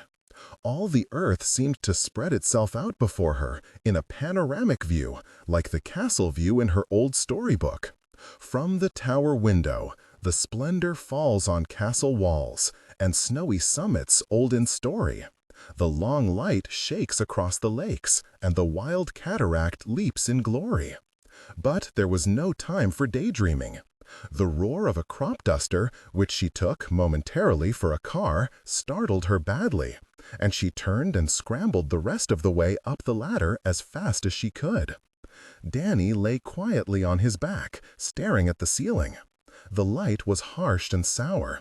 He felt weak, as if recovering from a fever, and suddenly he realized that he'd been looking up at the same bar of sunlight for quite some time. Somewhere outside, he heard Curtis singing, some word that sounded like gumdrop, over and over again. As he lay there, he gradually became aware of a strange thumping noise, as of a dog scratching itself, on the floor beside his bed. Danny struggled to his elbows and recoiled violently at the sight of Farish, who, arms crossed, foot tapping, sat in Eugene's vacated chair, regarding him with a gluey, deliberative eye. His knee was jittering. His beard was dripping wet around the mouth, as if he had spilled something on himself, or else had been drooling and gnawing on his own lips. A bird, a bluebird or something, sweet little Tweedledee like on television, twittered outside the window. Danny shifted and was about to sit up when Farish lunged forward and prodded him in the chest. "Oh, no, you don't." His amphetamine breath struck hot and foul in Danny's face. "I'm onto your ass." "Come on," said Danny wearily, and turned his face away. "Let me up." Farish reared back, and for an instant their dead father blazed up, arms crossed, out of hell, and glared scornfully from behind Farish's eyes. "Shut your mouth," he hissed, and shoved Danny back on the pillow. "Don't say a word. You listen to me. You report to me now." Danny lay in confusion, very still. "I seen interrogations," said Farish, "and I seen people doped. Carelessness. it'll get us all killed. Sleep waves are magnetic, he said, tapping his forehead with 2 fingers. Get it? Get it? They can erase your whole mentality. You're opening yourself to electromagnetic capacity that'll fuck up and destroy your whole loyalty system just like that. He is whack out of his mind, thought Danny. Farish, breathing fast through the nostrils, ran a hand through his hair, and then winced and shook it spread-fingered away from his body as if he'd touched something slimy or nasty. "Don't get smart with me," he roared when he caught Danny looking at him. Danny dropped his eyes and saw Curtis, his chin on a level with the threshold, peeping in the open door of the trailer. He had orange around his mouth, like he'd been playing with their grandmother's lipstick, and a secretive, amused expression on his face. Glad for the distraction, Danny smiled at him. "Hey, alligator," he said, but before he could ask about the orange on his mouth, Farish spun and flung out an arm, like an orchestra conductor, some hysterical bearded Russian, and shrieked, "Get out! Get out!" In an instant, Curtis was gone, bump, bump, bump, down the trailer's metal steps. Danny inched up and started to creep out of bed, but Farish spun back around and stabbed a finger at him. "Did I say get up? Did I?" His face was flushed almost purple. "Let me explain something." Danny sat agreeably. "We are operating at a military awareness. Copy? Copy? Copy," said Danny, as soon he realized that was what he was supposed to say. "All right now, here's your 4 levels." Farish counted them out on his fingers, within the system. Code green, code yellow, code orange, code red. Now, Farish held up a trembling forefinger, you might be able to guess code green from your experience in driving a motor vehicle. "Go?" said Danny, after a long, strange, sleepy pause. "Affirmative. Affirmative. All systems go. In code green, you are relaxed and unalert, and there is no threat from the environment. Now listen up," said Farish between gritted teeth. "There is no code green. Code green does not exist." Danny stared at a tangle of orange and black extension cords on the floor. "Code green is not an option, and here's why. I'm only going to say it once." He was pacing, for Farish, never a good sign. "If you are attacked on a level of code green, your ass will be destroyed." Out of the corner of his eye, Danny saw Curtis's plump little paw reach out and place a package of sweet tarts upon the sill of the open window, by his bed. Silently, Danny scooted over and retrieved the gift. Curtis's fingers waggled happily in acknowledgement and then dropped stealthily from view. "We are currently operating at code orange," said Farish. Technical excellence. In Code Orange, the danger is clear and present, and your attention is focused on it at all times. Repeat, all times. Danny slipped the packet of sweet tarts under his pillow. "Take it easy, man," he said. "You're working yourself up." He'd meant it to come out sounding, well, easy, but somehow it didn't, and Farish wheeled around. His face was clotted and quivering with rage, bruised and engorged and empurpled with it. "Tell you what," he said unexpectedly, "you and Mess gonna take a little ride." "I can read your mind, numbnuts," he screamed, thumping the side of his head as Danny stared at him, aghast. "Don't think you can pull your shit on me." Danny closed his eyes for a moment, then reopened them. He had to take a piss like a racehorse. "Look, man," he said pleadingly, as Farish gnawed his lip and glowered down at the floor. "Just calm down a second." "Easy," he said, palms up, as Farish glanced up, a little too quick for comfort, eyes a little too jitterbugged and unfocused. Before he knew what was happening, Farish had jerked him up by the collar and punched him in the mouth. "Look at you," he hissed, jerking him up again by the shirt front. "I know you inside out, motherfucker." Farish. In a daze of pain, Danny felt his jaw, worked it back and forth. This was the point you never wanted it to come to. Farish outweighed Danny by at least 100 pounds. Farish slung him back on the bed. "Get your shoes on. You're driving." "Fine," said Danny, fingering his jaw. "Where?" And if it came out sounding flip, it did. Part of the reason was because Danny always drove, everywhere they went. "Don't you get smart with me. ringing backhand slap across the face. If 1 ounce of that product is missing, no, set down. Did I say to get up? Danny sat without a word and tugged his motorcycle boots onto his bare, sticky feet. That's right. Just keep looking right where you're looking. The screen door of Gum's trailer whined, and a moment later Danny heard her scraping along the gravel in her house shoes. "Farish?" she called in her thin, dry voice. "All right? Farish?" Typical, thought Danny. Just about typical that he was the one she'd be so worried about. "Up," said Farish. He grabbed Danny by the elbow and marched him towards the door and shoved him out. Danny flung headlong down the steps, landed face down in the dirt. As he rose and dusted himself off, Gum stood expressionless, all bone and leathery skin, like a lizard in her thin house dress. Slowly, slowly, she turned her head. To Farish, she said, "What's got into him?" At this, Farish reared back in the doorway. "Oh, something's got into him, all right," he screamed. "She sees it too." "Oh, you think you can fool me?" Farish laughed, a high, unnatural laugh. "But you can't even fool your own grandmother." Gum gazed long at Farish, then Danny, eyelids half closed and permanently sleepy-looking from the cobra venom. Then she reached out her hand and caught the meat of Danny's upper arm and twisted it between thumb and forefinger, hard, but in a sneaky, gentle way, so that her face and her little bright eyes remained calm. "Oh, Farish," she said, "you ought not be so hard on him." But there was something in her voice which suggested that Farish had good reason to be hard on Danny, hard on him indeed. "Ha ha!" shouted Farish. "They did it," he said, as if to hidden cameras at the tree line. "They got to him, my own brother." "What are you talking about?" said Danny, in the intense vibrating silence that followed, and was shocked by how weak and dishonest his voice sounded. In his confusion, he stepped back, as slowly, slowly, Gum crept up the steps of Danny's trailer, up to where Farish stood, glaring daggers and breathing fast through the nose, foul, hot little huffs. Danny had to turn his head. He couldn't even look at her because he could see only too painfully how her slowness infuriated Farish, drove him nuts, was driving him psychotic and bug-eyed even as he stood there, tapping that foot like, damn it, how the hell could she be so freaking pokey? Everybody saw it, everybody but Farish. How even being in the same room with her, scratch, scratch, made him tremble with impatience, drove him apeshit, violent, bonkers. But of course, Farish never got mad at Gum, only took his frustration out on everybody else. When finally she got to the top step, Farish was scarlet in the face, shaking all over like a machine about to blow.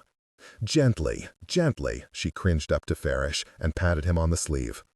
"Is it really that important?" she asked, in a kindly tone that somehow suggested, yes, it was very important indeed. "Hell yes," roared Farish. "I won't be spied on. I won't be stoled from. I won't be lied to." "No, no," he said, jerking his head in response to her light little papery claw upon his arm. "Oh my, Gum's so sorry y'all boys can't get along." But it was Danny she was looking at as she said it. "Don't feel sorry for me!" screamed Farish. Dramatically, he stepped in front of Gum, as if Danny might rush in and kill them both. "He's the one you need to feel sorry for." "I don't feel sorry for either one of you." She'd edged past Farish and was creeping into the open door of Danny's trailer. "Gum, please," Danny said hopelessly, stepping up as far as he dared, craning to watch the pink of her faded house dress as it vanished into the dim. "Gum, please don't go in there." "Good night," he heard her say faintly. "Let me make up this bed." "Don't you be worrying over that," cried Farish, glaring at Danny as if it was all his fault. Danny darted past Farish and into the trailer. "Gum, don't," he said in anguish. "Please." Nothing was more certain to launch Farish into an ass-kicking rage than Gum taking it into her head to clean up after Danny or Jean, not that either one of them wanted her to. One day, years ago, and Danny would never forget it, never, he had walked in to find her methodically spraying his pillow and bedclothes with Raid insecticide. "Lord, these curtains is filthy," said Gum, shuffling into Danny's bedroom. "I'm the one that's talking to you," said Farish in a low, frightening voice. "You get your ass out here and listen." Abruptly, he snatched Danny by the back of the shirt and slung him back down the stairs, down into the packed dust and litter of the yard, broken lawn chairs, empty cans of beer and soda pop and WD-40, and a whole battlefield of screws and transistors and cogs and dismantled gears. And, before Danny could rise to his feet, he jumped down and kicked him viciously in the ribs. "So, where do you go to when you go driving off by yourself?" he screamed. "Huh? Huh?" Danny's heart sank. Had he talked in his sleep? "You said you went to mail Gum's bills, but you ain't mailed them. There they sat on the seat of the car for 2 days after you come back from wherever, mud splashed on your tires a foot deep. You ain't got that driving down Main Street to the post office, did you?" Again he kicked Danny. Danny rolled over on his side in a ball, clutching his knees. "Is Catfish in on this with you?" Danny shook his head. He tasted blood in his mouth. "Because I will. I'll kill that nigger. I'm on kill the both of you." Farish opened the passenger door of the Trans Am and slung Danny in by the scruff of his head. "You drive," he shouted. Danny, wondering how he was supposed to drive from the wrong side of the car, reached up to feel his bloody nose. "Thank God I'm not wired," he thought, wiping the back of his hand over his mouth, split lip and all. "Thank God I'm not wired, or I'd lose my mind." "Go?" said Curtis brightly, toddling up to the open window. With his smeary orange lips he made a vroom vroom noise. Then, stricken, he noticed the blood on Danny's face. "No, sugar," said Danny. "You're not going anywhere."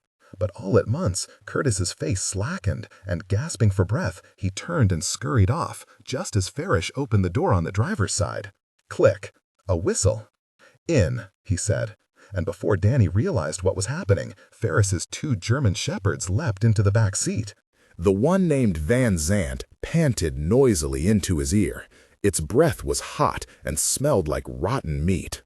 Danny's stomach contracted. This was a bad sign. The dogs were trained to attack.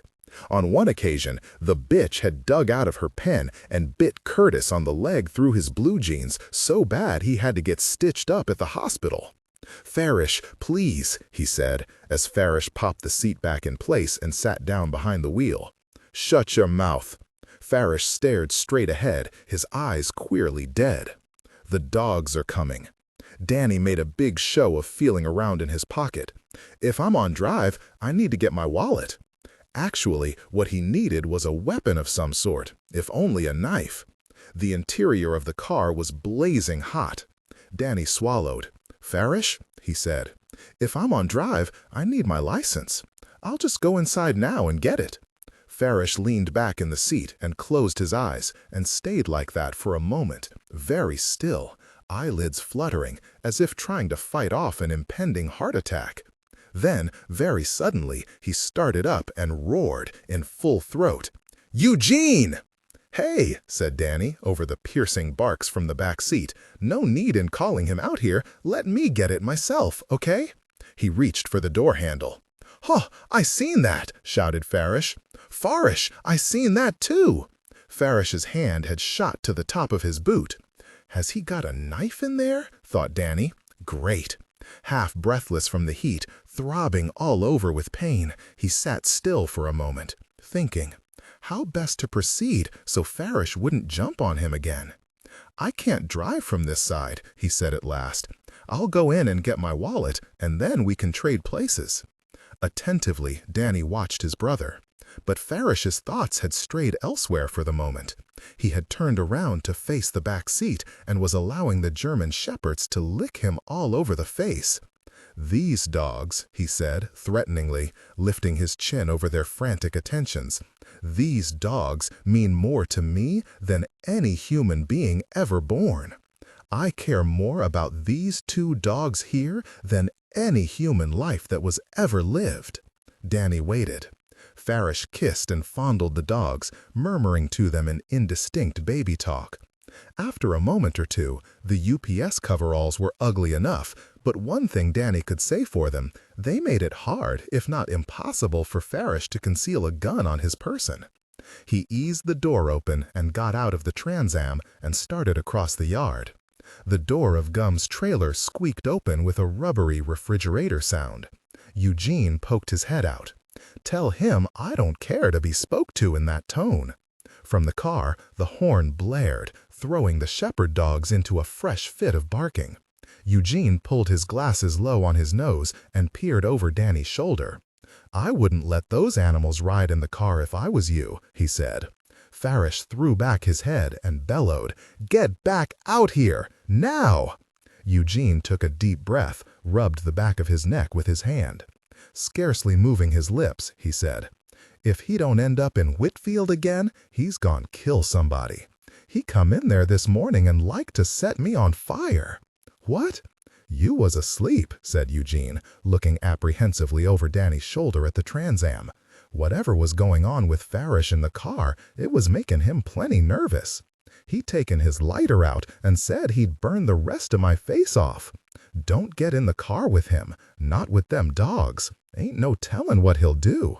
From the car, Farish shouted, "Don't make me come after you!" "Listen," said Danny, casting a nervous glance back at the Trans Am, "will you look after Curtis? Promise me?" "What for? Where you going?" said Eugene, and looked up at him sharply. Then he turned his head. "No," he said, blinking. "No, don't tell me. Don't say another word." "I'm going to count 3, screamed Farish. "Promise, promise, and swear to God." 1. "Don't listen to Gum," said Danny, over another blare from the car horn. "She ain't gonna do a thing but discourage you." 2. Danny put a hand on Eugene's shoulder. Looking quickly over at the Trans Am, the only motion he could see was the dog's tails thumping against the window glass. He said, "Do me a favor. Stand here a minute and don't let him in." Quickly he slipped inside the trailer and, from its place on the shelf behind the television, grabbed Gum's little .22 pistol, pulled up his pants leg, and stuck it muzzle first in the top of his boot. Gum liked to keep it loaded, and he prayed that it still was. No time to fool with bullets. Outside, heavy, fast footsteps. He heard Eugene say, in a high, frightened voice, "Don't you raise your hand to me!" Danny straightened his pants leg, opened the door. He was about to blurt his excuse, "My wallet," when Farish snatched him up by the collar. "Don't try to run from me, son." He hauled Danny down the steps. Halfway to the car, Curtis scuttled over and tried to throw his arms around Danny's waist. He was crying, or rather he was coughing and choking for breath, the way he did when he was upset. Danny, stumbling along behind Farish, managed to reach back and pat him on the head. "Get back, baby," he called after Curtis. "Be good." Eugene was watching anxiously from the door of the trailer. Poor Curtis was crying now, crying to beat the band. Danny noticed that his wrist was smeared with orange lipstick where Curtis had pressed his mouth. The color was garish, shocking. For a fraction of a second, it stopped Danny cold. "I'm too tired to do this," he thought. Too tired. Then, the next thing he knew, Farish had opened the driver's side door of the Trans Am and slung him inside. "Drive," he said. The top of the water tank was more rickety than Harriet remembered. Furred gray boards, with nails popped loose in some places, and in others, dark gaps where the wood had shrunk and split. Peppering it all were plump white fishhooks and squiggles of bird dropping. Harriet, from the ladder, examined it at eye level. Then she stepped up, cautiously, and began to climb toward the middle, and something tore loose in her chest as a plank screeched and sank sharply under her foot like a pressed piano key. Carefully, carefully, she took a giant step backward. The plank sprang up with a shriek. Stiff, heart-pounding, she crept to the margin of the tank, by the railing, where the boards were more stable. Why was the air so strange and thin up high? Altitude sickness. Pilots and mountain climbers suffered from it, and whatever those words actually meant, they described how she felt, a queasiness in her stomach and sparkles at the corners of her eyes. Tin roofs glittered in the hazy distance. On the other side lay the dense green woods where she and Helly had played so often, fighting their all-day wars, bombing each other with clods of red mud. A jungle, lush and singing, a palmy little Vietnam to parachute into. She circled the tank twice. The door was nowhere to be seen. She was just starting to think that there wasn't a door at all, when at last she noticed it. Weather-worn, almost perfectly camouflaged in the monotone surface, except for a chip or two of chrome paint that hadn't quite peeled off the handle. She dropped to her knees. With a wide windshield wiper swing of her arm, she pulled it open, squeaky hinges like a horror movie, and dropped it with a bang which vibrated in the boards beneath her. Inside, dark, a bad smell. A low, intimate whine of mosquitoes hung in the stagnant air. From the roof, a prickle of tiny sun shafts, narrow as pencils, bristled from the holes up top, and crisscrossed in dusty beams which were powdery and pollen-heavy like goldenrod in the darkness. Below, the water was thick and inky, the color of motor oil. At the far end, she made out the dim form of a bloated animal floating on its side. A corroded metal ladder, rickety, rusted half through, went down for about 6 feet, stopping just short of the water. As Harriet's eyes adjusted to the dim, she saw, with a thrill, that something shiny was taped to the top rung. A package of some sort, rolled up in a black plastic garbage bag. Harriet prodded it with her toe of her shoe. Then, after a moment's hesitation, she got on her stomach and reached inside and patted it. Something soft but solid was inside. Not money, nothing stacked or sharp or definite, but something that gave under pressure like sand. The package was bound around and around with heavy duct tape. Harriet picked and pulled at it, tugged with both hands, tried to work her fingernails under the edges of the tape. Finally, she gave up and tore through several layers of plastic right into the heart of the package. Inside, something slick and cool, dead to the touch. Harriet withdrew her hand quickly. Dust sifted from the package, spread upon the water in a pearly film.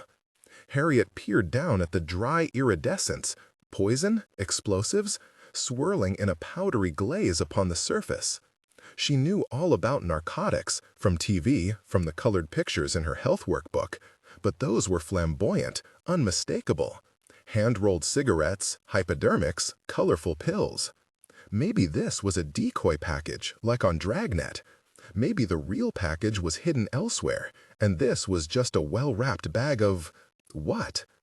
Inside the torn bag, something gleamed, shiny and pale. Carefully, Harriet pushed aside the plastic and saw a mysterious nest of shiny white sacs, like a cluster of giant insect eggs. One of them toppled into the water with a plunk. Harriet drew her hand back fast and floated there, half submerged, like a jellyfish. For an awful instant, she thought the sacs were alive. In the watery reflections dancing in the tank's interior, they had seemed to pulsate slightly. Now she saw that they were nothing more than a number of clear plastic bags, each packed with white powder. Harriet, cautiously, reached down and touched one of the tiny bags. The little blue line of the ziplock was plainly visible at the top, and then lifted it out and hefted it in her hand.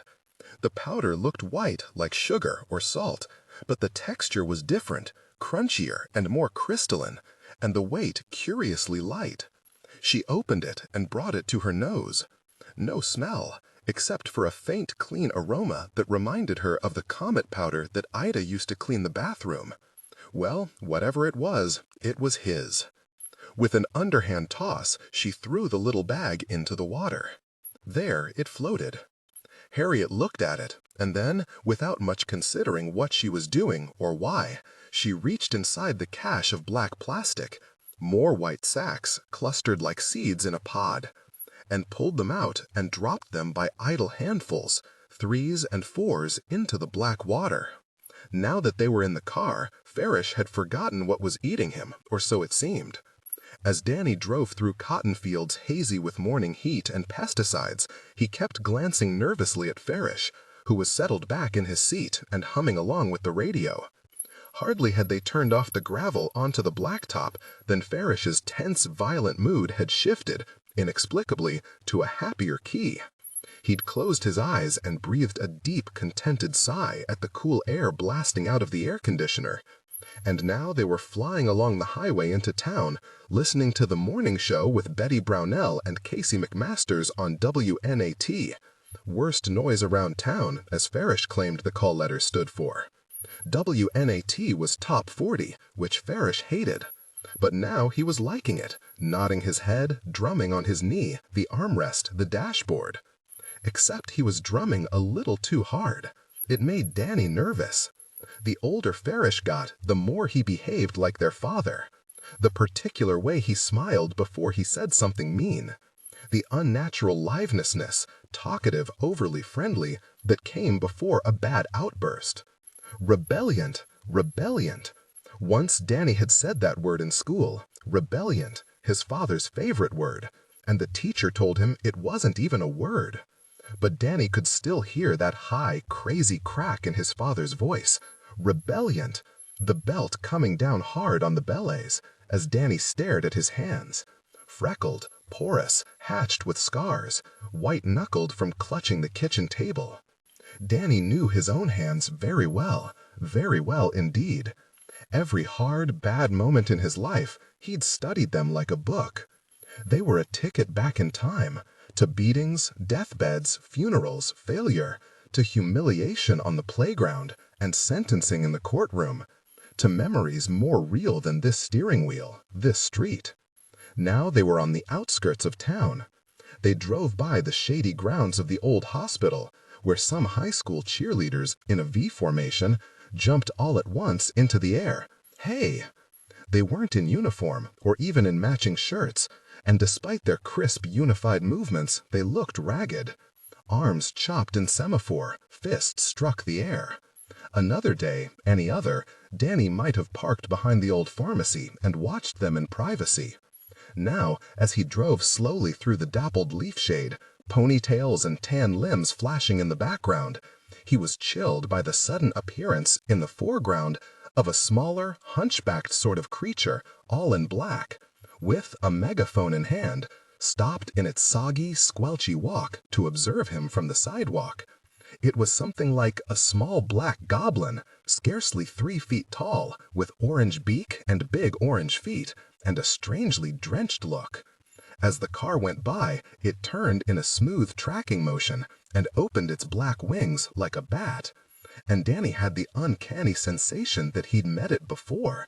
This creature, part blackbird, part dwarf, part devilish child, that somehow, despite the improbability of such a thing, he remembered it from somewhere.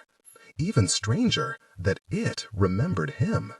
And as he glanced in the rearview mirror, he saw it again, a small black form with black wings, looking after his car like an unwelcome little messenger from the other world. Boundaries wearing thin. Danny's scalp tingled. The lush road had taken on the quality of a conveyor belt corridor in a nightmare. Deep green, feverish shade pressing in on either side. He looked in the mirror. The creature was gone. It wasn't the drugs, he'd sweat those out in his sleep. No, the river had flooded its banks, and all sorts of trash and outrageous garbage had floated up from the bottom and into the daylight. A disaster film. Dreams and memories and unconfessable fears slopping down the public street. And Danny had, not for the first time, the sensation that he had dreamed this day already, that he was driving Van Natchez Street towards something that had already taken place. He rubbed his mouth. He had to pee. As bad as his ribs and his head hurt from Farish's beating, he could think of little else but how badly he had to pee. And coming off the drugs had left him with a sick, chemical undertaste in his mouth. He stole a glance at Farish. He was still caught up in the music, nodding his head, humming to himself, drumming on the armrest with his knuckle. But the police dog bitch in the back seat glared at Danny as if she knew exactly what was on his mind. He tried to psych himself up. Eugene, for all his holy rolling, would look after Curtis. And then there was Gum. Her very name triggered an avalanche of guilty thoughts. But though Danny bore down hard and willed himself to feel affection for his grandmother, he felt nothing. Sometimes, especially when he heard Gum coughing in her room in the middle of the night, he got all choked up and sentimental about the hardships she'd suffered, the poverty, the overwork, the cancers and the ulcers and the arthritis and all the rest of it. But love was an emotion he felt for his grandmother only in her presence, and then only occasionally, never out of it. And what did any of that even matter? Danny had to pee so badly that his eyeballs were about to burst. He squeezed his eyes shut, opened them again. "I'll send money home as soon as I move that shit and set myself up."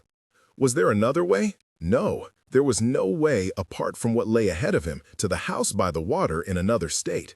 He had to fix his mind on that future, really see it, move toward it smoothly and without stopping.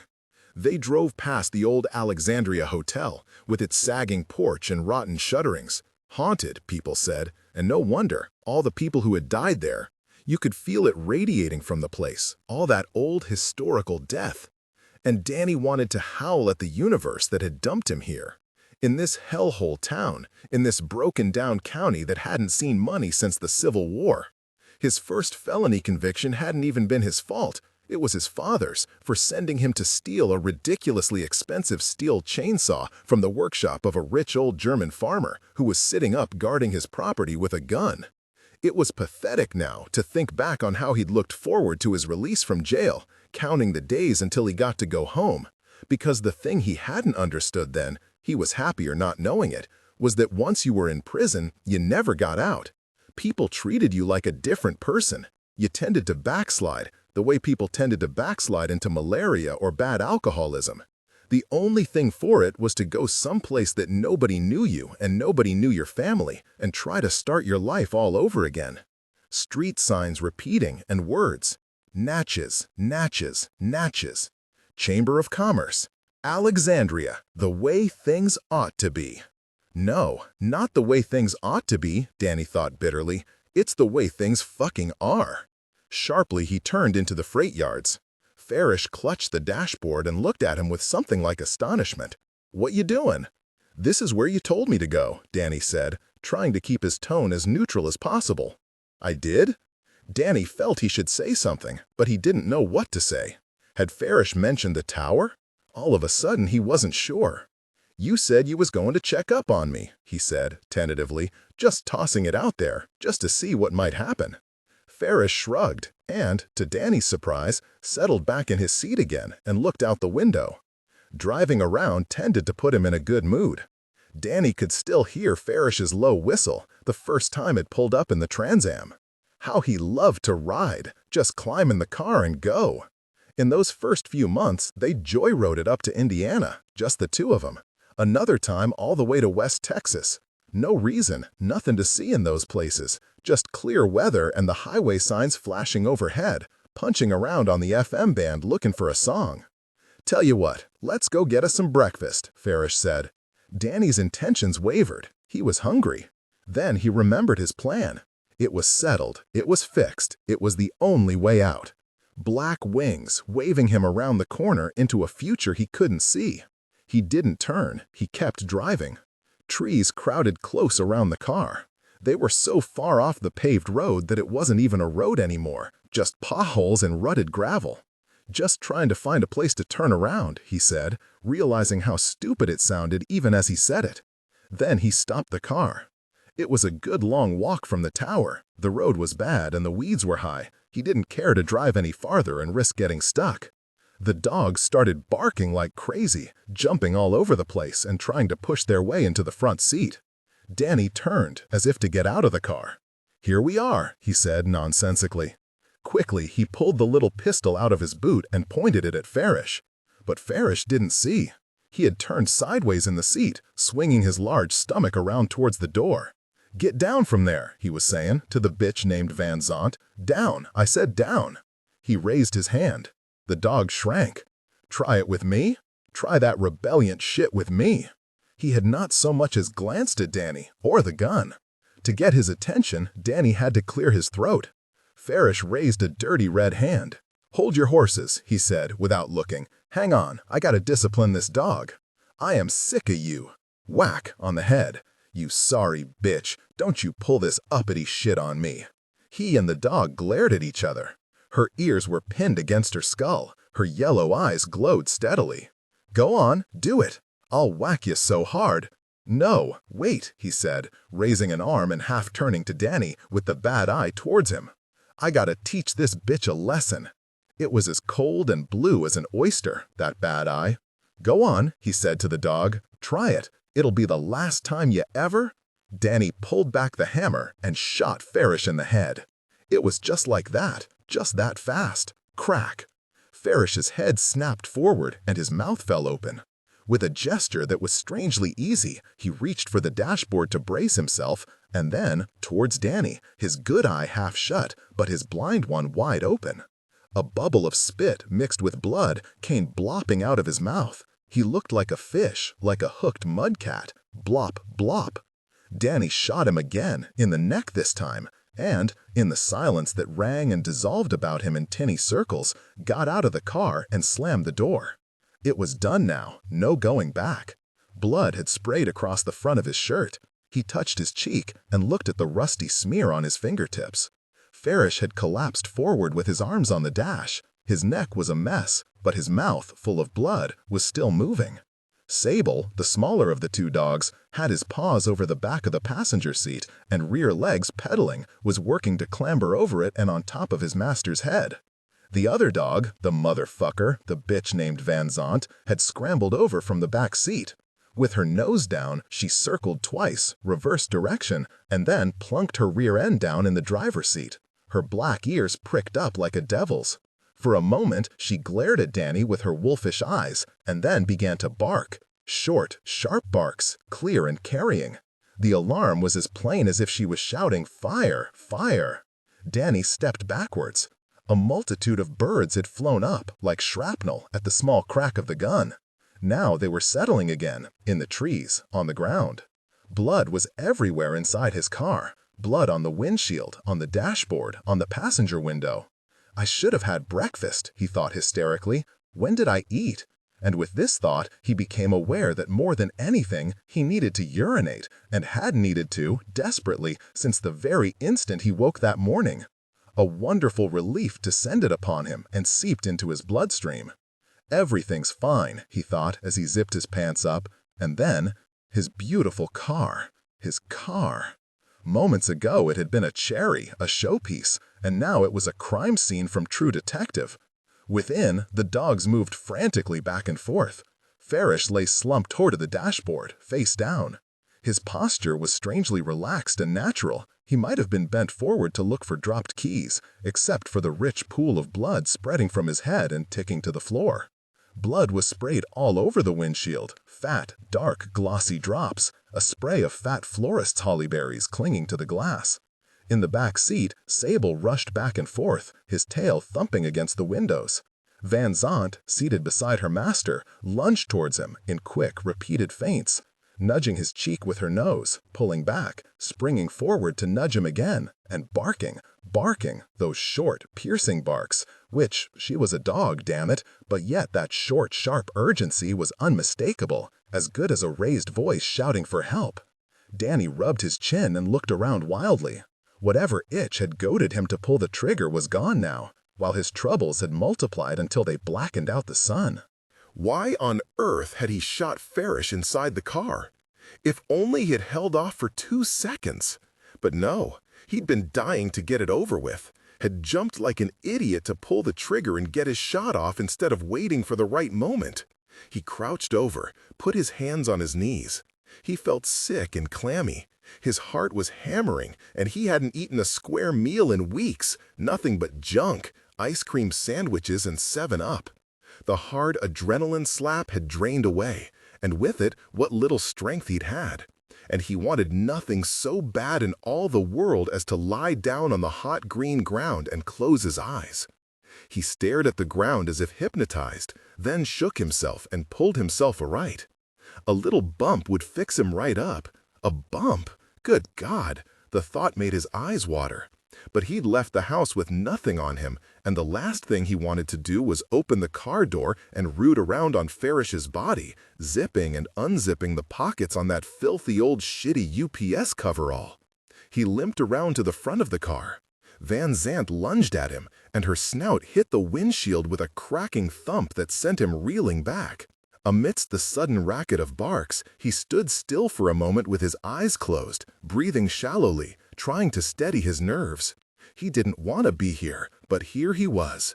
And he was going to have to start thinking now, taking it slow, one baby step at a time. It was the birds rising in a noisy clamor, which startled Harriet. All at once, they exploded all around her, so that she flinched and flung her arm over her eyes. 4 or 5 crows settled near her, clasping the railing of the tank with their feet. They turned their heads to look at her, and the nearest crow walloped his wings and took off. Below, far away, she could hear something that sounded like dogs barking, dogs going nuts. But before this, it seemed to her she'd heard a different noise, a slight crack, very faint in the windy, sun-bleached distance. Harriet, feet on the ladder, legs in the tanks, sat without moving. As her gaze strayed in confusion, one of the birds caught her eye. It had a jaunty, wicked look, like a cartoon bird, cocking its head right at her, and it almost looked as if it was about to say something, but as she looked at it, another popping sound echoed from below, and the bird drew itself up and flew off. Harriet listened. Half in, half out of the tank, she stood part way, bracing herself with one hand, and winced as the ladder squealed beneath her weight. Hastily she clambered onto the planks, then crawled to the edge on her hands and knees and craned over as far as she could. Down below, far across the field, towards the woods, too far to see very well, was the Trans-Am. Birds were starting to drop down to the clearing again, settling one by one, lighting in the branches, in the bushes, on the ground. By the car, a long way off, stood Danny Ratliff. He had his back to her, and his hands were clapped over his ears, like somebody was screaming at him. Harriet ducked. His posture, tense and violent, had frightened her, and the next moment she realized what she'd seen, and slowly she rose again. Yes, bright red. Sprayed in drops on the windshield, so bright and shocking it popped out even at a distance. Beyond, within the car, beyond the semi-transparent scrim of droplets, she had the impression of horrible movement, something thrashing and thumping, flailing around. And whatever it was, that dark confusion, Danny Ratliff seemed frightened of it too. His backward steps were slow, robotic, like the last few backward steps of a shot cowboy in the movies. Harriet was overcome all of a sudden with a strange blankness and languor. From where she was, so high up, it all looked flat and unimportant somehow, accidental. The sun beat down white and fierce, and in her head thrummed the same curious, airy lightness that, when she was climbing, had made her feel like relaxing her grip and letting go. "I'm in trouble," she told herself, "big trouble." But it was hard to make herself feel it, even though it was true. In the bright distance, Danny Ratliff stooped to pick up something shiny on the grass, and Harriet's heart gave a queasy flutter when she realized, more from the way that he was holding it than anything else, that it was a gun. In the dreadful silence, she imagined for a moment that she could hear a faint strain of trumpet music, Helly's marching band, to the east, far away. And when, in confusion, she cast her eye over in that direction, it seemed to her that the slightest gold twinkle, like sun striking brass, flashed up in the hazy distance. Birds, birds everywhere, great black cawing explosions of them, like radioactive fallout, like shrapnel. They were a bad sign. Words and dreams and laws and numbers, storms of information in his head, indecipherable, on the wing and spiraling. Danny put his hands over his ears. He could see his own reflection, slanted, in the blood-spattered windshield, a whirling red galaxy frozen on glass. He was sick and exhausted. He needed a shower and a good meal. He needed to be home, in bed. He didn't need this shit. I shot my brother. And why? Because I needed to take a leak so bad I couldn't think straight. Farish would get a big yuck out of that. 6 stories in the newspaper. He laughed his head off over them. The drunk who'd slipped while peeing off an overpass and fallen to his death on the highway. The dumbass who'd awakened to a ringing telephone at his bedside and reached for his pistol and shot himself in the head. The gun lay in the weeds at Danny's feet, where he'd dropped it. Stiffly, he bent to retrieve it. Sable was sniffing around Farish's cheek and neck with a rooting, butting motion that made Danny queasy, while Van Zandt tracked his acid yellow eyes. When he stepped towards the car, she reared back and barked with renewed energy. "Just you open that car door," she seemed to be saying. "Just you open that motherfucking door." Danny thought of the training sessions out in the backyard. where Farish rolled his arms in quilt batting and burlap sacks and yelled, "Destroy! Destroy!" Cottony little puffs floating all over the yard. His knees were trembling. He rubbed his mouth, tried to compose himself. Then he took aim across his arm, at the yellow eye of the dog Van Zant, and squeezed the trigger. A hole the size of a silver dollar exploded in the window. Gritting his teeth against the screams, the thrashing and sobbing inside the car, Danny leaned down with his eye to the glass and put the pistol through the hole and shot her again. Then angled the gun and got in a good clear center shot at the other one. Then he pulled back his arm and threw the gun away from him as far as he could. He stood in the morning glare, panting as if he'd run a mile. The screaming from the car was the worst noise he'd ever heard in his life. High, unearthly, like broken machinery, a metallic sobbing note that went on and on without fatigue, a noise that gave Danny actual pain, so he felt that if it didn't stop, he'd have to drive a stick in his ear. But it didn't stop, and after what seemed a ridiculously long time, standing there with his back half turned, Danny walked stiffly to where he'd thrown the gun, with the screams of the dogs still ringing in his ears. Grimly, he got down on his knees and searched through the thin weeds, parting them with his hands, and his back tensed against the keen, energetic cries. But the gun was empty, no more bullets. Danny wiped it clean with his shirt and tossed it deeper in the woods. He was on the verge of forcing himself over to the car to look when silence rolled in on him in crushing waves, each wave with its own crest and fall, like the screams which had preceded them. "Should be walking over with our coffee," he thought, rubbing his mouth, "if I drove on to the White Kitchen, if I hadn't turned down this road." The waitress named Tracy, the scrawny one with the dangly earrings and the little flat ass, always brought it without asking. He imagined Farish pushed back in his chair with his stomach preceding him grandly, delivering the speech he always gave about his eggs, how he didn't like to drink 'em, tell the cook she couldn't get 'em too hard. And Danny across the table looking at his matted old nasty head like black seaweed and thinking, "You never know how close I come." All that vanished, and he found himself staring at a broken bottle in the weeds. He opened and shut one hand, then the other. His palms were slimy and cold. "I gotta get moving here," he thought, with a rush of panic. And yet he still stood. It was like he'd blown the fuse connecting his body with his brain. Now that the car window was shattered and the dogs had shut up wailing and crying, he could hear just the faintest thread of music drifting from the radio. Did those people who sang that song, "Some Shit About Stardust in Your Hair," did they ever think for a minute that somebody'd be listening to it on a dirt road by an abandoned railroad track with a dead body in front of them? No, those people just swished around Los Angeles and Hollywood in their white outfits with sparkles, and their sunglasses dark at the top and clear at the bottom, drinking champagne and snorting coke off of silver trays.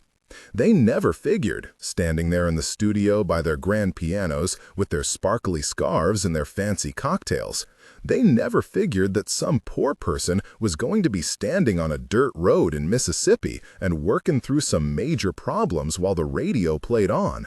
On the day that you were born, the angels got together. People like that never had to make a tough decision, he thought, dully, staring at his blood-spattered vehicle. They never had to do shit. It was all handed to them like a set of new car keys. He took a step towards the car. One step. His knees trembled. The crunch of his feet on the gravel terrified him.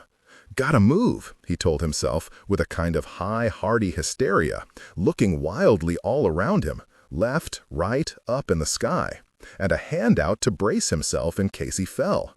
Get this show on the road. It was clear enough what he had to do. The question was how, since there was no getting around the fact that basically he would rather take a hacksaw and cut his arm off than lay a finger on his brother's body. On the dashboard, resting quite naturally, lay his brother's grubby red hand, tobacco-stained fingers, the big gold pinky ring shaped like a dice. As Danny stared at it, he tried to think his way back into the situation. What he needed was a bump, to concentrate his mind and get his heart up and kicking.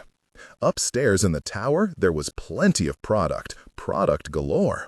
And the longer he stood around, the longer the Trans Am would stand in the weeds with a dead man and 2 dead police dogs bleeding on the seats. Harriet, gripping the rail with both fists, lay on her stomach too terrified to breathe. Because her feet were above her head, all the blood had drained down to her face, so that her heartbeat crashed in her temples. The screams from the car had ceased, the sharp, high animal wails that had seemed as if they would never end. But even the silence seemed stretched and torn out of shape by those unearthly cries. There he still stood, Danny Ratliff, down on the ground, looking very small in the flat, placid distance. It was all as still as a picture.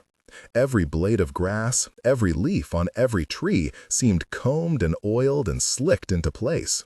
Harriet's elbows were sore. She shifted slightly in her trying position. She was unsure what she'd seen. She was too far away, but the gunshots and the cries she'd heard plainly enough, and the afterburn of the screams still rang in her ears, high-pitched, scalding, intolerable. All movement in the car had stopped. His victims, dark forms, more than one, it seemed, were still. Suddenly he turned, and Harriet's heart clenched painfully. "Please, God," she prayed, "please, God, don't let him come up here." But he was walking towards the woods. Swiftly, after a backwards glance, he stooped in the clearing. A band of custard-white skin, at odds with the dark brown tan on his arms, appeared in the crack between his t-shirt and the waistband of his jeans. He broke the gun and examined it. He stood and scoured it clean with his shirt. Then he threw it towards the woods, and the gun's shadow flew dark over the weedy ground. Harriet, peeping over her forearm at all this, fought a strong impulse to look away.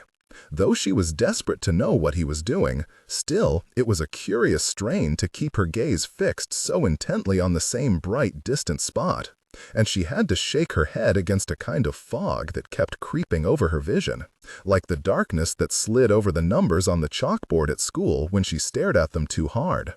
After a while, he turned from the woods and walked back to the car.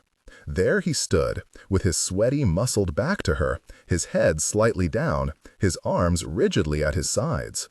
His shadow lay tall before him on the gravel, a black plank pointing at 2 o'clock. In the glare, it was comforting to look at, the shadow, restful and cool to the eyes. Then it slid away and vanished, as he turned and began to walk towards the tower.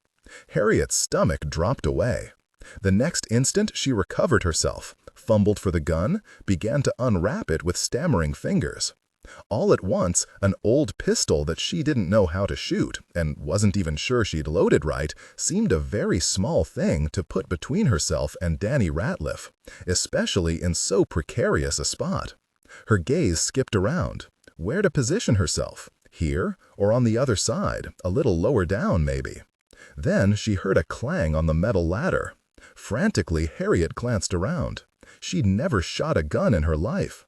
Even if she hit him, she wouldn't drop him instantly, and the rickety roof of the tank afforded no ground for retreat. Clang, clang, clang. Harriet, feeling it in her body for a moment the terror of being bodily grabbed and thrown off the side, floundered to her feet, but just as she was about to fling herself, gun and all, down through the trapdoor and into the water, something stopped her. Arms, walloping. She reared back and recovered her balance. The tank was a trap. Bad enough to meet him face on, in the sunlight, but down there she wouldn't have a chance. Clang, clang. The gun was heavy and cold. Gripping it awkwardly, Harriet crawled sideways down the roof, and then turned around on her stomach with the gun in both hands and inched forward on her elbows as far as she could without actually sticking her head over the edge of the tank. Her vision had narrowed and darkened, and squeezed itself down to a single eye slit like the visor in a knight's helmet, and Harriet found herself looking out through it with a curious detachment, everything distant and unreal except a sort of sharp, desperate wish to squander her life like a firecracker in a single explosion right in Danny Ratliff's face. Clang, clang. She edged forward, the gun trembling in her grasp, just enough to see over the side. Leaning out a little more, she saw the top of his head about 15 feet down. "Don't look up," thought Harriet frantically. She balanced herself on her elbows, brought the gun up and centered it on the bridge of her nose, and then, looking down the barrel, lining up the shot as straight as she could, she closed her eyes and squeezed the trigger. Bang! The pistol struck her square in the nose with a loud crack, and she cried out and rolled over on her back to clutch her nose with both hands. A shower of orange sparks spat up in the darkness behind her. Technical excellence. Somewhere, deep in the back of her mind, she heard the pistol clattering to the ground, striking the rungs of the ladder with a series of hollow clangs that sounded like somebody running a stick down metal bars at the zoo. But the pain in her nose was so fierce and bright that there had never been anything else like it. Blood gushed between her fingers, hot and slippery. It was all over her hands. She could taste it in her mouth. And as she looked at her red fingertips, she couldn't remember exactly where she was for a moment or why she was there. The explosion startled Danny so badly that he nearly lost his grip. A heavy clang rang out on the bar above him, and the next instant something hit him hard on the crown of the head. For a moment, he thought he was falling and didn't know what to grab for. And then, with a dreamlike jolt, he realized that he was still holding tight to the ladder with both hands. Pain swam out from his head in big, flat waves, like a struck clock, waves that hung in midair and were slow to dissolve. He'd felt something fall past him. It seemed to him that he'd heard it hit the gravel. He touched his scalp. A knot was rising. He could feel it. And then he turned around as far as he dared and looked down to see if he could make out what had hit him. The sun was in his face, and all he could see below was the elongated shadow of the tank and his own shadow, an elongated scarecrow on the ladder. In the clearing, the windows of the Trans Am were mirrored and blind-looking in the glare.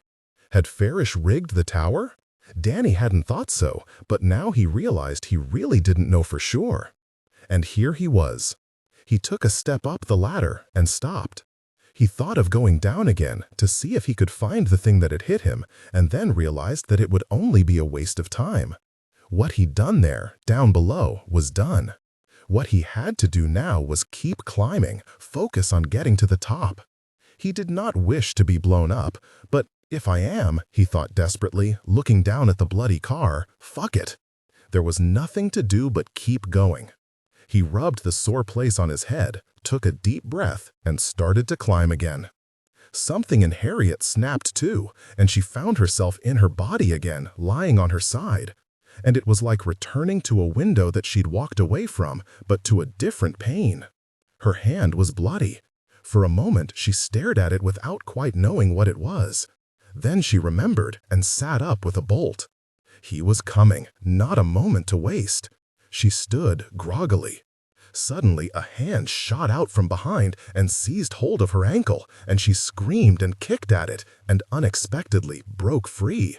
She lunged for the trapdoor, just as Danny Ratliff's battered face and blood-spattered shirt rose up behind her on the ladder, like a swimmer climbing from a pool.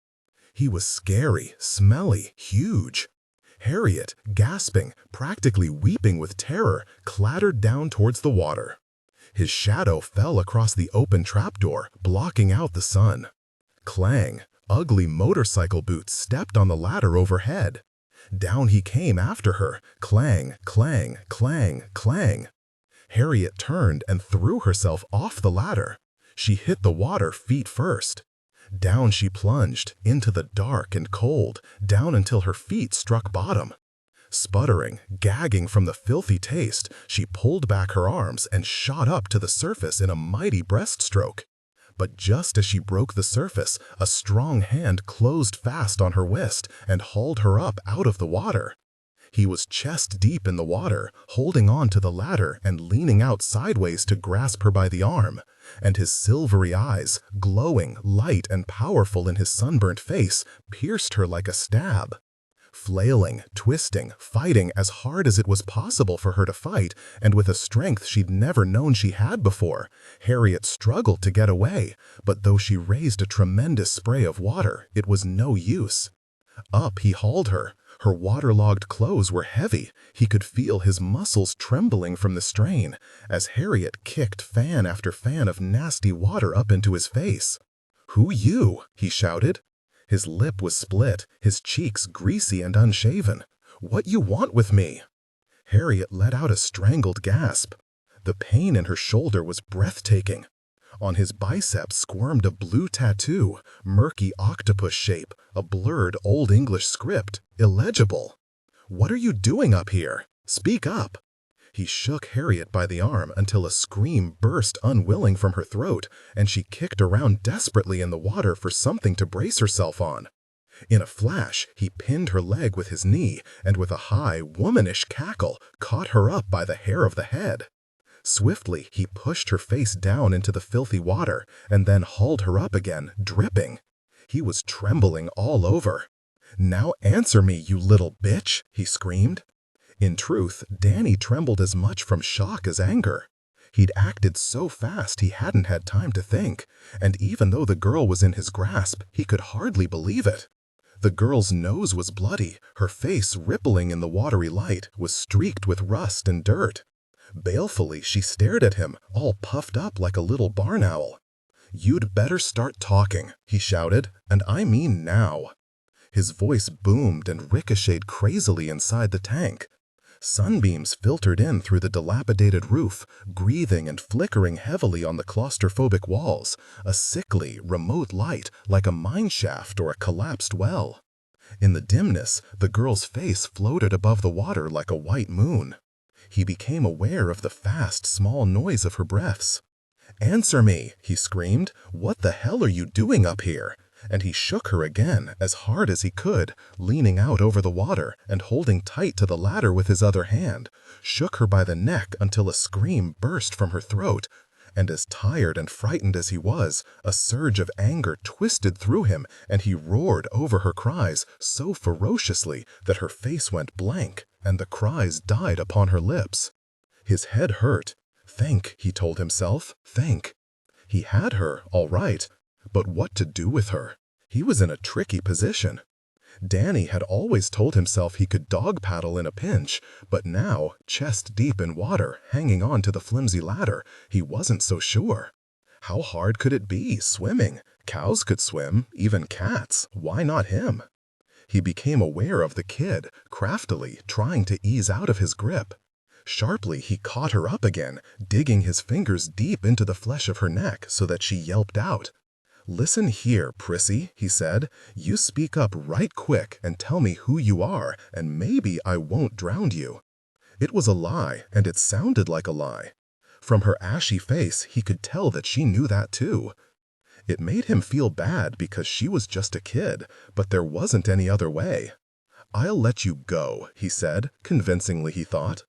To his annoyance, the girl puffed out her cheeks and settled down into herself even further. He jerked her into the light so that he could see her better, and a beam of sunlight fell across her white forehead in a clammy streak. Warm as it was, she looked half frozen.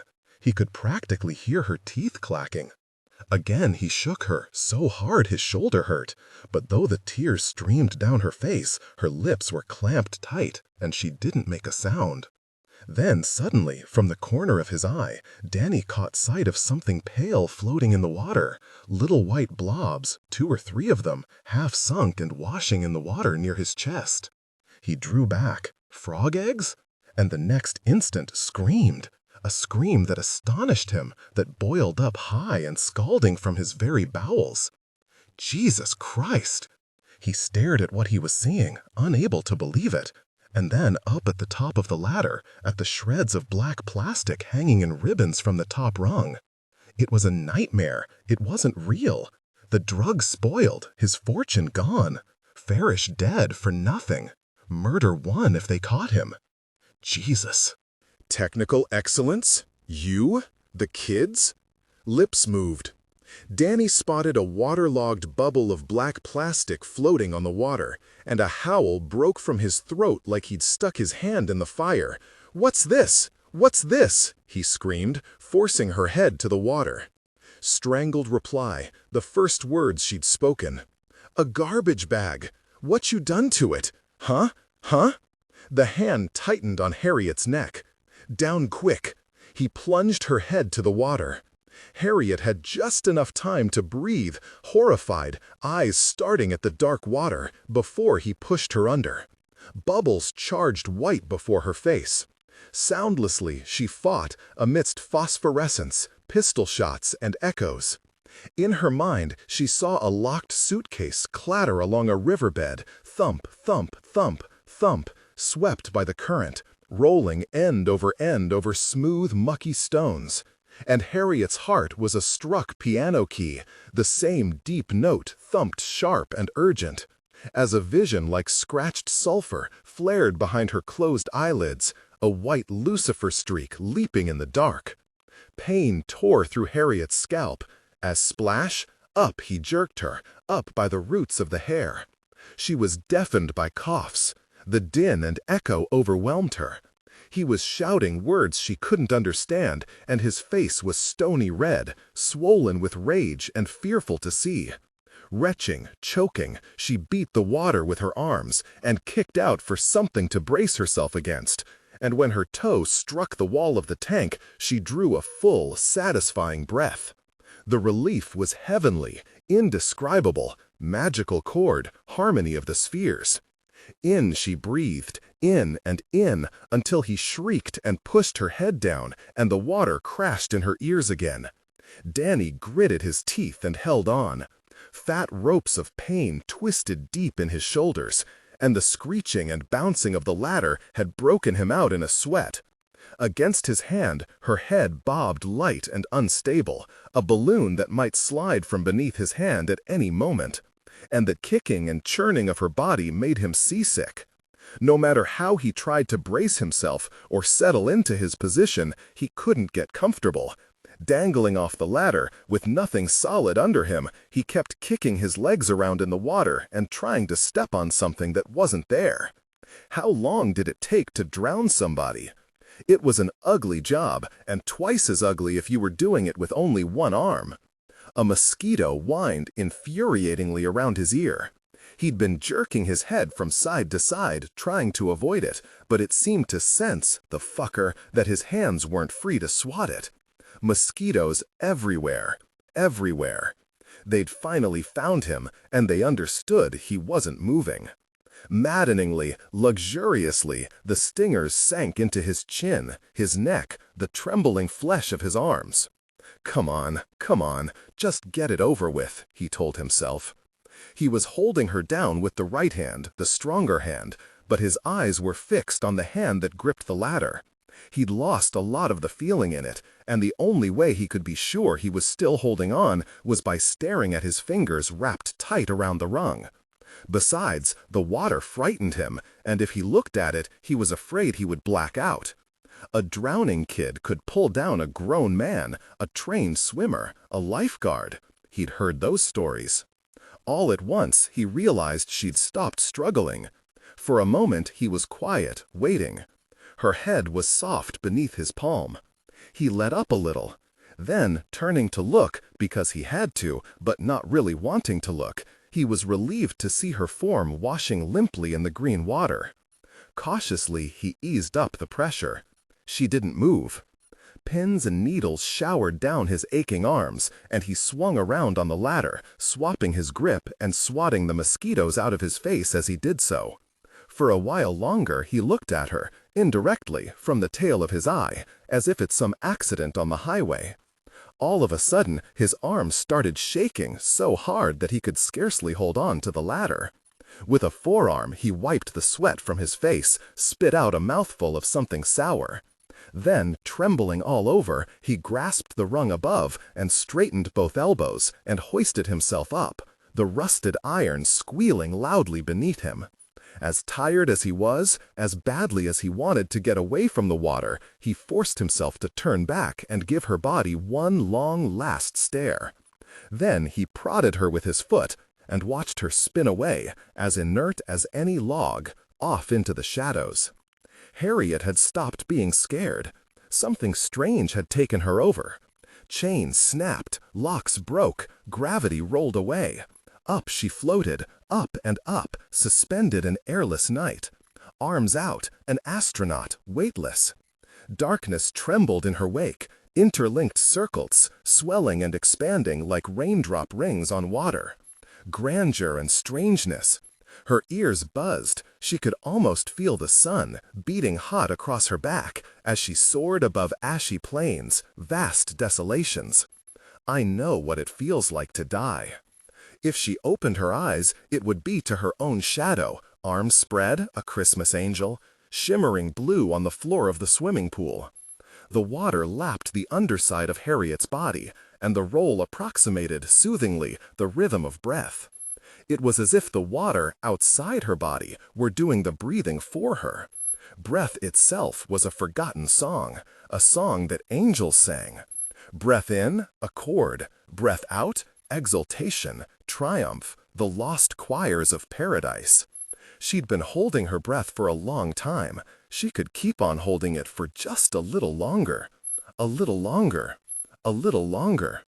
Suddenly a foot pushed Harriet's shoulder, and she felt herself spinning to the dark side of the tank. Gentle shower of sparks. On she sailed in the cold. Twinkle, twinkle, shooting stars, lights far below, cities sparkling in the dark atmosphere. An urgent pain burned in her lungs, stronger every second, but a little longer, she told herself, just a little longer, must fight it out to the last. Her head bumped the opposite wall of the tank.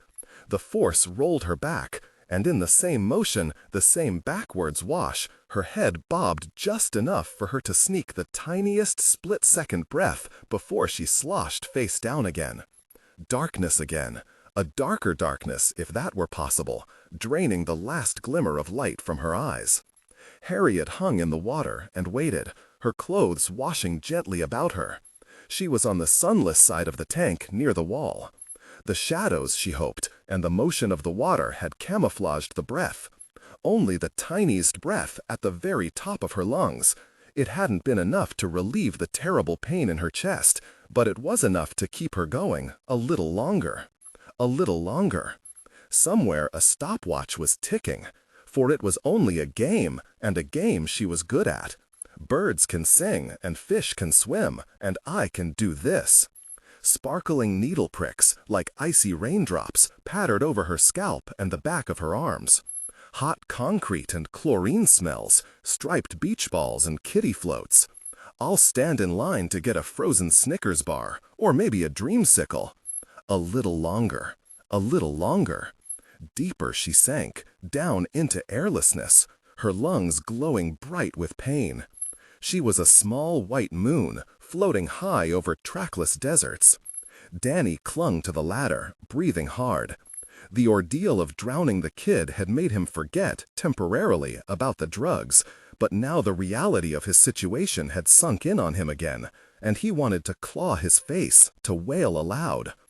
How the fuck was he going to get out of town with a blood-spattered car and no money? He'd been counting on the crystal meth, on moving that, in bars or on street corners if he had to. He had maybe $40 on him, had considered that driving over couldn't very well pay the man with methamphetamine. And there was also that best friend of Farish's, that bill-stuffed wallet Farish always kept in his hip pocket. Technical excellence. Farish liked to pull it out sometimes and flash it around at the poker table or at the pool hall, but how much money was actually in it, Danny didn't know. If he was lucky, really lucky, maybe as much as $1,000. So there was Farish's jewelry. The iron cross wasn't worth anything, but the rings were, and the wallet. Danny passed a hand over his face. The money in the wallet would keep him going for a month or two. But after that, maybe he could get a fake ID. Or maybe he could get a job where he wouldn't need one, doing migrant work, picking oranges or tobacco. But it was a poor reward, a poor future, next to the jackpot he'd expected. And when they found the body, they'd be looking for him. The gun lay in the weeds, wiped clean, mafia style. The smart thing to do would be to dump it in the river, but now that the drugs were gone, the gun was one of his only remaining assets. The more he thought about his choices, the fewer and shittier they seemed. He looked at the shape sloshing in the water. Why had she destroyed his drugs? Why? He was superstitious about the kid. She was a shadow and a jinx. But now that she was dead, he feared that maybe she'd been his good luck charm too. For all he knew, he'd made a huge mistake, the mistake of his life, by killing her. But so help me, he said, to her form in the water, and couldn't finish the sentence. From that first moment outside the pool hall, he'd been caught up with her somehow, in something that he didn't understand, and the mystery of it still pressed in on him. If he'd had her on dry ground, he would have knocked it out of her. But it was too late for that now. He fished one of the packets of speed out of the nasty water. It was stuck together and melted, but maybe, if cooked down, shootable. Fishing around, he came up with half a dozen more or less waterlogged bags. He'd never shot drugs, but why not start? One last look, and he started up the ladder. The rungs, rusted nearly through, shrieked and buckled under his weight. He could feel movement in the thing. It was wobbling under him a whole lot more than he liked, and he was grateful to emerge at last from the close dankness into the brightness and heat. On shaky legs he climbed to his feet. He was sore all over, a muscular soreness, as if he'd been beaten, which, come to think of it, he had been. A storm was rolling in over the river. To the east, the sky was sunny and blue. To the west, gunmetal black with thunderclouds rolling and surging in over the river. Shady spots sailed over the low roofs of the town. Danny stretched, rubbed the small of his back. He was sodden, dripping. Long strands of green slime clung to his arms. But in spite of everything, his spirits had lifted absurdly, just to be out of the dark and damp. The air was humid, but there was a little breeze, and he could breathe again. He stepped across the roof to the edge of the tank, and his knees went watery with relief when off in the distance he saw the car, undisturbed, a single set of tracks winding through the tall weeds behind it. Gladly, without thinking, he started to the ladder. But he was a little off balance, and before he knew what was happening, crack! His foot was through a rotten plank. Suddenly, the world pitched sideways, diagonal slash of gray boards, blue sky. For a wild moment, arms windmilling, he flailed to recover his balance. But there was an answering crack, and he fell through the boards to the waist. Harriet, floating face downward, was seized with a spasm of shuddering. She'd been trying, stealthily, to ease her head to the side so she could draw another little breath through her nose, but with no luck. Her lungs could stand no more. They bucked uncontrollably, heaving for air, and if not air, then water. And just as her mouth opened of its own accord, she broke the surface with a shudder and inhaled, deep, deep, deep. The relief was so great it nearly sank her. Clumsily, with one hand, she braced herself against the slimy wall and gasped, and gasped, and gasped. Air, delicious, air, pure and profound, air pouring through her body like song. She didn't know where Danny Ratliff was. She didn't know if he was watching, and she didn't care. Breathing was all that mattered anymore, and if this was the last breath of her life, so be it. From overhead, a loud crack. Though Harriet's first thought was the pistol, she made no move to get away. Let him shoot me, she thought, gasping, eyes damp with gratitude. Anything was better than drowning. Then a slash of sunlight struck bright green and velvety on the dark water, and Harriet looked up just in time to see a pair of legs waggling through a hole in the roof. Snap went the plank. As the water rushed toward him, Danny was gripped with a sickness of fear. In a confused flash, his father's warning from long ago came back, to hold his breath and keep his mouth shut. Then the water slammed into his ears, and he was screaming a closed-off scream, staring out horrified into the green darkness.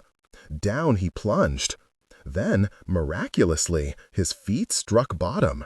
Danny jumped, clawing, spluttering, climbing up through the water, and broke through the surface of the water like a torpedo.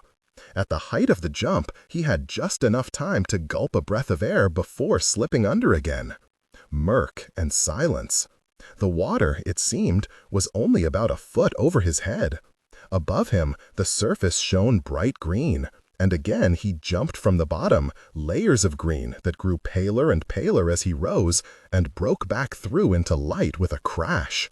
It seemed to work better if he kept his arms to his sides and didn't beat them around like swimmers were supposed to. Between jumps and breaths, he oriented himself. The tank was awash in sun. Light streamed in through the collapsed section of the roof. The slimy green walls were lurid, ghastly. After 2 or 3 jumps, he caught sight of the ladder, off to his left. Could he make it? He wondered as the water closed over his head.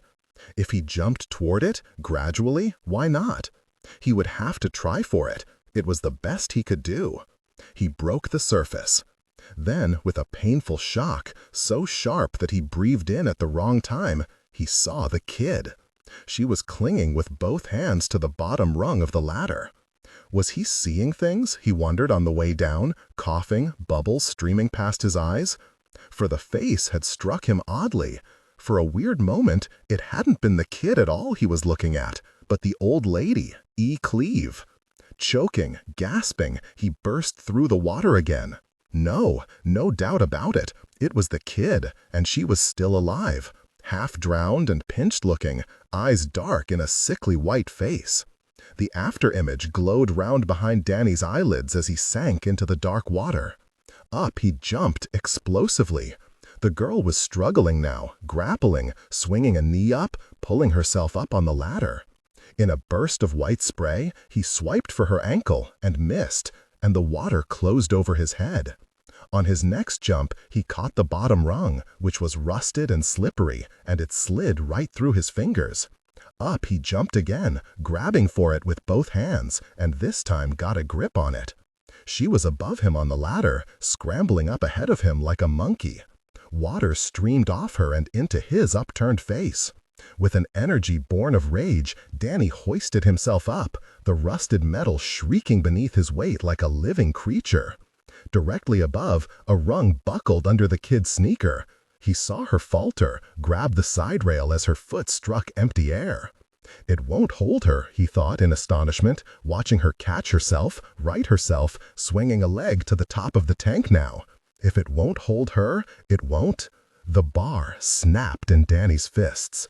In a single, swift, slicing movement, like brittle stems stripped from a branch, down through the ladder he fell, down through the rust-corroded rungs, and back into the tank.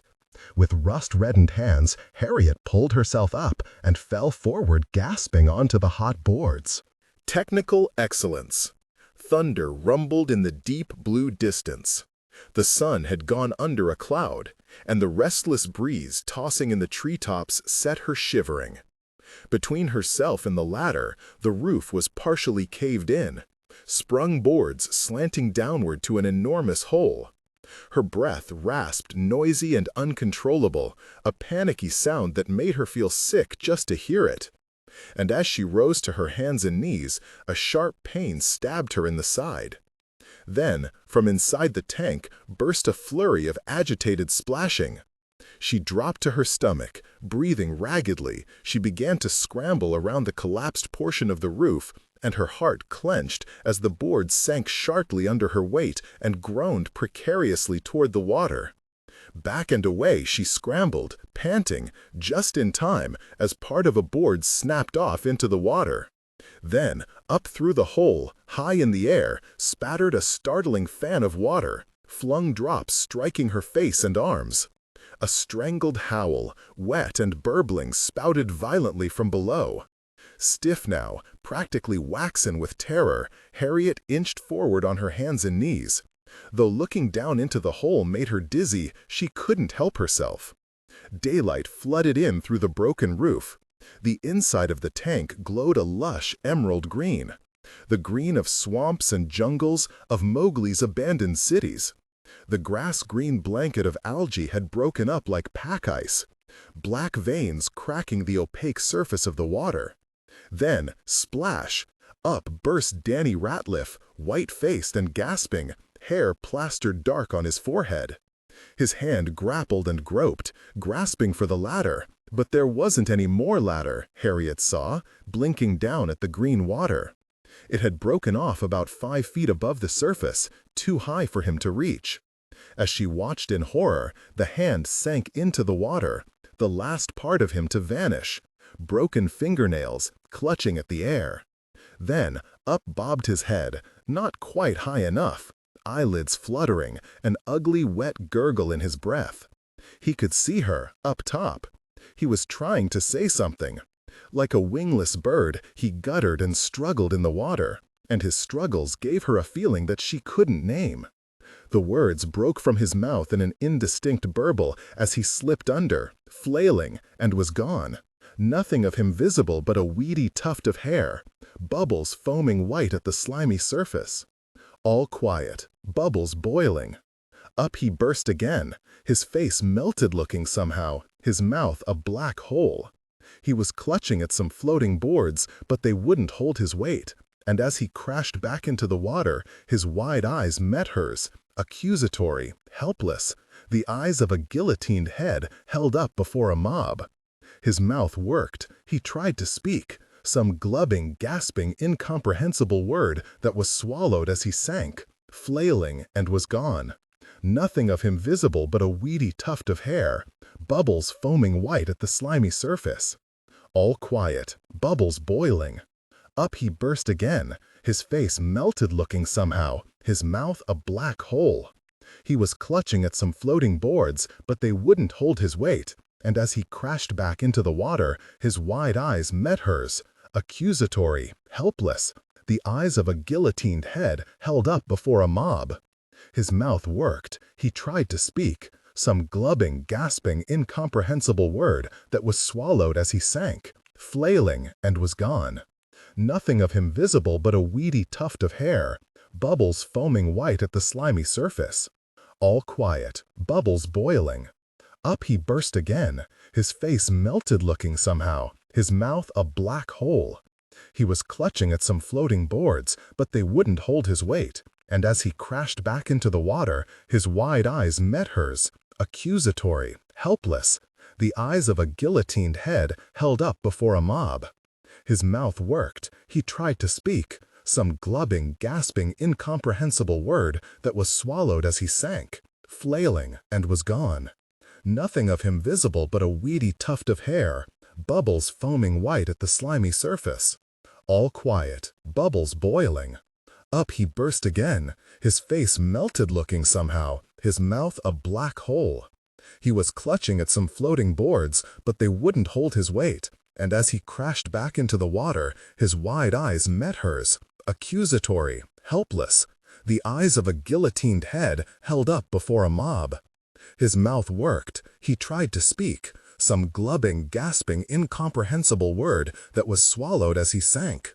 A strong wind blew, raising goosebumps on Harriet's arms, shivering the leaves on all the trees. And all at once, in a single breath, the sky darkened to slate gray. Then, in a long sweeping gust, raindrops rattled across the roof like a shower of pebbles. It was a warm, drenching, tropical-feeling rain, a squall like the ones that blew in on the Gulf Coast during hurricane season. It clattered loudly on the broken roof, but not so loudly that the gurgles and splashing from below were dinned out. Raindrops leaped like little silver fish on the surface of the water. Harriet was seized by a fit of coughing. The water had gone in her mouth and up her nose, and the rotten taste soaked her to her marrow. Now, with the rain driving in her face, she spat on the boards, turned on her back, and rolled her head to and fro, driven nearly mad with the wretched noise that was echoing up the tank. A noise, it occurred to her, that probably was not much different from the noises that Robin had made as he was strangling to death. She'd imagined it happening clean and quick, no floundering or ugly wet strangles, only clapped hands and a puff of smoke. And the sweetness of the thought struck her. How lovely to vanish off the face of the earth! What a sweet dream to vanish now, out of her body, poof, like a spirit. Chains clattering empty to the floor. Steam rose from the hot, verdant ground.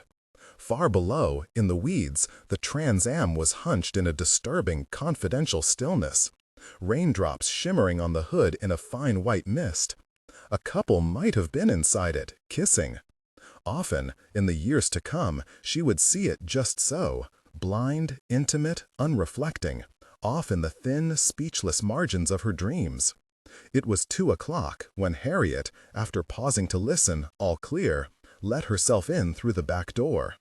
Apart from Mr. Godfrey, who didn't seem to have recognized her, and Mrs. Fountain, who had given her an exceedingly strange look from the porch, dirty as she was, striped with dark filaments of slime that had stuck to her skin and baked on in the heat, she had encountered no one. Cautiously, after looking both ways, she scurried down the hall to the downstairs bathroom and bolted the door behind her. The taste of decay fumed and smoldered in her mouth, unendurable. She stripped off her clothes. The smell was horrific. The Girl Scout shirt coming over her head made her gag, and threw them into the bathtub and turned the faucets on them. Edie often told the story about the time she almost died from an oyster at a New Orleans wedding. Sickest I've ever been. She'd known the oyster was bad, she said, the moment she bit into it. She'd spit it right out in her napkin, but within hours collapsed and had to be taken to Baptist Hospital. In much the same way, from the instant she tasted the water in the tank, Harriet had known it was going to make her sick. The rottenness had seeped into her flesh. Nothing would wash it away. She rinsed her hands and mouth. She gargled with Listerine and spat it out, cupped her hands under the cold tap and drank and drank and drank. But the smell permeated everything, even the clean water. It rose from the dirty clothes in the bathtub. It rose ripe and warm from the pores of her skin. Harriet dumped half a box of Mr. Bubble into the tub and ran the hot water until the foam churned up outrageously. But even under the numbing mouthwash, the taste lingered ugly like a stain on Harriet's tongue. And it called up vividly, and quite particularly, the bloated creature half sunk and bobbing against the dark wall of the tank. A knock at the door. "Harriet," called her mother, "is that you?" Harriet never took baths in the downstairs bathroom. "Yes, ma'am," called Harriet, after an instant. "Are you making a mess in there?" "No, ma'am," called Harriet, looking bleakly at the mess. "You know I don't like you to bathe in that bathroom." Harriet couldn't answer. A wave of cramps had gripped her. Sitting on the side of the tub, staring at the bolted door, she clamped both hands over her mouth and rocked back and forth. "There'd better not be a mess in there," her mother called. The water Harriet had drunk from the tap was coming right back up. With one eye on the door, she got out of the bathtub and, doubled over by the pain in her abdomens, she tiptoed to the commode as quietly as she could. As soon as she removed her hands from her mouth, out it poured, whoosh, a clear, startling gush of putrid water that smelled exactly like the stagnant water Danny Ratliff had drowned in.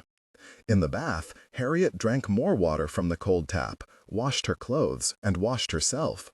She drained the tub. She scrubbed it with Comet. She rinsed out the slime and grit and climbed in again to rinse herself.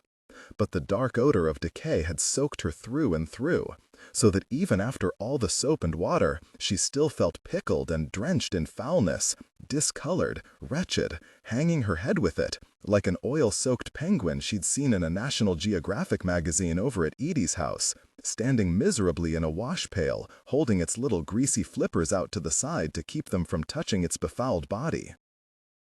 Technical excellence. Harriet drained the tub again and scrubbed it. She wrung out her dripping clothes and hung them to dry.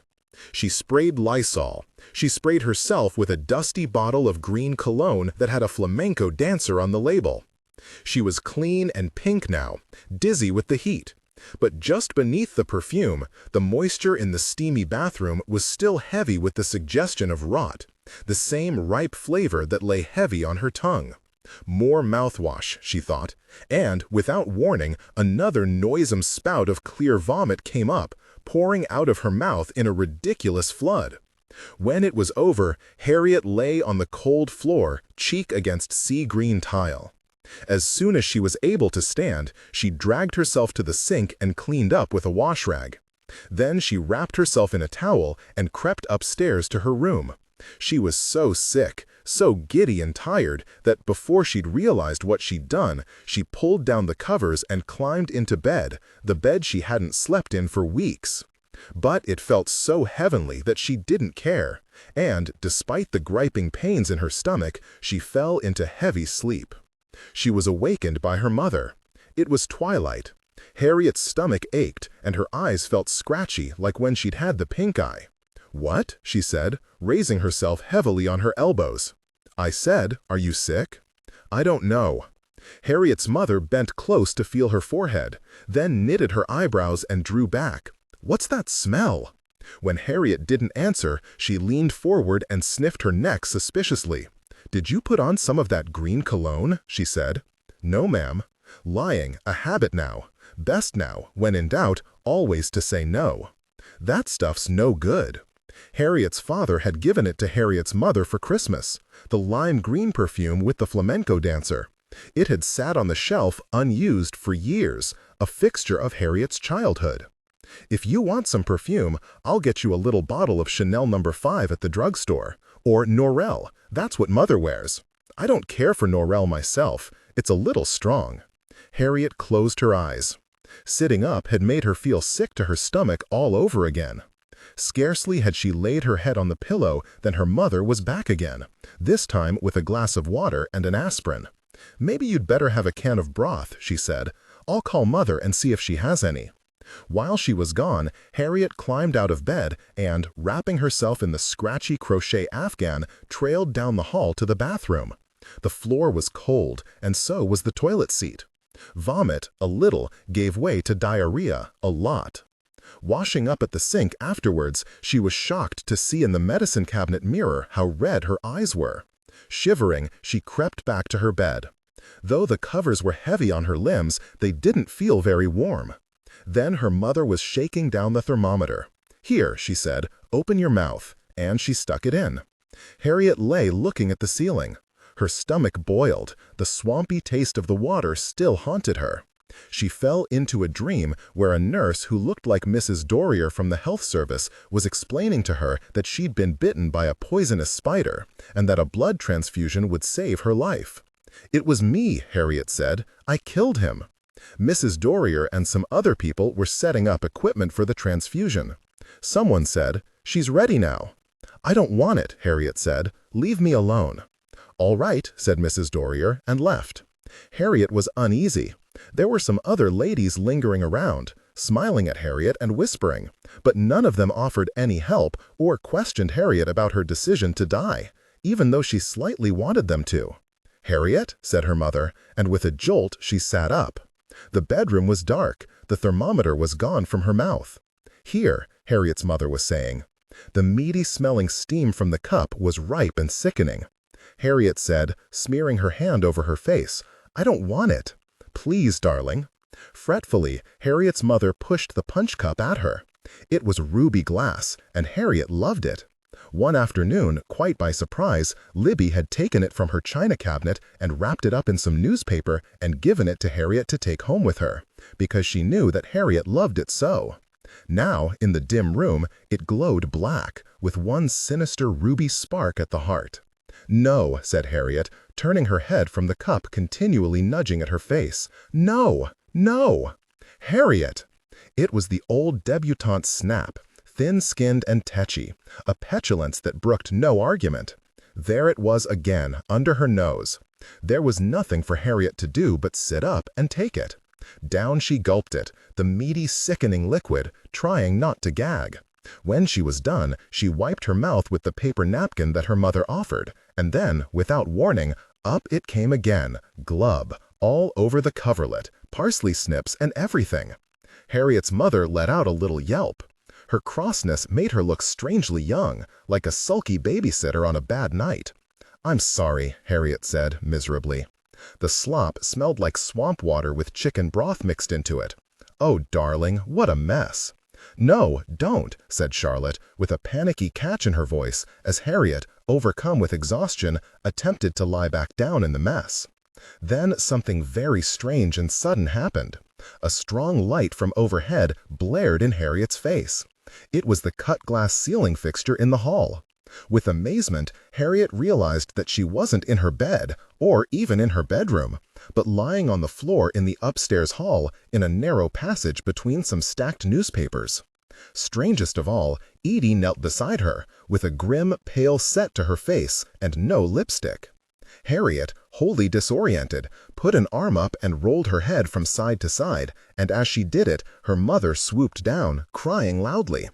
Edie flung out an arm to bar her. Let her breathe. Harriet lay on the hardwood floor, marveling.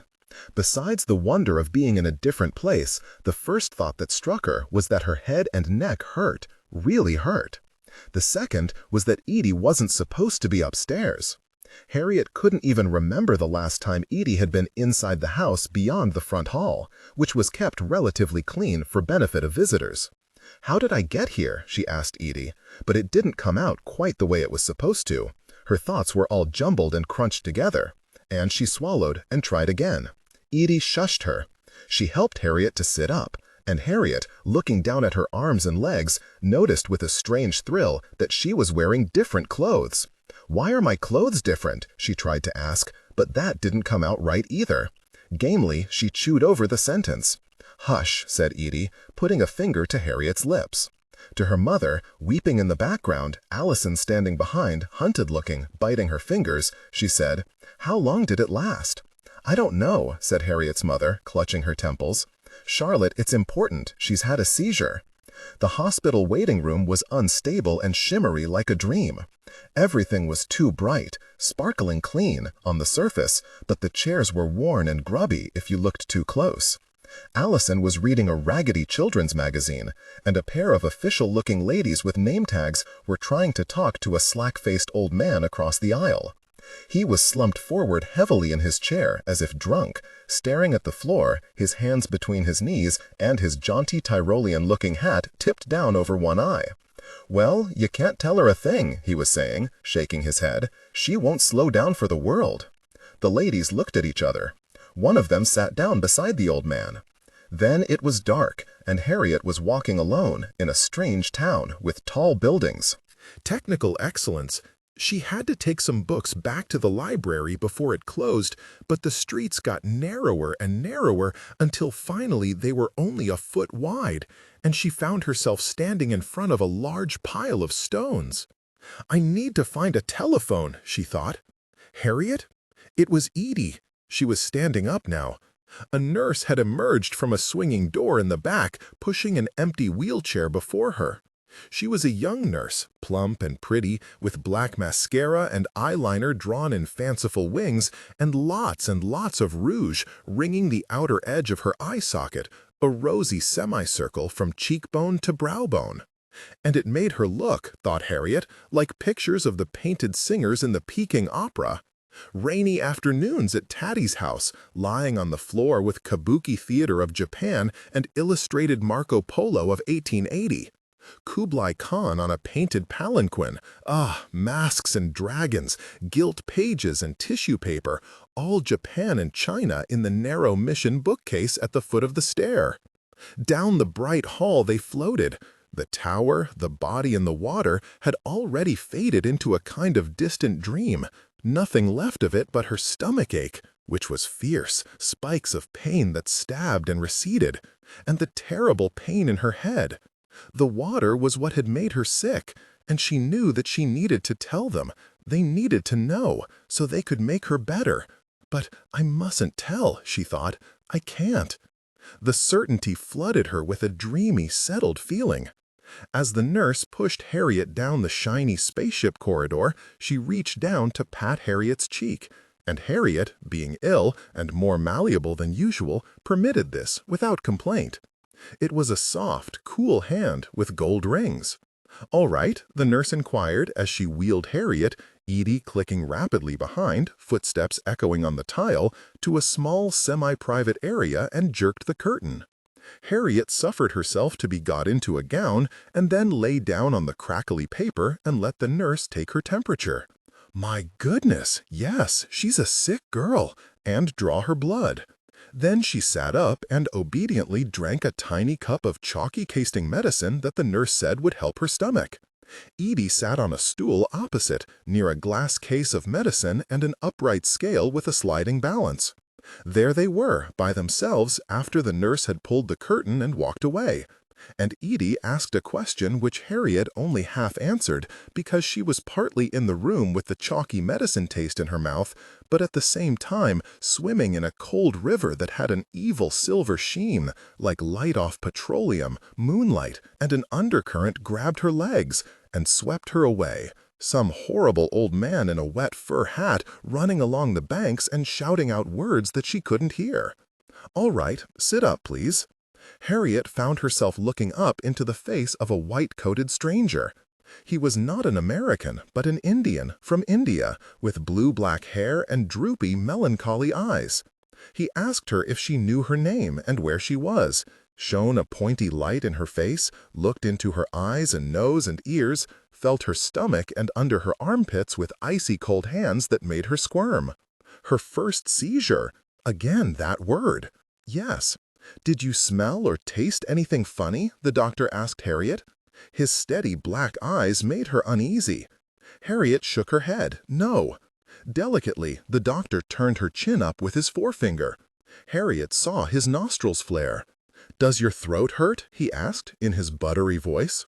From far away, she heard Edie exclaim, "Good heavens, what's that on her neck?" "Discoloration," said the doctor, stroking it with his fingertips and then pressing hard with a thumb. "Does this hurt?" Harriet made an indistinct noise. It wasn't her throat which hurt so much as her neck, and her nose, struck by the gun's kick, was bitterly tender to the touch, but though it felt very swollen, no one else seemed to have noticed it. The doctor listened to Harriet's heart and made her stick her tongue out. With fixed intensity, he looked down her throat with a light. Uncomfortably, jaw-aching, Harriet cut her eyes over to the swab dispenser and disinfectant jar on the adjacent table. "Okay," said the doctor with a sigh, removing the depressor. Harriet lay down. Sharply, her stomach twisted itself and cramped. The light pulsed orange through her closed eyelids. Edie and the doctor were talking. "The neurologist comes every 2 weeks," he was saying.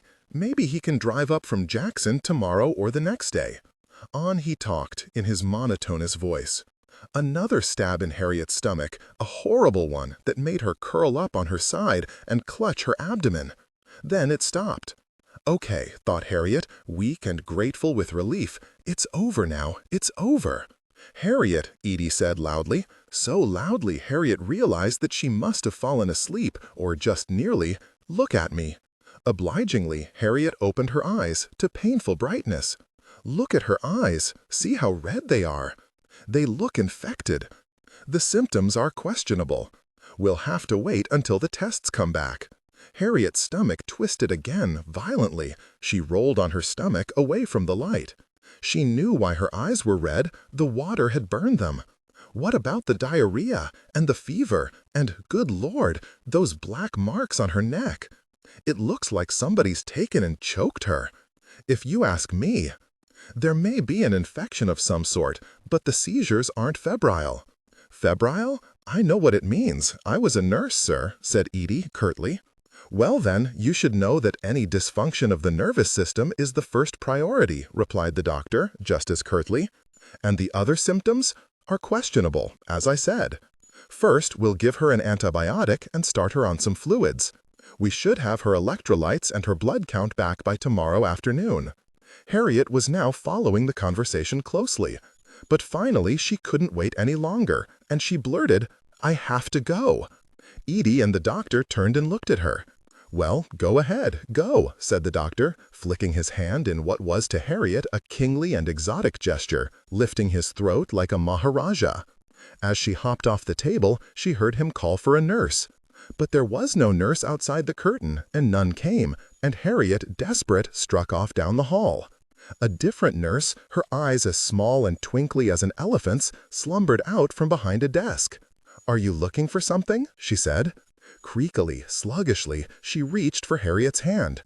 Harriet, panicked by her slowness, shook her head and darted off.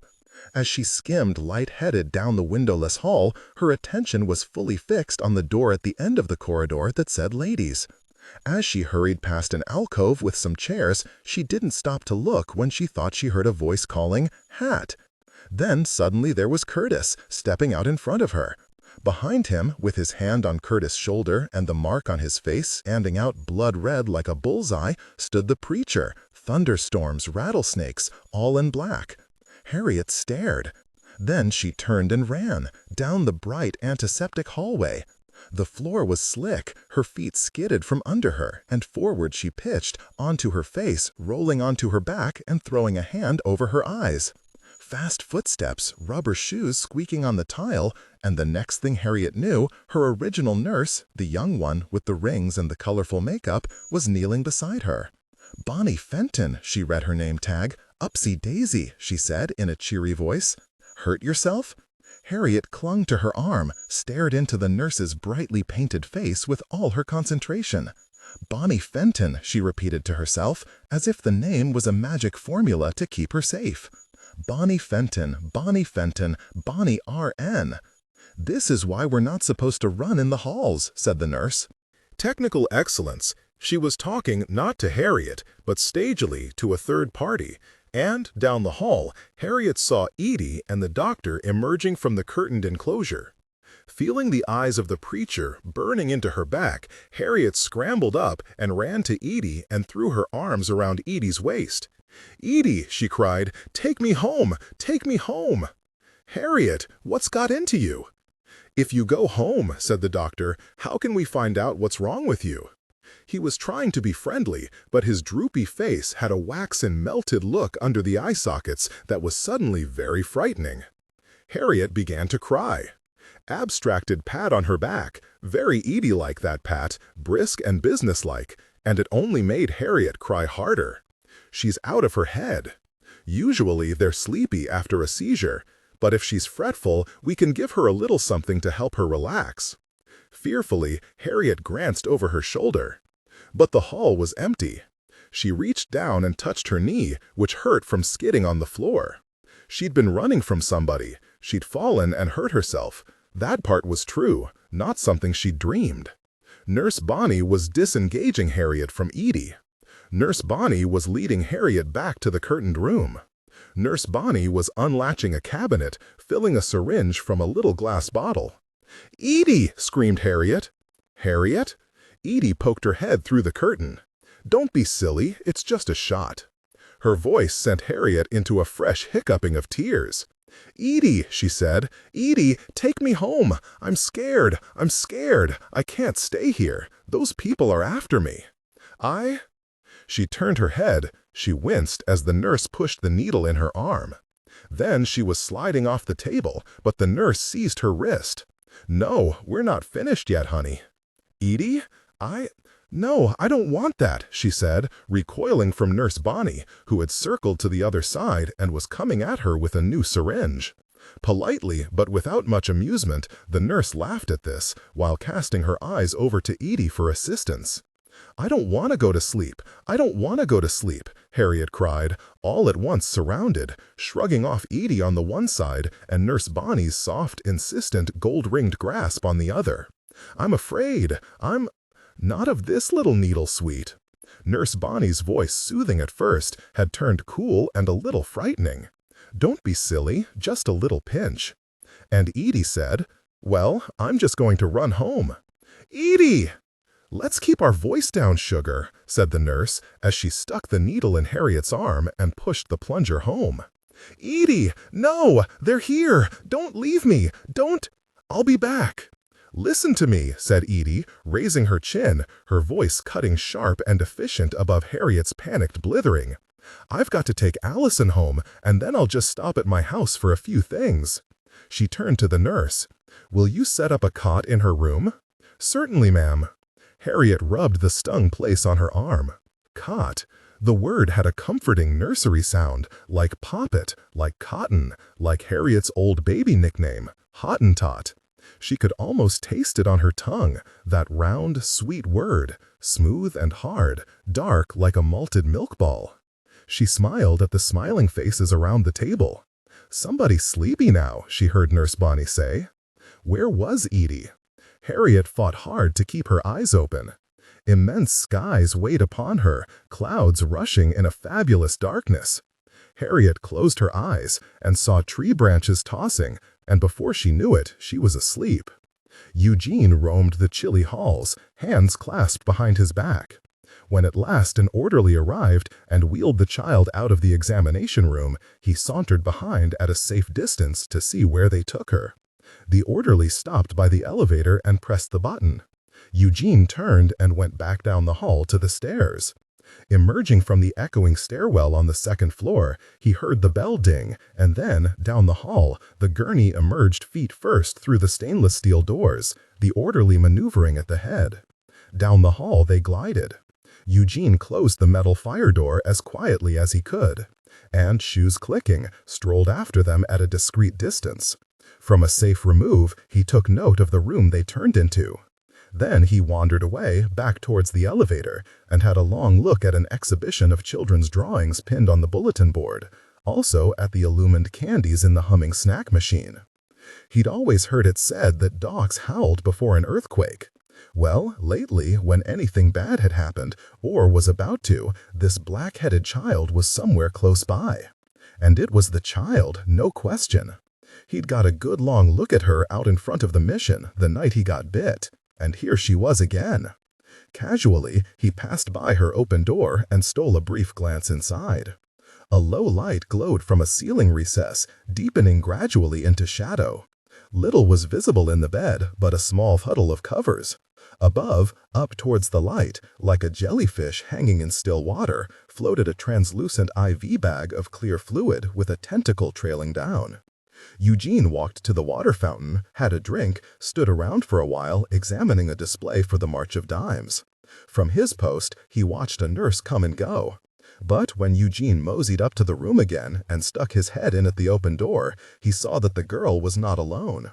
A black orderly was fussing about, setting up a cot, and he was not at all responsive to Eugene's questions. Eugene loitered, trying not to look too conspicuous, though of course that was difficult in the empty hall.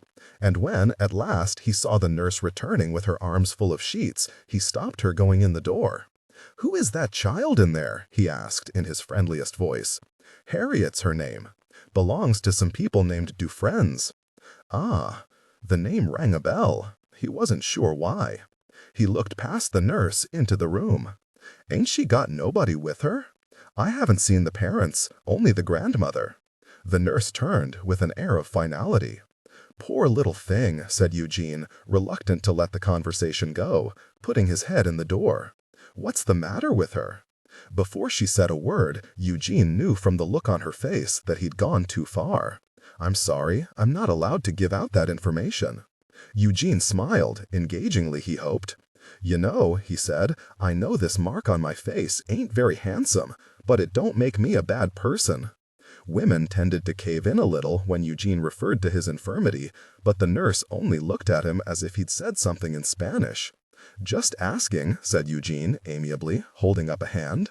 "Sorry to bother you." "Ma'am," he said, stepping after her. But the nurse was busy with the sheets. He thought of offering to help, but the set of her back warned him that he'd better not push his luck. Eugene drifted back towards the candy machine. Dufresnes. Why did he know that name? Farish was the person to ask about this sort of thing. Farish knew who was who in town. Farish remembered addresses, family connections, scandals, everything. But Farish was downstairs, lying in a coma, and not expected to live the night. Across from the elevator, Eugene stopped at the nurse's station. Nobody there. He leaned for a while on the counter and, pretending to inspect a photo collage, a spider plant in a gift basket, he waited. Dufresnes. Even before his word with the nurse, the episode in the hallway, and particularly the old lady, whose crispness reeked money and Baptist position, had convinced him that the child wasn't one of Odom's, and this was too bad. Because if the girl belonged to Odom, it would have fit neatly with certain of his suspicions. Odom had good reason to get back at Farish and Danny. Presently, the nurse emerged from the child's room, and when she did, she gave Eugene a look. She was a pretty girl, but all reddened up with lipstick and paint like the horse's ass. Technical excellence. Eugene turned casually, with a casual wave and then sauntered off back down the hall and down the stairs, past the night nurse desk light shining spookily up into her face, down to the windowless waiting room for intensive care, where the shaded lamps glowed round the clock with a muted glow, where Gum and Curtis slept on the couch. There was no point in hanging around upstairs and calling attention to himself. He would go back upstairs once that painted-up whore went off shift. Allison, at home in bed, lay on her side, staring out the window at the moon. She was scarcely conscious of Harriet's empty bed-stripped, nude, vomity sheets piled in a heap on the floor. In her mind, she was singing to herself, not so much a song as an impromptu series of low-pitched notes that repeated, with variations, up and down monotonously, and on like the song of some mournful, unknown night-bird. Whether Harriet was there or not hardly made a difference to her, but presently, encouraged by the stillness on the other side of the room, she began to hum aloud random tones and phrases that spiraled on in the darkness. She was having a hard time falling asleep, though she didn't know why. Sleep was Allison's refuge. It welcomed her with open arms the moment she lay down. But now she lay on her side, open-eyed and untroubled, humming to herself in the darkness. And sleep was a shadowy, forgetful distance, a curling like smoke in abandoned attics, and a singing like the sea in a pearly shell. Edie, on her cot by Harriet's bed, was awakened by the light in her face. It was late, 8:15, by her wristwatch, and she had an appointment with the accountant at 9. She got up and went into the bathroom, and her wan, drained reflection in the mirror stopped her for a moment. It was mostly the fluorescent light, but still. She brushed her teeth and gamely set to work on her face, penciling her eyebrows, drawing in her lips. Edie did not trust doctors. In her experience, they didn't listen, preferring instead to strut around pretending that they had all the answers. They jumped to conclusions. They ignored what didn't fit with their theories. And this doctor was a foreigner on top of everything. The instant he'd heard the word seizure, this Dr. Dagu or whatever his name was, the child's other symptoms faded into insignificance. They were questionable. Questionable, thought Edie, exiting the bathroom and examining her sleeping granddaughter, with intent curiosity as if Harriet were a diseased shrub or mysteriously sickened houseplant. Because epilepsy ain't what's wrong with her. With academic interest, she studied Harriet for several moments longer, then went back into the bathroom to dress. Harriet was a hardy child, and Edie was not terribly worried about her, except in a generalized sort of way. What did worry her, and what had kept her open-eyed on the hospital cot for much of the night, was the disastrous state of her daughter's house. Now that Edie thought about it, she had not actually been upstairs since Harriet was just a little thing. Charlotte was a pack rat, and the tendency, Edie knew, had increased since Robin's death. But the condition of the house had shocked her thoroughly. Squalor, there was no other word. No wonder the child was sick, with garbage and trash all over the place. It was a wonder they weren't all three in the hospital. Edie, zipping up the back of her dress, bit the inside of her cheek. Dirty dishes, piles of newspaper, towers of it, certain to attract vermin. Worst of all, the smell. All sorts of unpleasant scenarios had threaded through Edie's mind as she lay awake, turning this way and that way on the lumpy hospital cot. The child might have been poisoned or contracted hepatitis. She might have been bitten by a rat in her sleep. Edie had been too stunned and ashamed to confide any of these suspicions to a strange doctor, and she still was, even in the cold light of morning. What was one to say? "Oh, by the way, doctor, my daughter keeps a filthy house?" There would be roaches and worse. Something had to be done before Grace Fountain or some other nosy neighbor called the health department. Confronting Charlotte would only mean excuses and tears. An appeal to the adulterous Dix was risky, because if it came to divorce, and it might, the squalor would only give Dix an edge in court. Why on earth had Charlotte let the colored woman go? Edie pinned her hair back, swallowed a couple of aspirin with a glass of water, her ribs hurt mightily after the night on the cot, and stepped out into the room again. All roads lead to the hospital, she thought. Since Libby's death, she had been returning to the hospital nightly in her dreams, wandering the corridors, riding the elevator up and down, searching for floors and room numbers that didn't exist. And now it was daytime, and here she was again, in a room very like the one where Libby had died. Harriet was still asleep, which was fine. The doctor had said she'd sleep most of the day. After the accountant, and yet another morning wasted in poring through Judge Cleave's books, which were written practically in cipher, she had to meet with the lawyer. He was urging her to settle with this awful Mr. Rixey person, which was all well and good, except that the reasonable compromise he was suggesting would leave her practically destitute. Lost in thought, Mr. Rixey had not even accepted the reasonable compromise, she would find out today. Edie gave herself one last glance in the mirror, got her purse, and walked out of the room without noticing the preacher loitering at the end of the hall. The bed sheets felt cool and delicious. Harriet lay in the morning light with her eyes tight shut. She had been dreaming of stone steps in a bright grassy field, steps that led nowhere, steps so crumbled with age that they might have been boulders tumbled and sunken in the buzzing pasture. The needle was a hateful ping in the crook of her elbow, silver and chill, cumbrous apparatus winding away from it up through the ceiling and into the white skies of dream.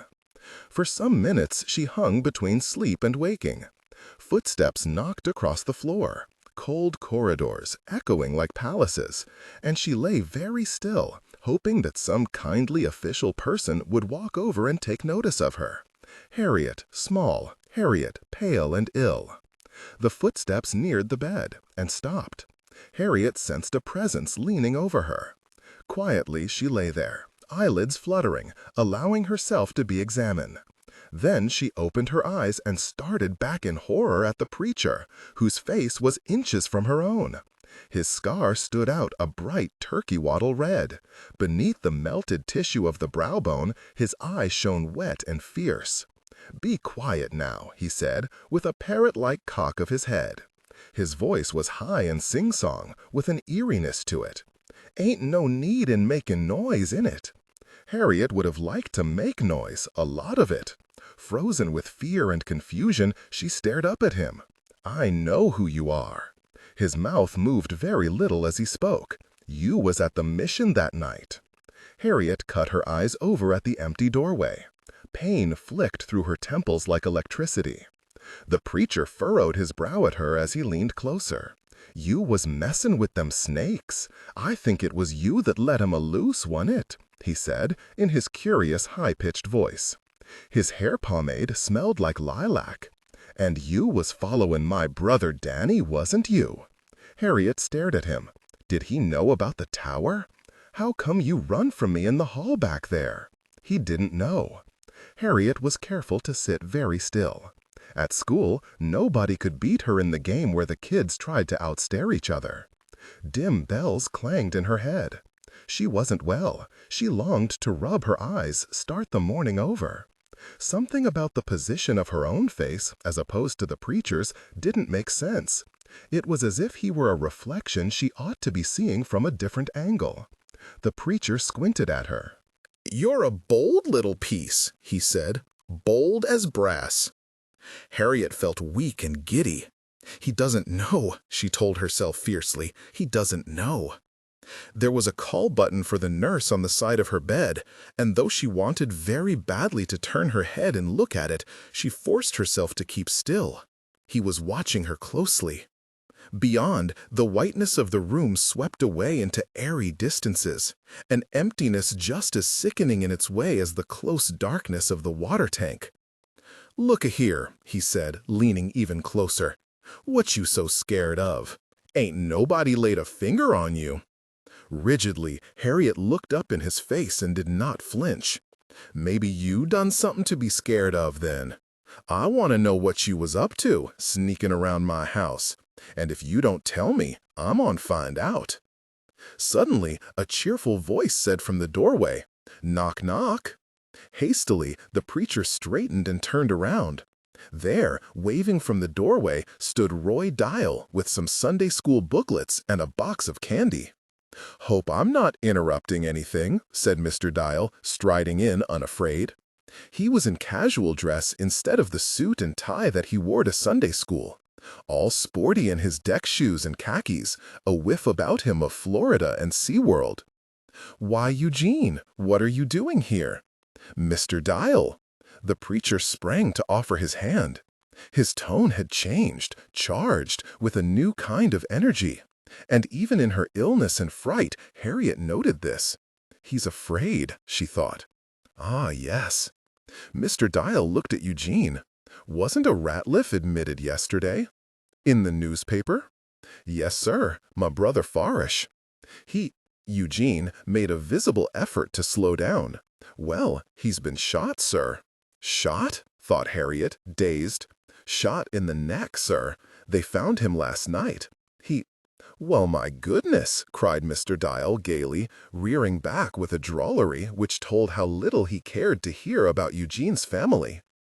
"Goodness gracious, I sure do hate that. I'll be sure and stop in and see him as soon as he feels a little better." Without giving Eugene the chance to explain that Farish wasn't going to get better, Mr. Dial threw up his hands as if to say, "What do you do?" and set down the box of candy on the nightstand. "I'm afraid this isn't for you, Harriet," he said, in dolphinly profile, leaning in cozily to peer at her with his left eye. "I was just running out before work to visit with dear Agnes Upchurch. Miss Upchurch was a rickety old Baptist invalid, a banker's widow, high on Mr. Dial's list of prospects for the building fund. And who should I bump into downstairs but your grandmother? 'Why, my goodness,' I said, 'Miss Edith.' The preacher, Harriet noticed, was edging towards the door. Mr. Dial saw her looking at him and turned. 'And how do you know this fine young lady?' The preacher, arrested in his retreat, made the best of it. 'Yes, sir,' he said, rubbing at the back of his neck with one hand and stepping back to Mr. Dial's side, as if that was what he had meant to do all along. 'Well, sir, I was here when they brung her in last night. Too weak to walk. She was a mighty sick little girl, and that's the truth.' This, he said with a conclusive air, as if further explanation could not possibly be necessary. 'And so you were just—' Mr. Dial looked as if he could hardly bring himself to say it. 'Visiting? With Harriet here?' Eugene cleared his throat and looked away. 'There's my brother, sir,' he said, 'and while I'm out here, I might as well try to visit and bring some comfort to others. It's a joy to get out amongst the little ones and pour out that precious seed.' Mr. Dial looked at Harriet, as if to say, 'Has this man been bothering you?' 'It don't take nothing but a set of knees and a Bible.' 'You know,' said Eugene, nodding at the television set, 'that's the greatest detriment to a child's salvation you can have in the house. The sin box is what I call it.' 'Mr. Dial,' said Harriet suddenly, and her voice sounded thin and far away, 'where's my grandmother?' 'Downstairs, I think,' said Mr. Dial, fixing her with his chilly porpoise eye. 'On the telephone.' 'What's the matter?' 'I don't feel good,' said Harriet, truthfully. The preacher, she noticed, was easing out of the room. When he saw Harriet watching him, he gave her a look before he slid away. 'What's the matter?' said Mr. Dial, bending down over her, overwhelming her with his sharp, fruity aftershave. 'Do you want some water? Do you want some breakfast? Are you sick to your stomach?' Harriet struggled to sit up.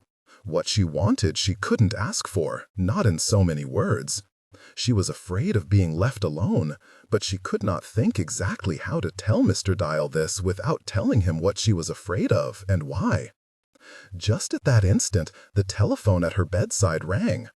'Here, let me get that,' said Mr. Dial, snatching up the receiver and passing it to her. 'Mama?' said Harriet, faintly. 'Congratulations! A brilliant coup!' It was Hendley. His voice, though exuberant, was tinny and remote. From the hiss on the line, Harriet knew he was calling from the saint's phone in his bedroom. 'Harriet? Man, you destroyed him! You nailed him!' Harriet's brain wasn't working at top speed, and she couldn't think quick enough what to say. Despite the connection, his hoots and yelps were so loud on the other end that Harriet feared Mr. Dial could hear him. Way to go! In his excitement, he dropped the phone with an enormous clatter. His voice rushed back at her, breathy, deafening. It was in the paper. What? I knew it was you. What are you doing in the hospital? What happened? Are you hurt? Are you shot? Harriet cleared her throat in a special way they had, which meant she wasn't free to talk. Oh, right, said Hendley after a somber pause. Sorry. Mr. Dial, taking his candy, mouthed at her, I have to run. No, don't, said Harriet in sudden panic, but Mr. Dial kept right on backing out the door. See you later, he mouthed with bright gesticulations. I gotta go sell me some cars. Just answer yes or no then, Hendley was saying. Are you in trouble? Fearfully, Harriet gazed at the empty doorway. Mr. Dial was far from the kindest or most understanding of adults, but at least he was competent. All rectitude and pickiness, sweet moral outrage itself. Nobody would dare to hurt her if he was around. Are they going to arrest you? Is a policeman on guard? Hendley, can you do something for me? She said. Sure, he said, serious suddenly, alert as a terrier. Harriet, an eye on the doors, said, Promise. Though she was half whispering, her voice carried farther than she wanted to in the frosty silence, all formica and slickness. What? I can't hear you. Promise me first. Harriet, come on, just tell me. At the water tower. Harriet took a deep breath. There was no way to say it without coming right out and saying it. There's a gun lying on the ground. I need you to... A gun? To get it and throw it away, she said hopelessly. Why even bother keeping her voice down? Who knew who was listening, on his end or even hers? She'd just watched a nurse walk past the door. Now here come another, glancing in curiously as she passed. Geez, Harriet. Hendley, I can't go. She felt like crying. But I've got band practice, and we have to stay late today. Band practice. Harriet's heart sank. How was this ever going to work? Or, Hendley was saying, or I could go now, if I hurry. Mom's dropping me off in half an hour. Wanly, Harriet smiled at the nurse who put her head in at the door. What difference was it going to make, either way? Leave her father's gun on the ground for the police to find? Or let Hendley go get it? It would be all over the band hall by noon. What am I supposed to do with it? Hendley was saying. Hide it in your yard? No, said Harriet, so sharply that the nurse raised her eyebrows. Throw it. Geez, she thought, closing her eyes. Just go ahead and say it. Throw it in the river? Hendley inquired, helpfully. Right, said Harriet, shifting as the nurse, a big square woman with stiff gray hair and large hands, reached over to plump her pillow. What if it won't sink? It took a moment for this to register. Technical excellence. Helly repeated the question as the nurse unhooked Harriet's chart off the foot of the bed and departed, with a heavy side-swaying gait. It's metal, said Harriet. Helly, she realized with a shock, was talking to somebody on the other end. Rapidly, he came back on. All right, gotta go. Click. Harriet sat with the dead phone to her ear, sat stunned until the dial tone came on, and, fearfully, for she had never taken her eyes from the doorway, not for a moment, hung up the receiver and settled back on the pillows, looking about the room in apprehension. The hours dragged, interminable, white on white. Harriet had nothing to read, and though her head ached terribly, she was too afraid to go to sleep. Mr. Dial had left a Sunday school booklet called Apron String Devotionals, with a picture of a rosy baby in an old-fashioned sunbonnet pushing a flower cart. And at last, in desperation, she turned to this. It was designed for the mothers of young children, and it disgusted Harriet in a matter of moments. As disgusted as she was, she read the whole thing from cover to flimsy cover, and then sat. And sat. There was no clock in the room, no pictures to look at, and nothing to keep her thoughts and fears from roiling miserably about. Nothing except the pain, which intermittently pitched through her stomach in waves. When it rolled away, she lay beached and gasping, washed clean for the moment, but soon her worry set in, gnawing again with renewed energy. Helly hadn't actually promised anything. Who knew if he'd get the gun or not? And even if he did go get it, would he have the sense to throw it away? Helly in the band hall, showing off her father's gun. "Hey, Dave, look at this!" She winced and pressed her head deep in the pillow. Her father's gun, her fingerprints all over it, and Helly, the biggest blabbermouth in the world. Yet who could she have asked to help her but Helly? No one. No one. After a long while, the nurse lumbered in again, her thick-soled shoes all worn down on the outer edge, to give Harriet a shot. Harriet, who was rolling her head around and talking to herself a bit, struggled to pull away from her worries. With effort, she turned her attention to the nurse. She had a jolly, weather-beaten face with wrinkled cheeks, thick ankles, and a rolling, off-centered walk. Except for her nurse's uniform, she might have been the captain of a sailing ship, striding across decks. Her name tag said Gladys Coots. "Now, I'm going to get this over with as quick as I can," she was saying. Harriet, too weak and too worried to put up her customary resistance, rolled on her stomach and grimaced as the needle slid into her hip. She hated shots, and, when younger, had screamed and cried and fought to escape, to such a degree that Edie, who knew how to give injections, had on several occasions impatiently rolled up her sleeves right in the doctor's office and taken over with the needle. "Where's my grandmother?" she asked, as she rolled over, rubbing the stung place on her bottom. "Mercy! Ain't nobody told you?" "What?" cried Harriet, scrabbling back in the bed like a crab. "What happened? Where is she?" "Shh! Calm down." Energetically, the nurse began to plump up the pillows. "She had to go downtown for a while, is all." "Is all," she repeated, when Harriet looked at her doubtfully. "Now, lie on back and make yourself comfortable." Never, never again in her life would Harriet know such a long day. Pain pulsed and spangled merciless in her temples. A parallelogram of sun shimmered motionless on the wall. Nurse Coots, swaying in and out with the bedpan, was a rarity, a white elephant, much heralded, returning every century or so. In the course of the interminable morning, she drew blood, administered eye drops, brought Harriet iced water, ginger ale, a dish of green gelatin, which Harriet tasted and pushed aside, cutlery clattering fretful on her bright plastic tray. Fearfully, she sat upright in bed and listened. The corridor was a sedate net of echoes, talk at the desk, occasional laughter, the tap of canes, and the scrape of walkers as gray convalescents from physical therapy drifted up and down the hall. Every so often, a woman's voice came on the intercom, calling out strings of numbers, obscure commands. "Carla, step into the hallway. Orderly on 2, orderly on 2. As if counting out sums, Harriet worked out what she knew on her fingers, muttering under her breath, not caring if she looked like a crazy person.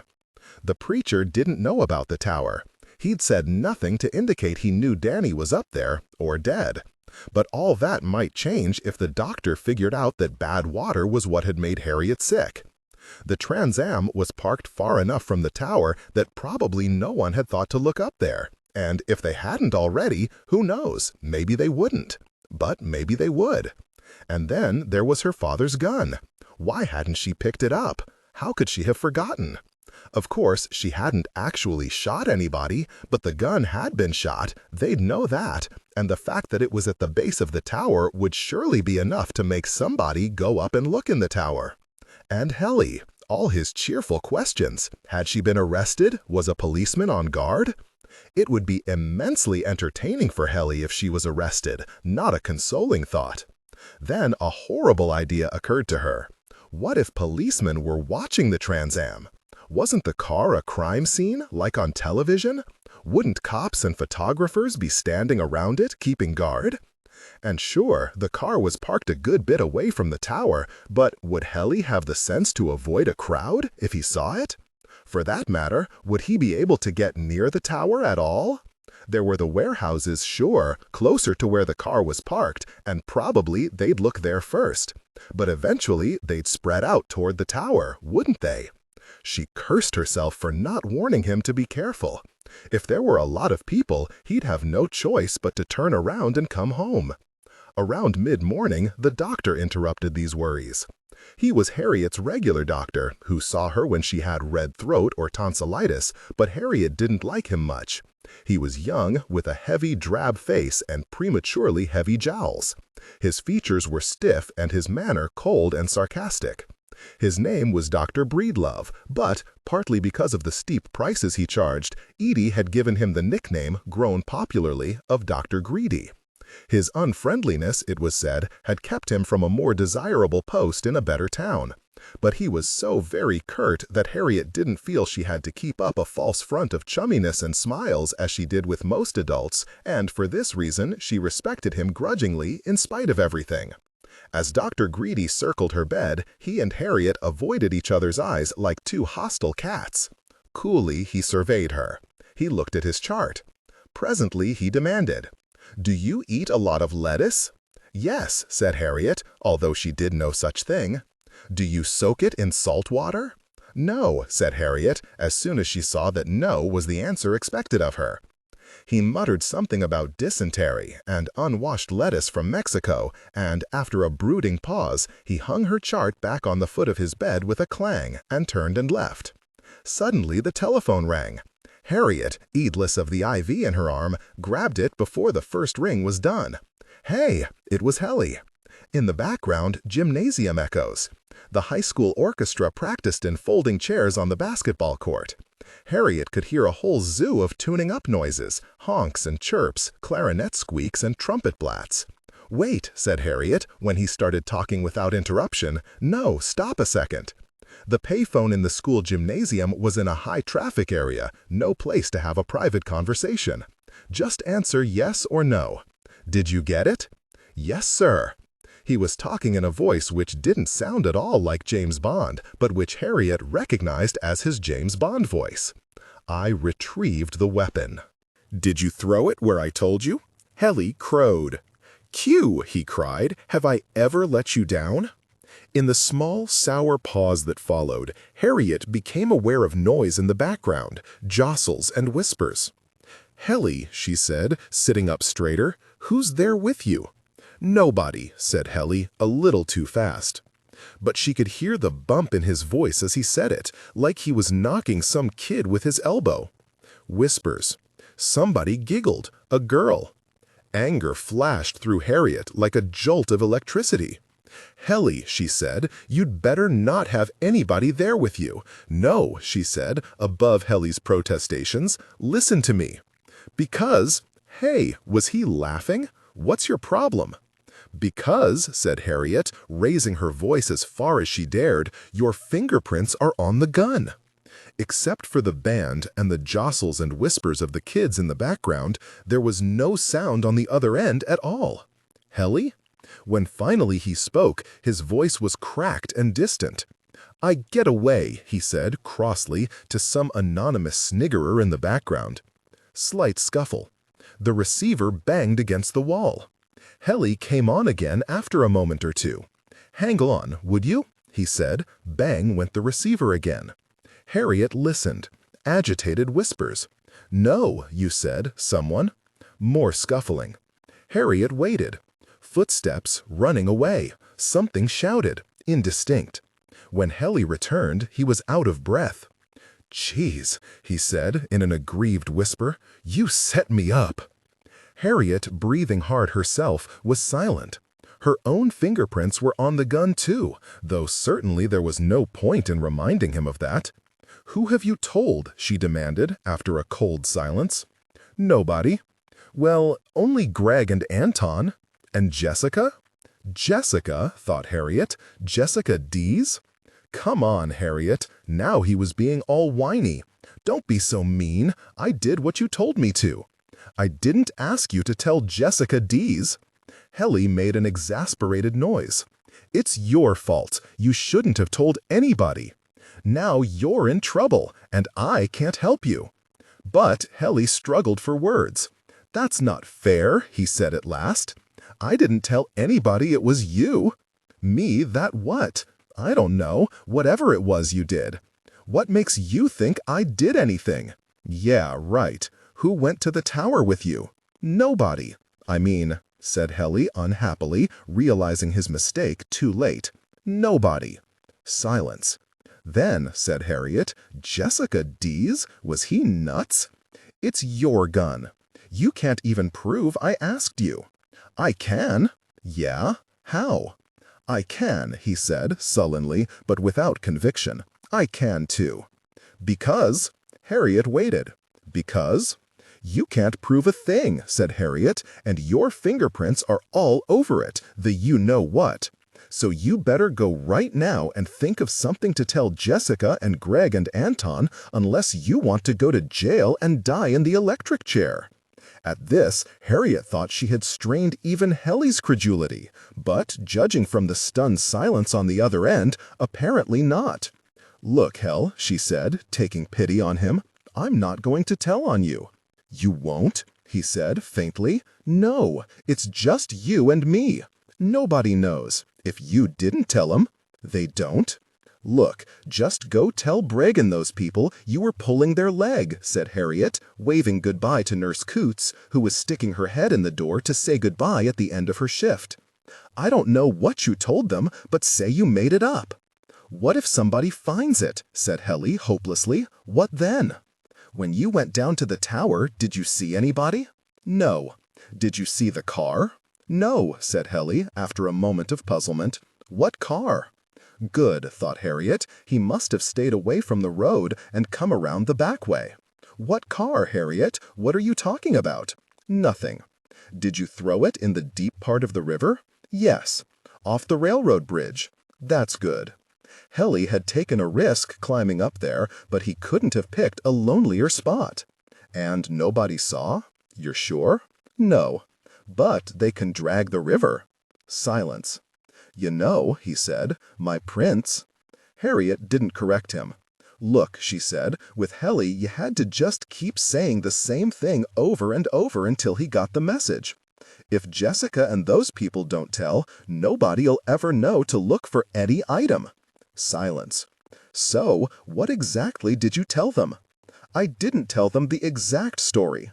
True enough, thought Harriet. Helly didn't know the exact story. "What then?" she said. "It was basically, it was sort of what was in the paper this morning about Farish Ratliff getting shot. They didn't say a whole lot, except that the dog catcher found him last night when he was chasing a wild dog that ran off the street and back toward the old gin. Except I left out that part about the dog catcher. I made it, Harriet waited. More spy. "Well, go make it some more spy," suggested Harriet. "Tell him I know." Now he was excited again. "That's a great idea. I can make it like From Russia with Love. With the briefcase that shoots bullets and tear gas. That shoots bullets and tear gas. And the shoes!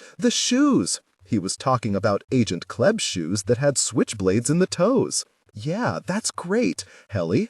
And the brass knuckles, on the training ground, where she punches that big blonde guy in the stomach." "Helly?" "I wouldn't say too much." "No, not too much." "Like a story, though," Helly suggested cheerfully. "Right," said Harriet, "like a story." "Lawrence Eugene Ratliff?" The stranger stopped Eugene before he got to the stairwell. He was a large, cordial-looking man with a bristly blonde mustache and hard, gray, prominent eyes. "Where you going?" "Ah." Eugene looked at his hands. He had been going up to the child's room again to see if he could get anything else out of her, but of course he couldn't say that. "Mind if I walk with you?" "No problem," said Eugene, in the personable voice that so far that day had not served him well. Steps echoing loudly, they walked past the stairwell, all the way down to the end of the chilly hall, to the door marked Exit. "I hate to bother you," said the man, as he pushed open the door, "especially at a time like this, but I'd like to have a word with you, if you don't mind." Out they stepped, from antiseptic dim to scorching heat. "What can I do for you?" said Eugene, slicking back his hair with one hand. He felt exhausted and stiff from spending the night sitting up in a chair, and though he'd spent too much time at the hospital lately, the roasting afternoon sun was the last place he wanted to be. The stranger sat down on a concrete bench and motioned for Eugene to do the same. "I'm looking for your brother, Danny." Eugene sat down beside him and said nothing. He'd had enough commerce with the police to know that the wisest policy always was to play it close to the vest. The cop clapped his hands. "Gosh, it's hot out here, ain't it?" he said. He rummaged in his pocket for a pack of cigarettes and took his time lighting one. "Your brother Danny is friendly with an individual named Alphonse de Bienville," he said, blowing the smoke out the side of his mouth. "Know him?" "Know of him." Alphonse was Catfish's given name. "He seems like a real busy fellow." Then, confidentially, "He's got a finger in every kind of damn thing going on around here, don't he?" I couldn't say. Eugene had as little to do with Catfish as possible. Catfish's loose, easy, irreverent manner made him extremely uncomfortable. Eugene was tongue-tied and awkward around him, always at a loss for a reply, and he sensed that Catfish made fun of him behind his back. How does he fit into that little business y'all are running out there? Eugene, stiffening inside, sat with his hands dangling between his knees and tried to keep his face composed. The cop stifled a yawn and then stretched his arm out along the back of the bench. He had a habit of nervously patting his stomach like a man who's just lost some weight and wants to make sure that his stomach is still flat. "Listen, we know all about it, Eugene," he said, "what y'all got going on out there. We got a half-dozen men out at your grandmother's place. So come on, be straight with me and save us both a little time." Technical excellence, said Eugene, turning to look directly into his face. "I've got nothing to do with any of that out there in the shed. You know about the lab, then. Tell me where the drugs are." "Sir, you know more about it than I do, and that's the truth." "Well, here's a little something else you might like to know. We've got an officer injured out there from one of those punji sticks y'all have rigged up around the place. Lucky for us, he fell down hollering before somebody stepped on one of those tripwires and blowed the place up." "Farish has some mental problems," said Eugene, after a small, stunned silence. The sun was shining right into his eyes, and he felt very uncomfortable. "He's been in the hospital." "Yes, and he's a convicted felon, too." He was looking at Eugene steadily. "Listen," said Eugene, crossing his legs spasmodically. "I know what you're thinking. I've had some problems, I admit it, but that's all in the past. I've asked forgiveness from God and rendered my debt unto the state. Now my life belongs to Jesus Christ." "Uh-huh." The cop was quiet for a moment. "So tell me, how does your brother Danny fit into all this?" "Him and Farish drove off together yesterday morning. That's all I know and nothing more." "Your grandmother says they quarreled." "I wouldn't say quarreled exactly," Eugene said, after a thoughtful pause. "There was no reason for him to make things worse for Danny than they already were. If Danny hadn't shot Farish, well, then he'd have an explanation. And if he had, as Eugene feared, well, then there was nothing that Eugene could say or do to help him. Your grandmother says it nearly come to blows. Danny done something to Farish to get him mad. I never saw it. Typical of Gum to say something like that. Farish never let Gum go anywhere near the police. She was so partisan in her relationships with her grandsons that she was liable to start complaining about Danny or Eugene and tattling on them about one thing and another, even as she was extolling Farish to the skies." "All right, then." The cop stubbed out his cigarette. "I just want to make something clear, all right? This is an interview, Eugene, not an interrogation. There's no point in me taking you down to the station and reading you your rights unless I have to. Are we agreed on that?" "Yes, sir," said Eugene, meeting his eye, looking quickly away. "I appreciate it, sir. So, just between the two of us, where do you think Danny is?" "I don't know." "Now, from what I hear, y'all were real close," said the cop in the same confidential tone. "I can't believe he'd take off somewhere without telling you. Any friends I should know about? Connections out of state? He can't have got too far on his own, on foot, not without some kind of help. What makes you think he took off? How do you know he ain't laying dead or hurt somewhere like Farish?" The cop clasped his knee. "Now it's interesting you ask that, because we took Alphonse de Benville into custody just this morning to ask him the very same thing." Eugene sat pondering this new wrinkle. "You think Catfish done it?"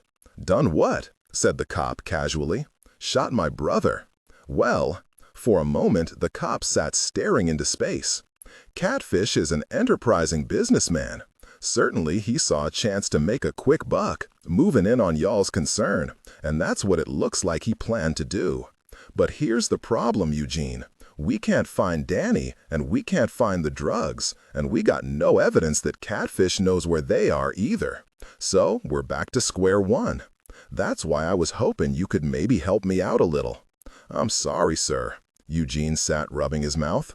"I just don't know what I can do for you." "Well, maybe you'd better think about it some more, since we're talking murder and all." "Murder?" Eugene sat stunned. "Farish is dead." For a moment, he couldn't catch his breath in the heat. He hadn't been up to intensive care in over an hour. He'd allowed Gum and Curtis to go back up by themselves from the cafeteria after their vegetable soup and banana pudding, while he sat and drank a cup of coffee. The cop looked surprised, but whether it was real surprise or fake surprise, Eugene couldn't tell. "You didn't know," he said.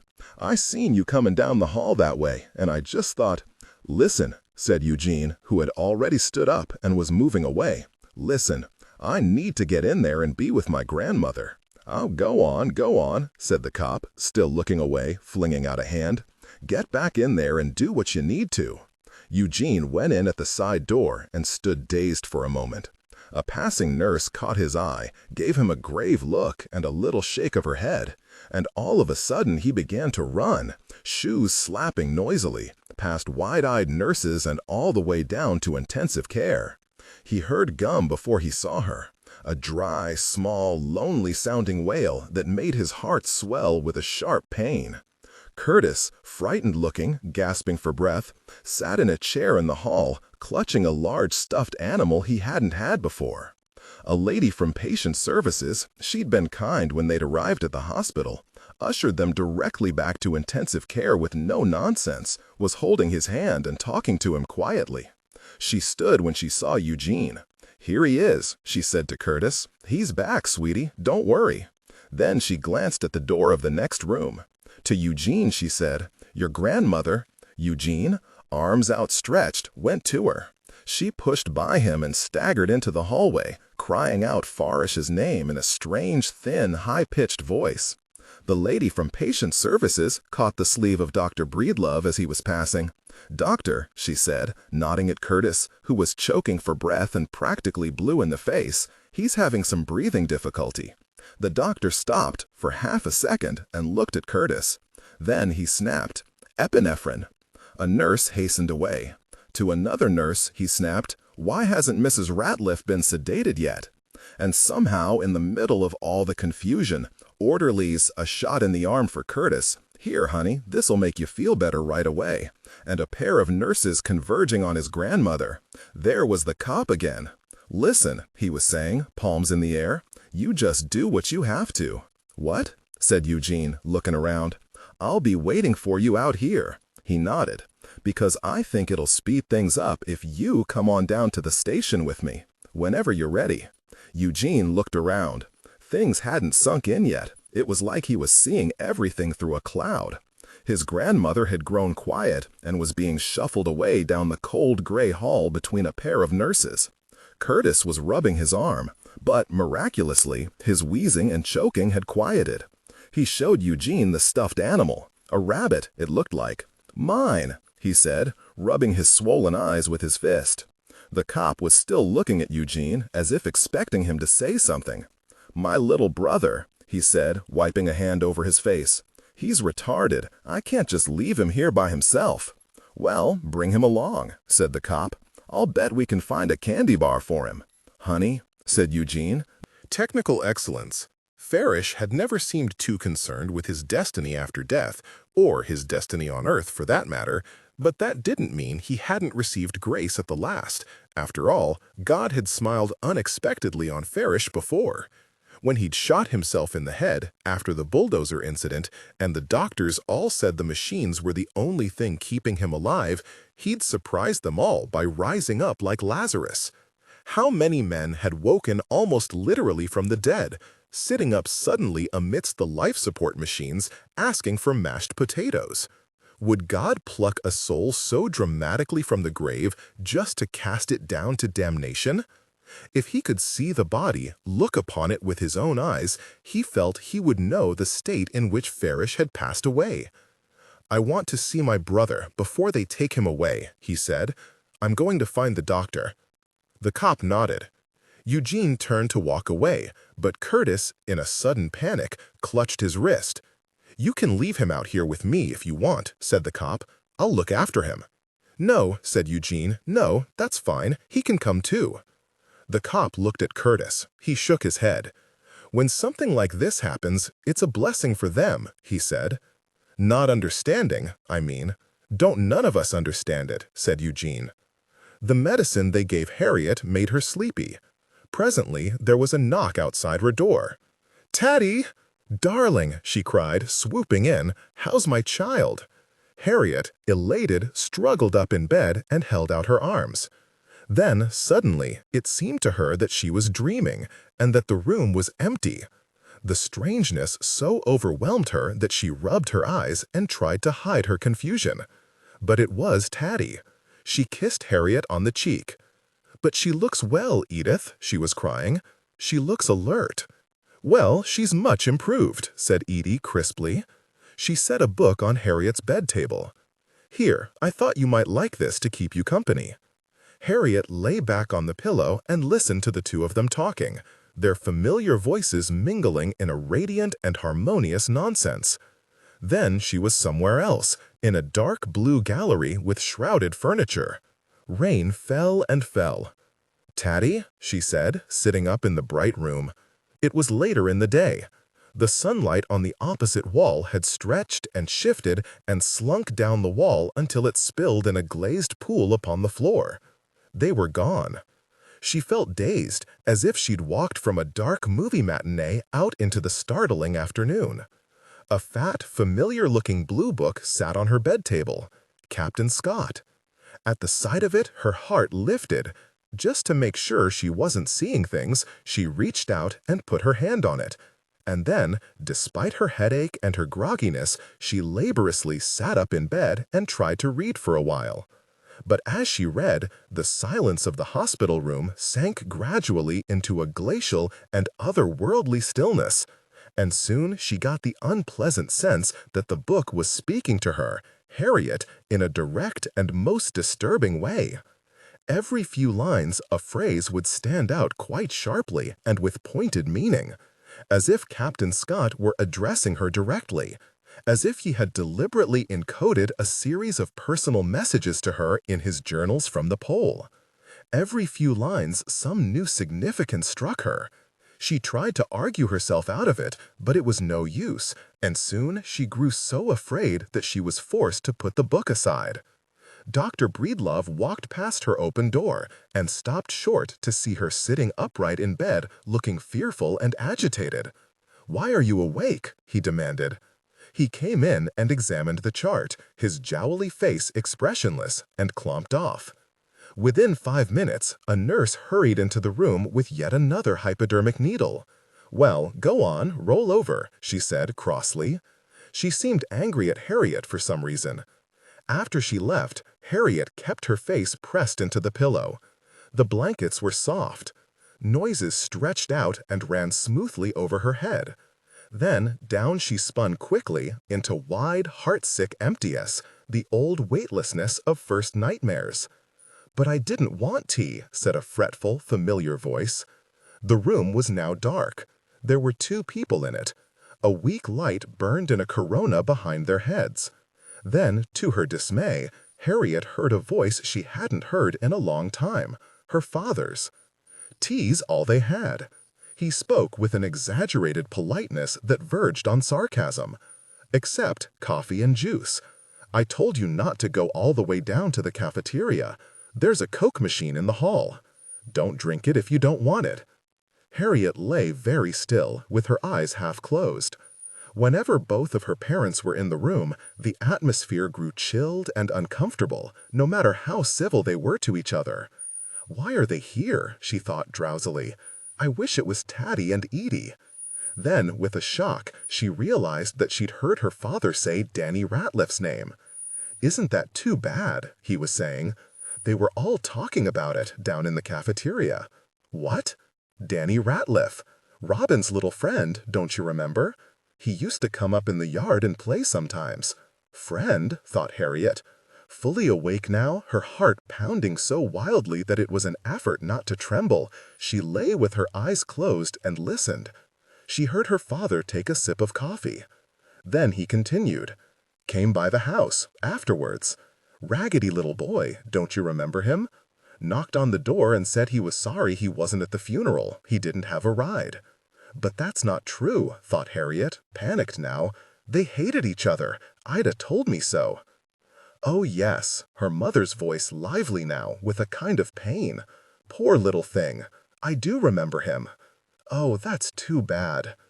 "It's strange." Harriet's father sighed heavily. "Seems like yesterday he and Robin were playing around the yard."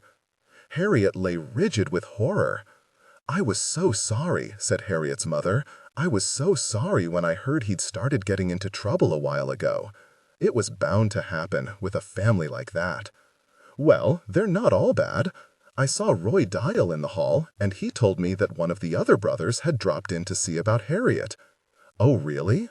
Her father took another long sip of his coffee. "Do you think he knew who she was?"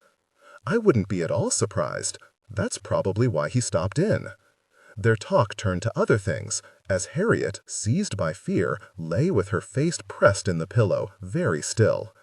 Never had it occurred to her that she might be wrong in her suspicions about Danny Ratliff, simply wrong. What if he hadn't killed Robin at all? She had not bargained for the black horror that fell over her at this thought, as if of a trap clicking shut behind her. And immediately she tried to push the thought from her mind. Danny Ratliff was guilty. She knew it for a fact. It was the only explanation that made any sense. She knew what he'd done, even if nobody else did. But all the same, doubt had come down on her suddenly and with great force, and with it the fear that she'd stumbled blindly into something terrible. She tried to calm herself down. Danny Ratliff had killed Robin. She knew it was true. It had to be. And yet, when she tried to remind herself exactly how she knew it was true, the reasons were no longer so clear in her mind, and now, when she tried to recall them, she couldn't.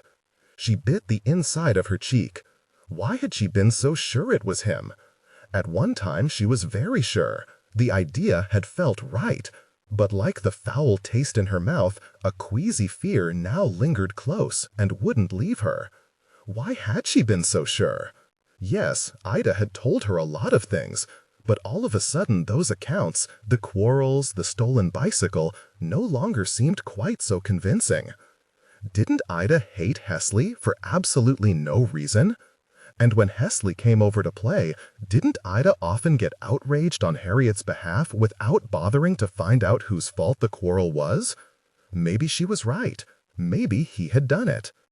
But now, how would she ever know for sure? With a sickening feeling, she remembered the hand clawing up from the green water. Why didn't I ask, she thought. He was right there. But no, she was too frightened. All she'd wanted was to get away. "Oh, look," said Harriet's mother suddenly, standing up. "She's awake." Harriet froze. She'd been so caught up in her thoughts, she'd forgotten to keep her eyes shut. "Look who's here, Harriet." Her father rose, advanced to the bed. Even in the shadowy room, Harriet could tell that he had put on a bit of weight since she had last seen him. "Haven't seen old Daddy in a while, have you?" he said. When he was in a jocular mood, he liked to refer to himself as Old Daddy. "How's my girl?" Harriet suffered herself to be kissed on the forehead and cuffed on the cheek briskly with a cupped hand. This was her father's customary endearment, but Harriet disliked it intensely, especially from the hand that sometimes slapped her in anger. "How you doing?" he was saying. He'd been smoking cigars. She could smell it on him. "You fooled these doctors, but good, girl." He said it as if she'd pulled off some great academic or sports triumph. Harriet's mother was hovering anxiously. "She may not feel like talking, Dix," her father said without turning around. "Well, she doesn't have to talk if she doesn't feel like it." Looking up into her father's stout red face, his quick, observant eyes, Harriet had an intense urge to ask him about Danny Ratliff. But she was afraid. "What?" her father said. "I didn't say anything." Harriet's voice surprised her. It was so scratchy and feeble. "No, but you were about to." Her father regarded her cordially. "What is it?" "Leave her alone, Dix," said her mother in a low murmur. Her father turned his head quickly without saying a word, in a manner that Harriet knew very well. "But she's tired."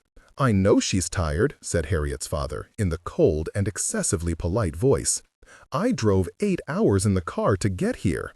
Now I'm not supposed to speak to her?"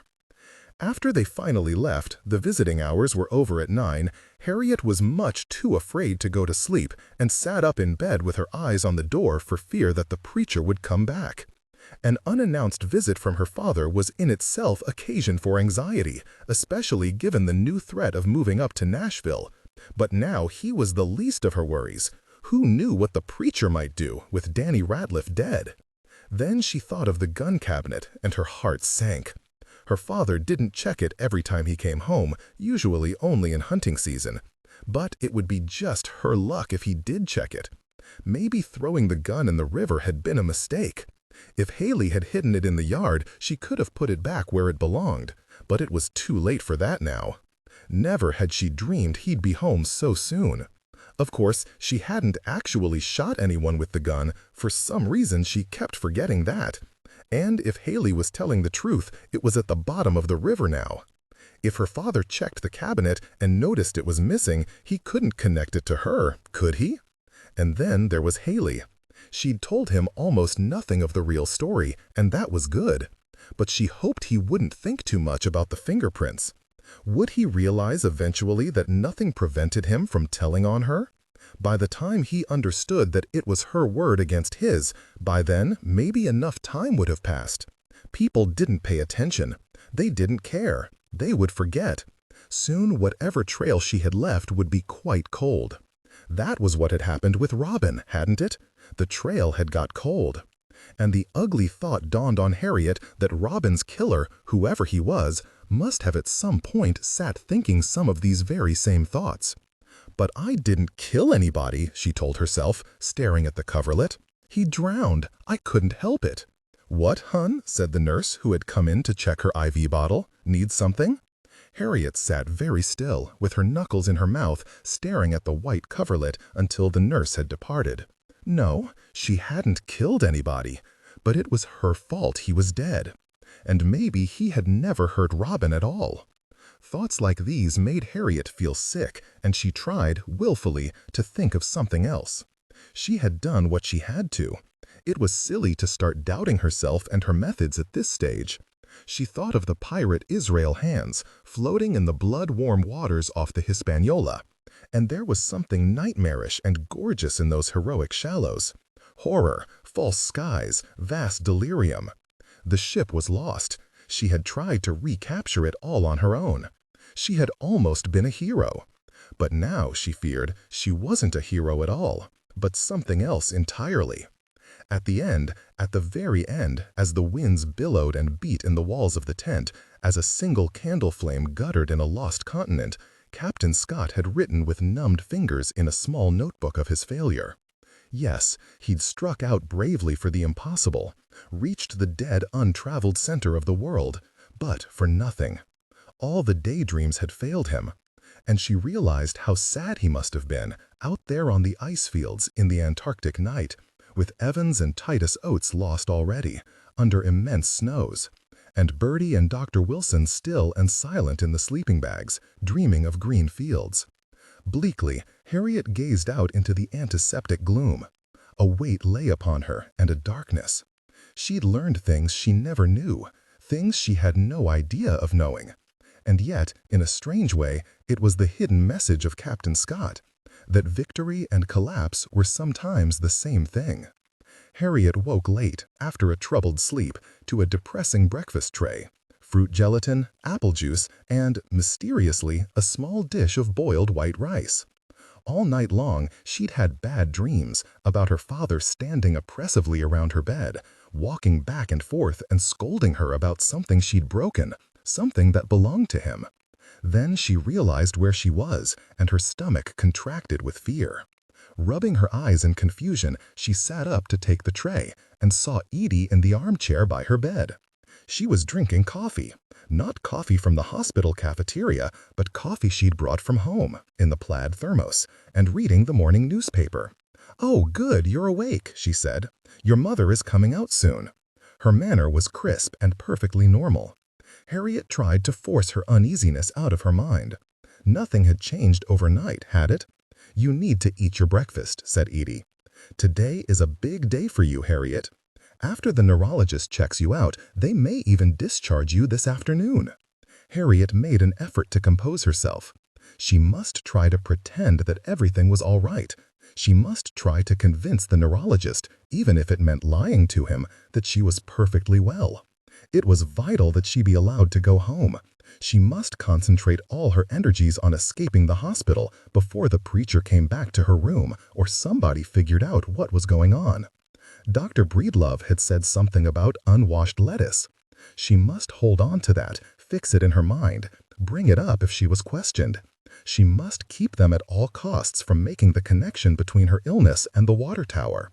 With a violent exertion of will, she turned her attention away from her thoughts and to her breakfast tray. She would eat the rice. It would be like eating breakfast in China. "Here I am," she told herself. "I'm Marco Polo. I'm having breakfast with the Kublai Khan. But I don't know how to eat with chopsticks, so I'm eating with this fork instead." Edie had gone back to her newspaper. Harriet glanced at the front of it and stopped with the fork halfway to her mouth. "Murder suspect found," read the headline. In the picture, 2 men were lifting a limp, sagging body by the armpits. Technical excellence. The face was ghastly white, with long hair plastered down at the sides, and so distorted that it looked less like an actual face than a sculpture of melted wax. A twisted black hole for a mouth, and big black eye holes like a skull. But distorted as it was, there was no question that it was Danny Ratliff.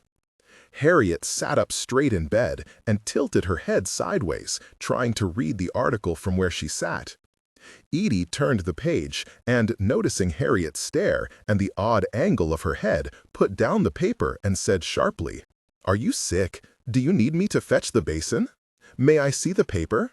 "Certainly." Edie reached into the back section, pulled out the funnies, handed them to Harriet, and then, tranquilly, returned to her reading.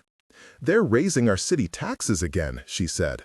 "I don't know what they do with all this money they ask for. They'll build some more roads they never finish, that's what they'll do with it." Furiously, Harriet stared down at the comics page without actually seeing it. Murder suspect found. If Danny Ratliff was a suspect, if suspect was the word they'd used, that meant he was alive, didn't it? She stole another glance at the paper. Edie had now folded it in half, so the front page was invisible, and had started work on the crossword puzzle. "I hear Dixon paid you a visit last night," she said, with the coolness that crept into her voice whenever she mentioned Harriet's father. "And how was that?" "Fine." Harriet, breakfast forgotten, sat upright in bed and tried to conceal her agitation, but she felt that if she didn't see the front page and find out what had happened, she would die. "He doesn't even know my name," she told herself. At least she didn't think he knew it. If her own name was mentioned in the paper, Edie would not be sitting so calmly in front of her at the moment, working the crossword puzzle. "He tried to drown me," she thought. He would hardly want to go around telling people about that. At length, she worked up the courage and said, "Edie, who is that man on the front page of the paper?" Edie looked blank. She turned the newspaper over. "Oh, that," she said. "He killed somebody. He was hiding from the police up in that old water tower and got trapped up there and nearly drowned. I expect he was pretty glad when somebody showed up to get him." She looked at the paper for a moment. "There are a bunch of people named Ratliff who live out past the river," she said. "I seem to remember an old Ratliff man that worked out at Tribulation for a while. Taddy and I were scared to death of him because he didn't have his front teeth." "What did they do with him?" said Harriet. "Who? That man." "He confessed to killing his brother," said Edie, returning to her crossword, "and they were looking for him on a drugs charge, too. So I would expect that they've carried him away to jail." "Jail?" Harriet was silent. "Does it say so in the paper?" "Oh, hell, he'll be out again soon enough, never you worry," said Edie crisply. "They hardly catch these people and lock them up before they let them out again. Don't you want your breakfast?" she said, noting Harriet's untouched tray. Harriet made a conspicuous display of returning to her rice. "If he's not dead," she thought, "then I'm not a murderer. I haven't done anything. Or have I? There, that's better. You'll want to eat a little something before they run these tests, whatever they are," said Edie. "If they take blood, it may make you a little dizzy." Harriet ate diligently, with her eyes down, but her mind raced back and forth like an animal in a cage, and suddenly a thought so horrible leapt afresh to her mind that she blurted aloud, "Is he sick? Who?" "That boy, you mean," said Edie crossly, without looking up from her puzzle. "I don't hold with all this nonsense about criminals being sick." Just then, someone knocked loudly on the open door of the room, and Harriet started up from her bed in such alarm that she nearly upset her tray. "Hello, I'm Dr. Baxter," said the man, offering Edie his hand. Though he was young-looking, younger than Dr. Breedlove, his hair was thinning at the top. He was carrying an old-fashioned black doctor bag which looked very heavy. "I'm the neurologist." "Ah." Edie looked suspiciously at his shoes. Running shoes with fat soles and blue suede trim, like the shoes the track team wore up at the high school. "I'm surprised y'all aren't having rain up here," the doctor said, opening his bag and beginning to fish around in it. "I drove up from Jackson early this morning." "Well," said Edie briskly, "you'll be the first person that hasn't made us wait all day around here." She was still looking at his shoes. "When I left home," said the doctor, "at 6 o'clock, there was a severe thunderstorm warning for central Mississippi. It was raining down there like you wouldn't believe." He unrolled a rectangle of gray flannel on the bedside table. Upon it, in a neat line, he placed a light, a silver hammer, a black gadget with dials. "I drove through some terrible weather to get here," he said. "Well, I declare," said Edie politely. "It's lucky I made it," said the doctor. "Around Vidon, the roads were really bad." He turned, and as he did so, observed Harriet's expression. "My goodness, why are you looking at me like that? I'm not going to hurt you." He looked her over for a moment, and then he closed the bag. "Tell you what," he said, "I'll just start out by asking you some questions." He got her chart off the foot of the bed and gazed at it steadily, his breaths loud in the stillness. "How about that?" he said, looking up at Harriet. "You're not afraid of answering a few questions, are you?" No, sir," said Edie, putting the newspaper aside. "Now, these are going to be some real easy questions," said the doctor, sitting down on the edge of her bed. "You're going to be wishing that all the questions on your tests at school were this easy. What's your name?" "Harriet Cleve de Fresnes." "Good. How old are you, Harriet?" 12 and a half. "When's your birthday?" He asked Harriet to count backward from 10. He asked her to smile and frown and stick out her tongue. He asked her to keep her head still and follow his finger with her eyes. Harriet did as she was told, shrugging her shoulders for him, touching her nose with her finger, bending her knees and then straightening them, while all the time keeping her expression composed and her breath calm. "Now this is an ophthalmoscope," the doctor said to Harriet. He smelled distinctly of alcohol, whether rubbing alcohol or drinking alcohol or even a sharp alcohol-smelling aftershave, Harriet could not tell. "Nothing to worry about. All it's going to do is flash a real strong light back there on your optic nerve so I can see if you've got any pressure on your brain." Harriet gazed fixedly ahead. An uneasy thought had just occurred to her. If Danny Ratliff wasn't dead, how was she going to keep Headley from talking about what had happened?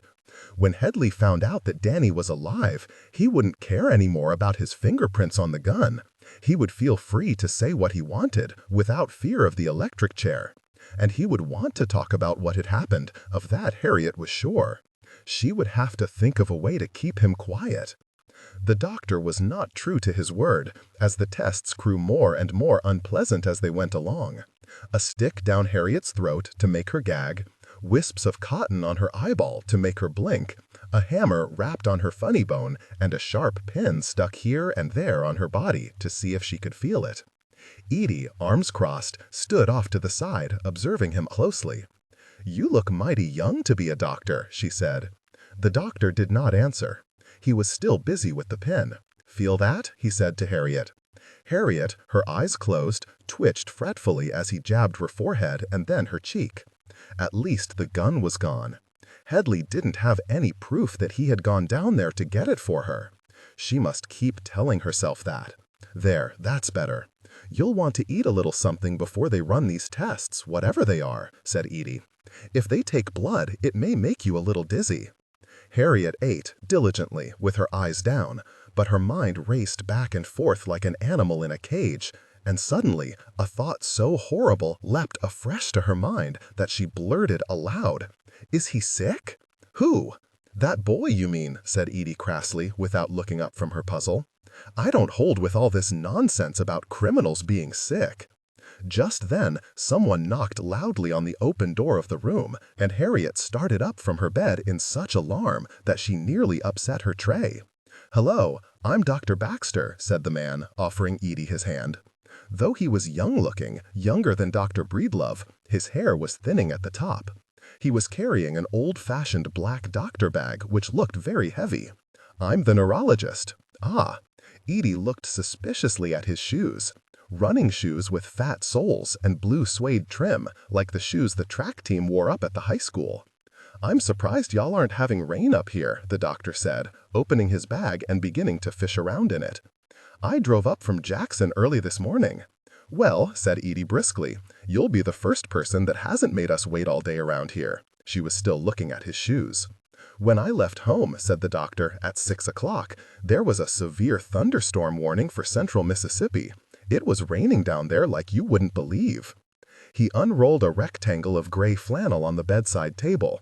Upon it, in a neat line, he placed a light, a silver hammer, a black gadget with dials. "I drove through some terrible weather to get here," he said. "For a while I was afraid I was going to have to go back home." "Well, I declare," said Edie politely. "It's lucky I made it," said the doctor. "Around Vidon, the roads were really bad." He turned, and as he did so, observed Harriet's expression. "My goodness, why are you looking at me like that? I'm not going to hurt you." He looked her over for a moment, and then he closed the bag. "Tell you what," he said, "I'll just start out by asking you some questions." He got her chart off the foot of the bed and gazed at it steadily, his breaths loud in the stillness. "How about that?" he said, looking up at Harriet. "You're not afraid of answering a few questions, are you?"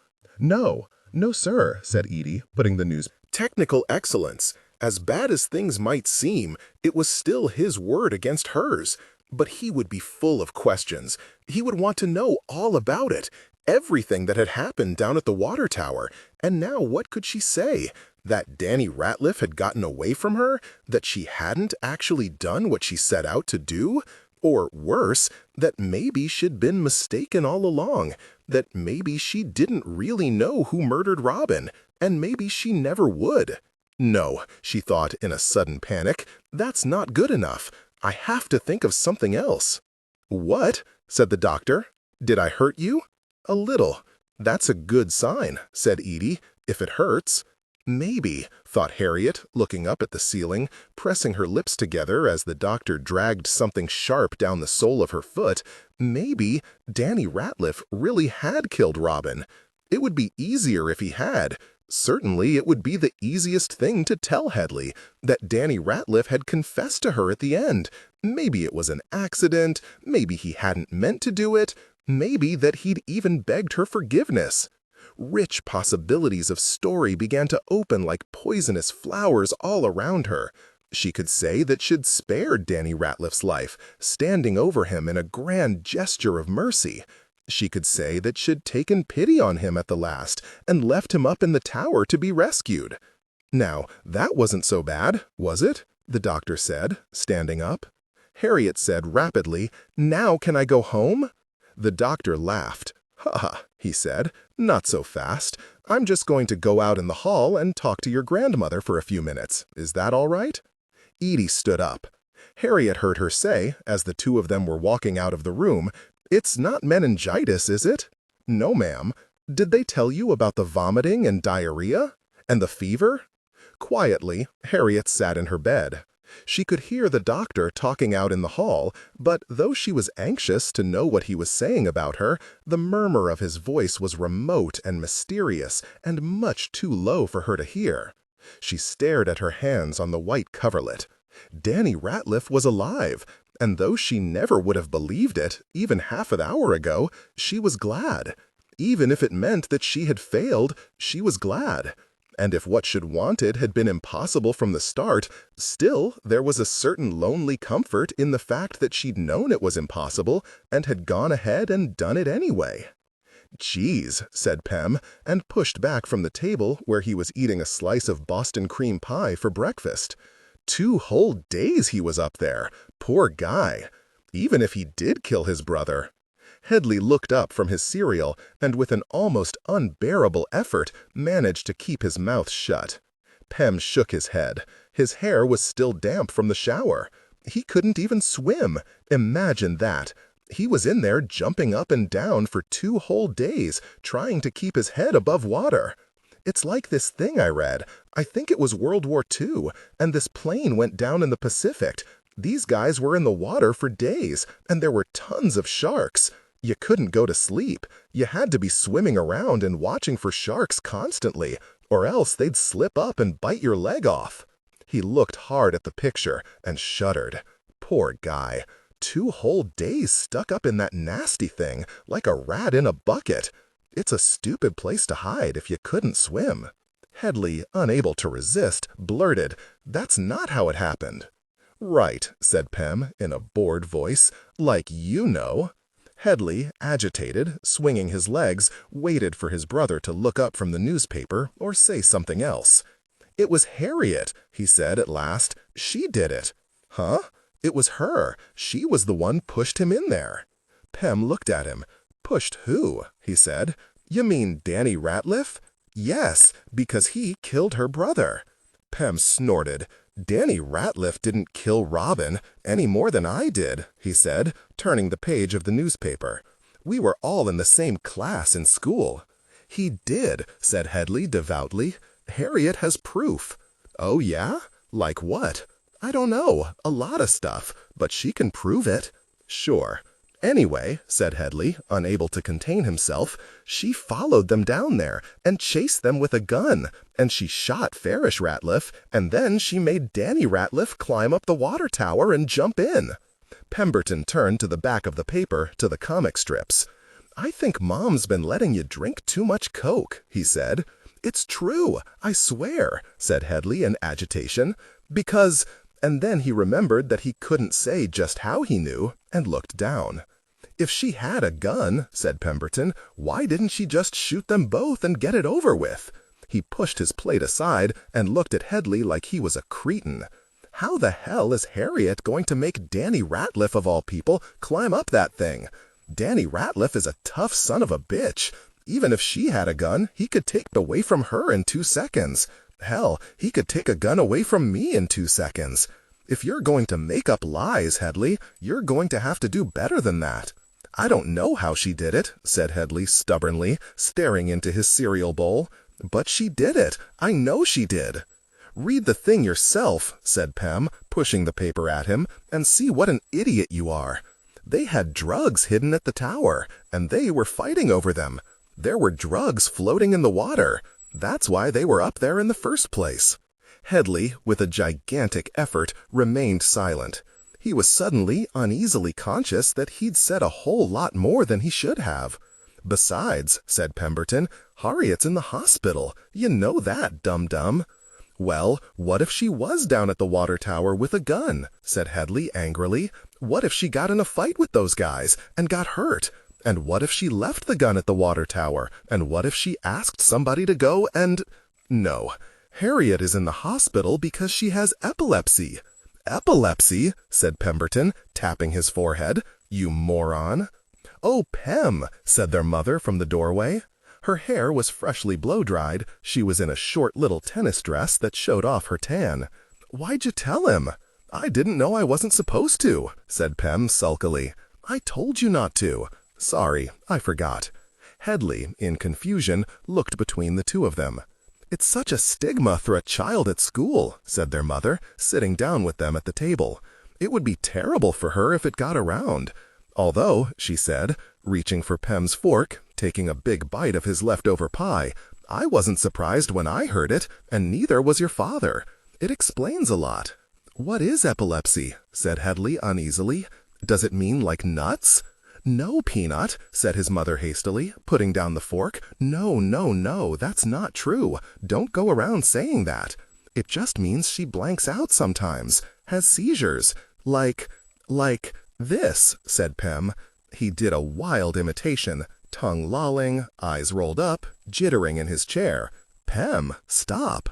"Allison saw the whole thing," said Pemberton. "She said it lasted like 10 minutes. Hedley's mother, observing the odd expression on his face, reached out and patted his hand. "Don't worry, sweetie," she said. "Epilepsy's not dangerous."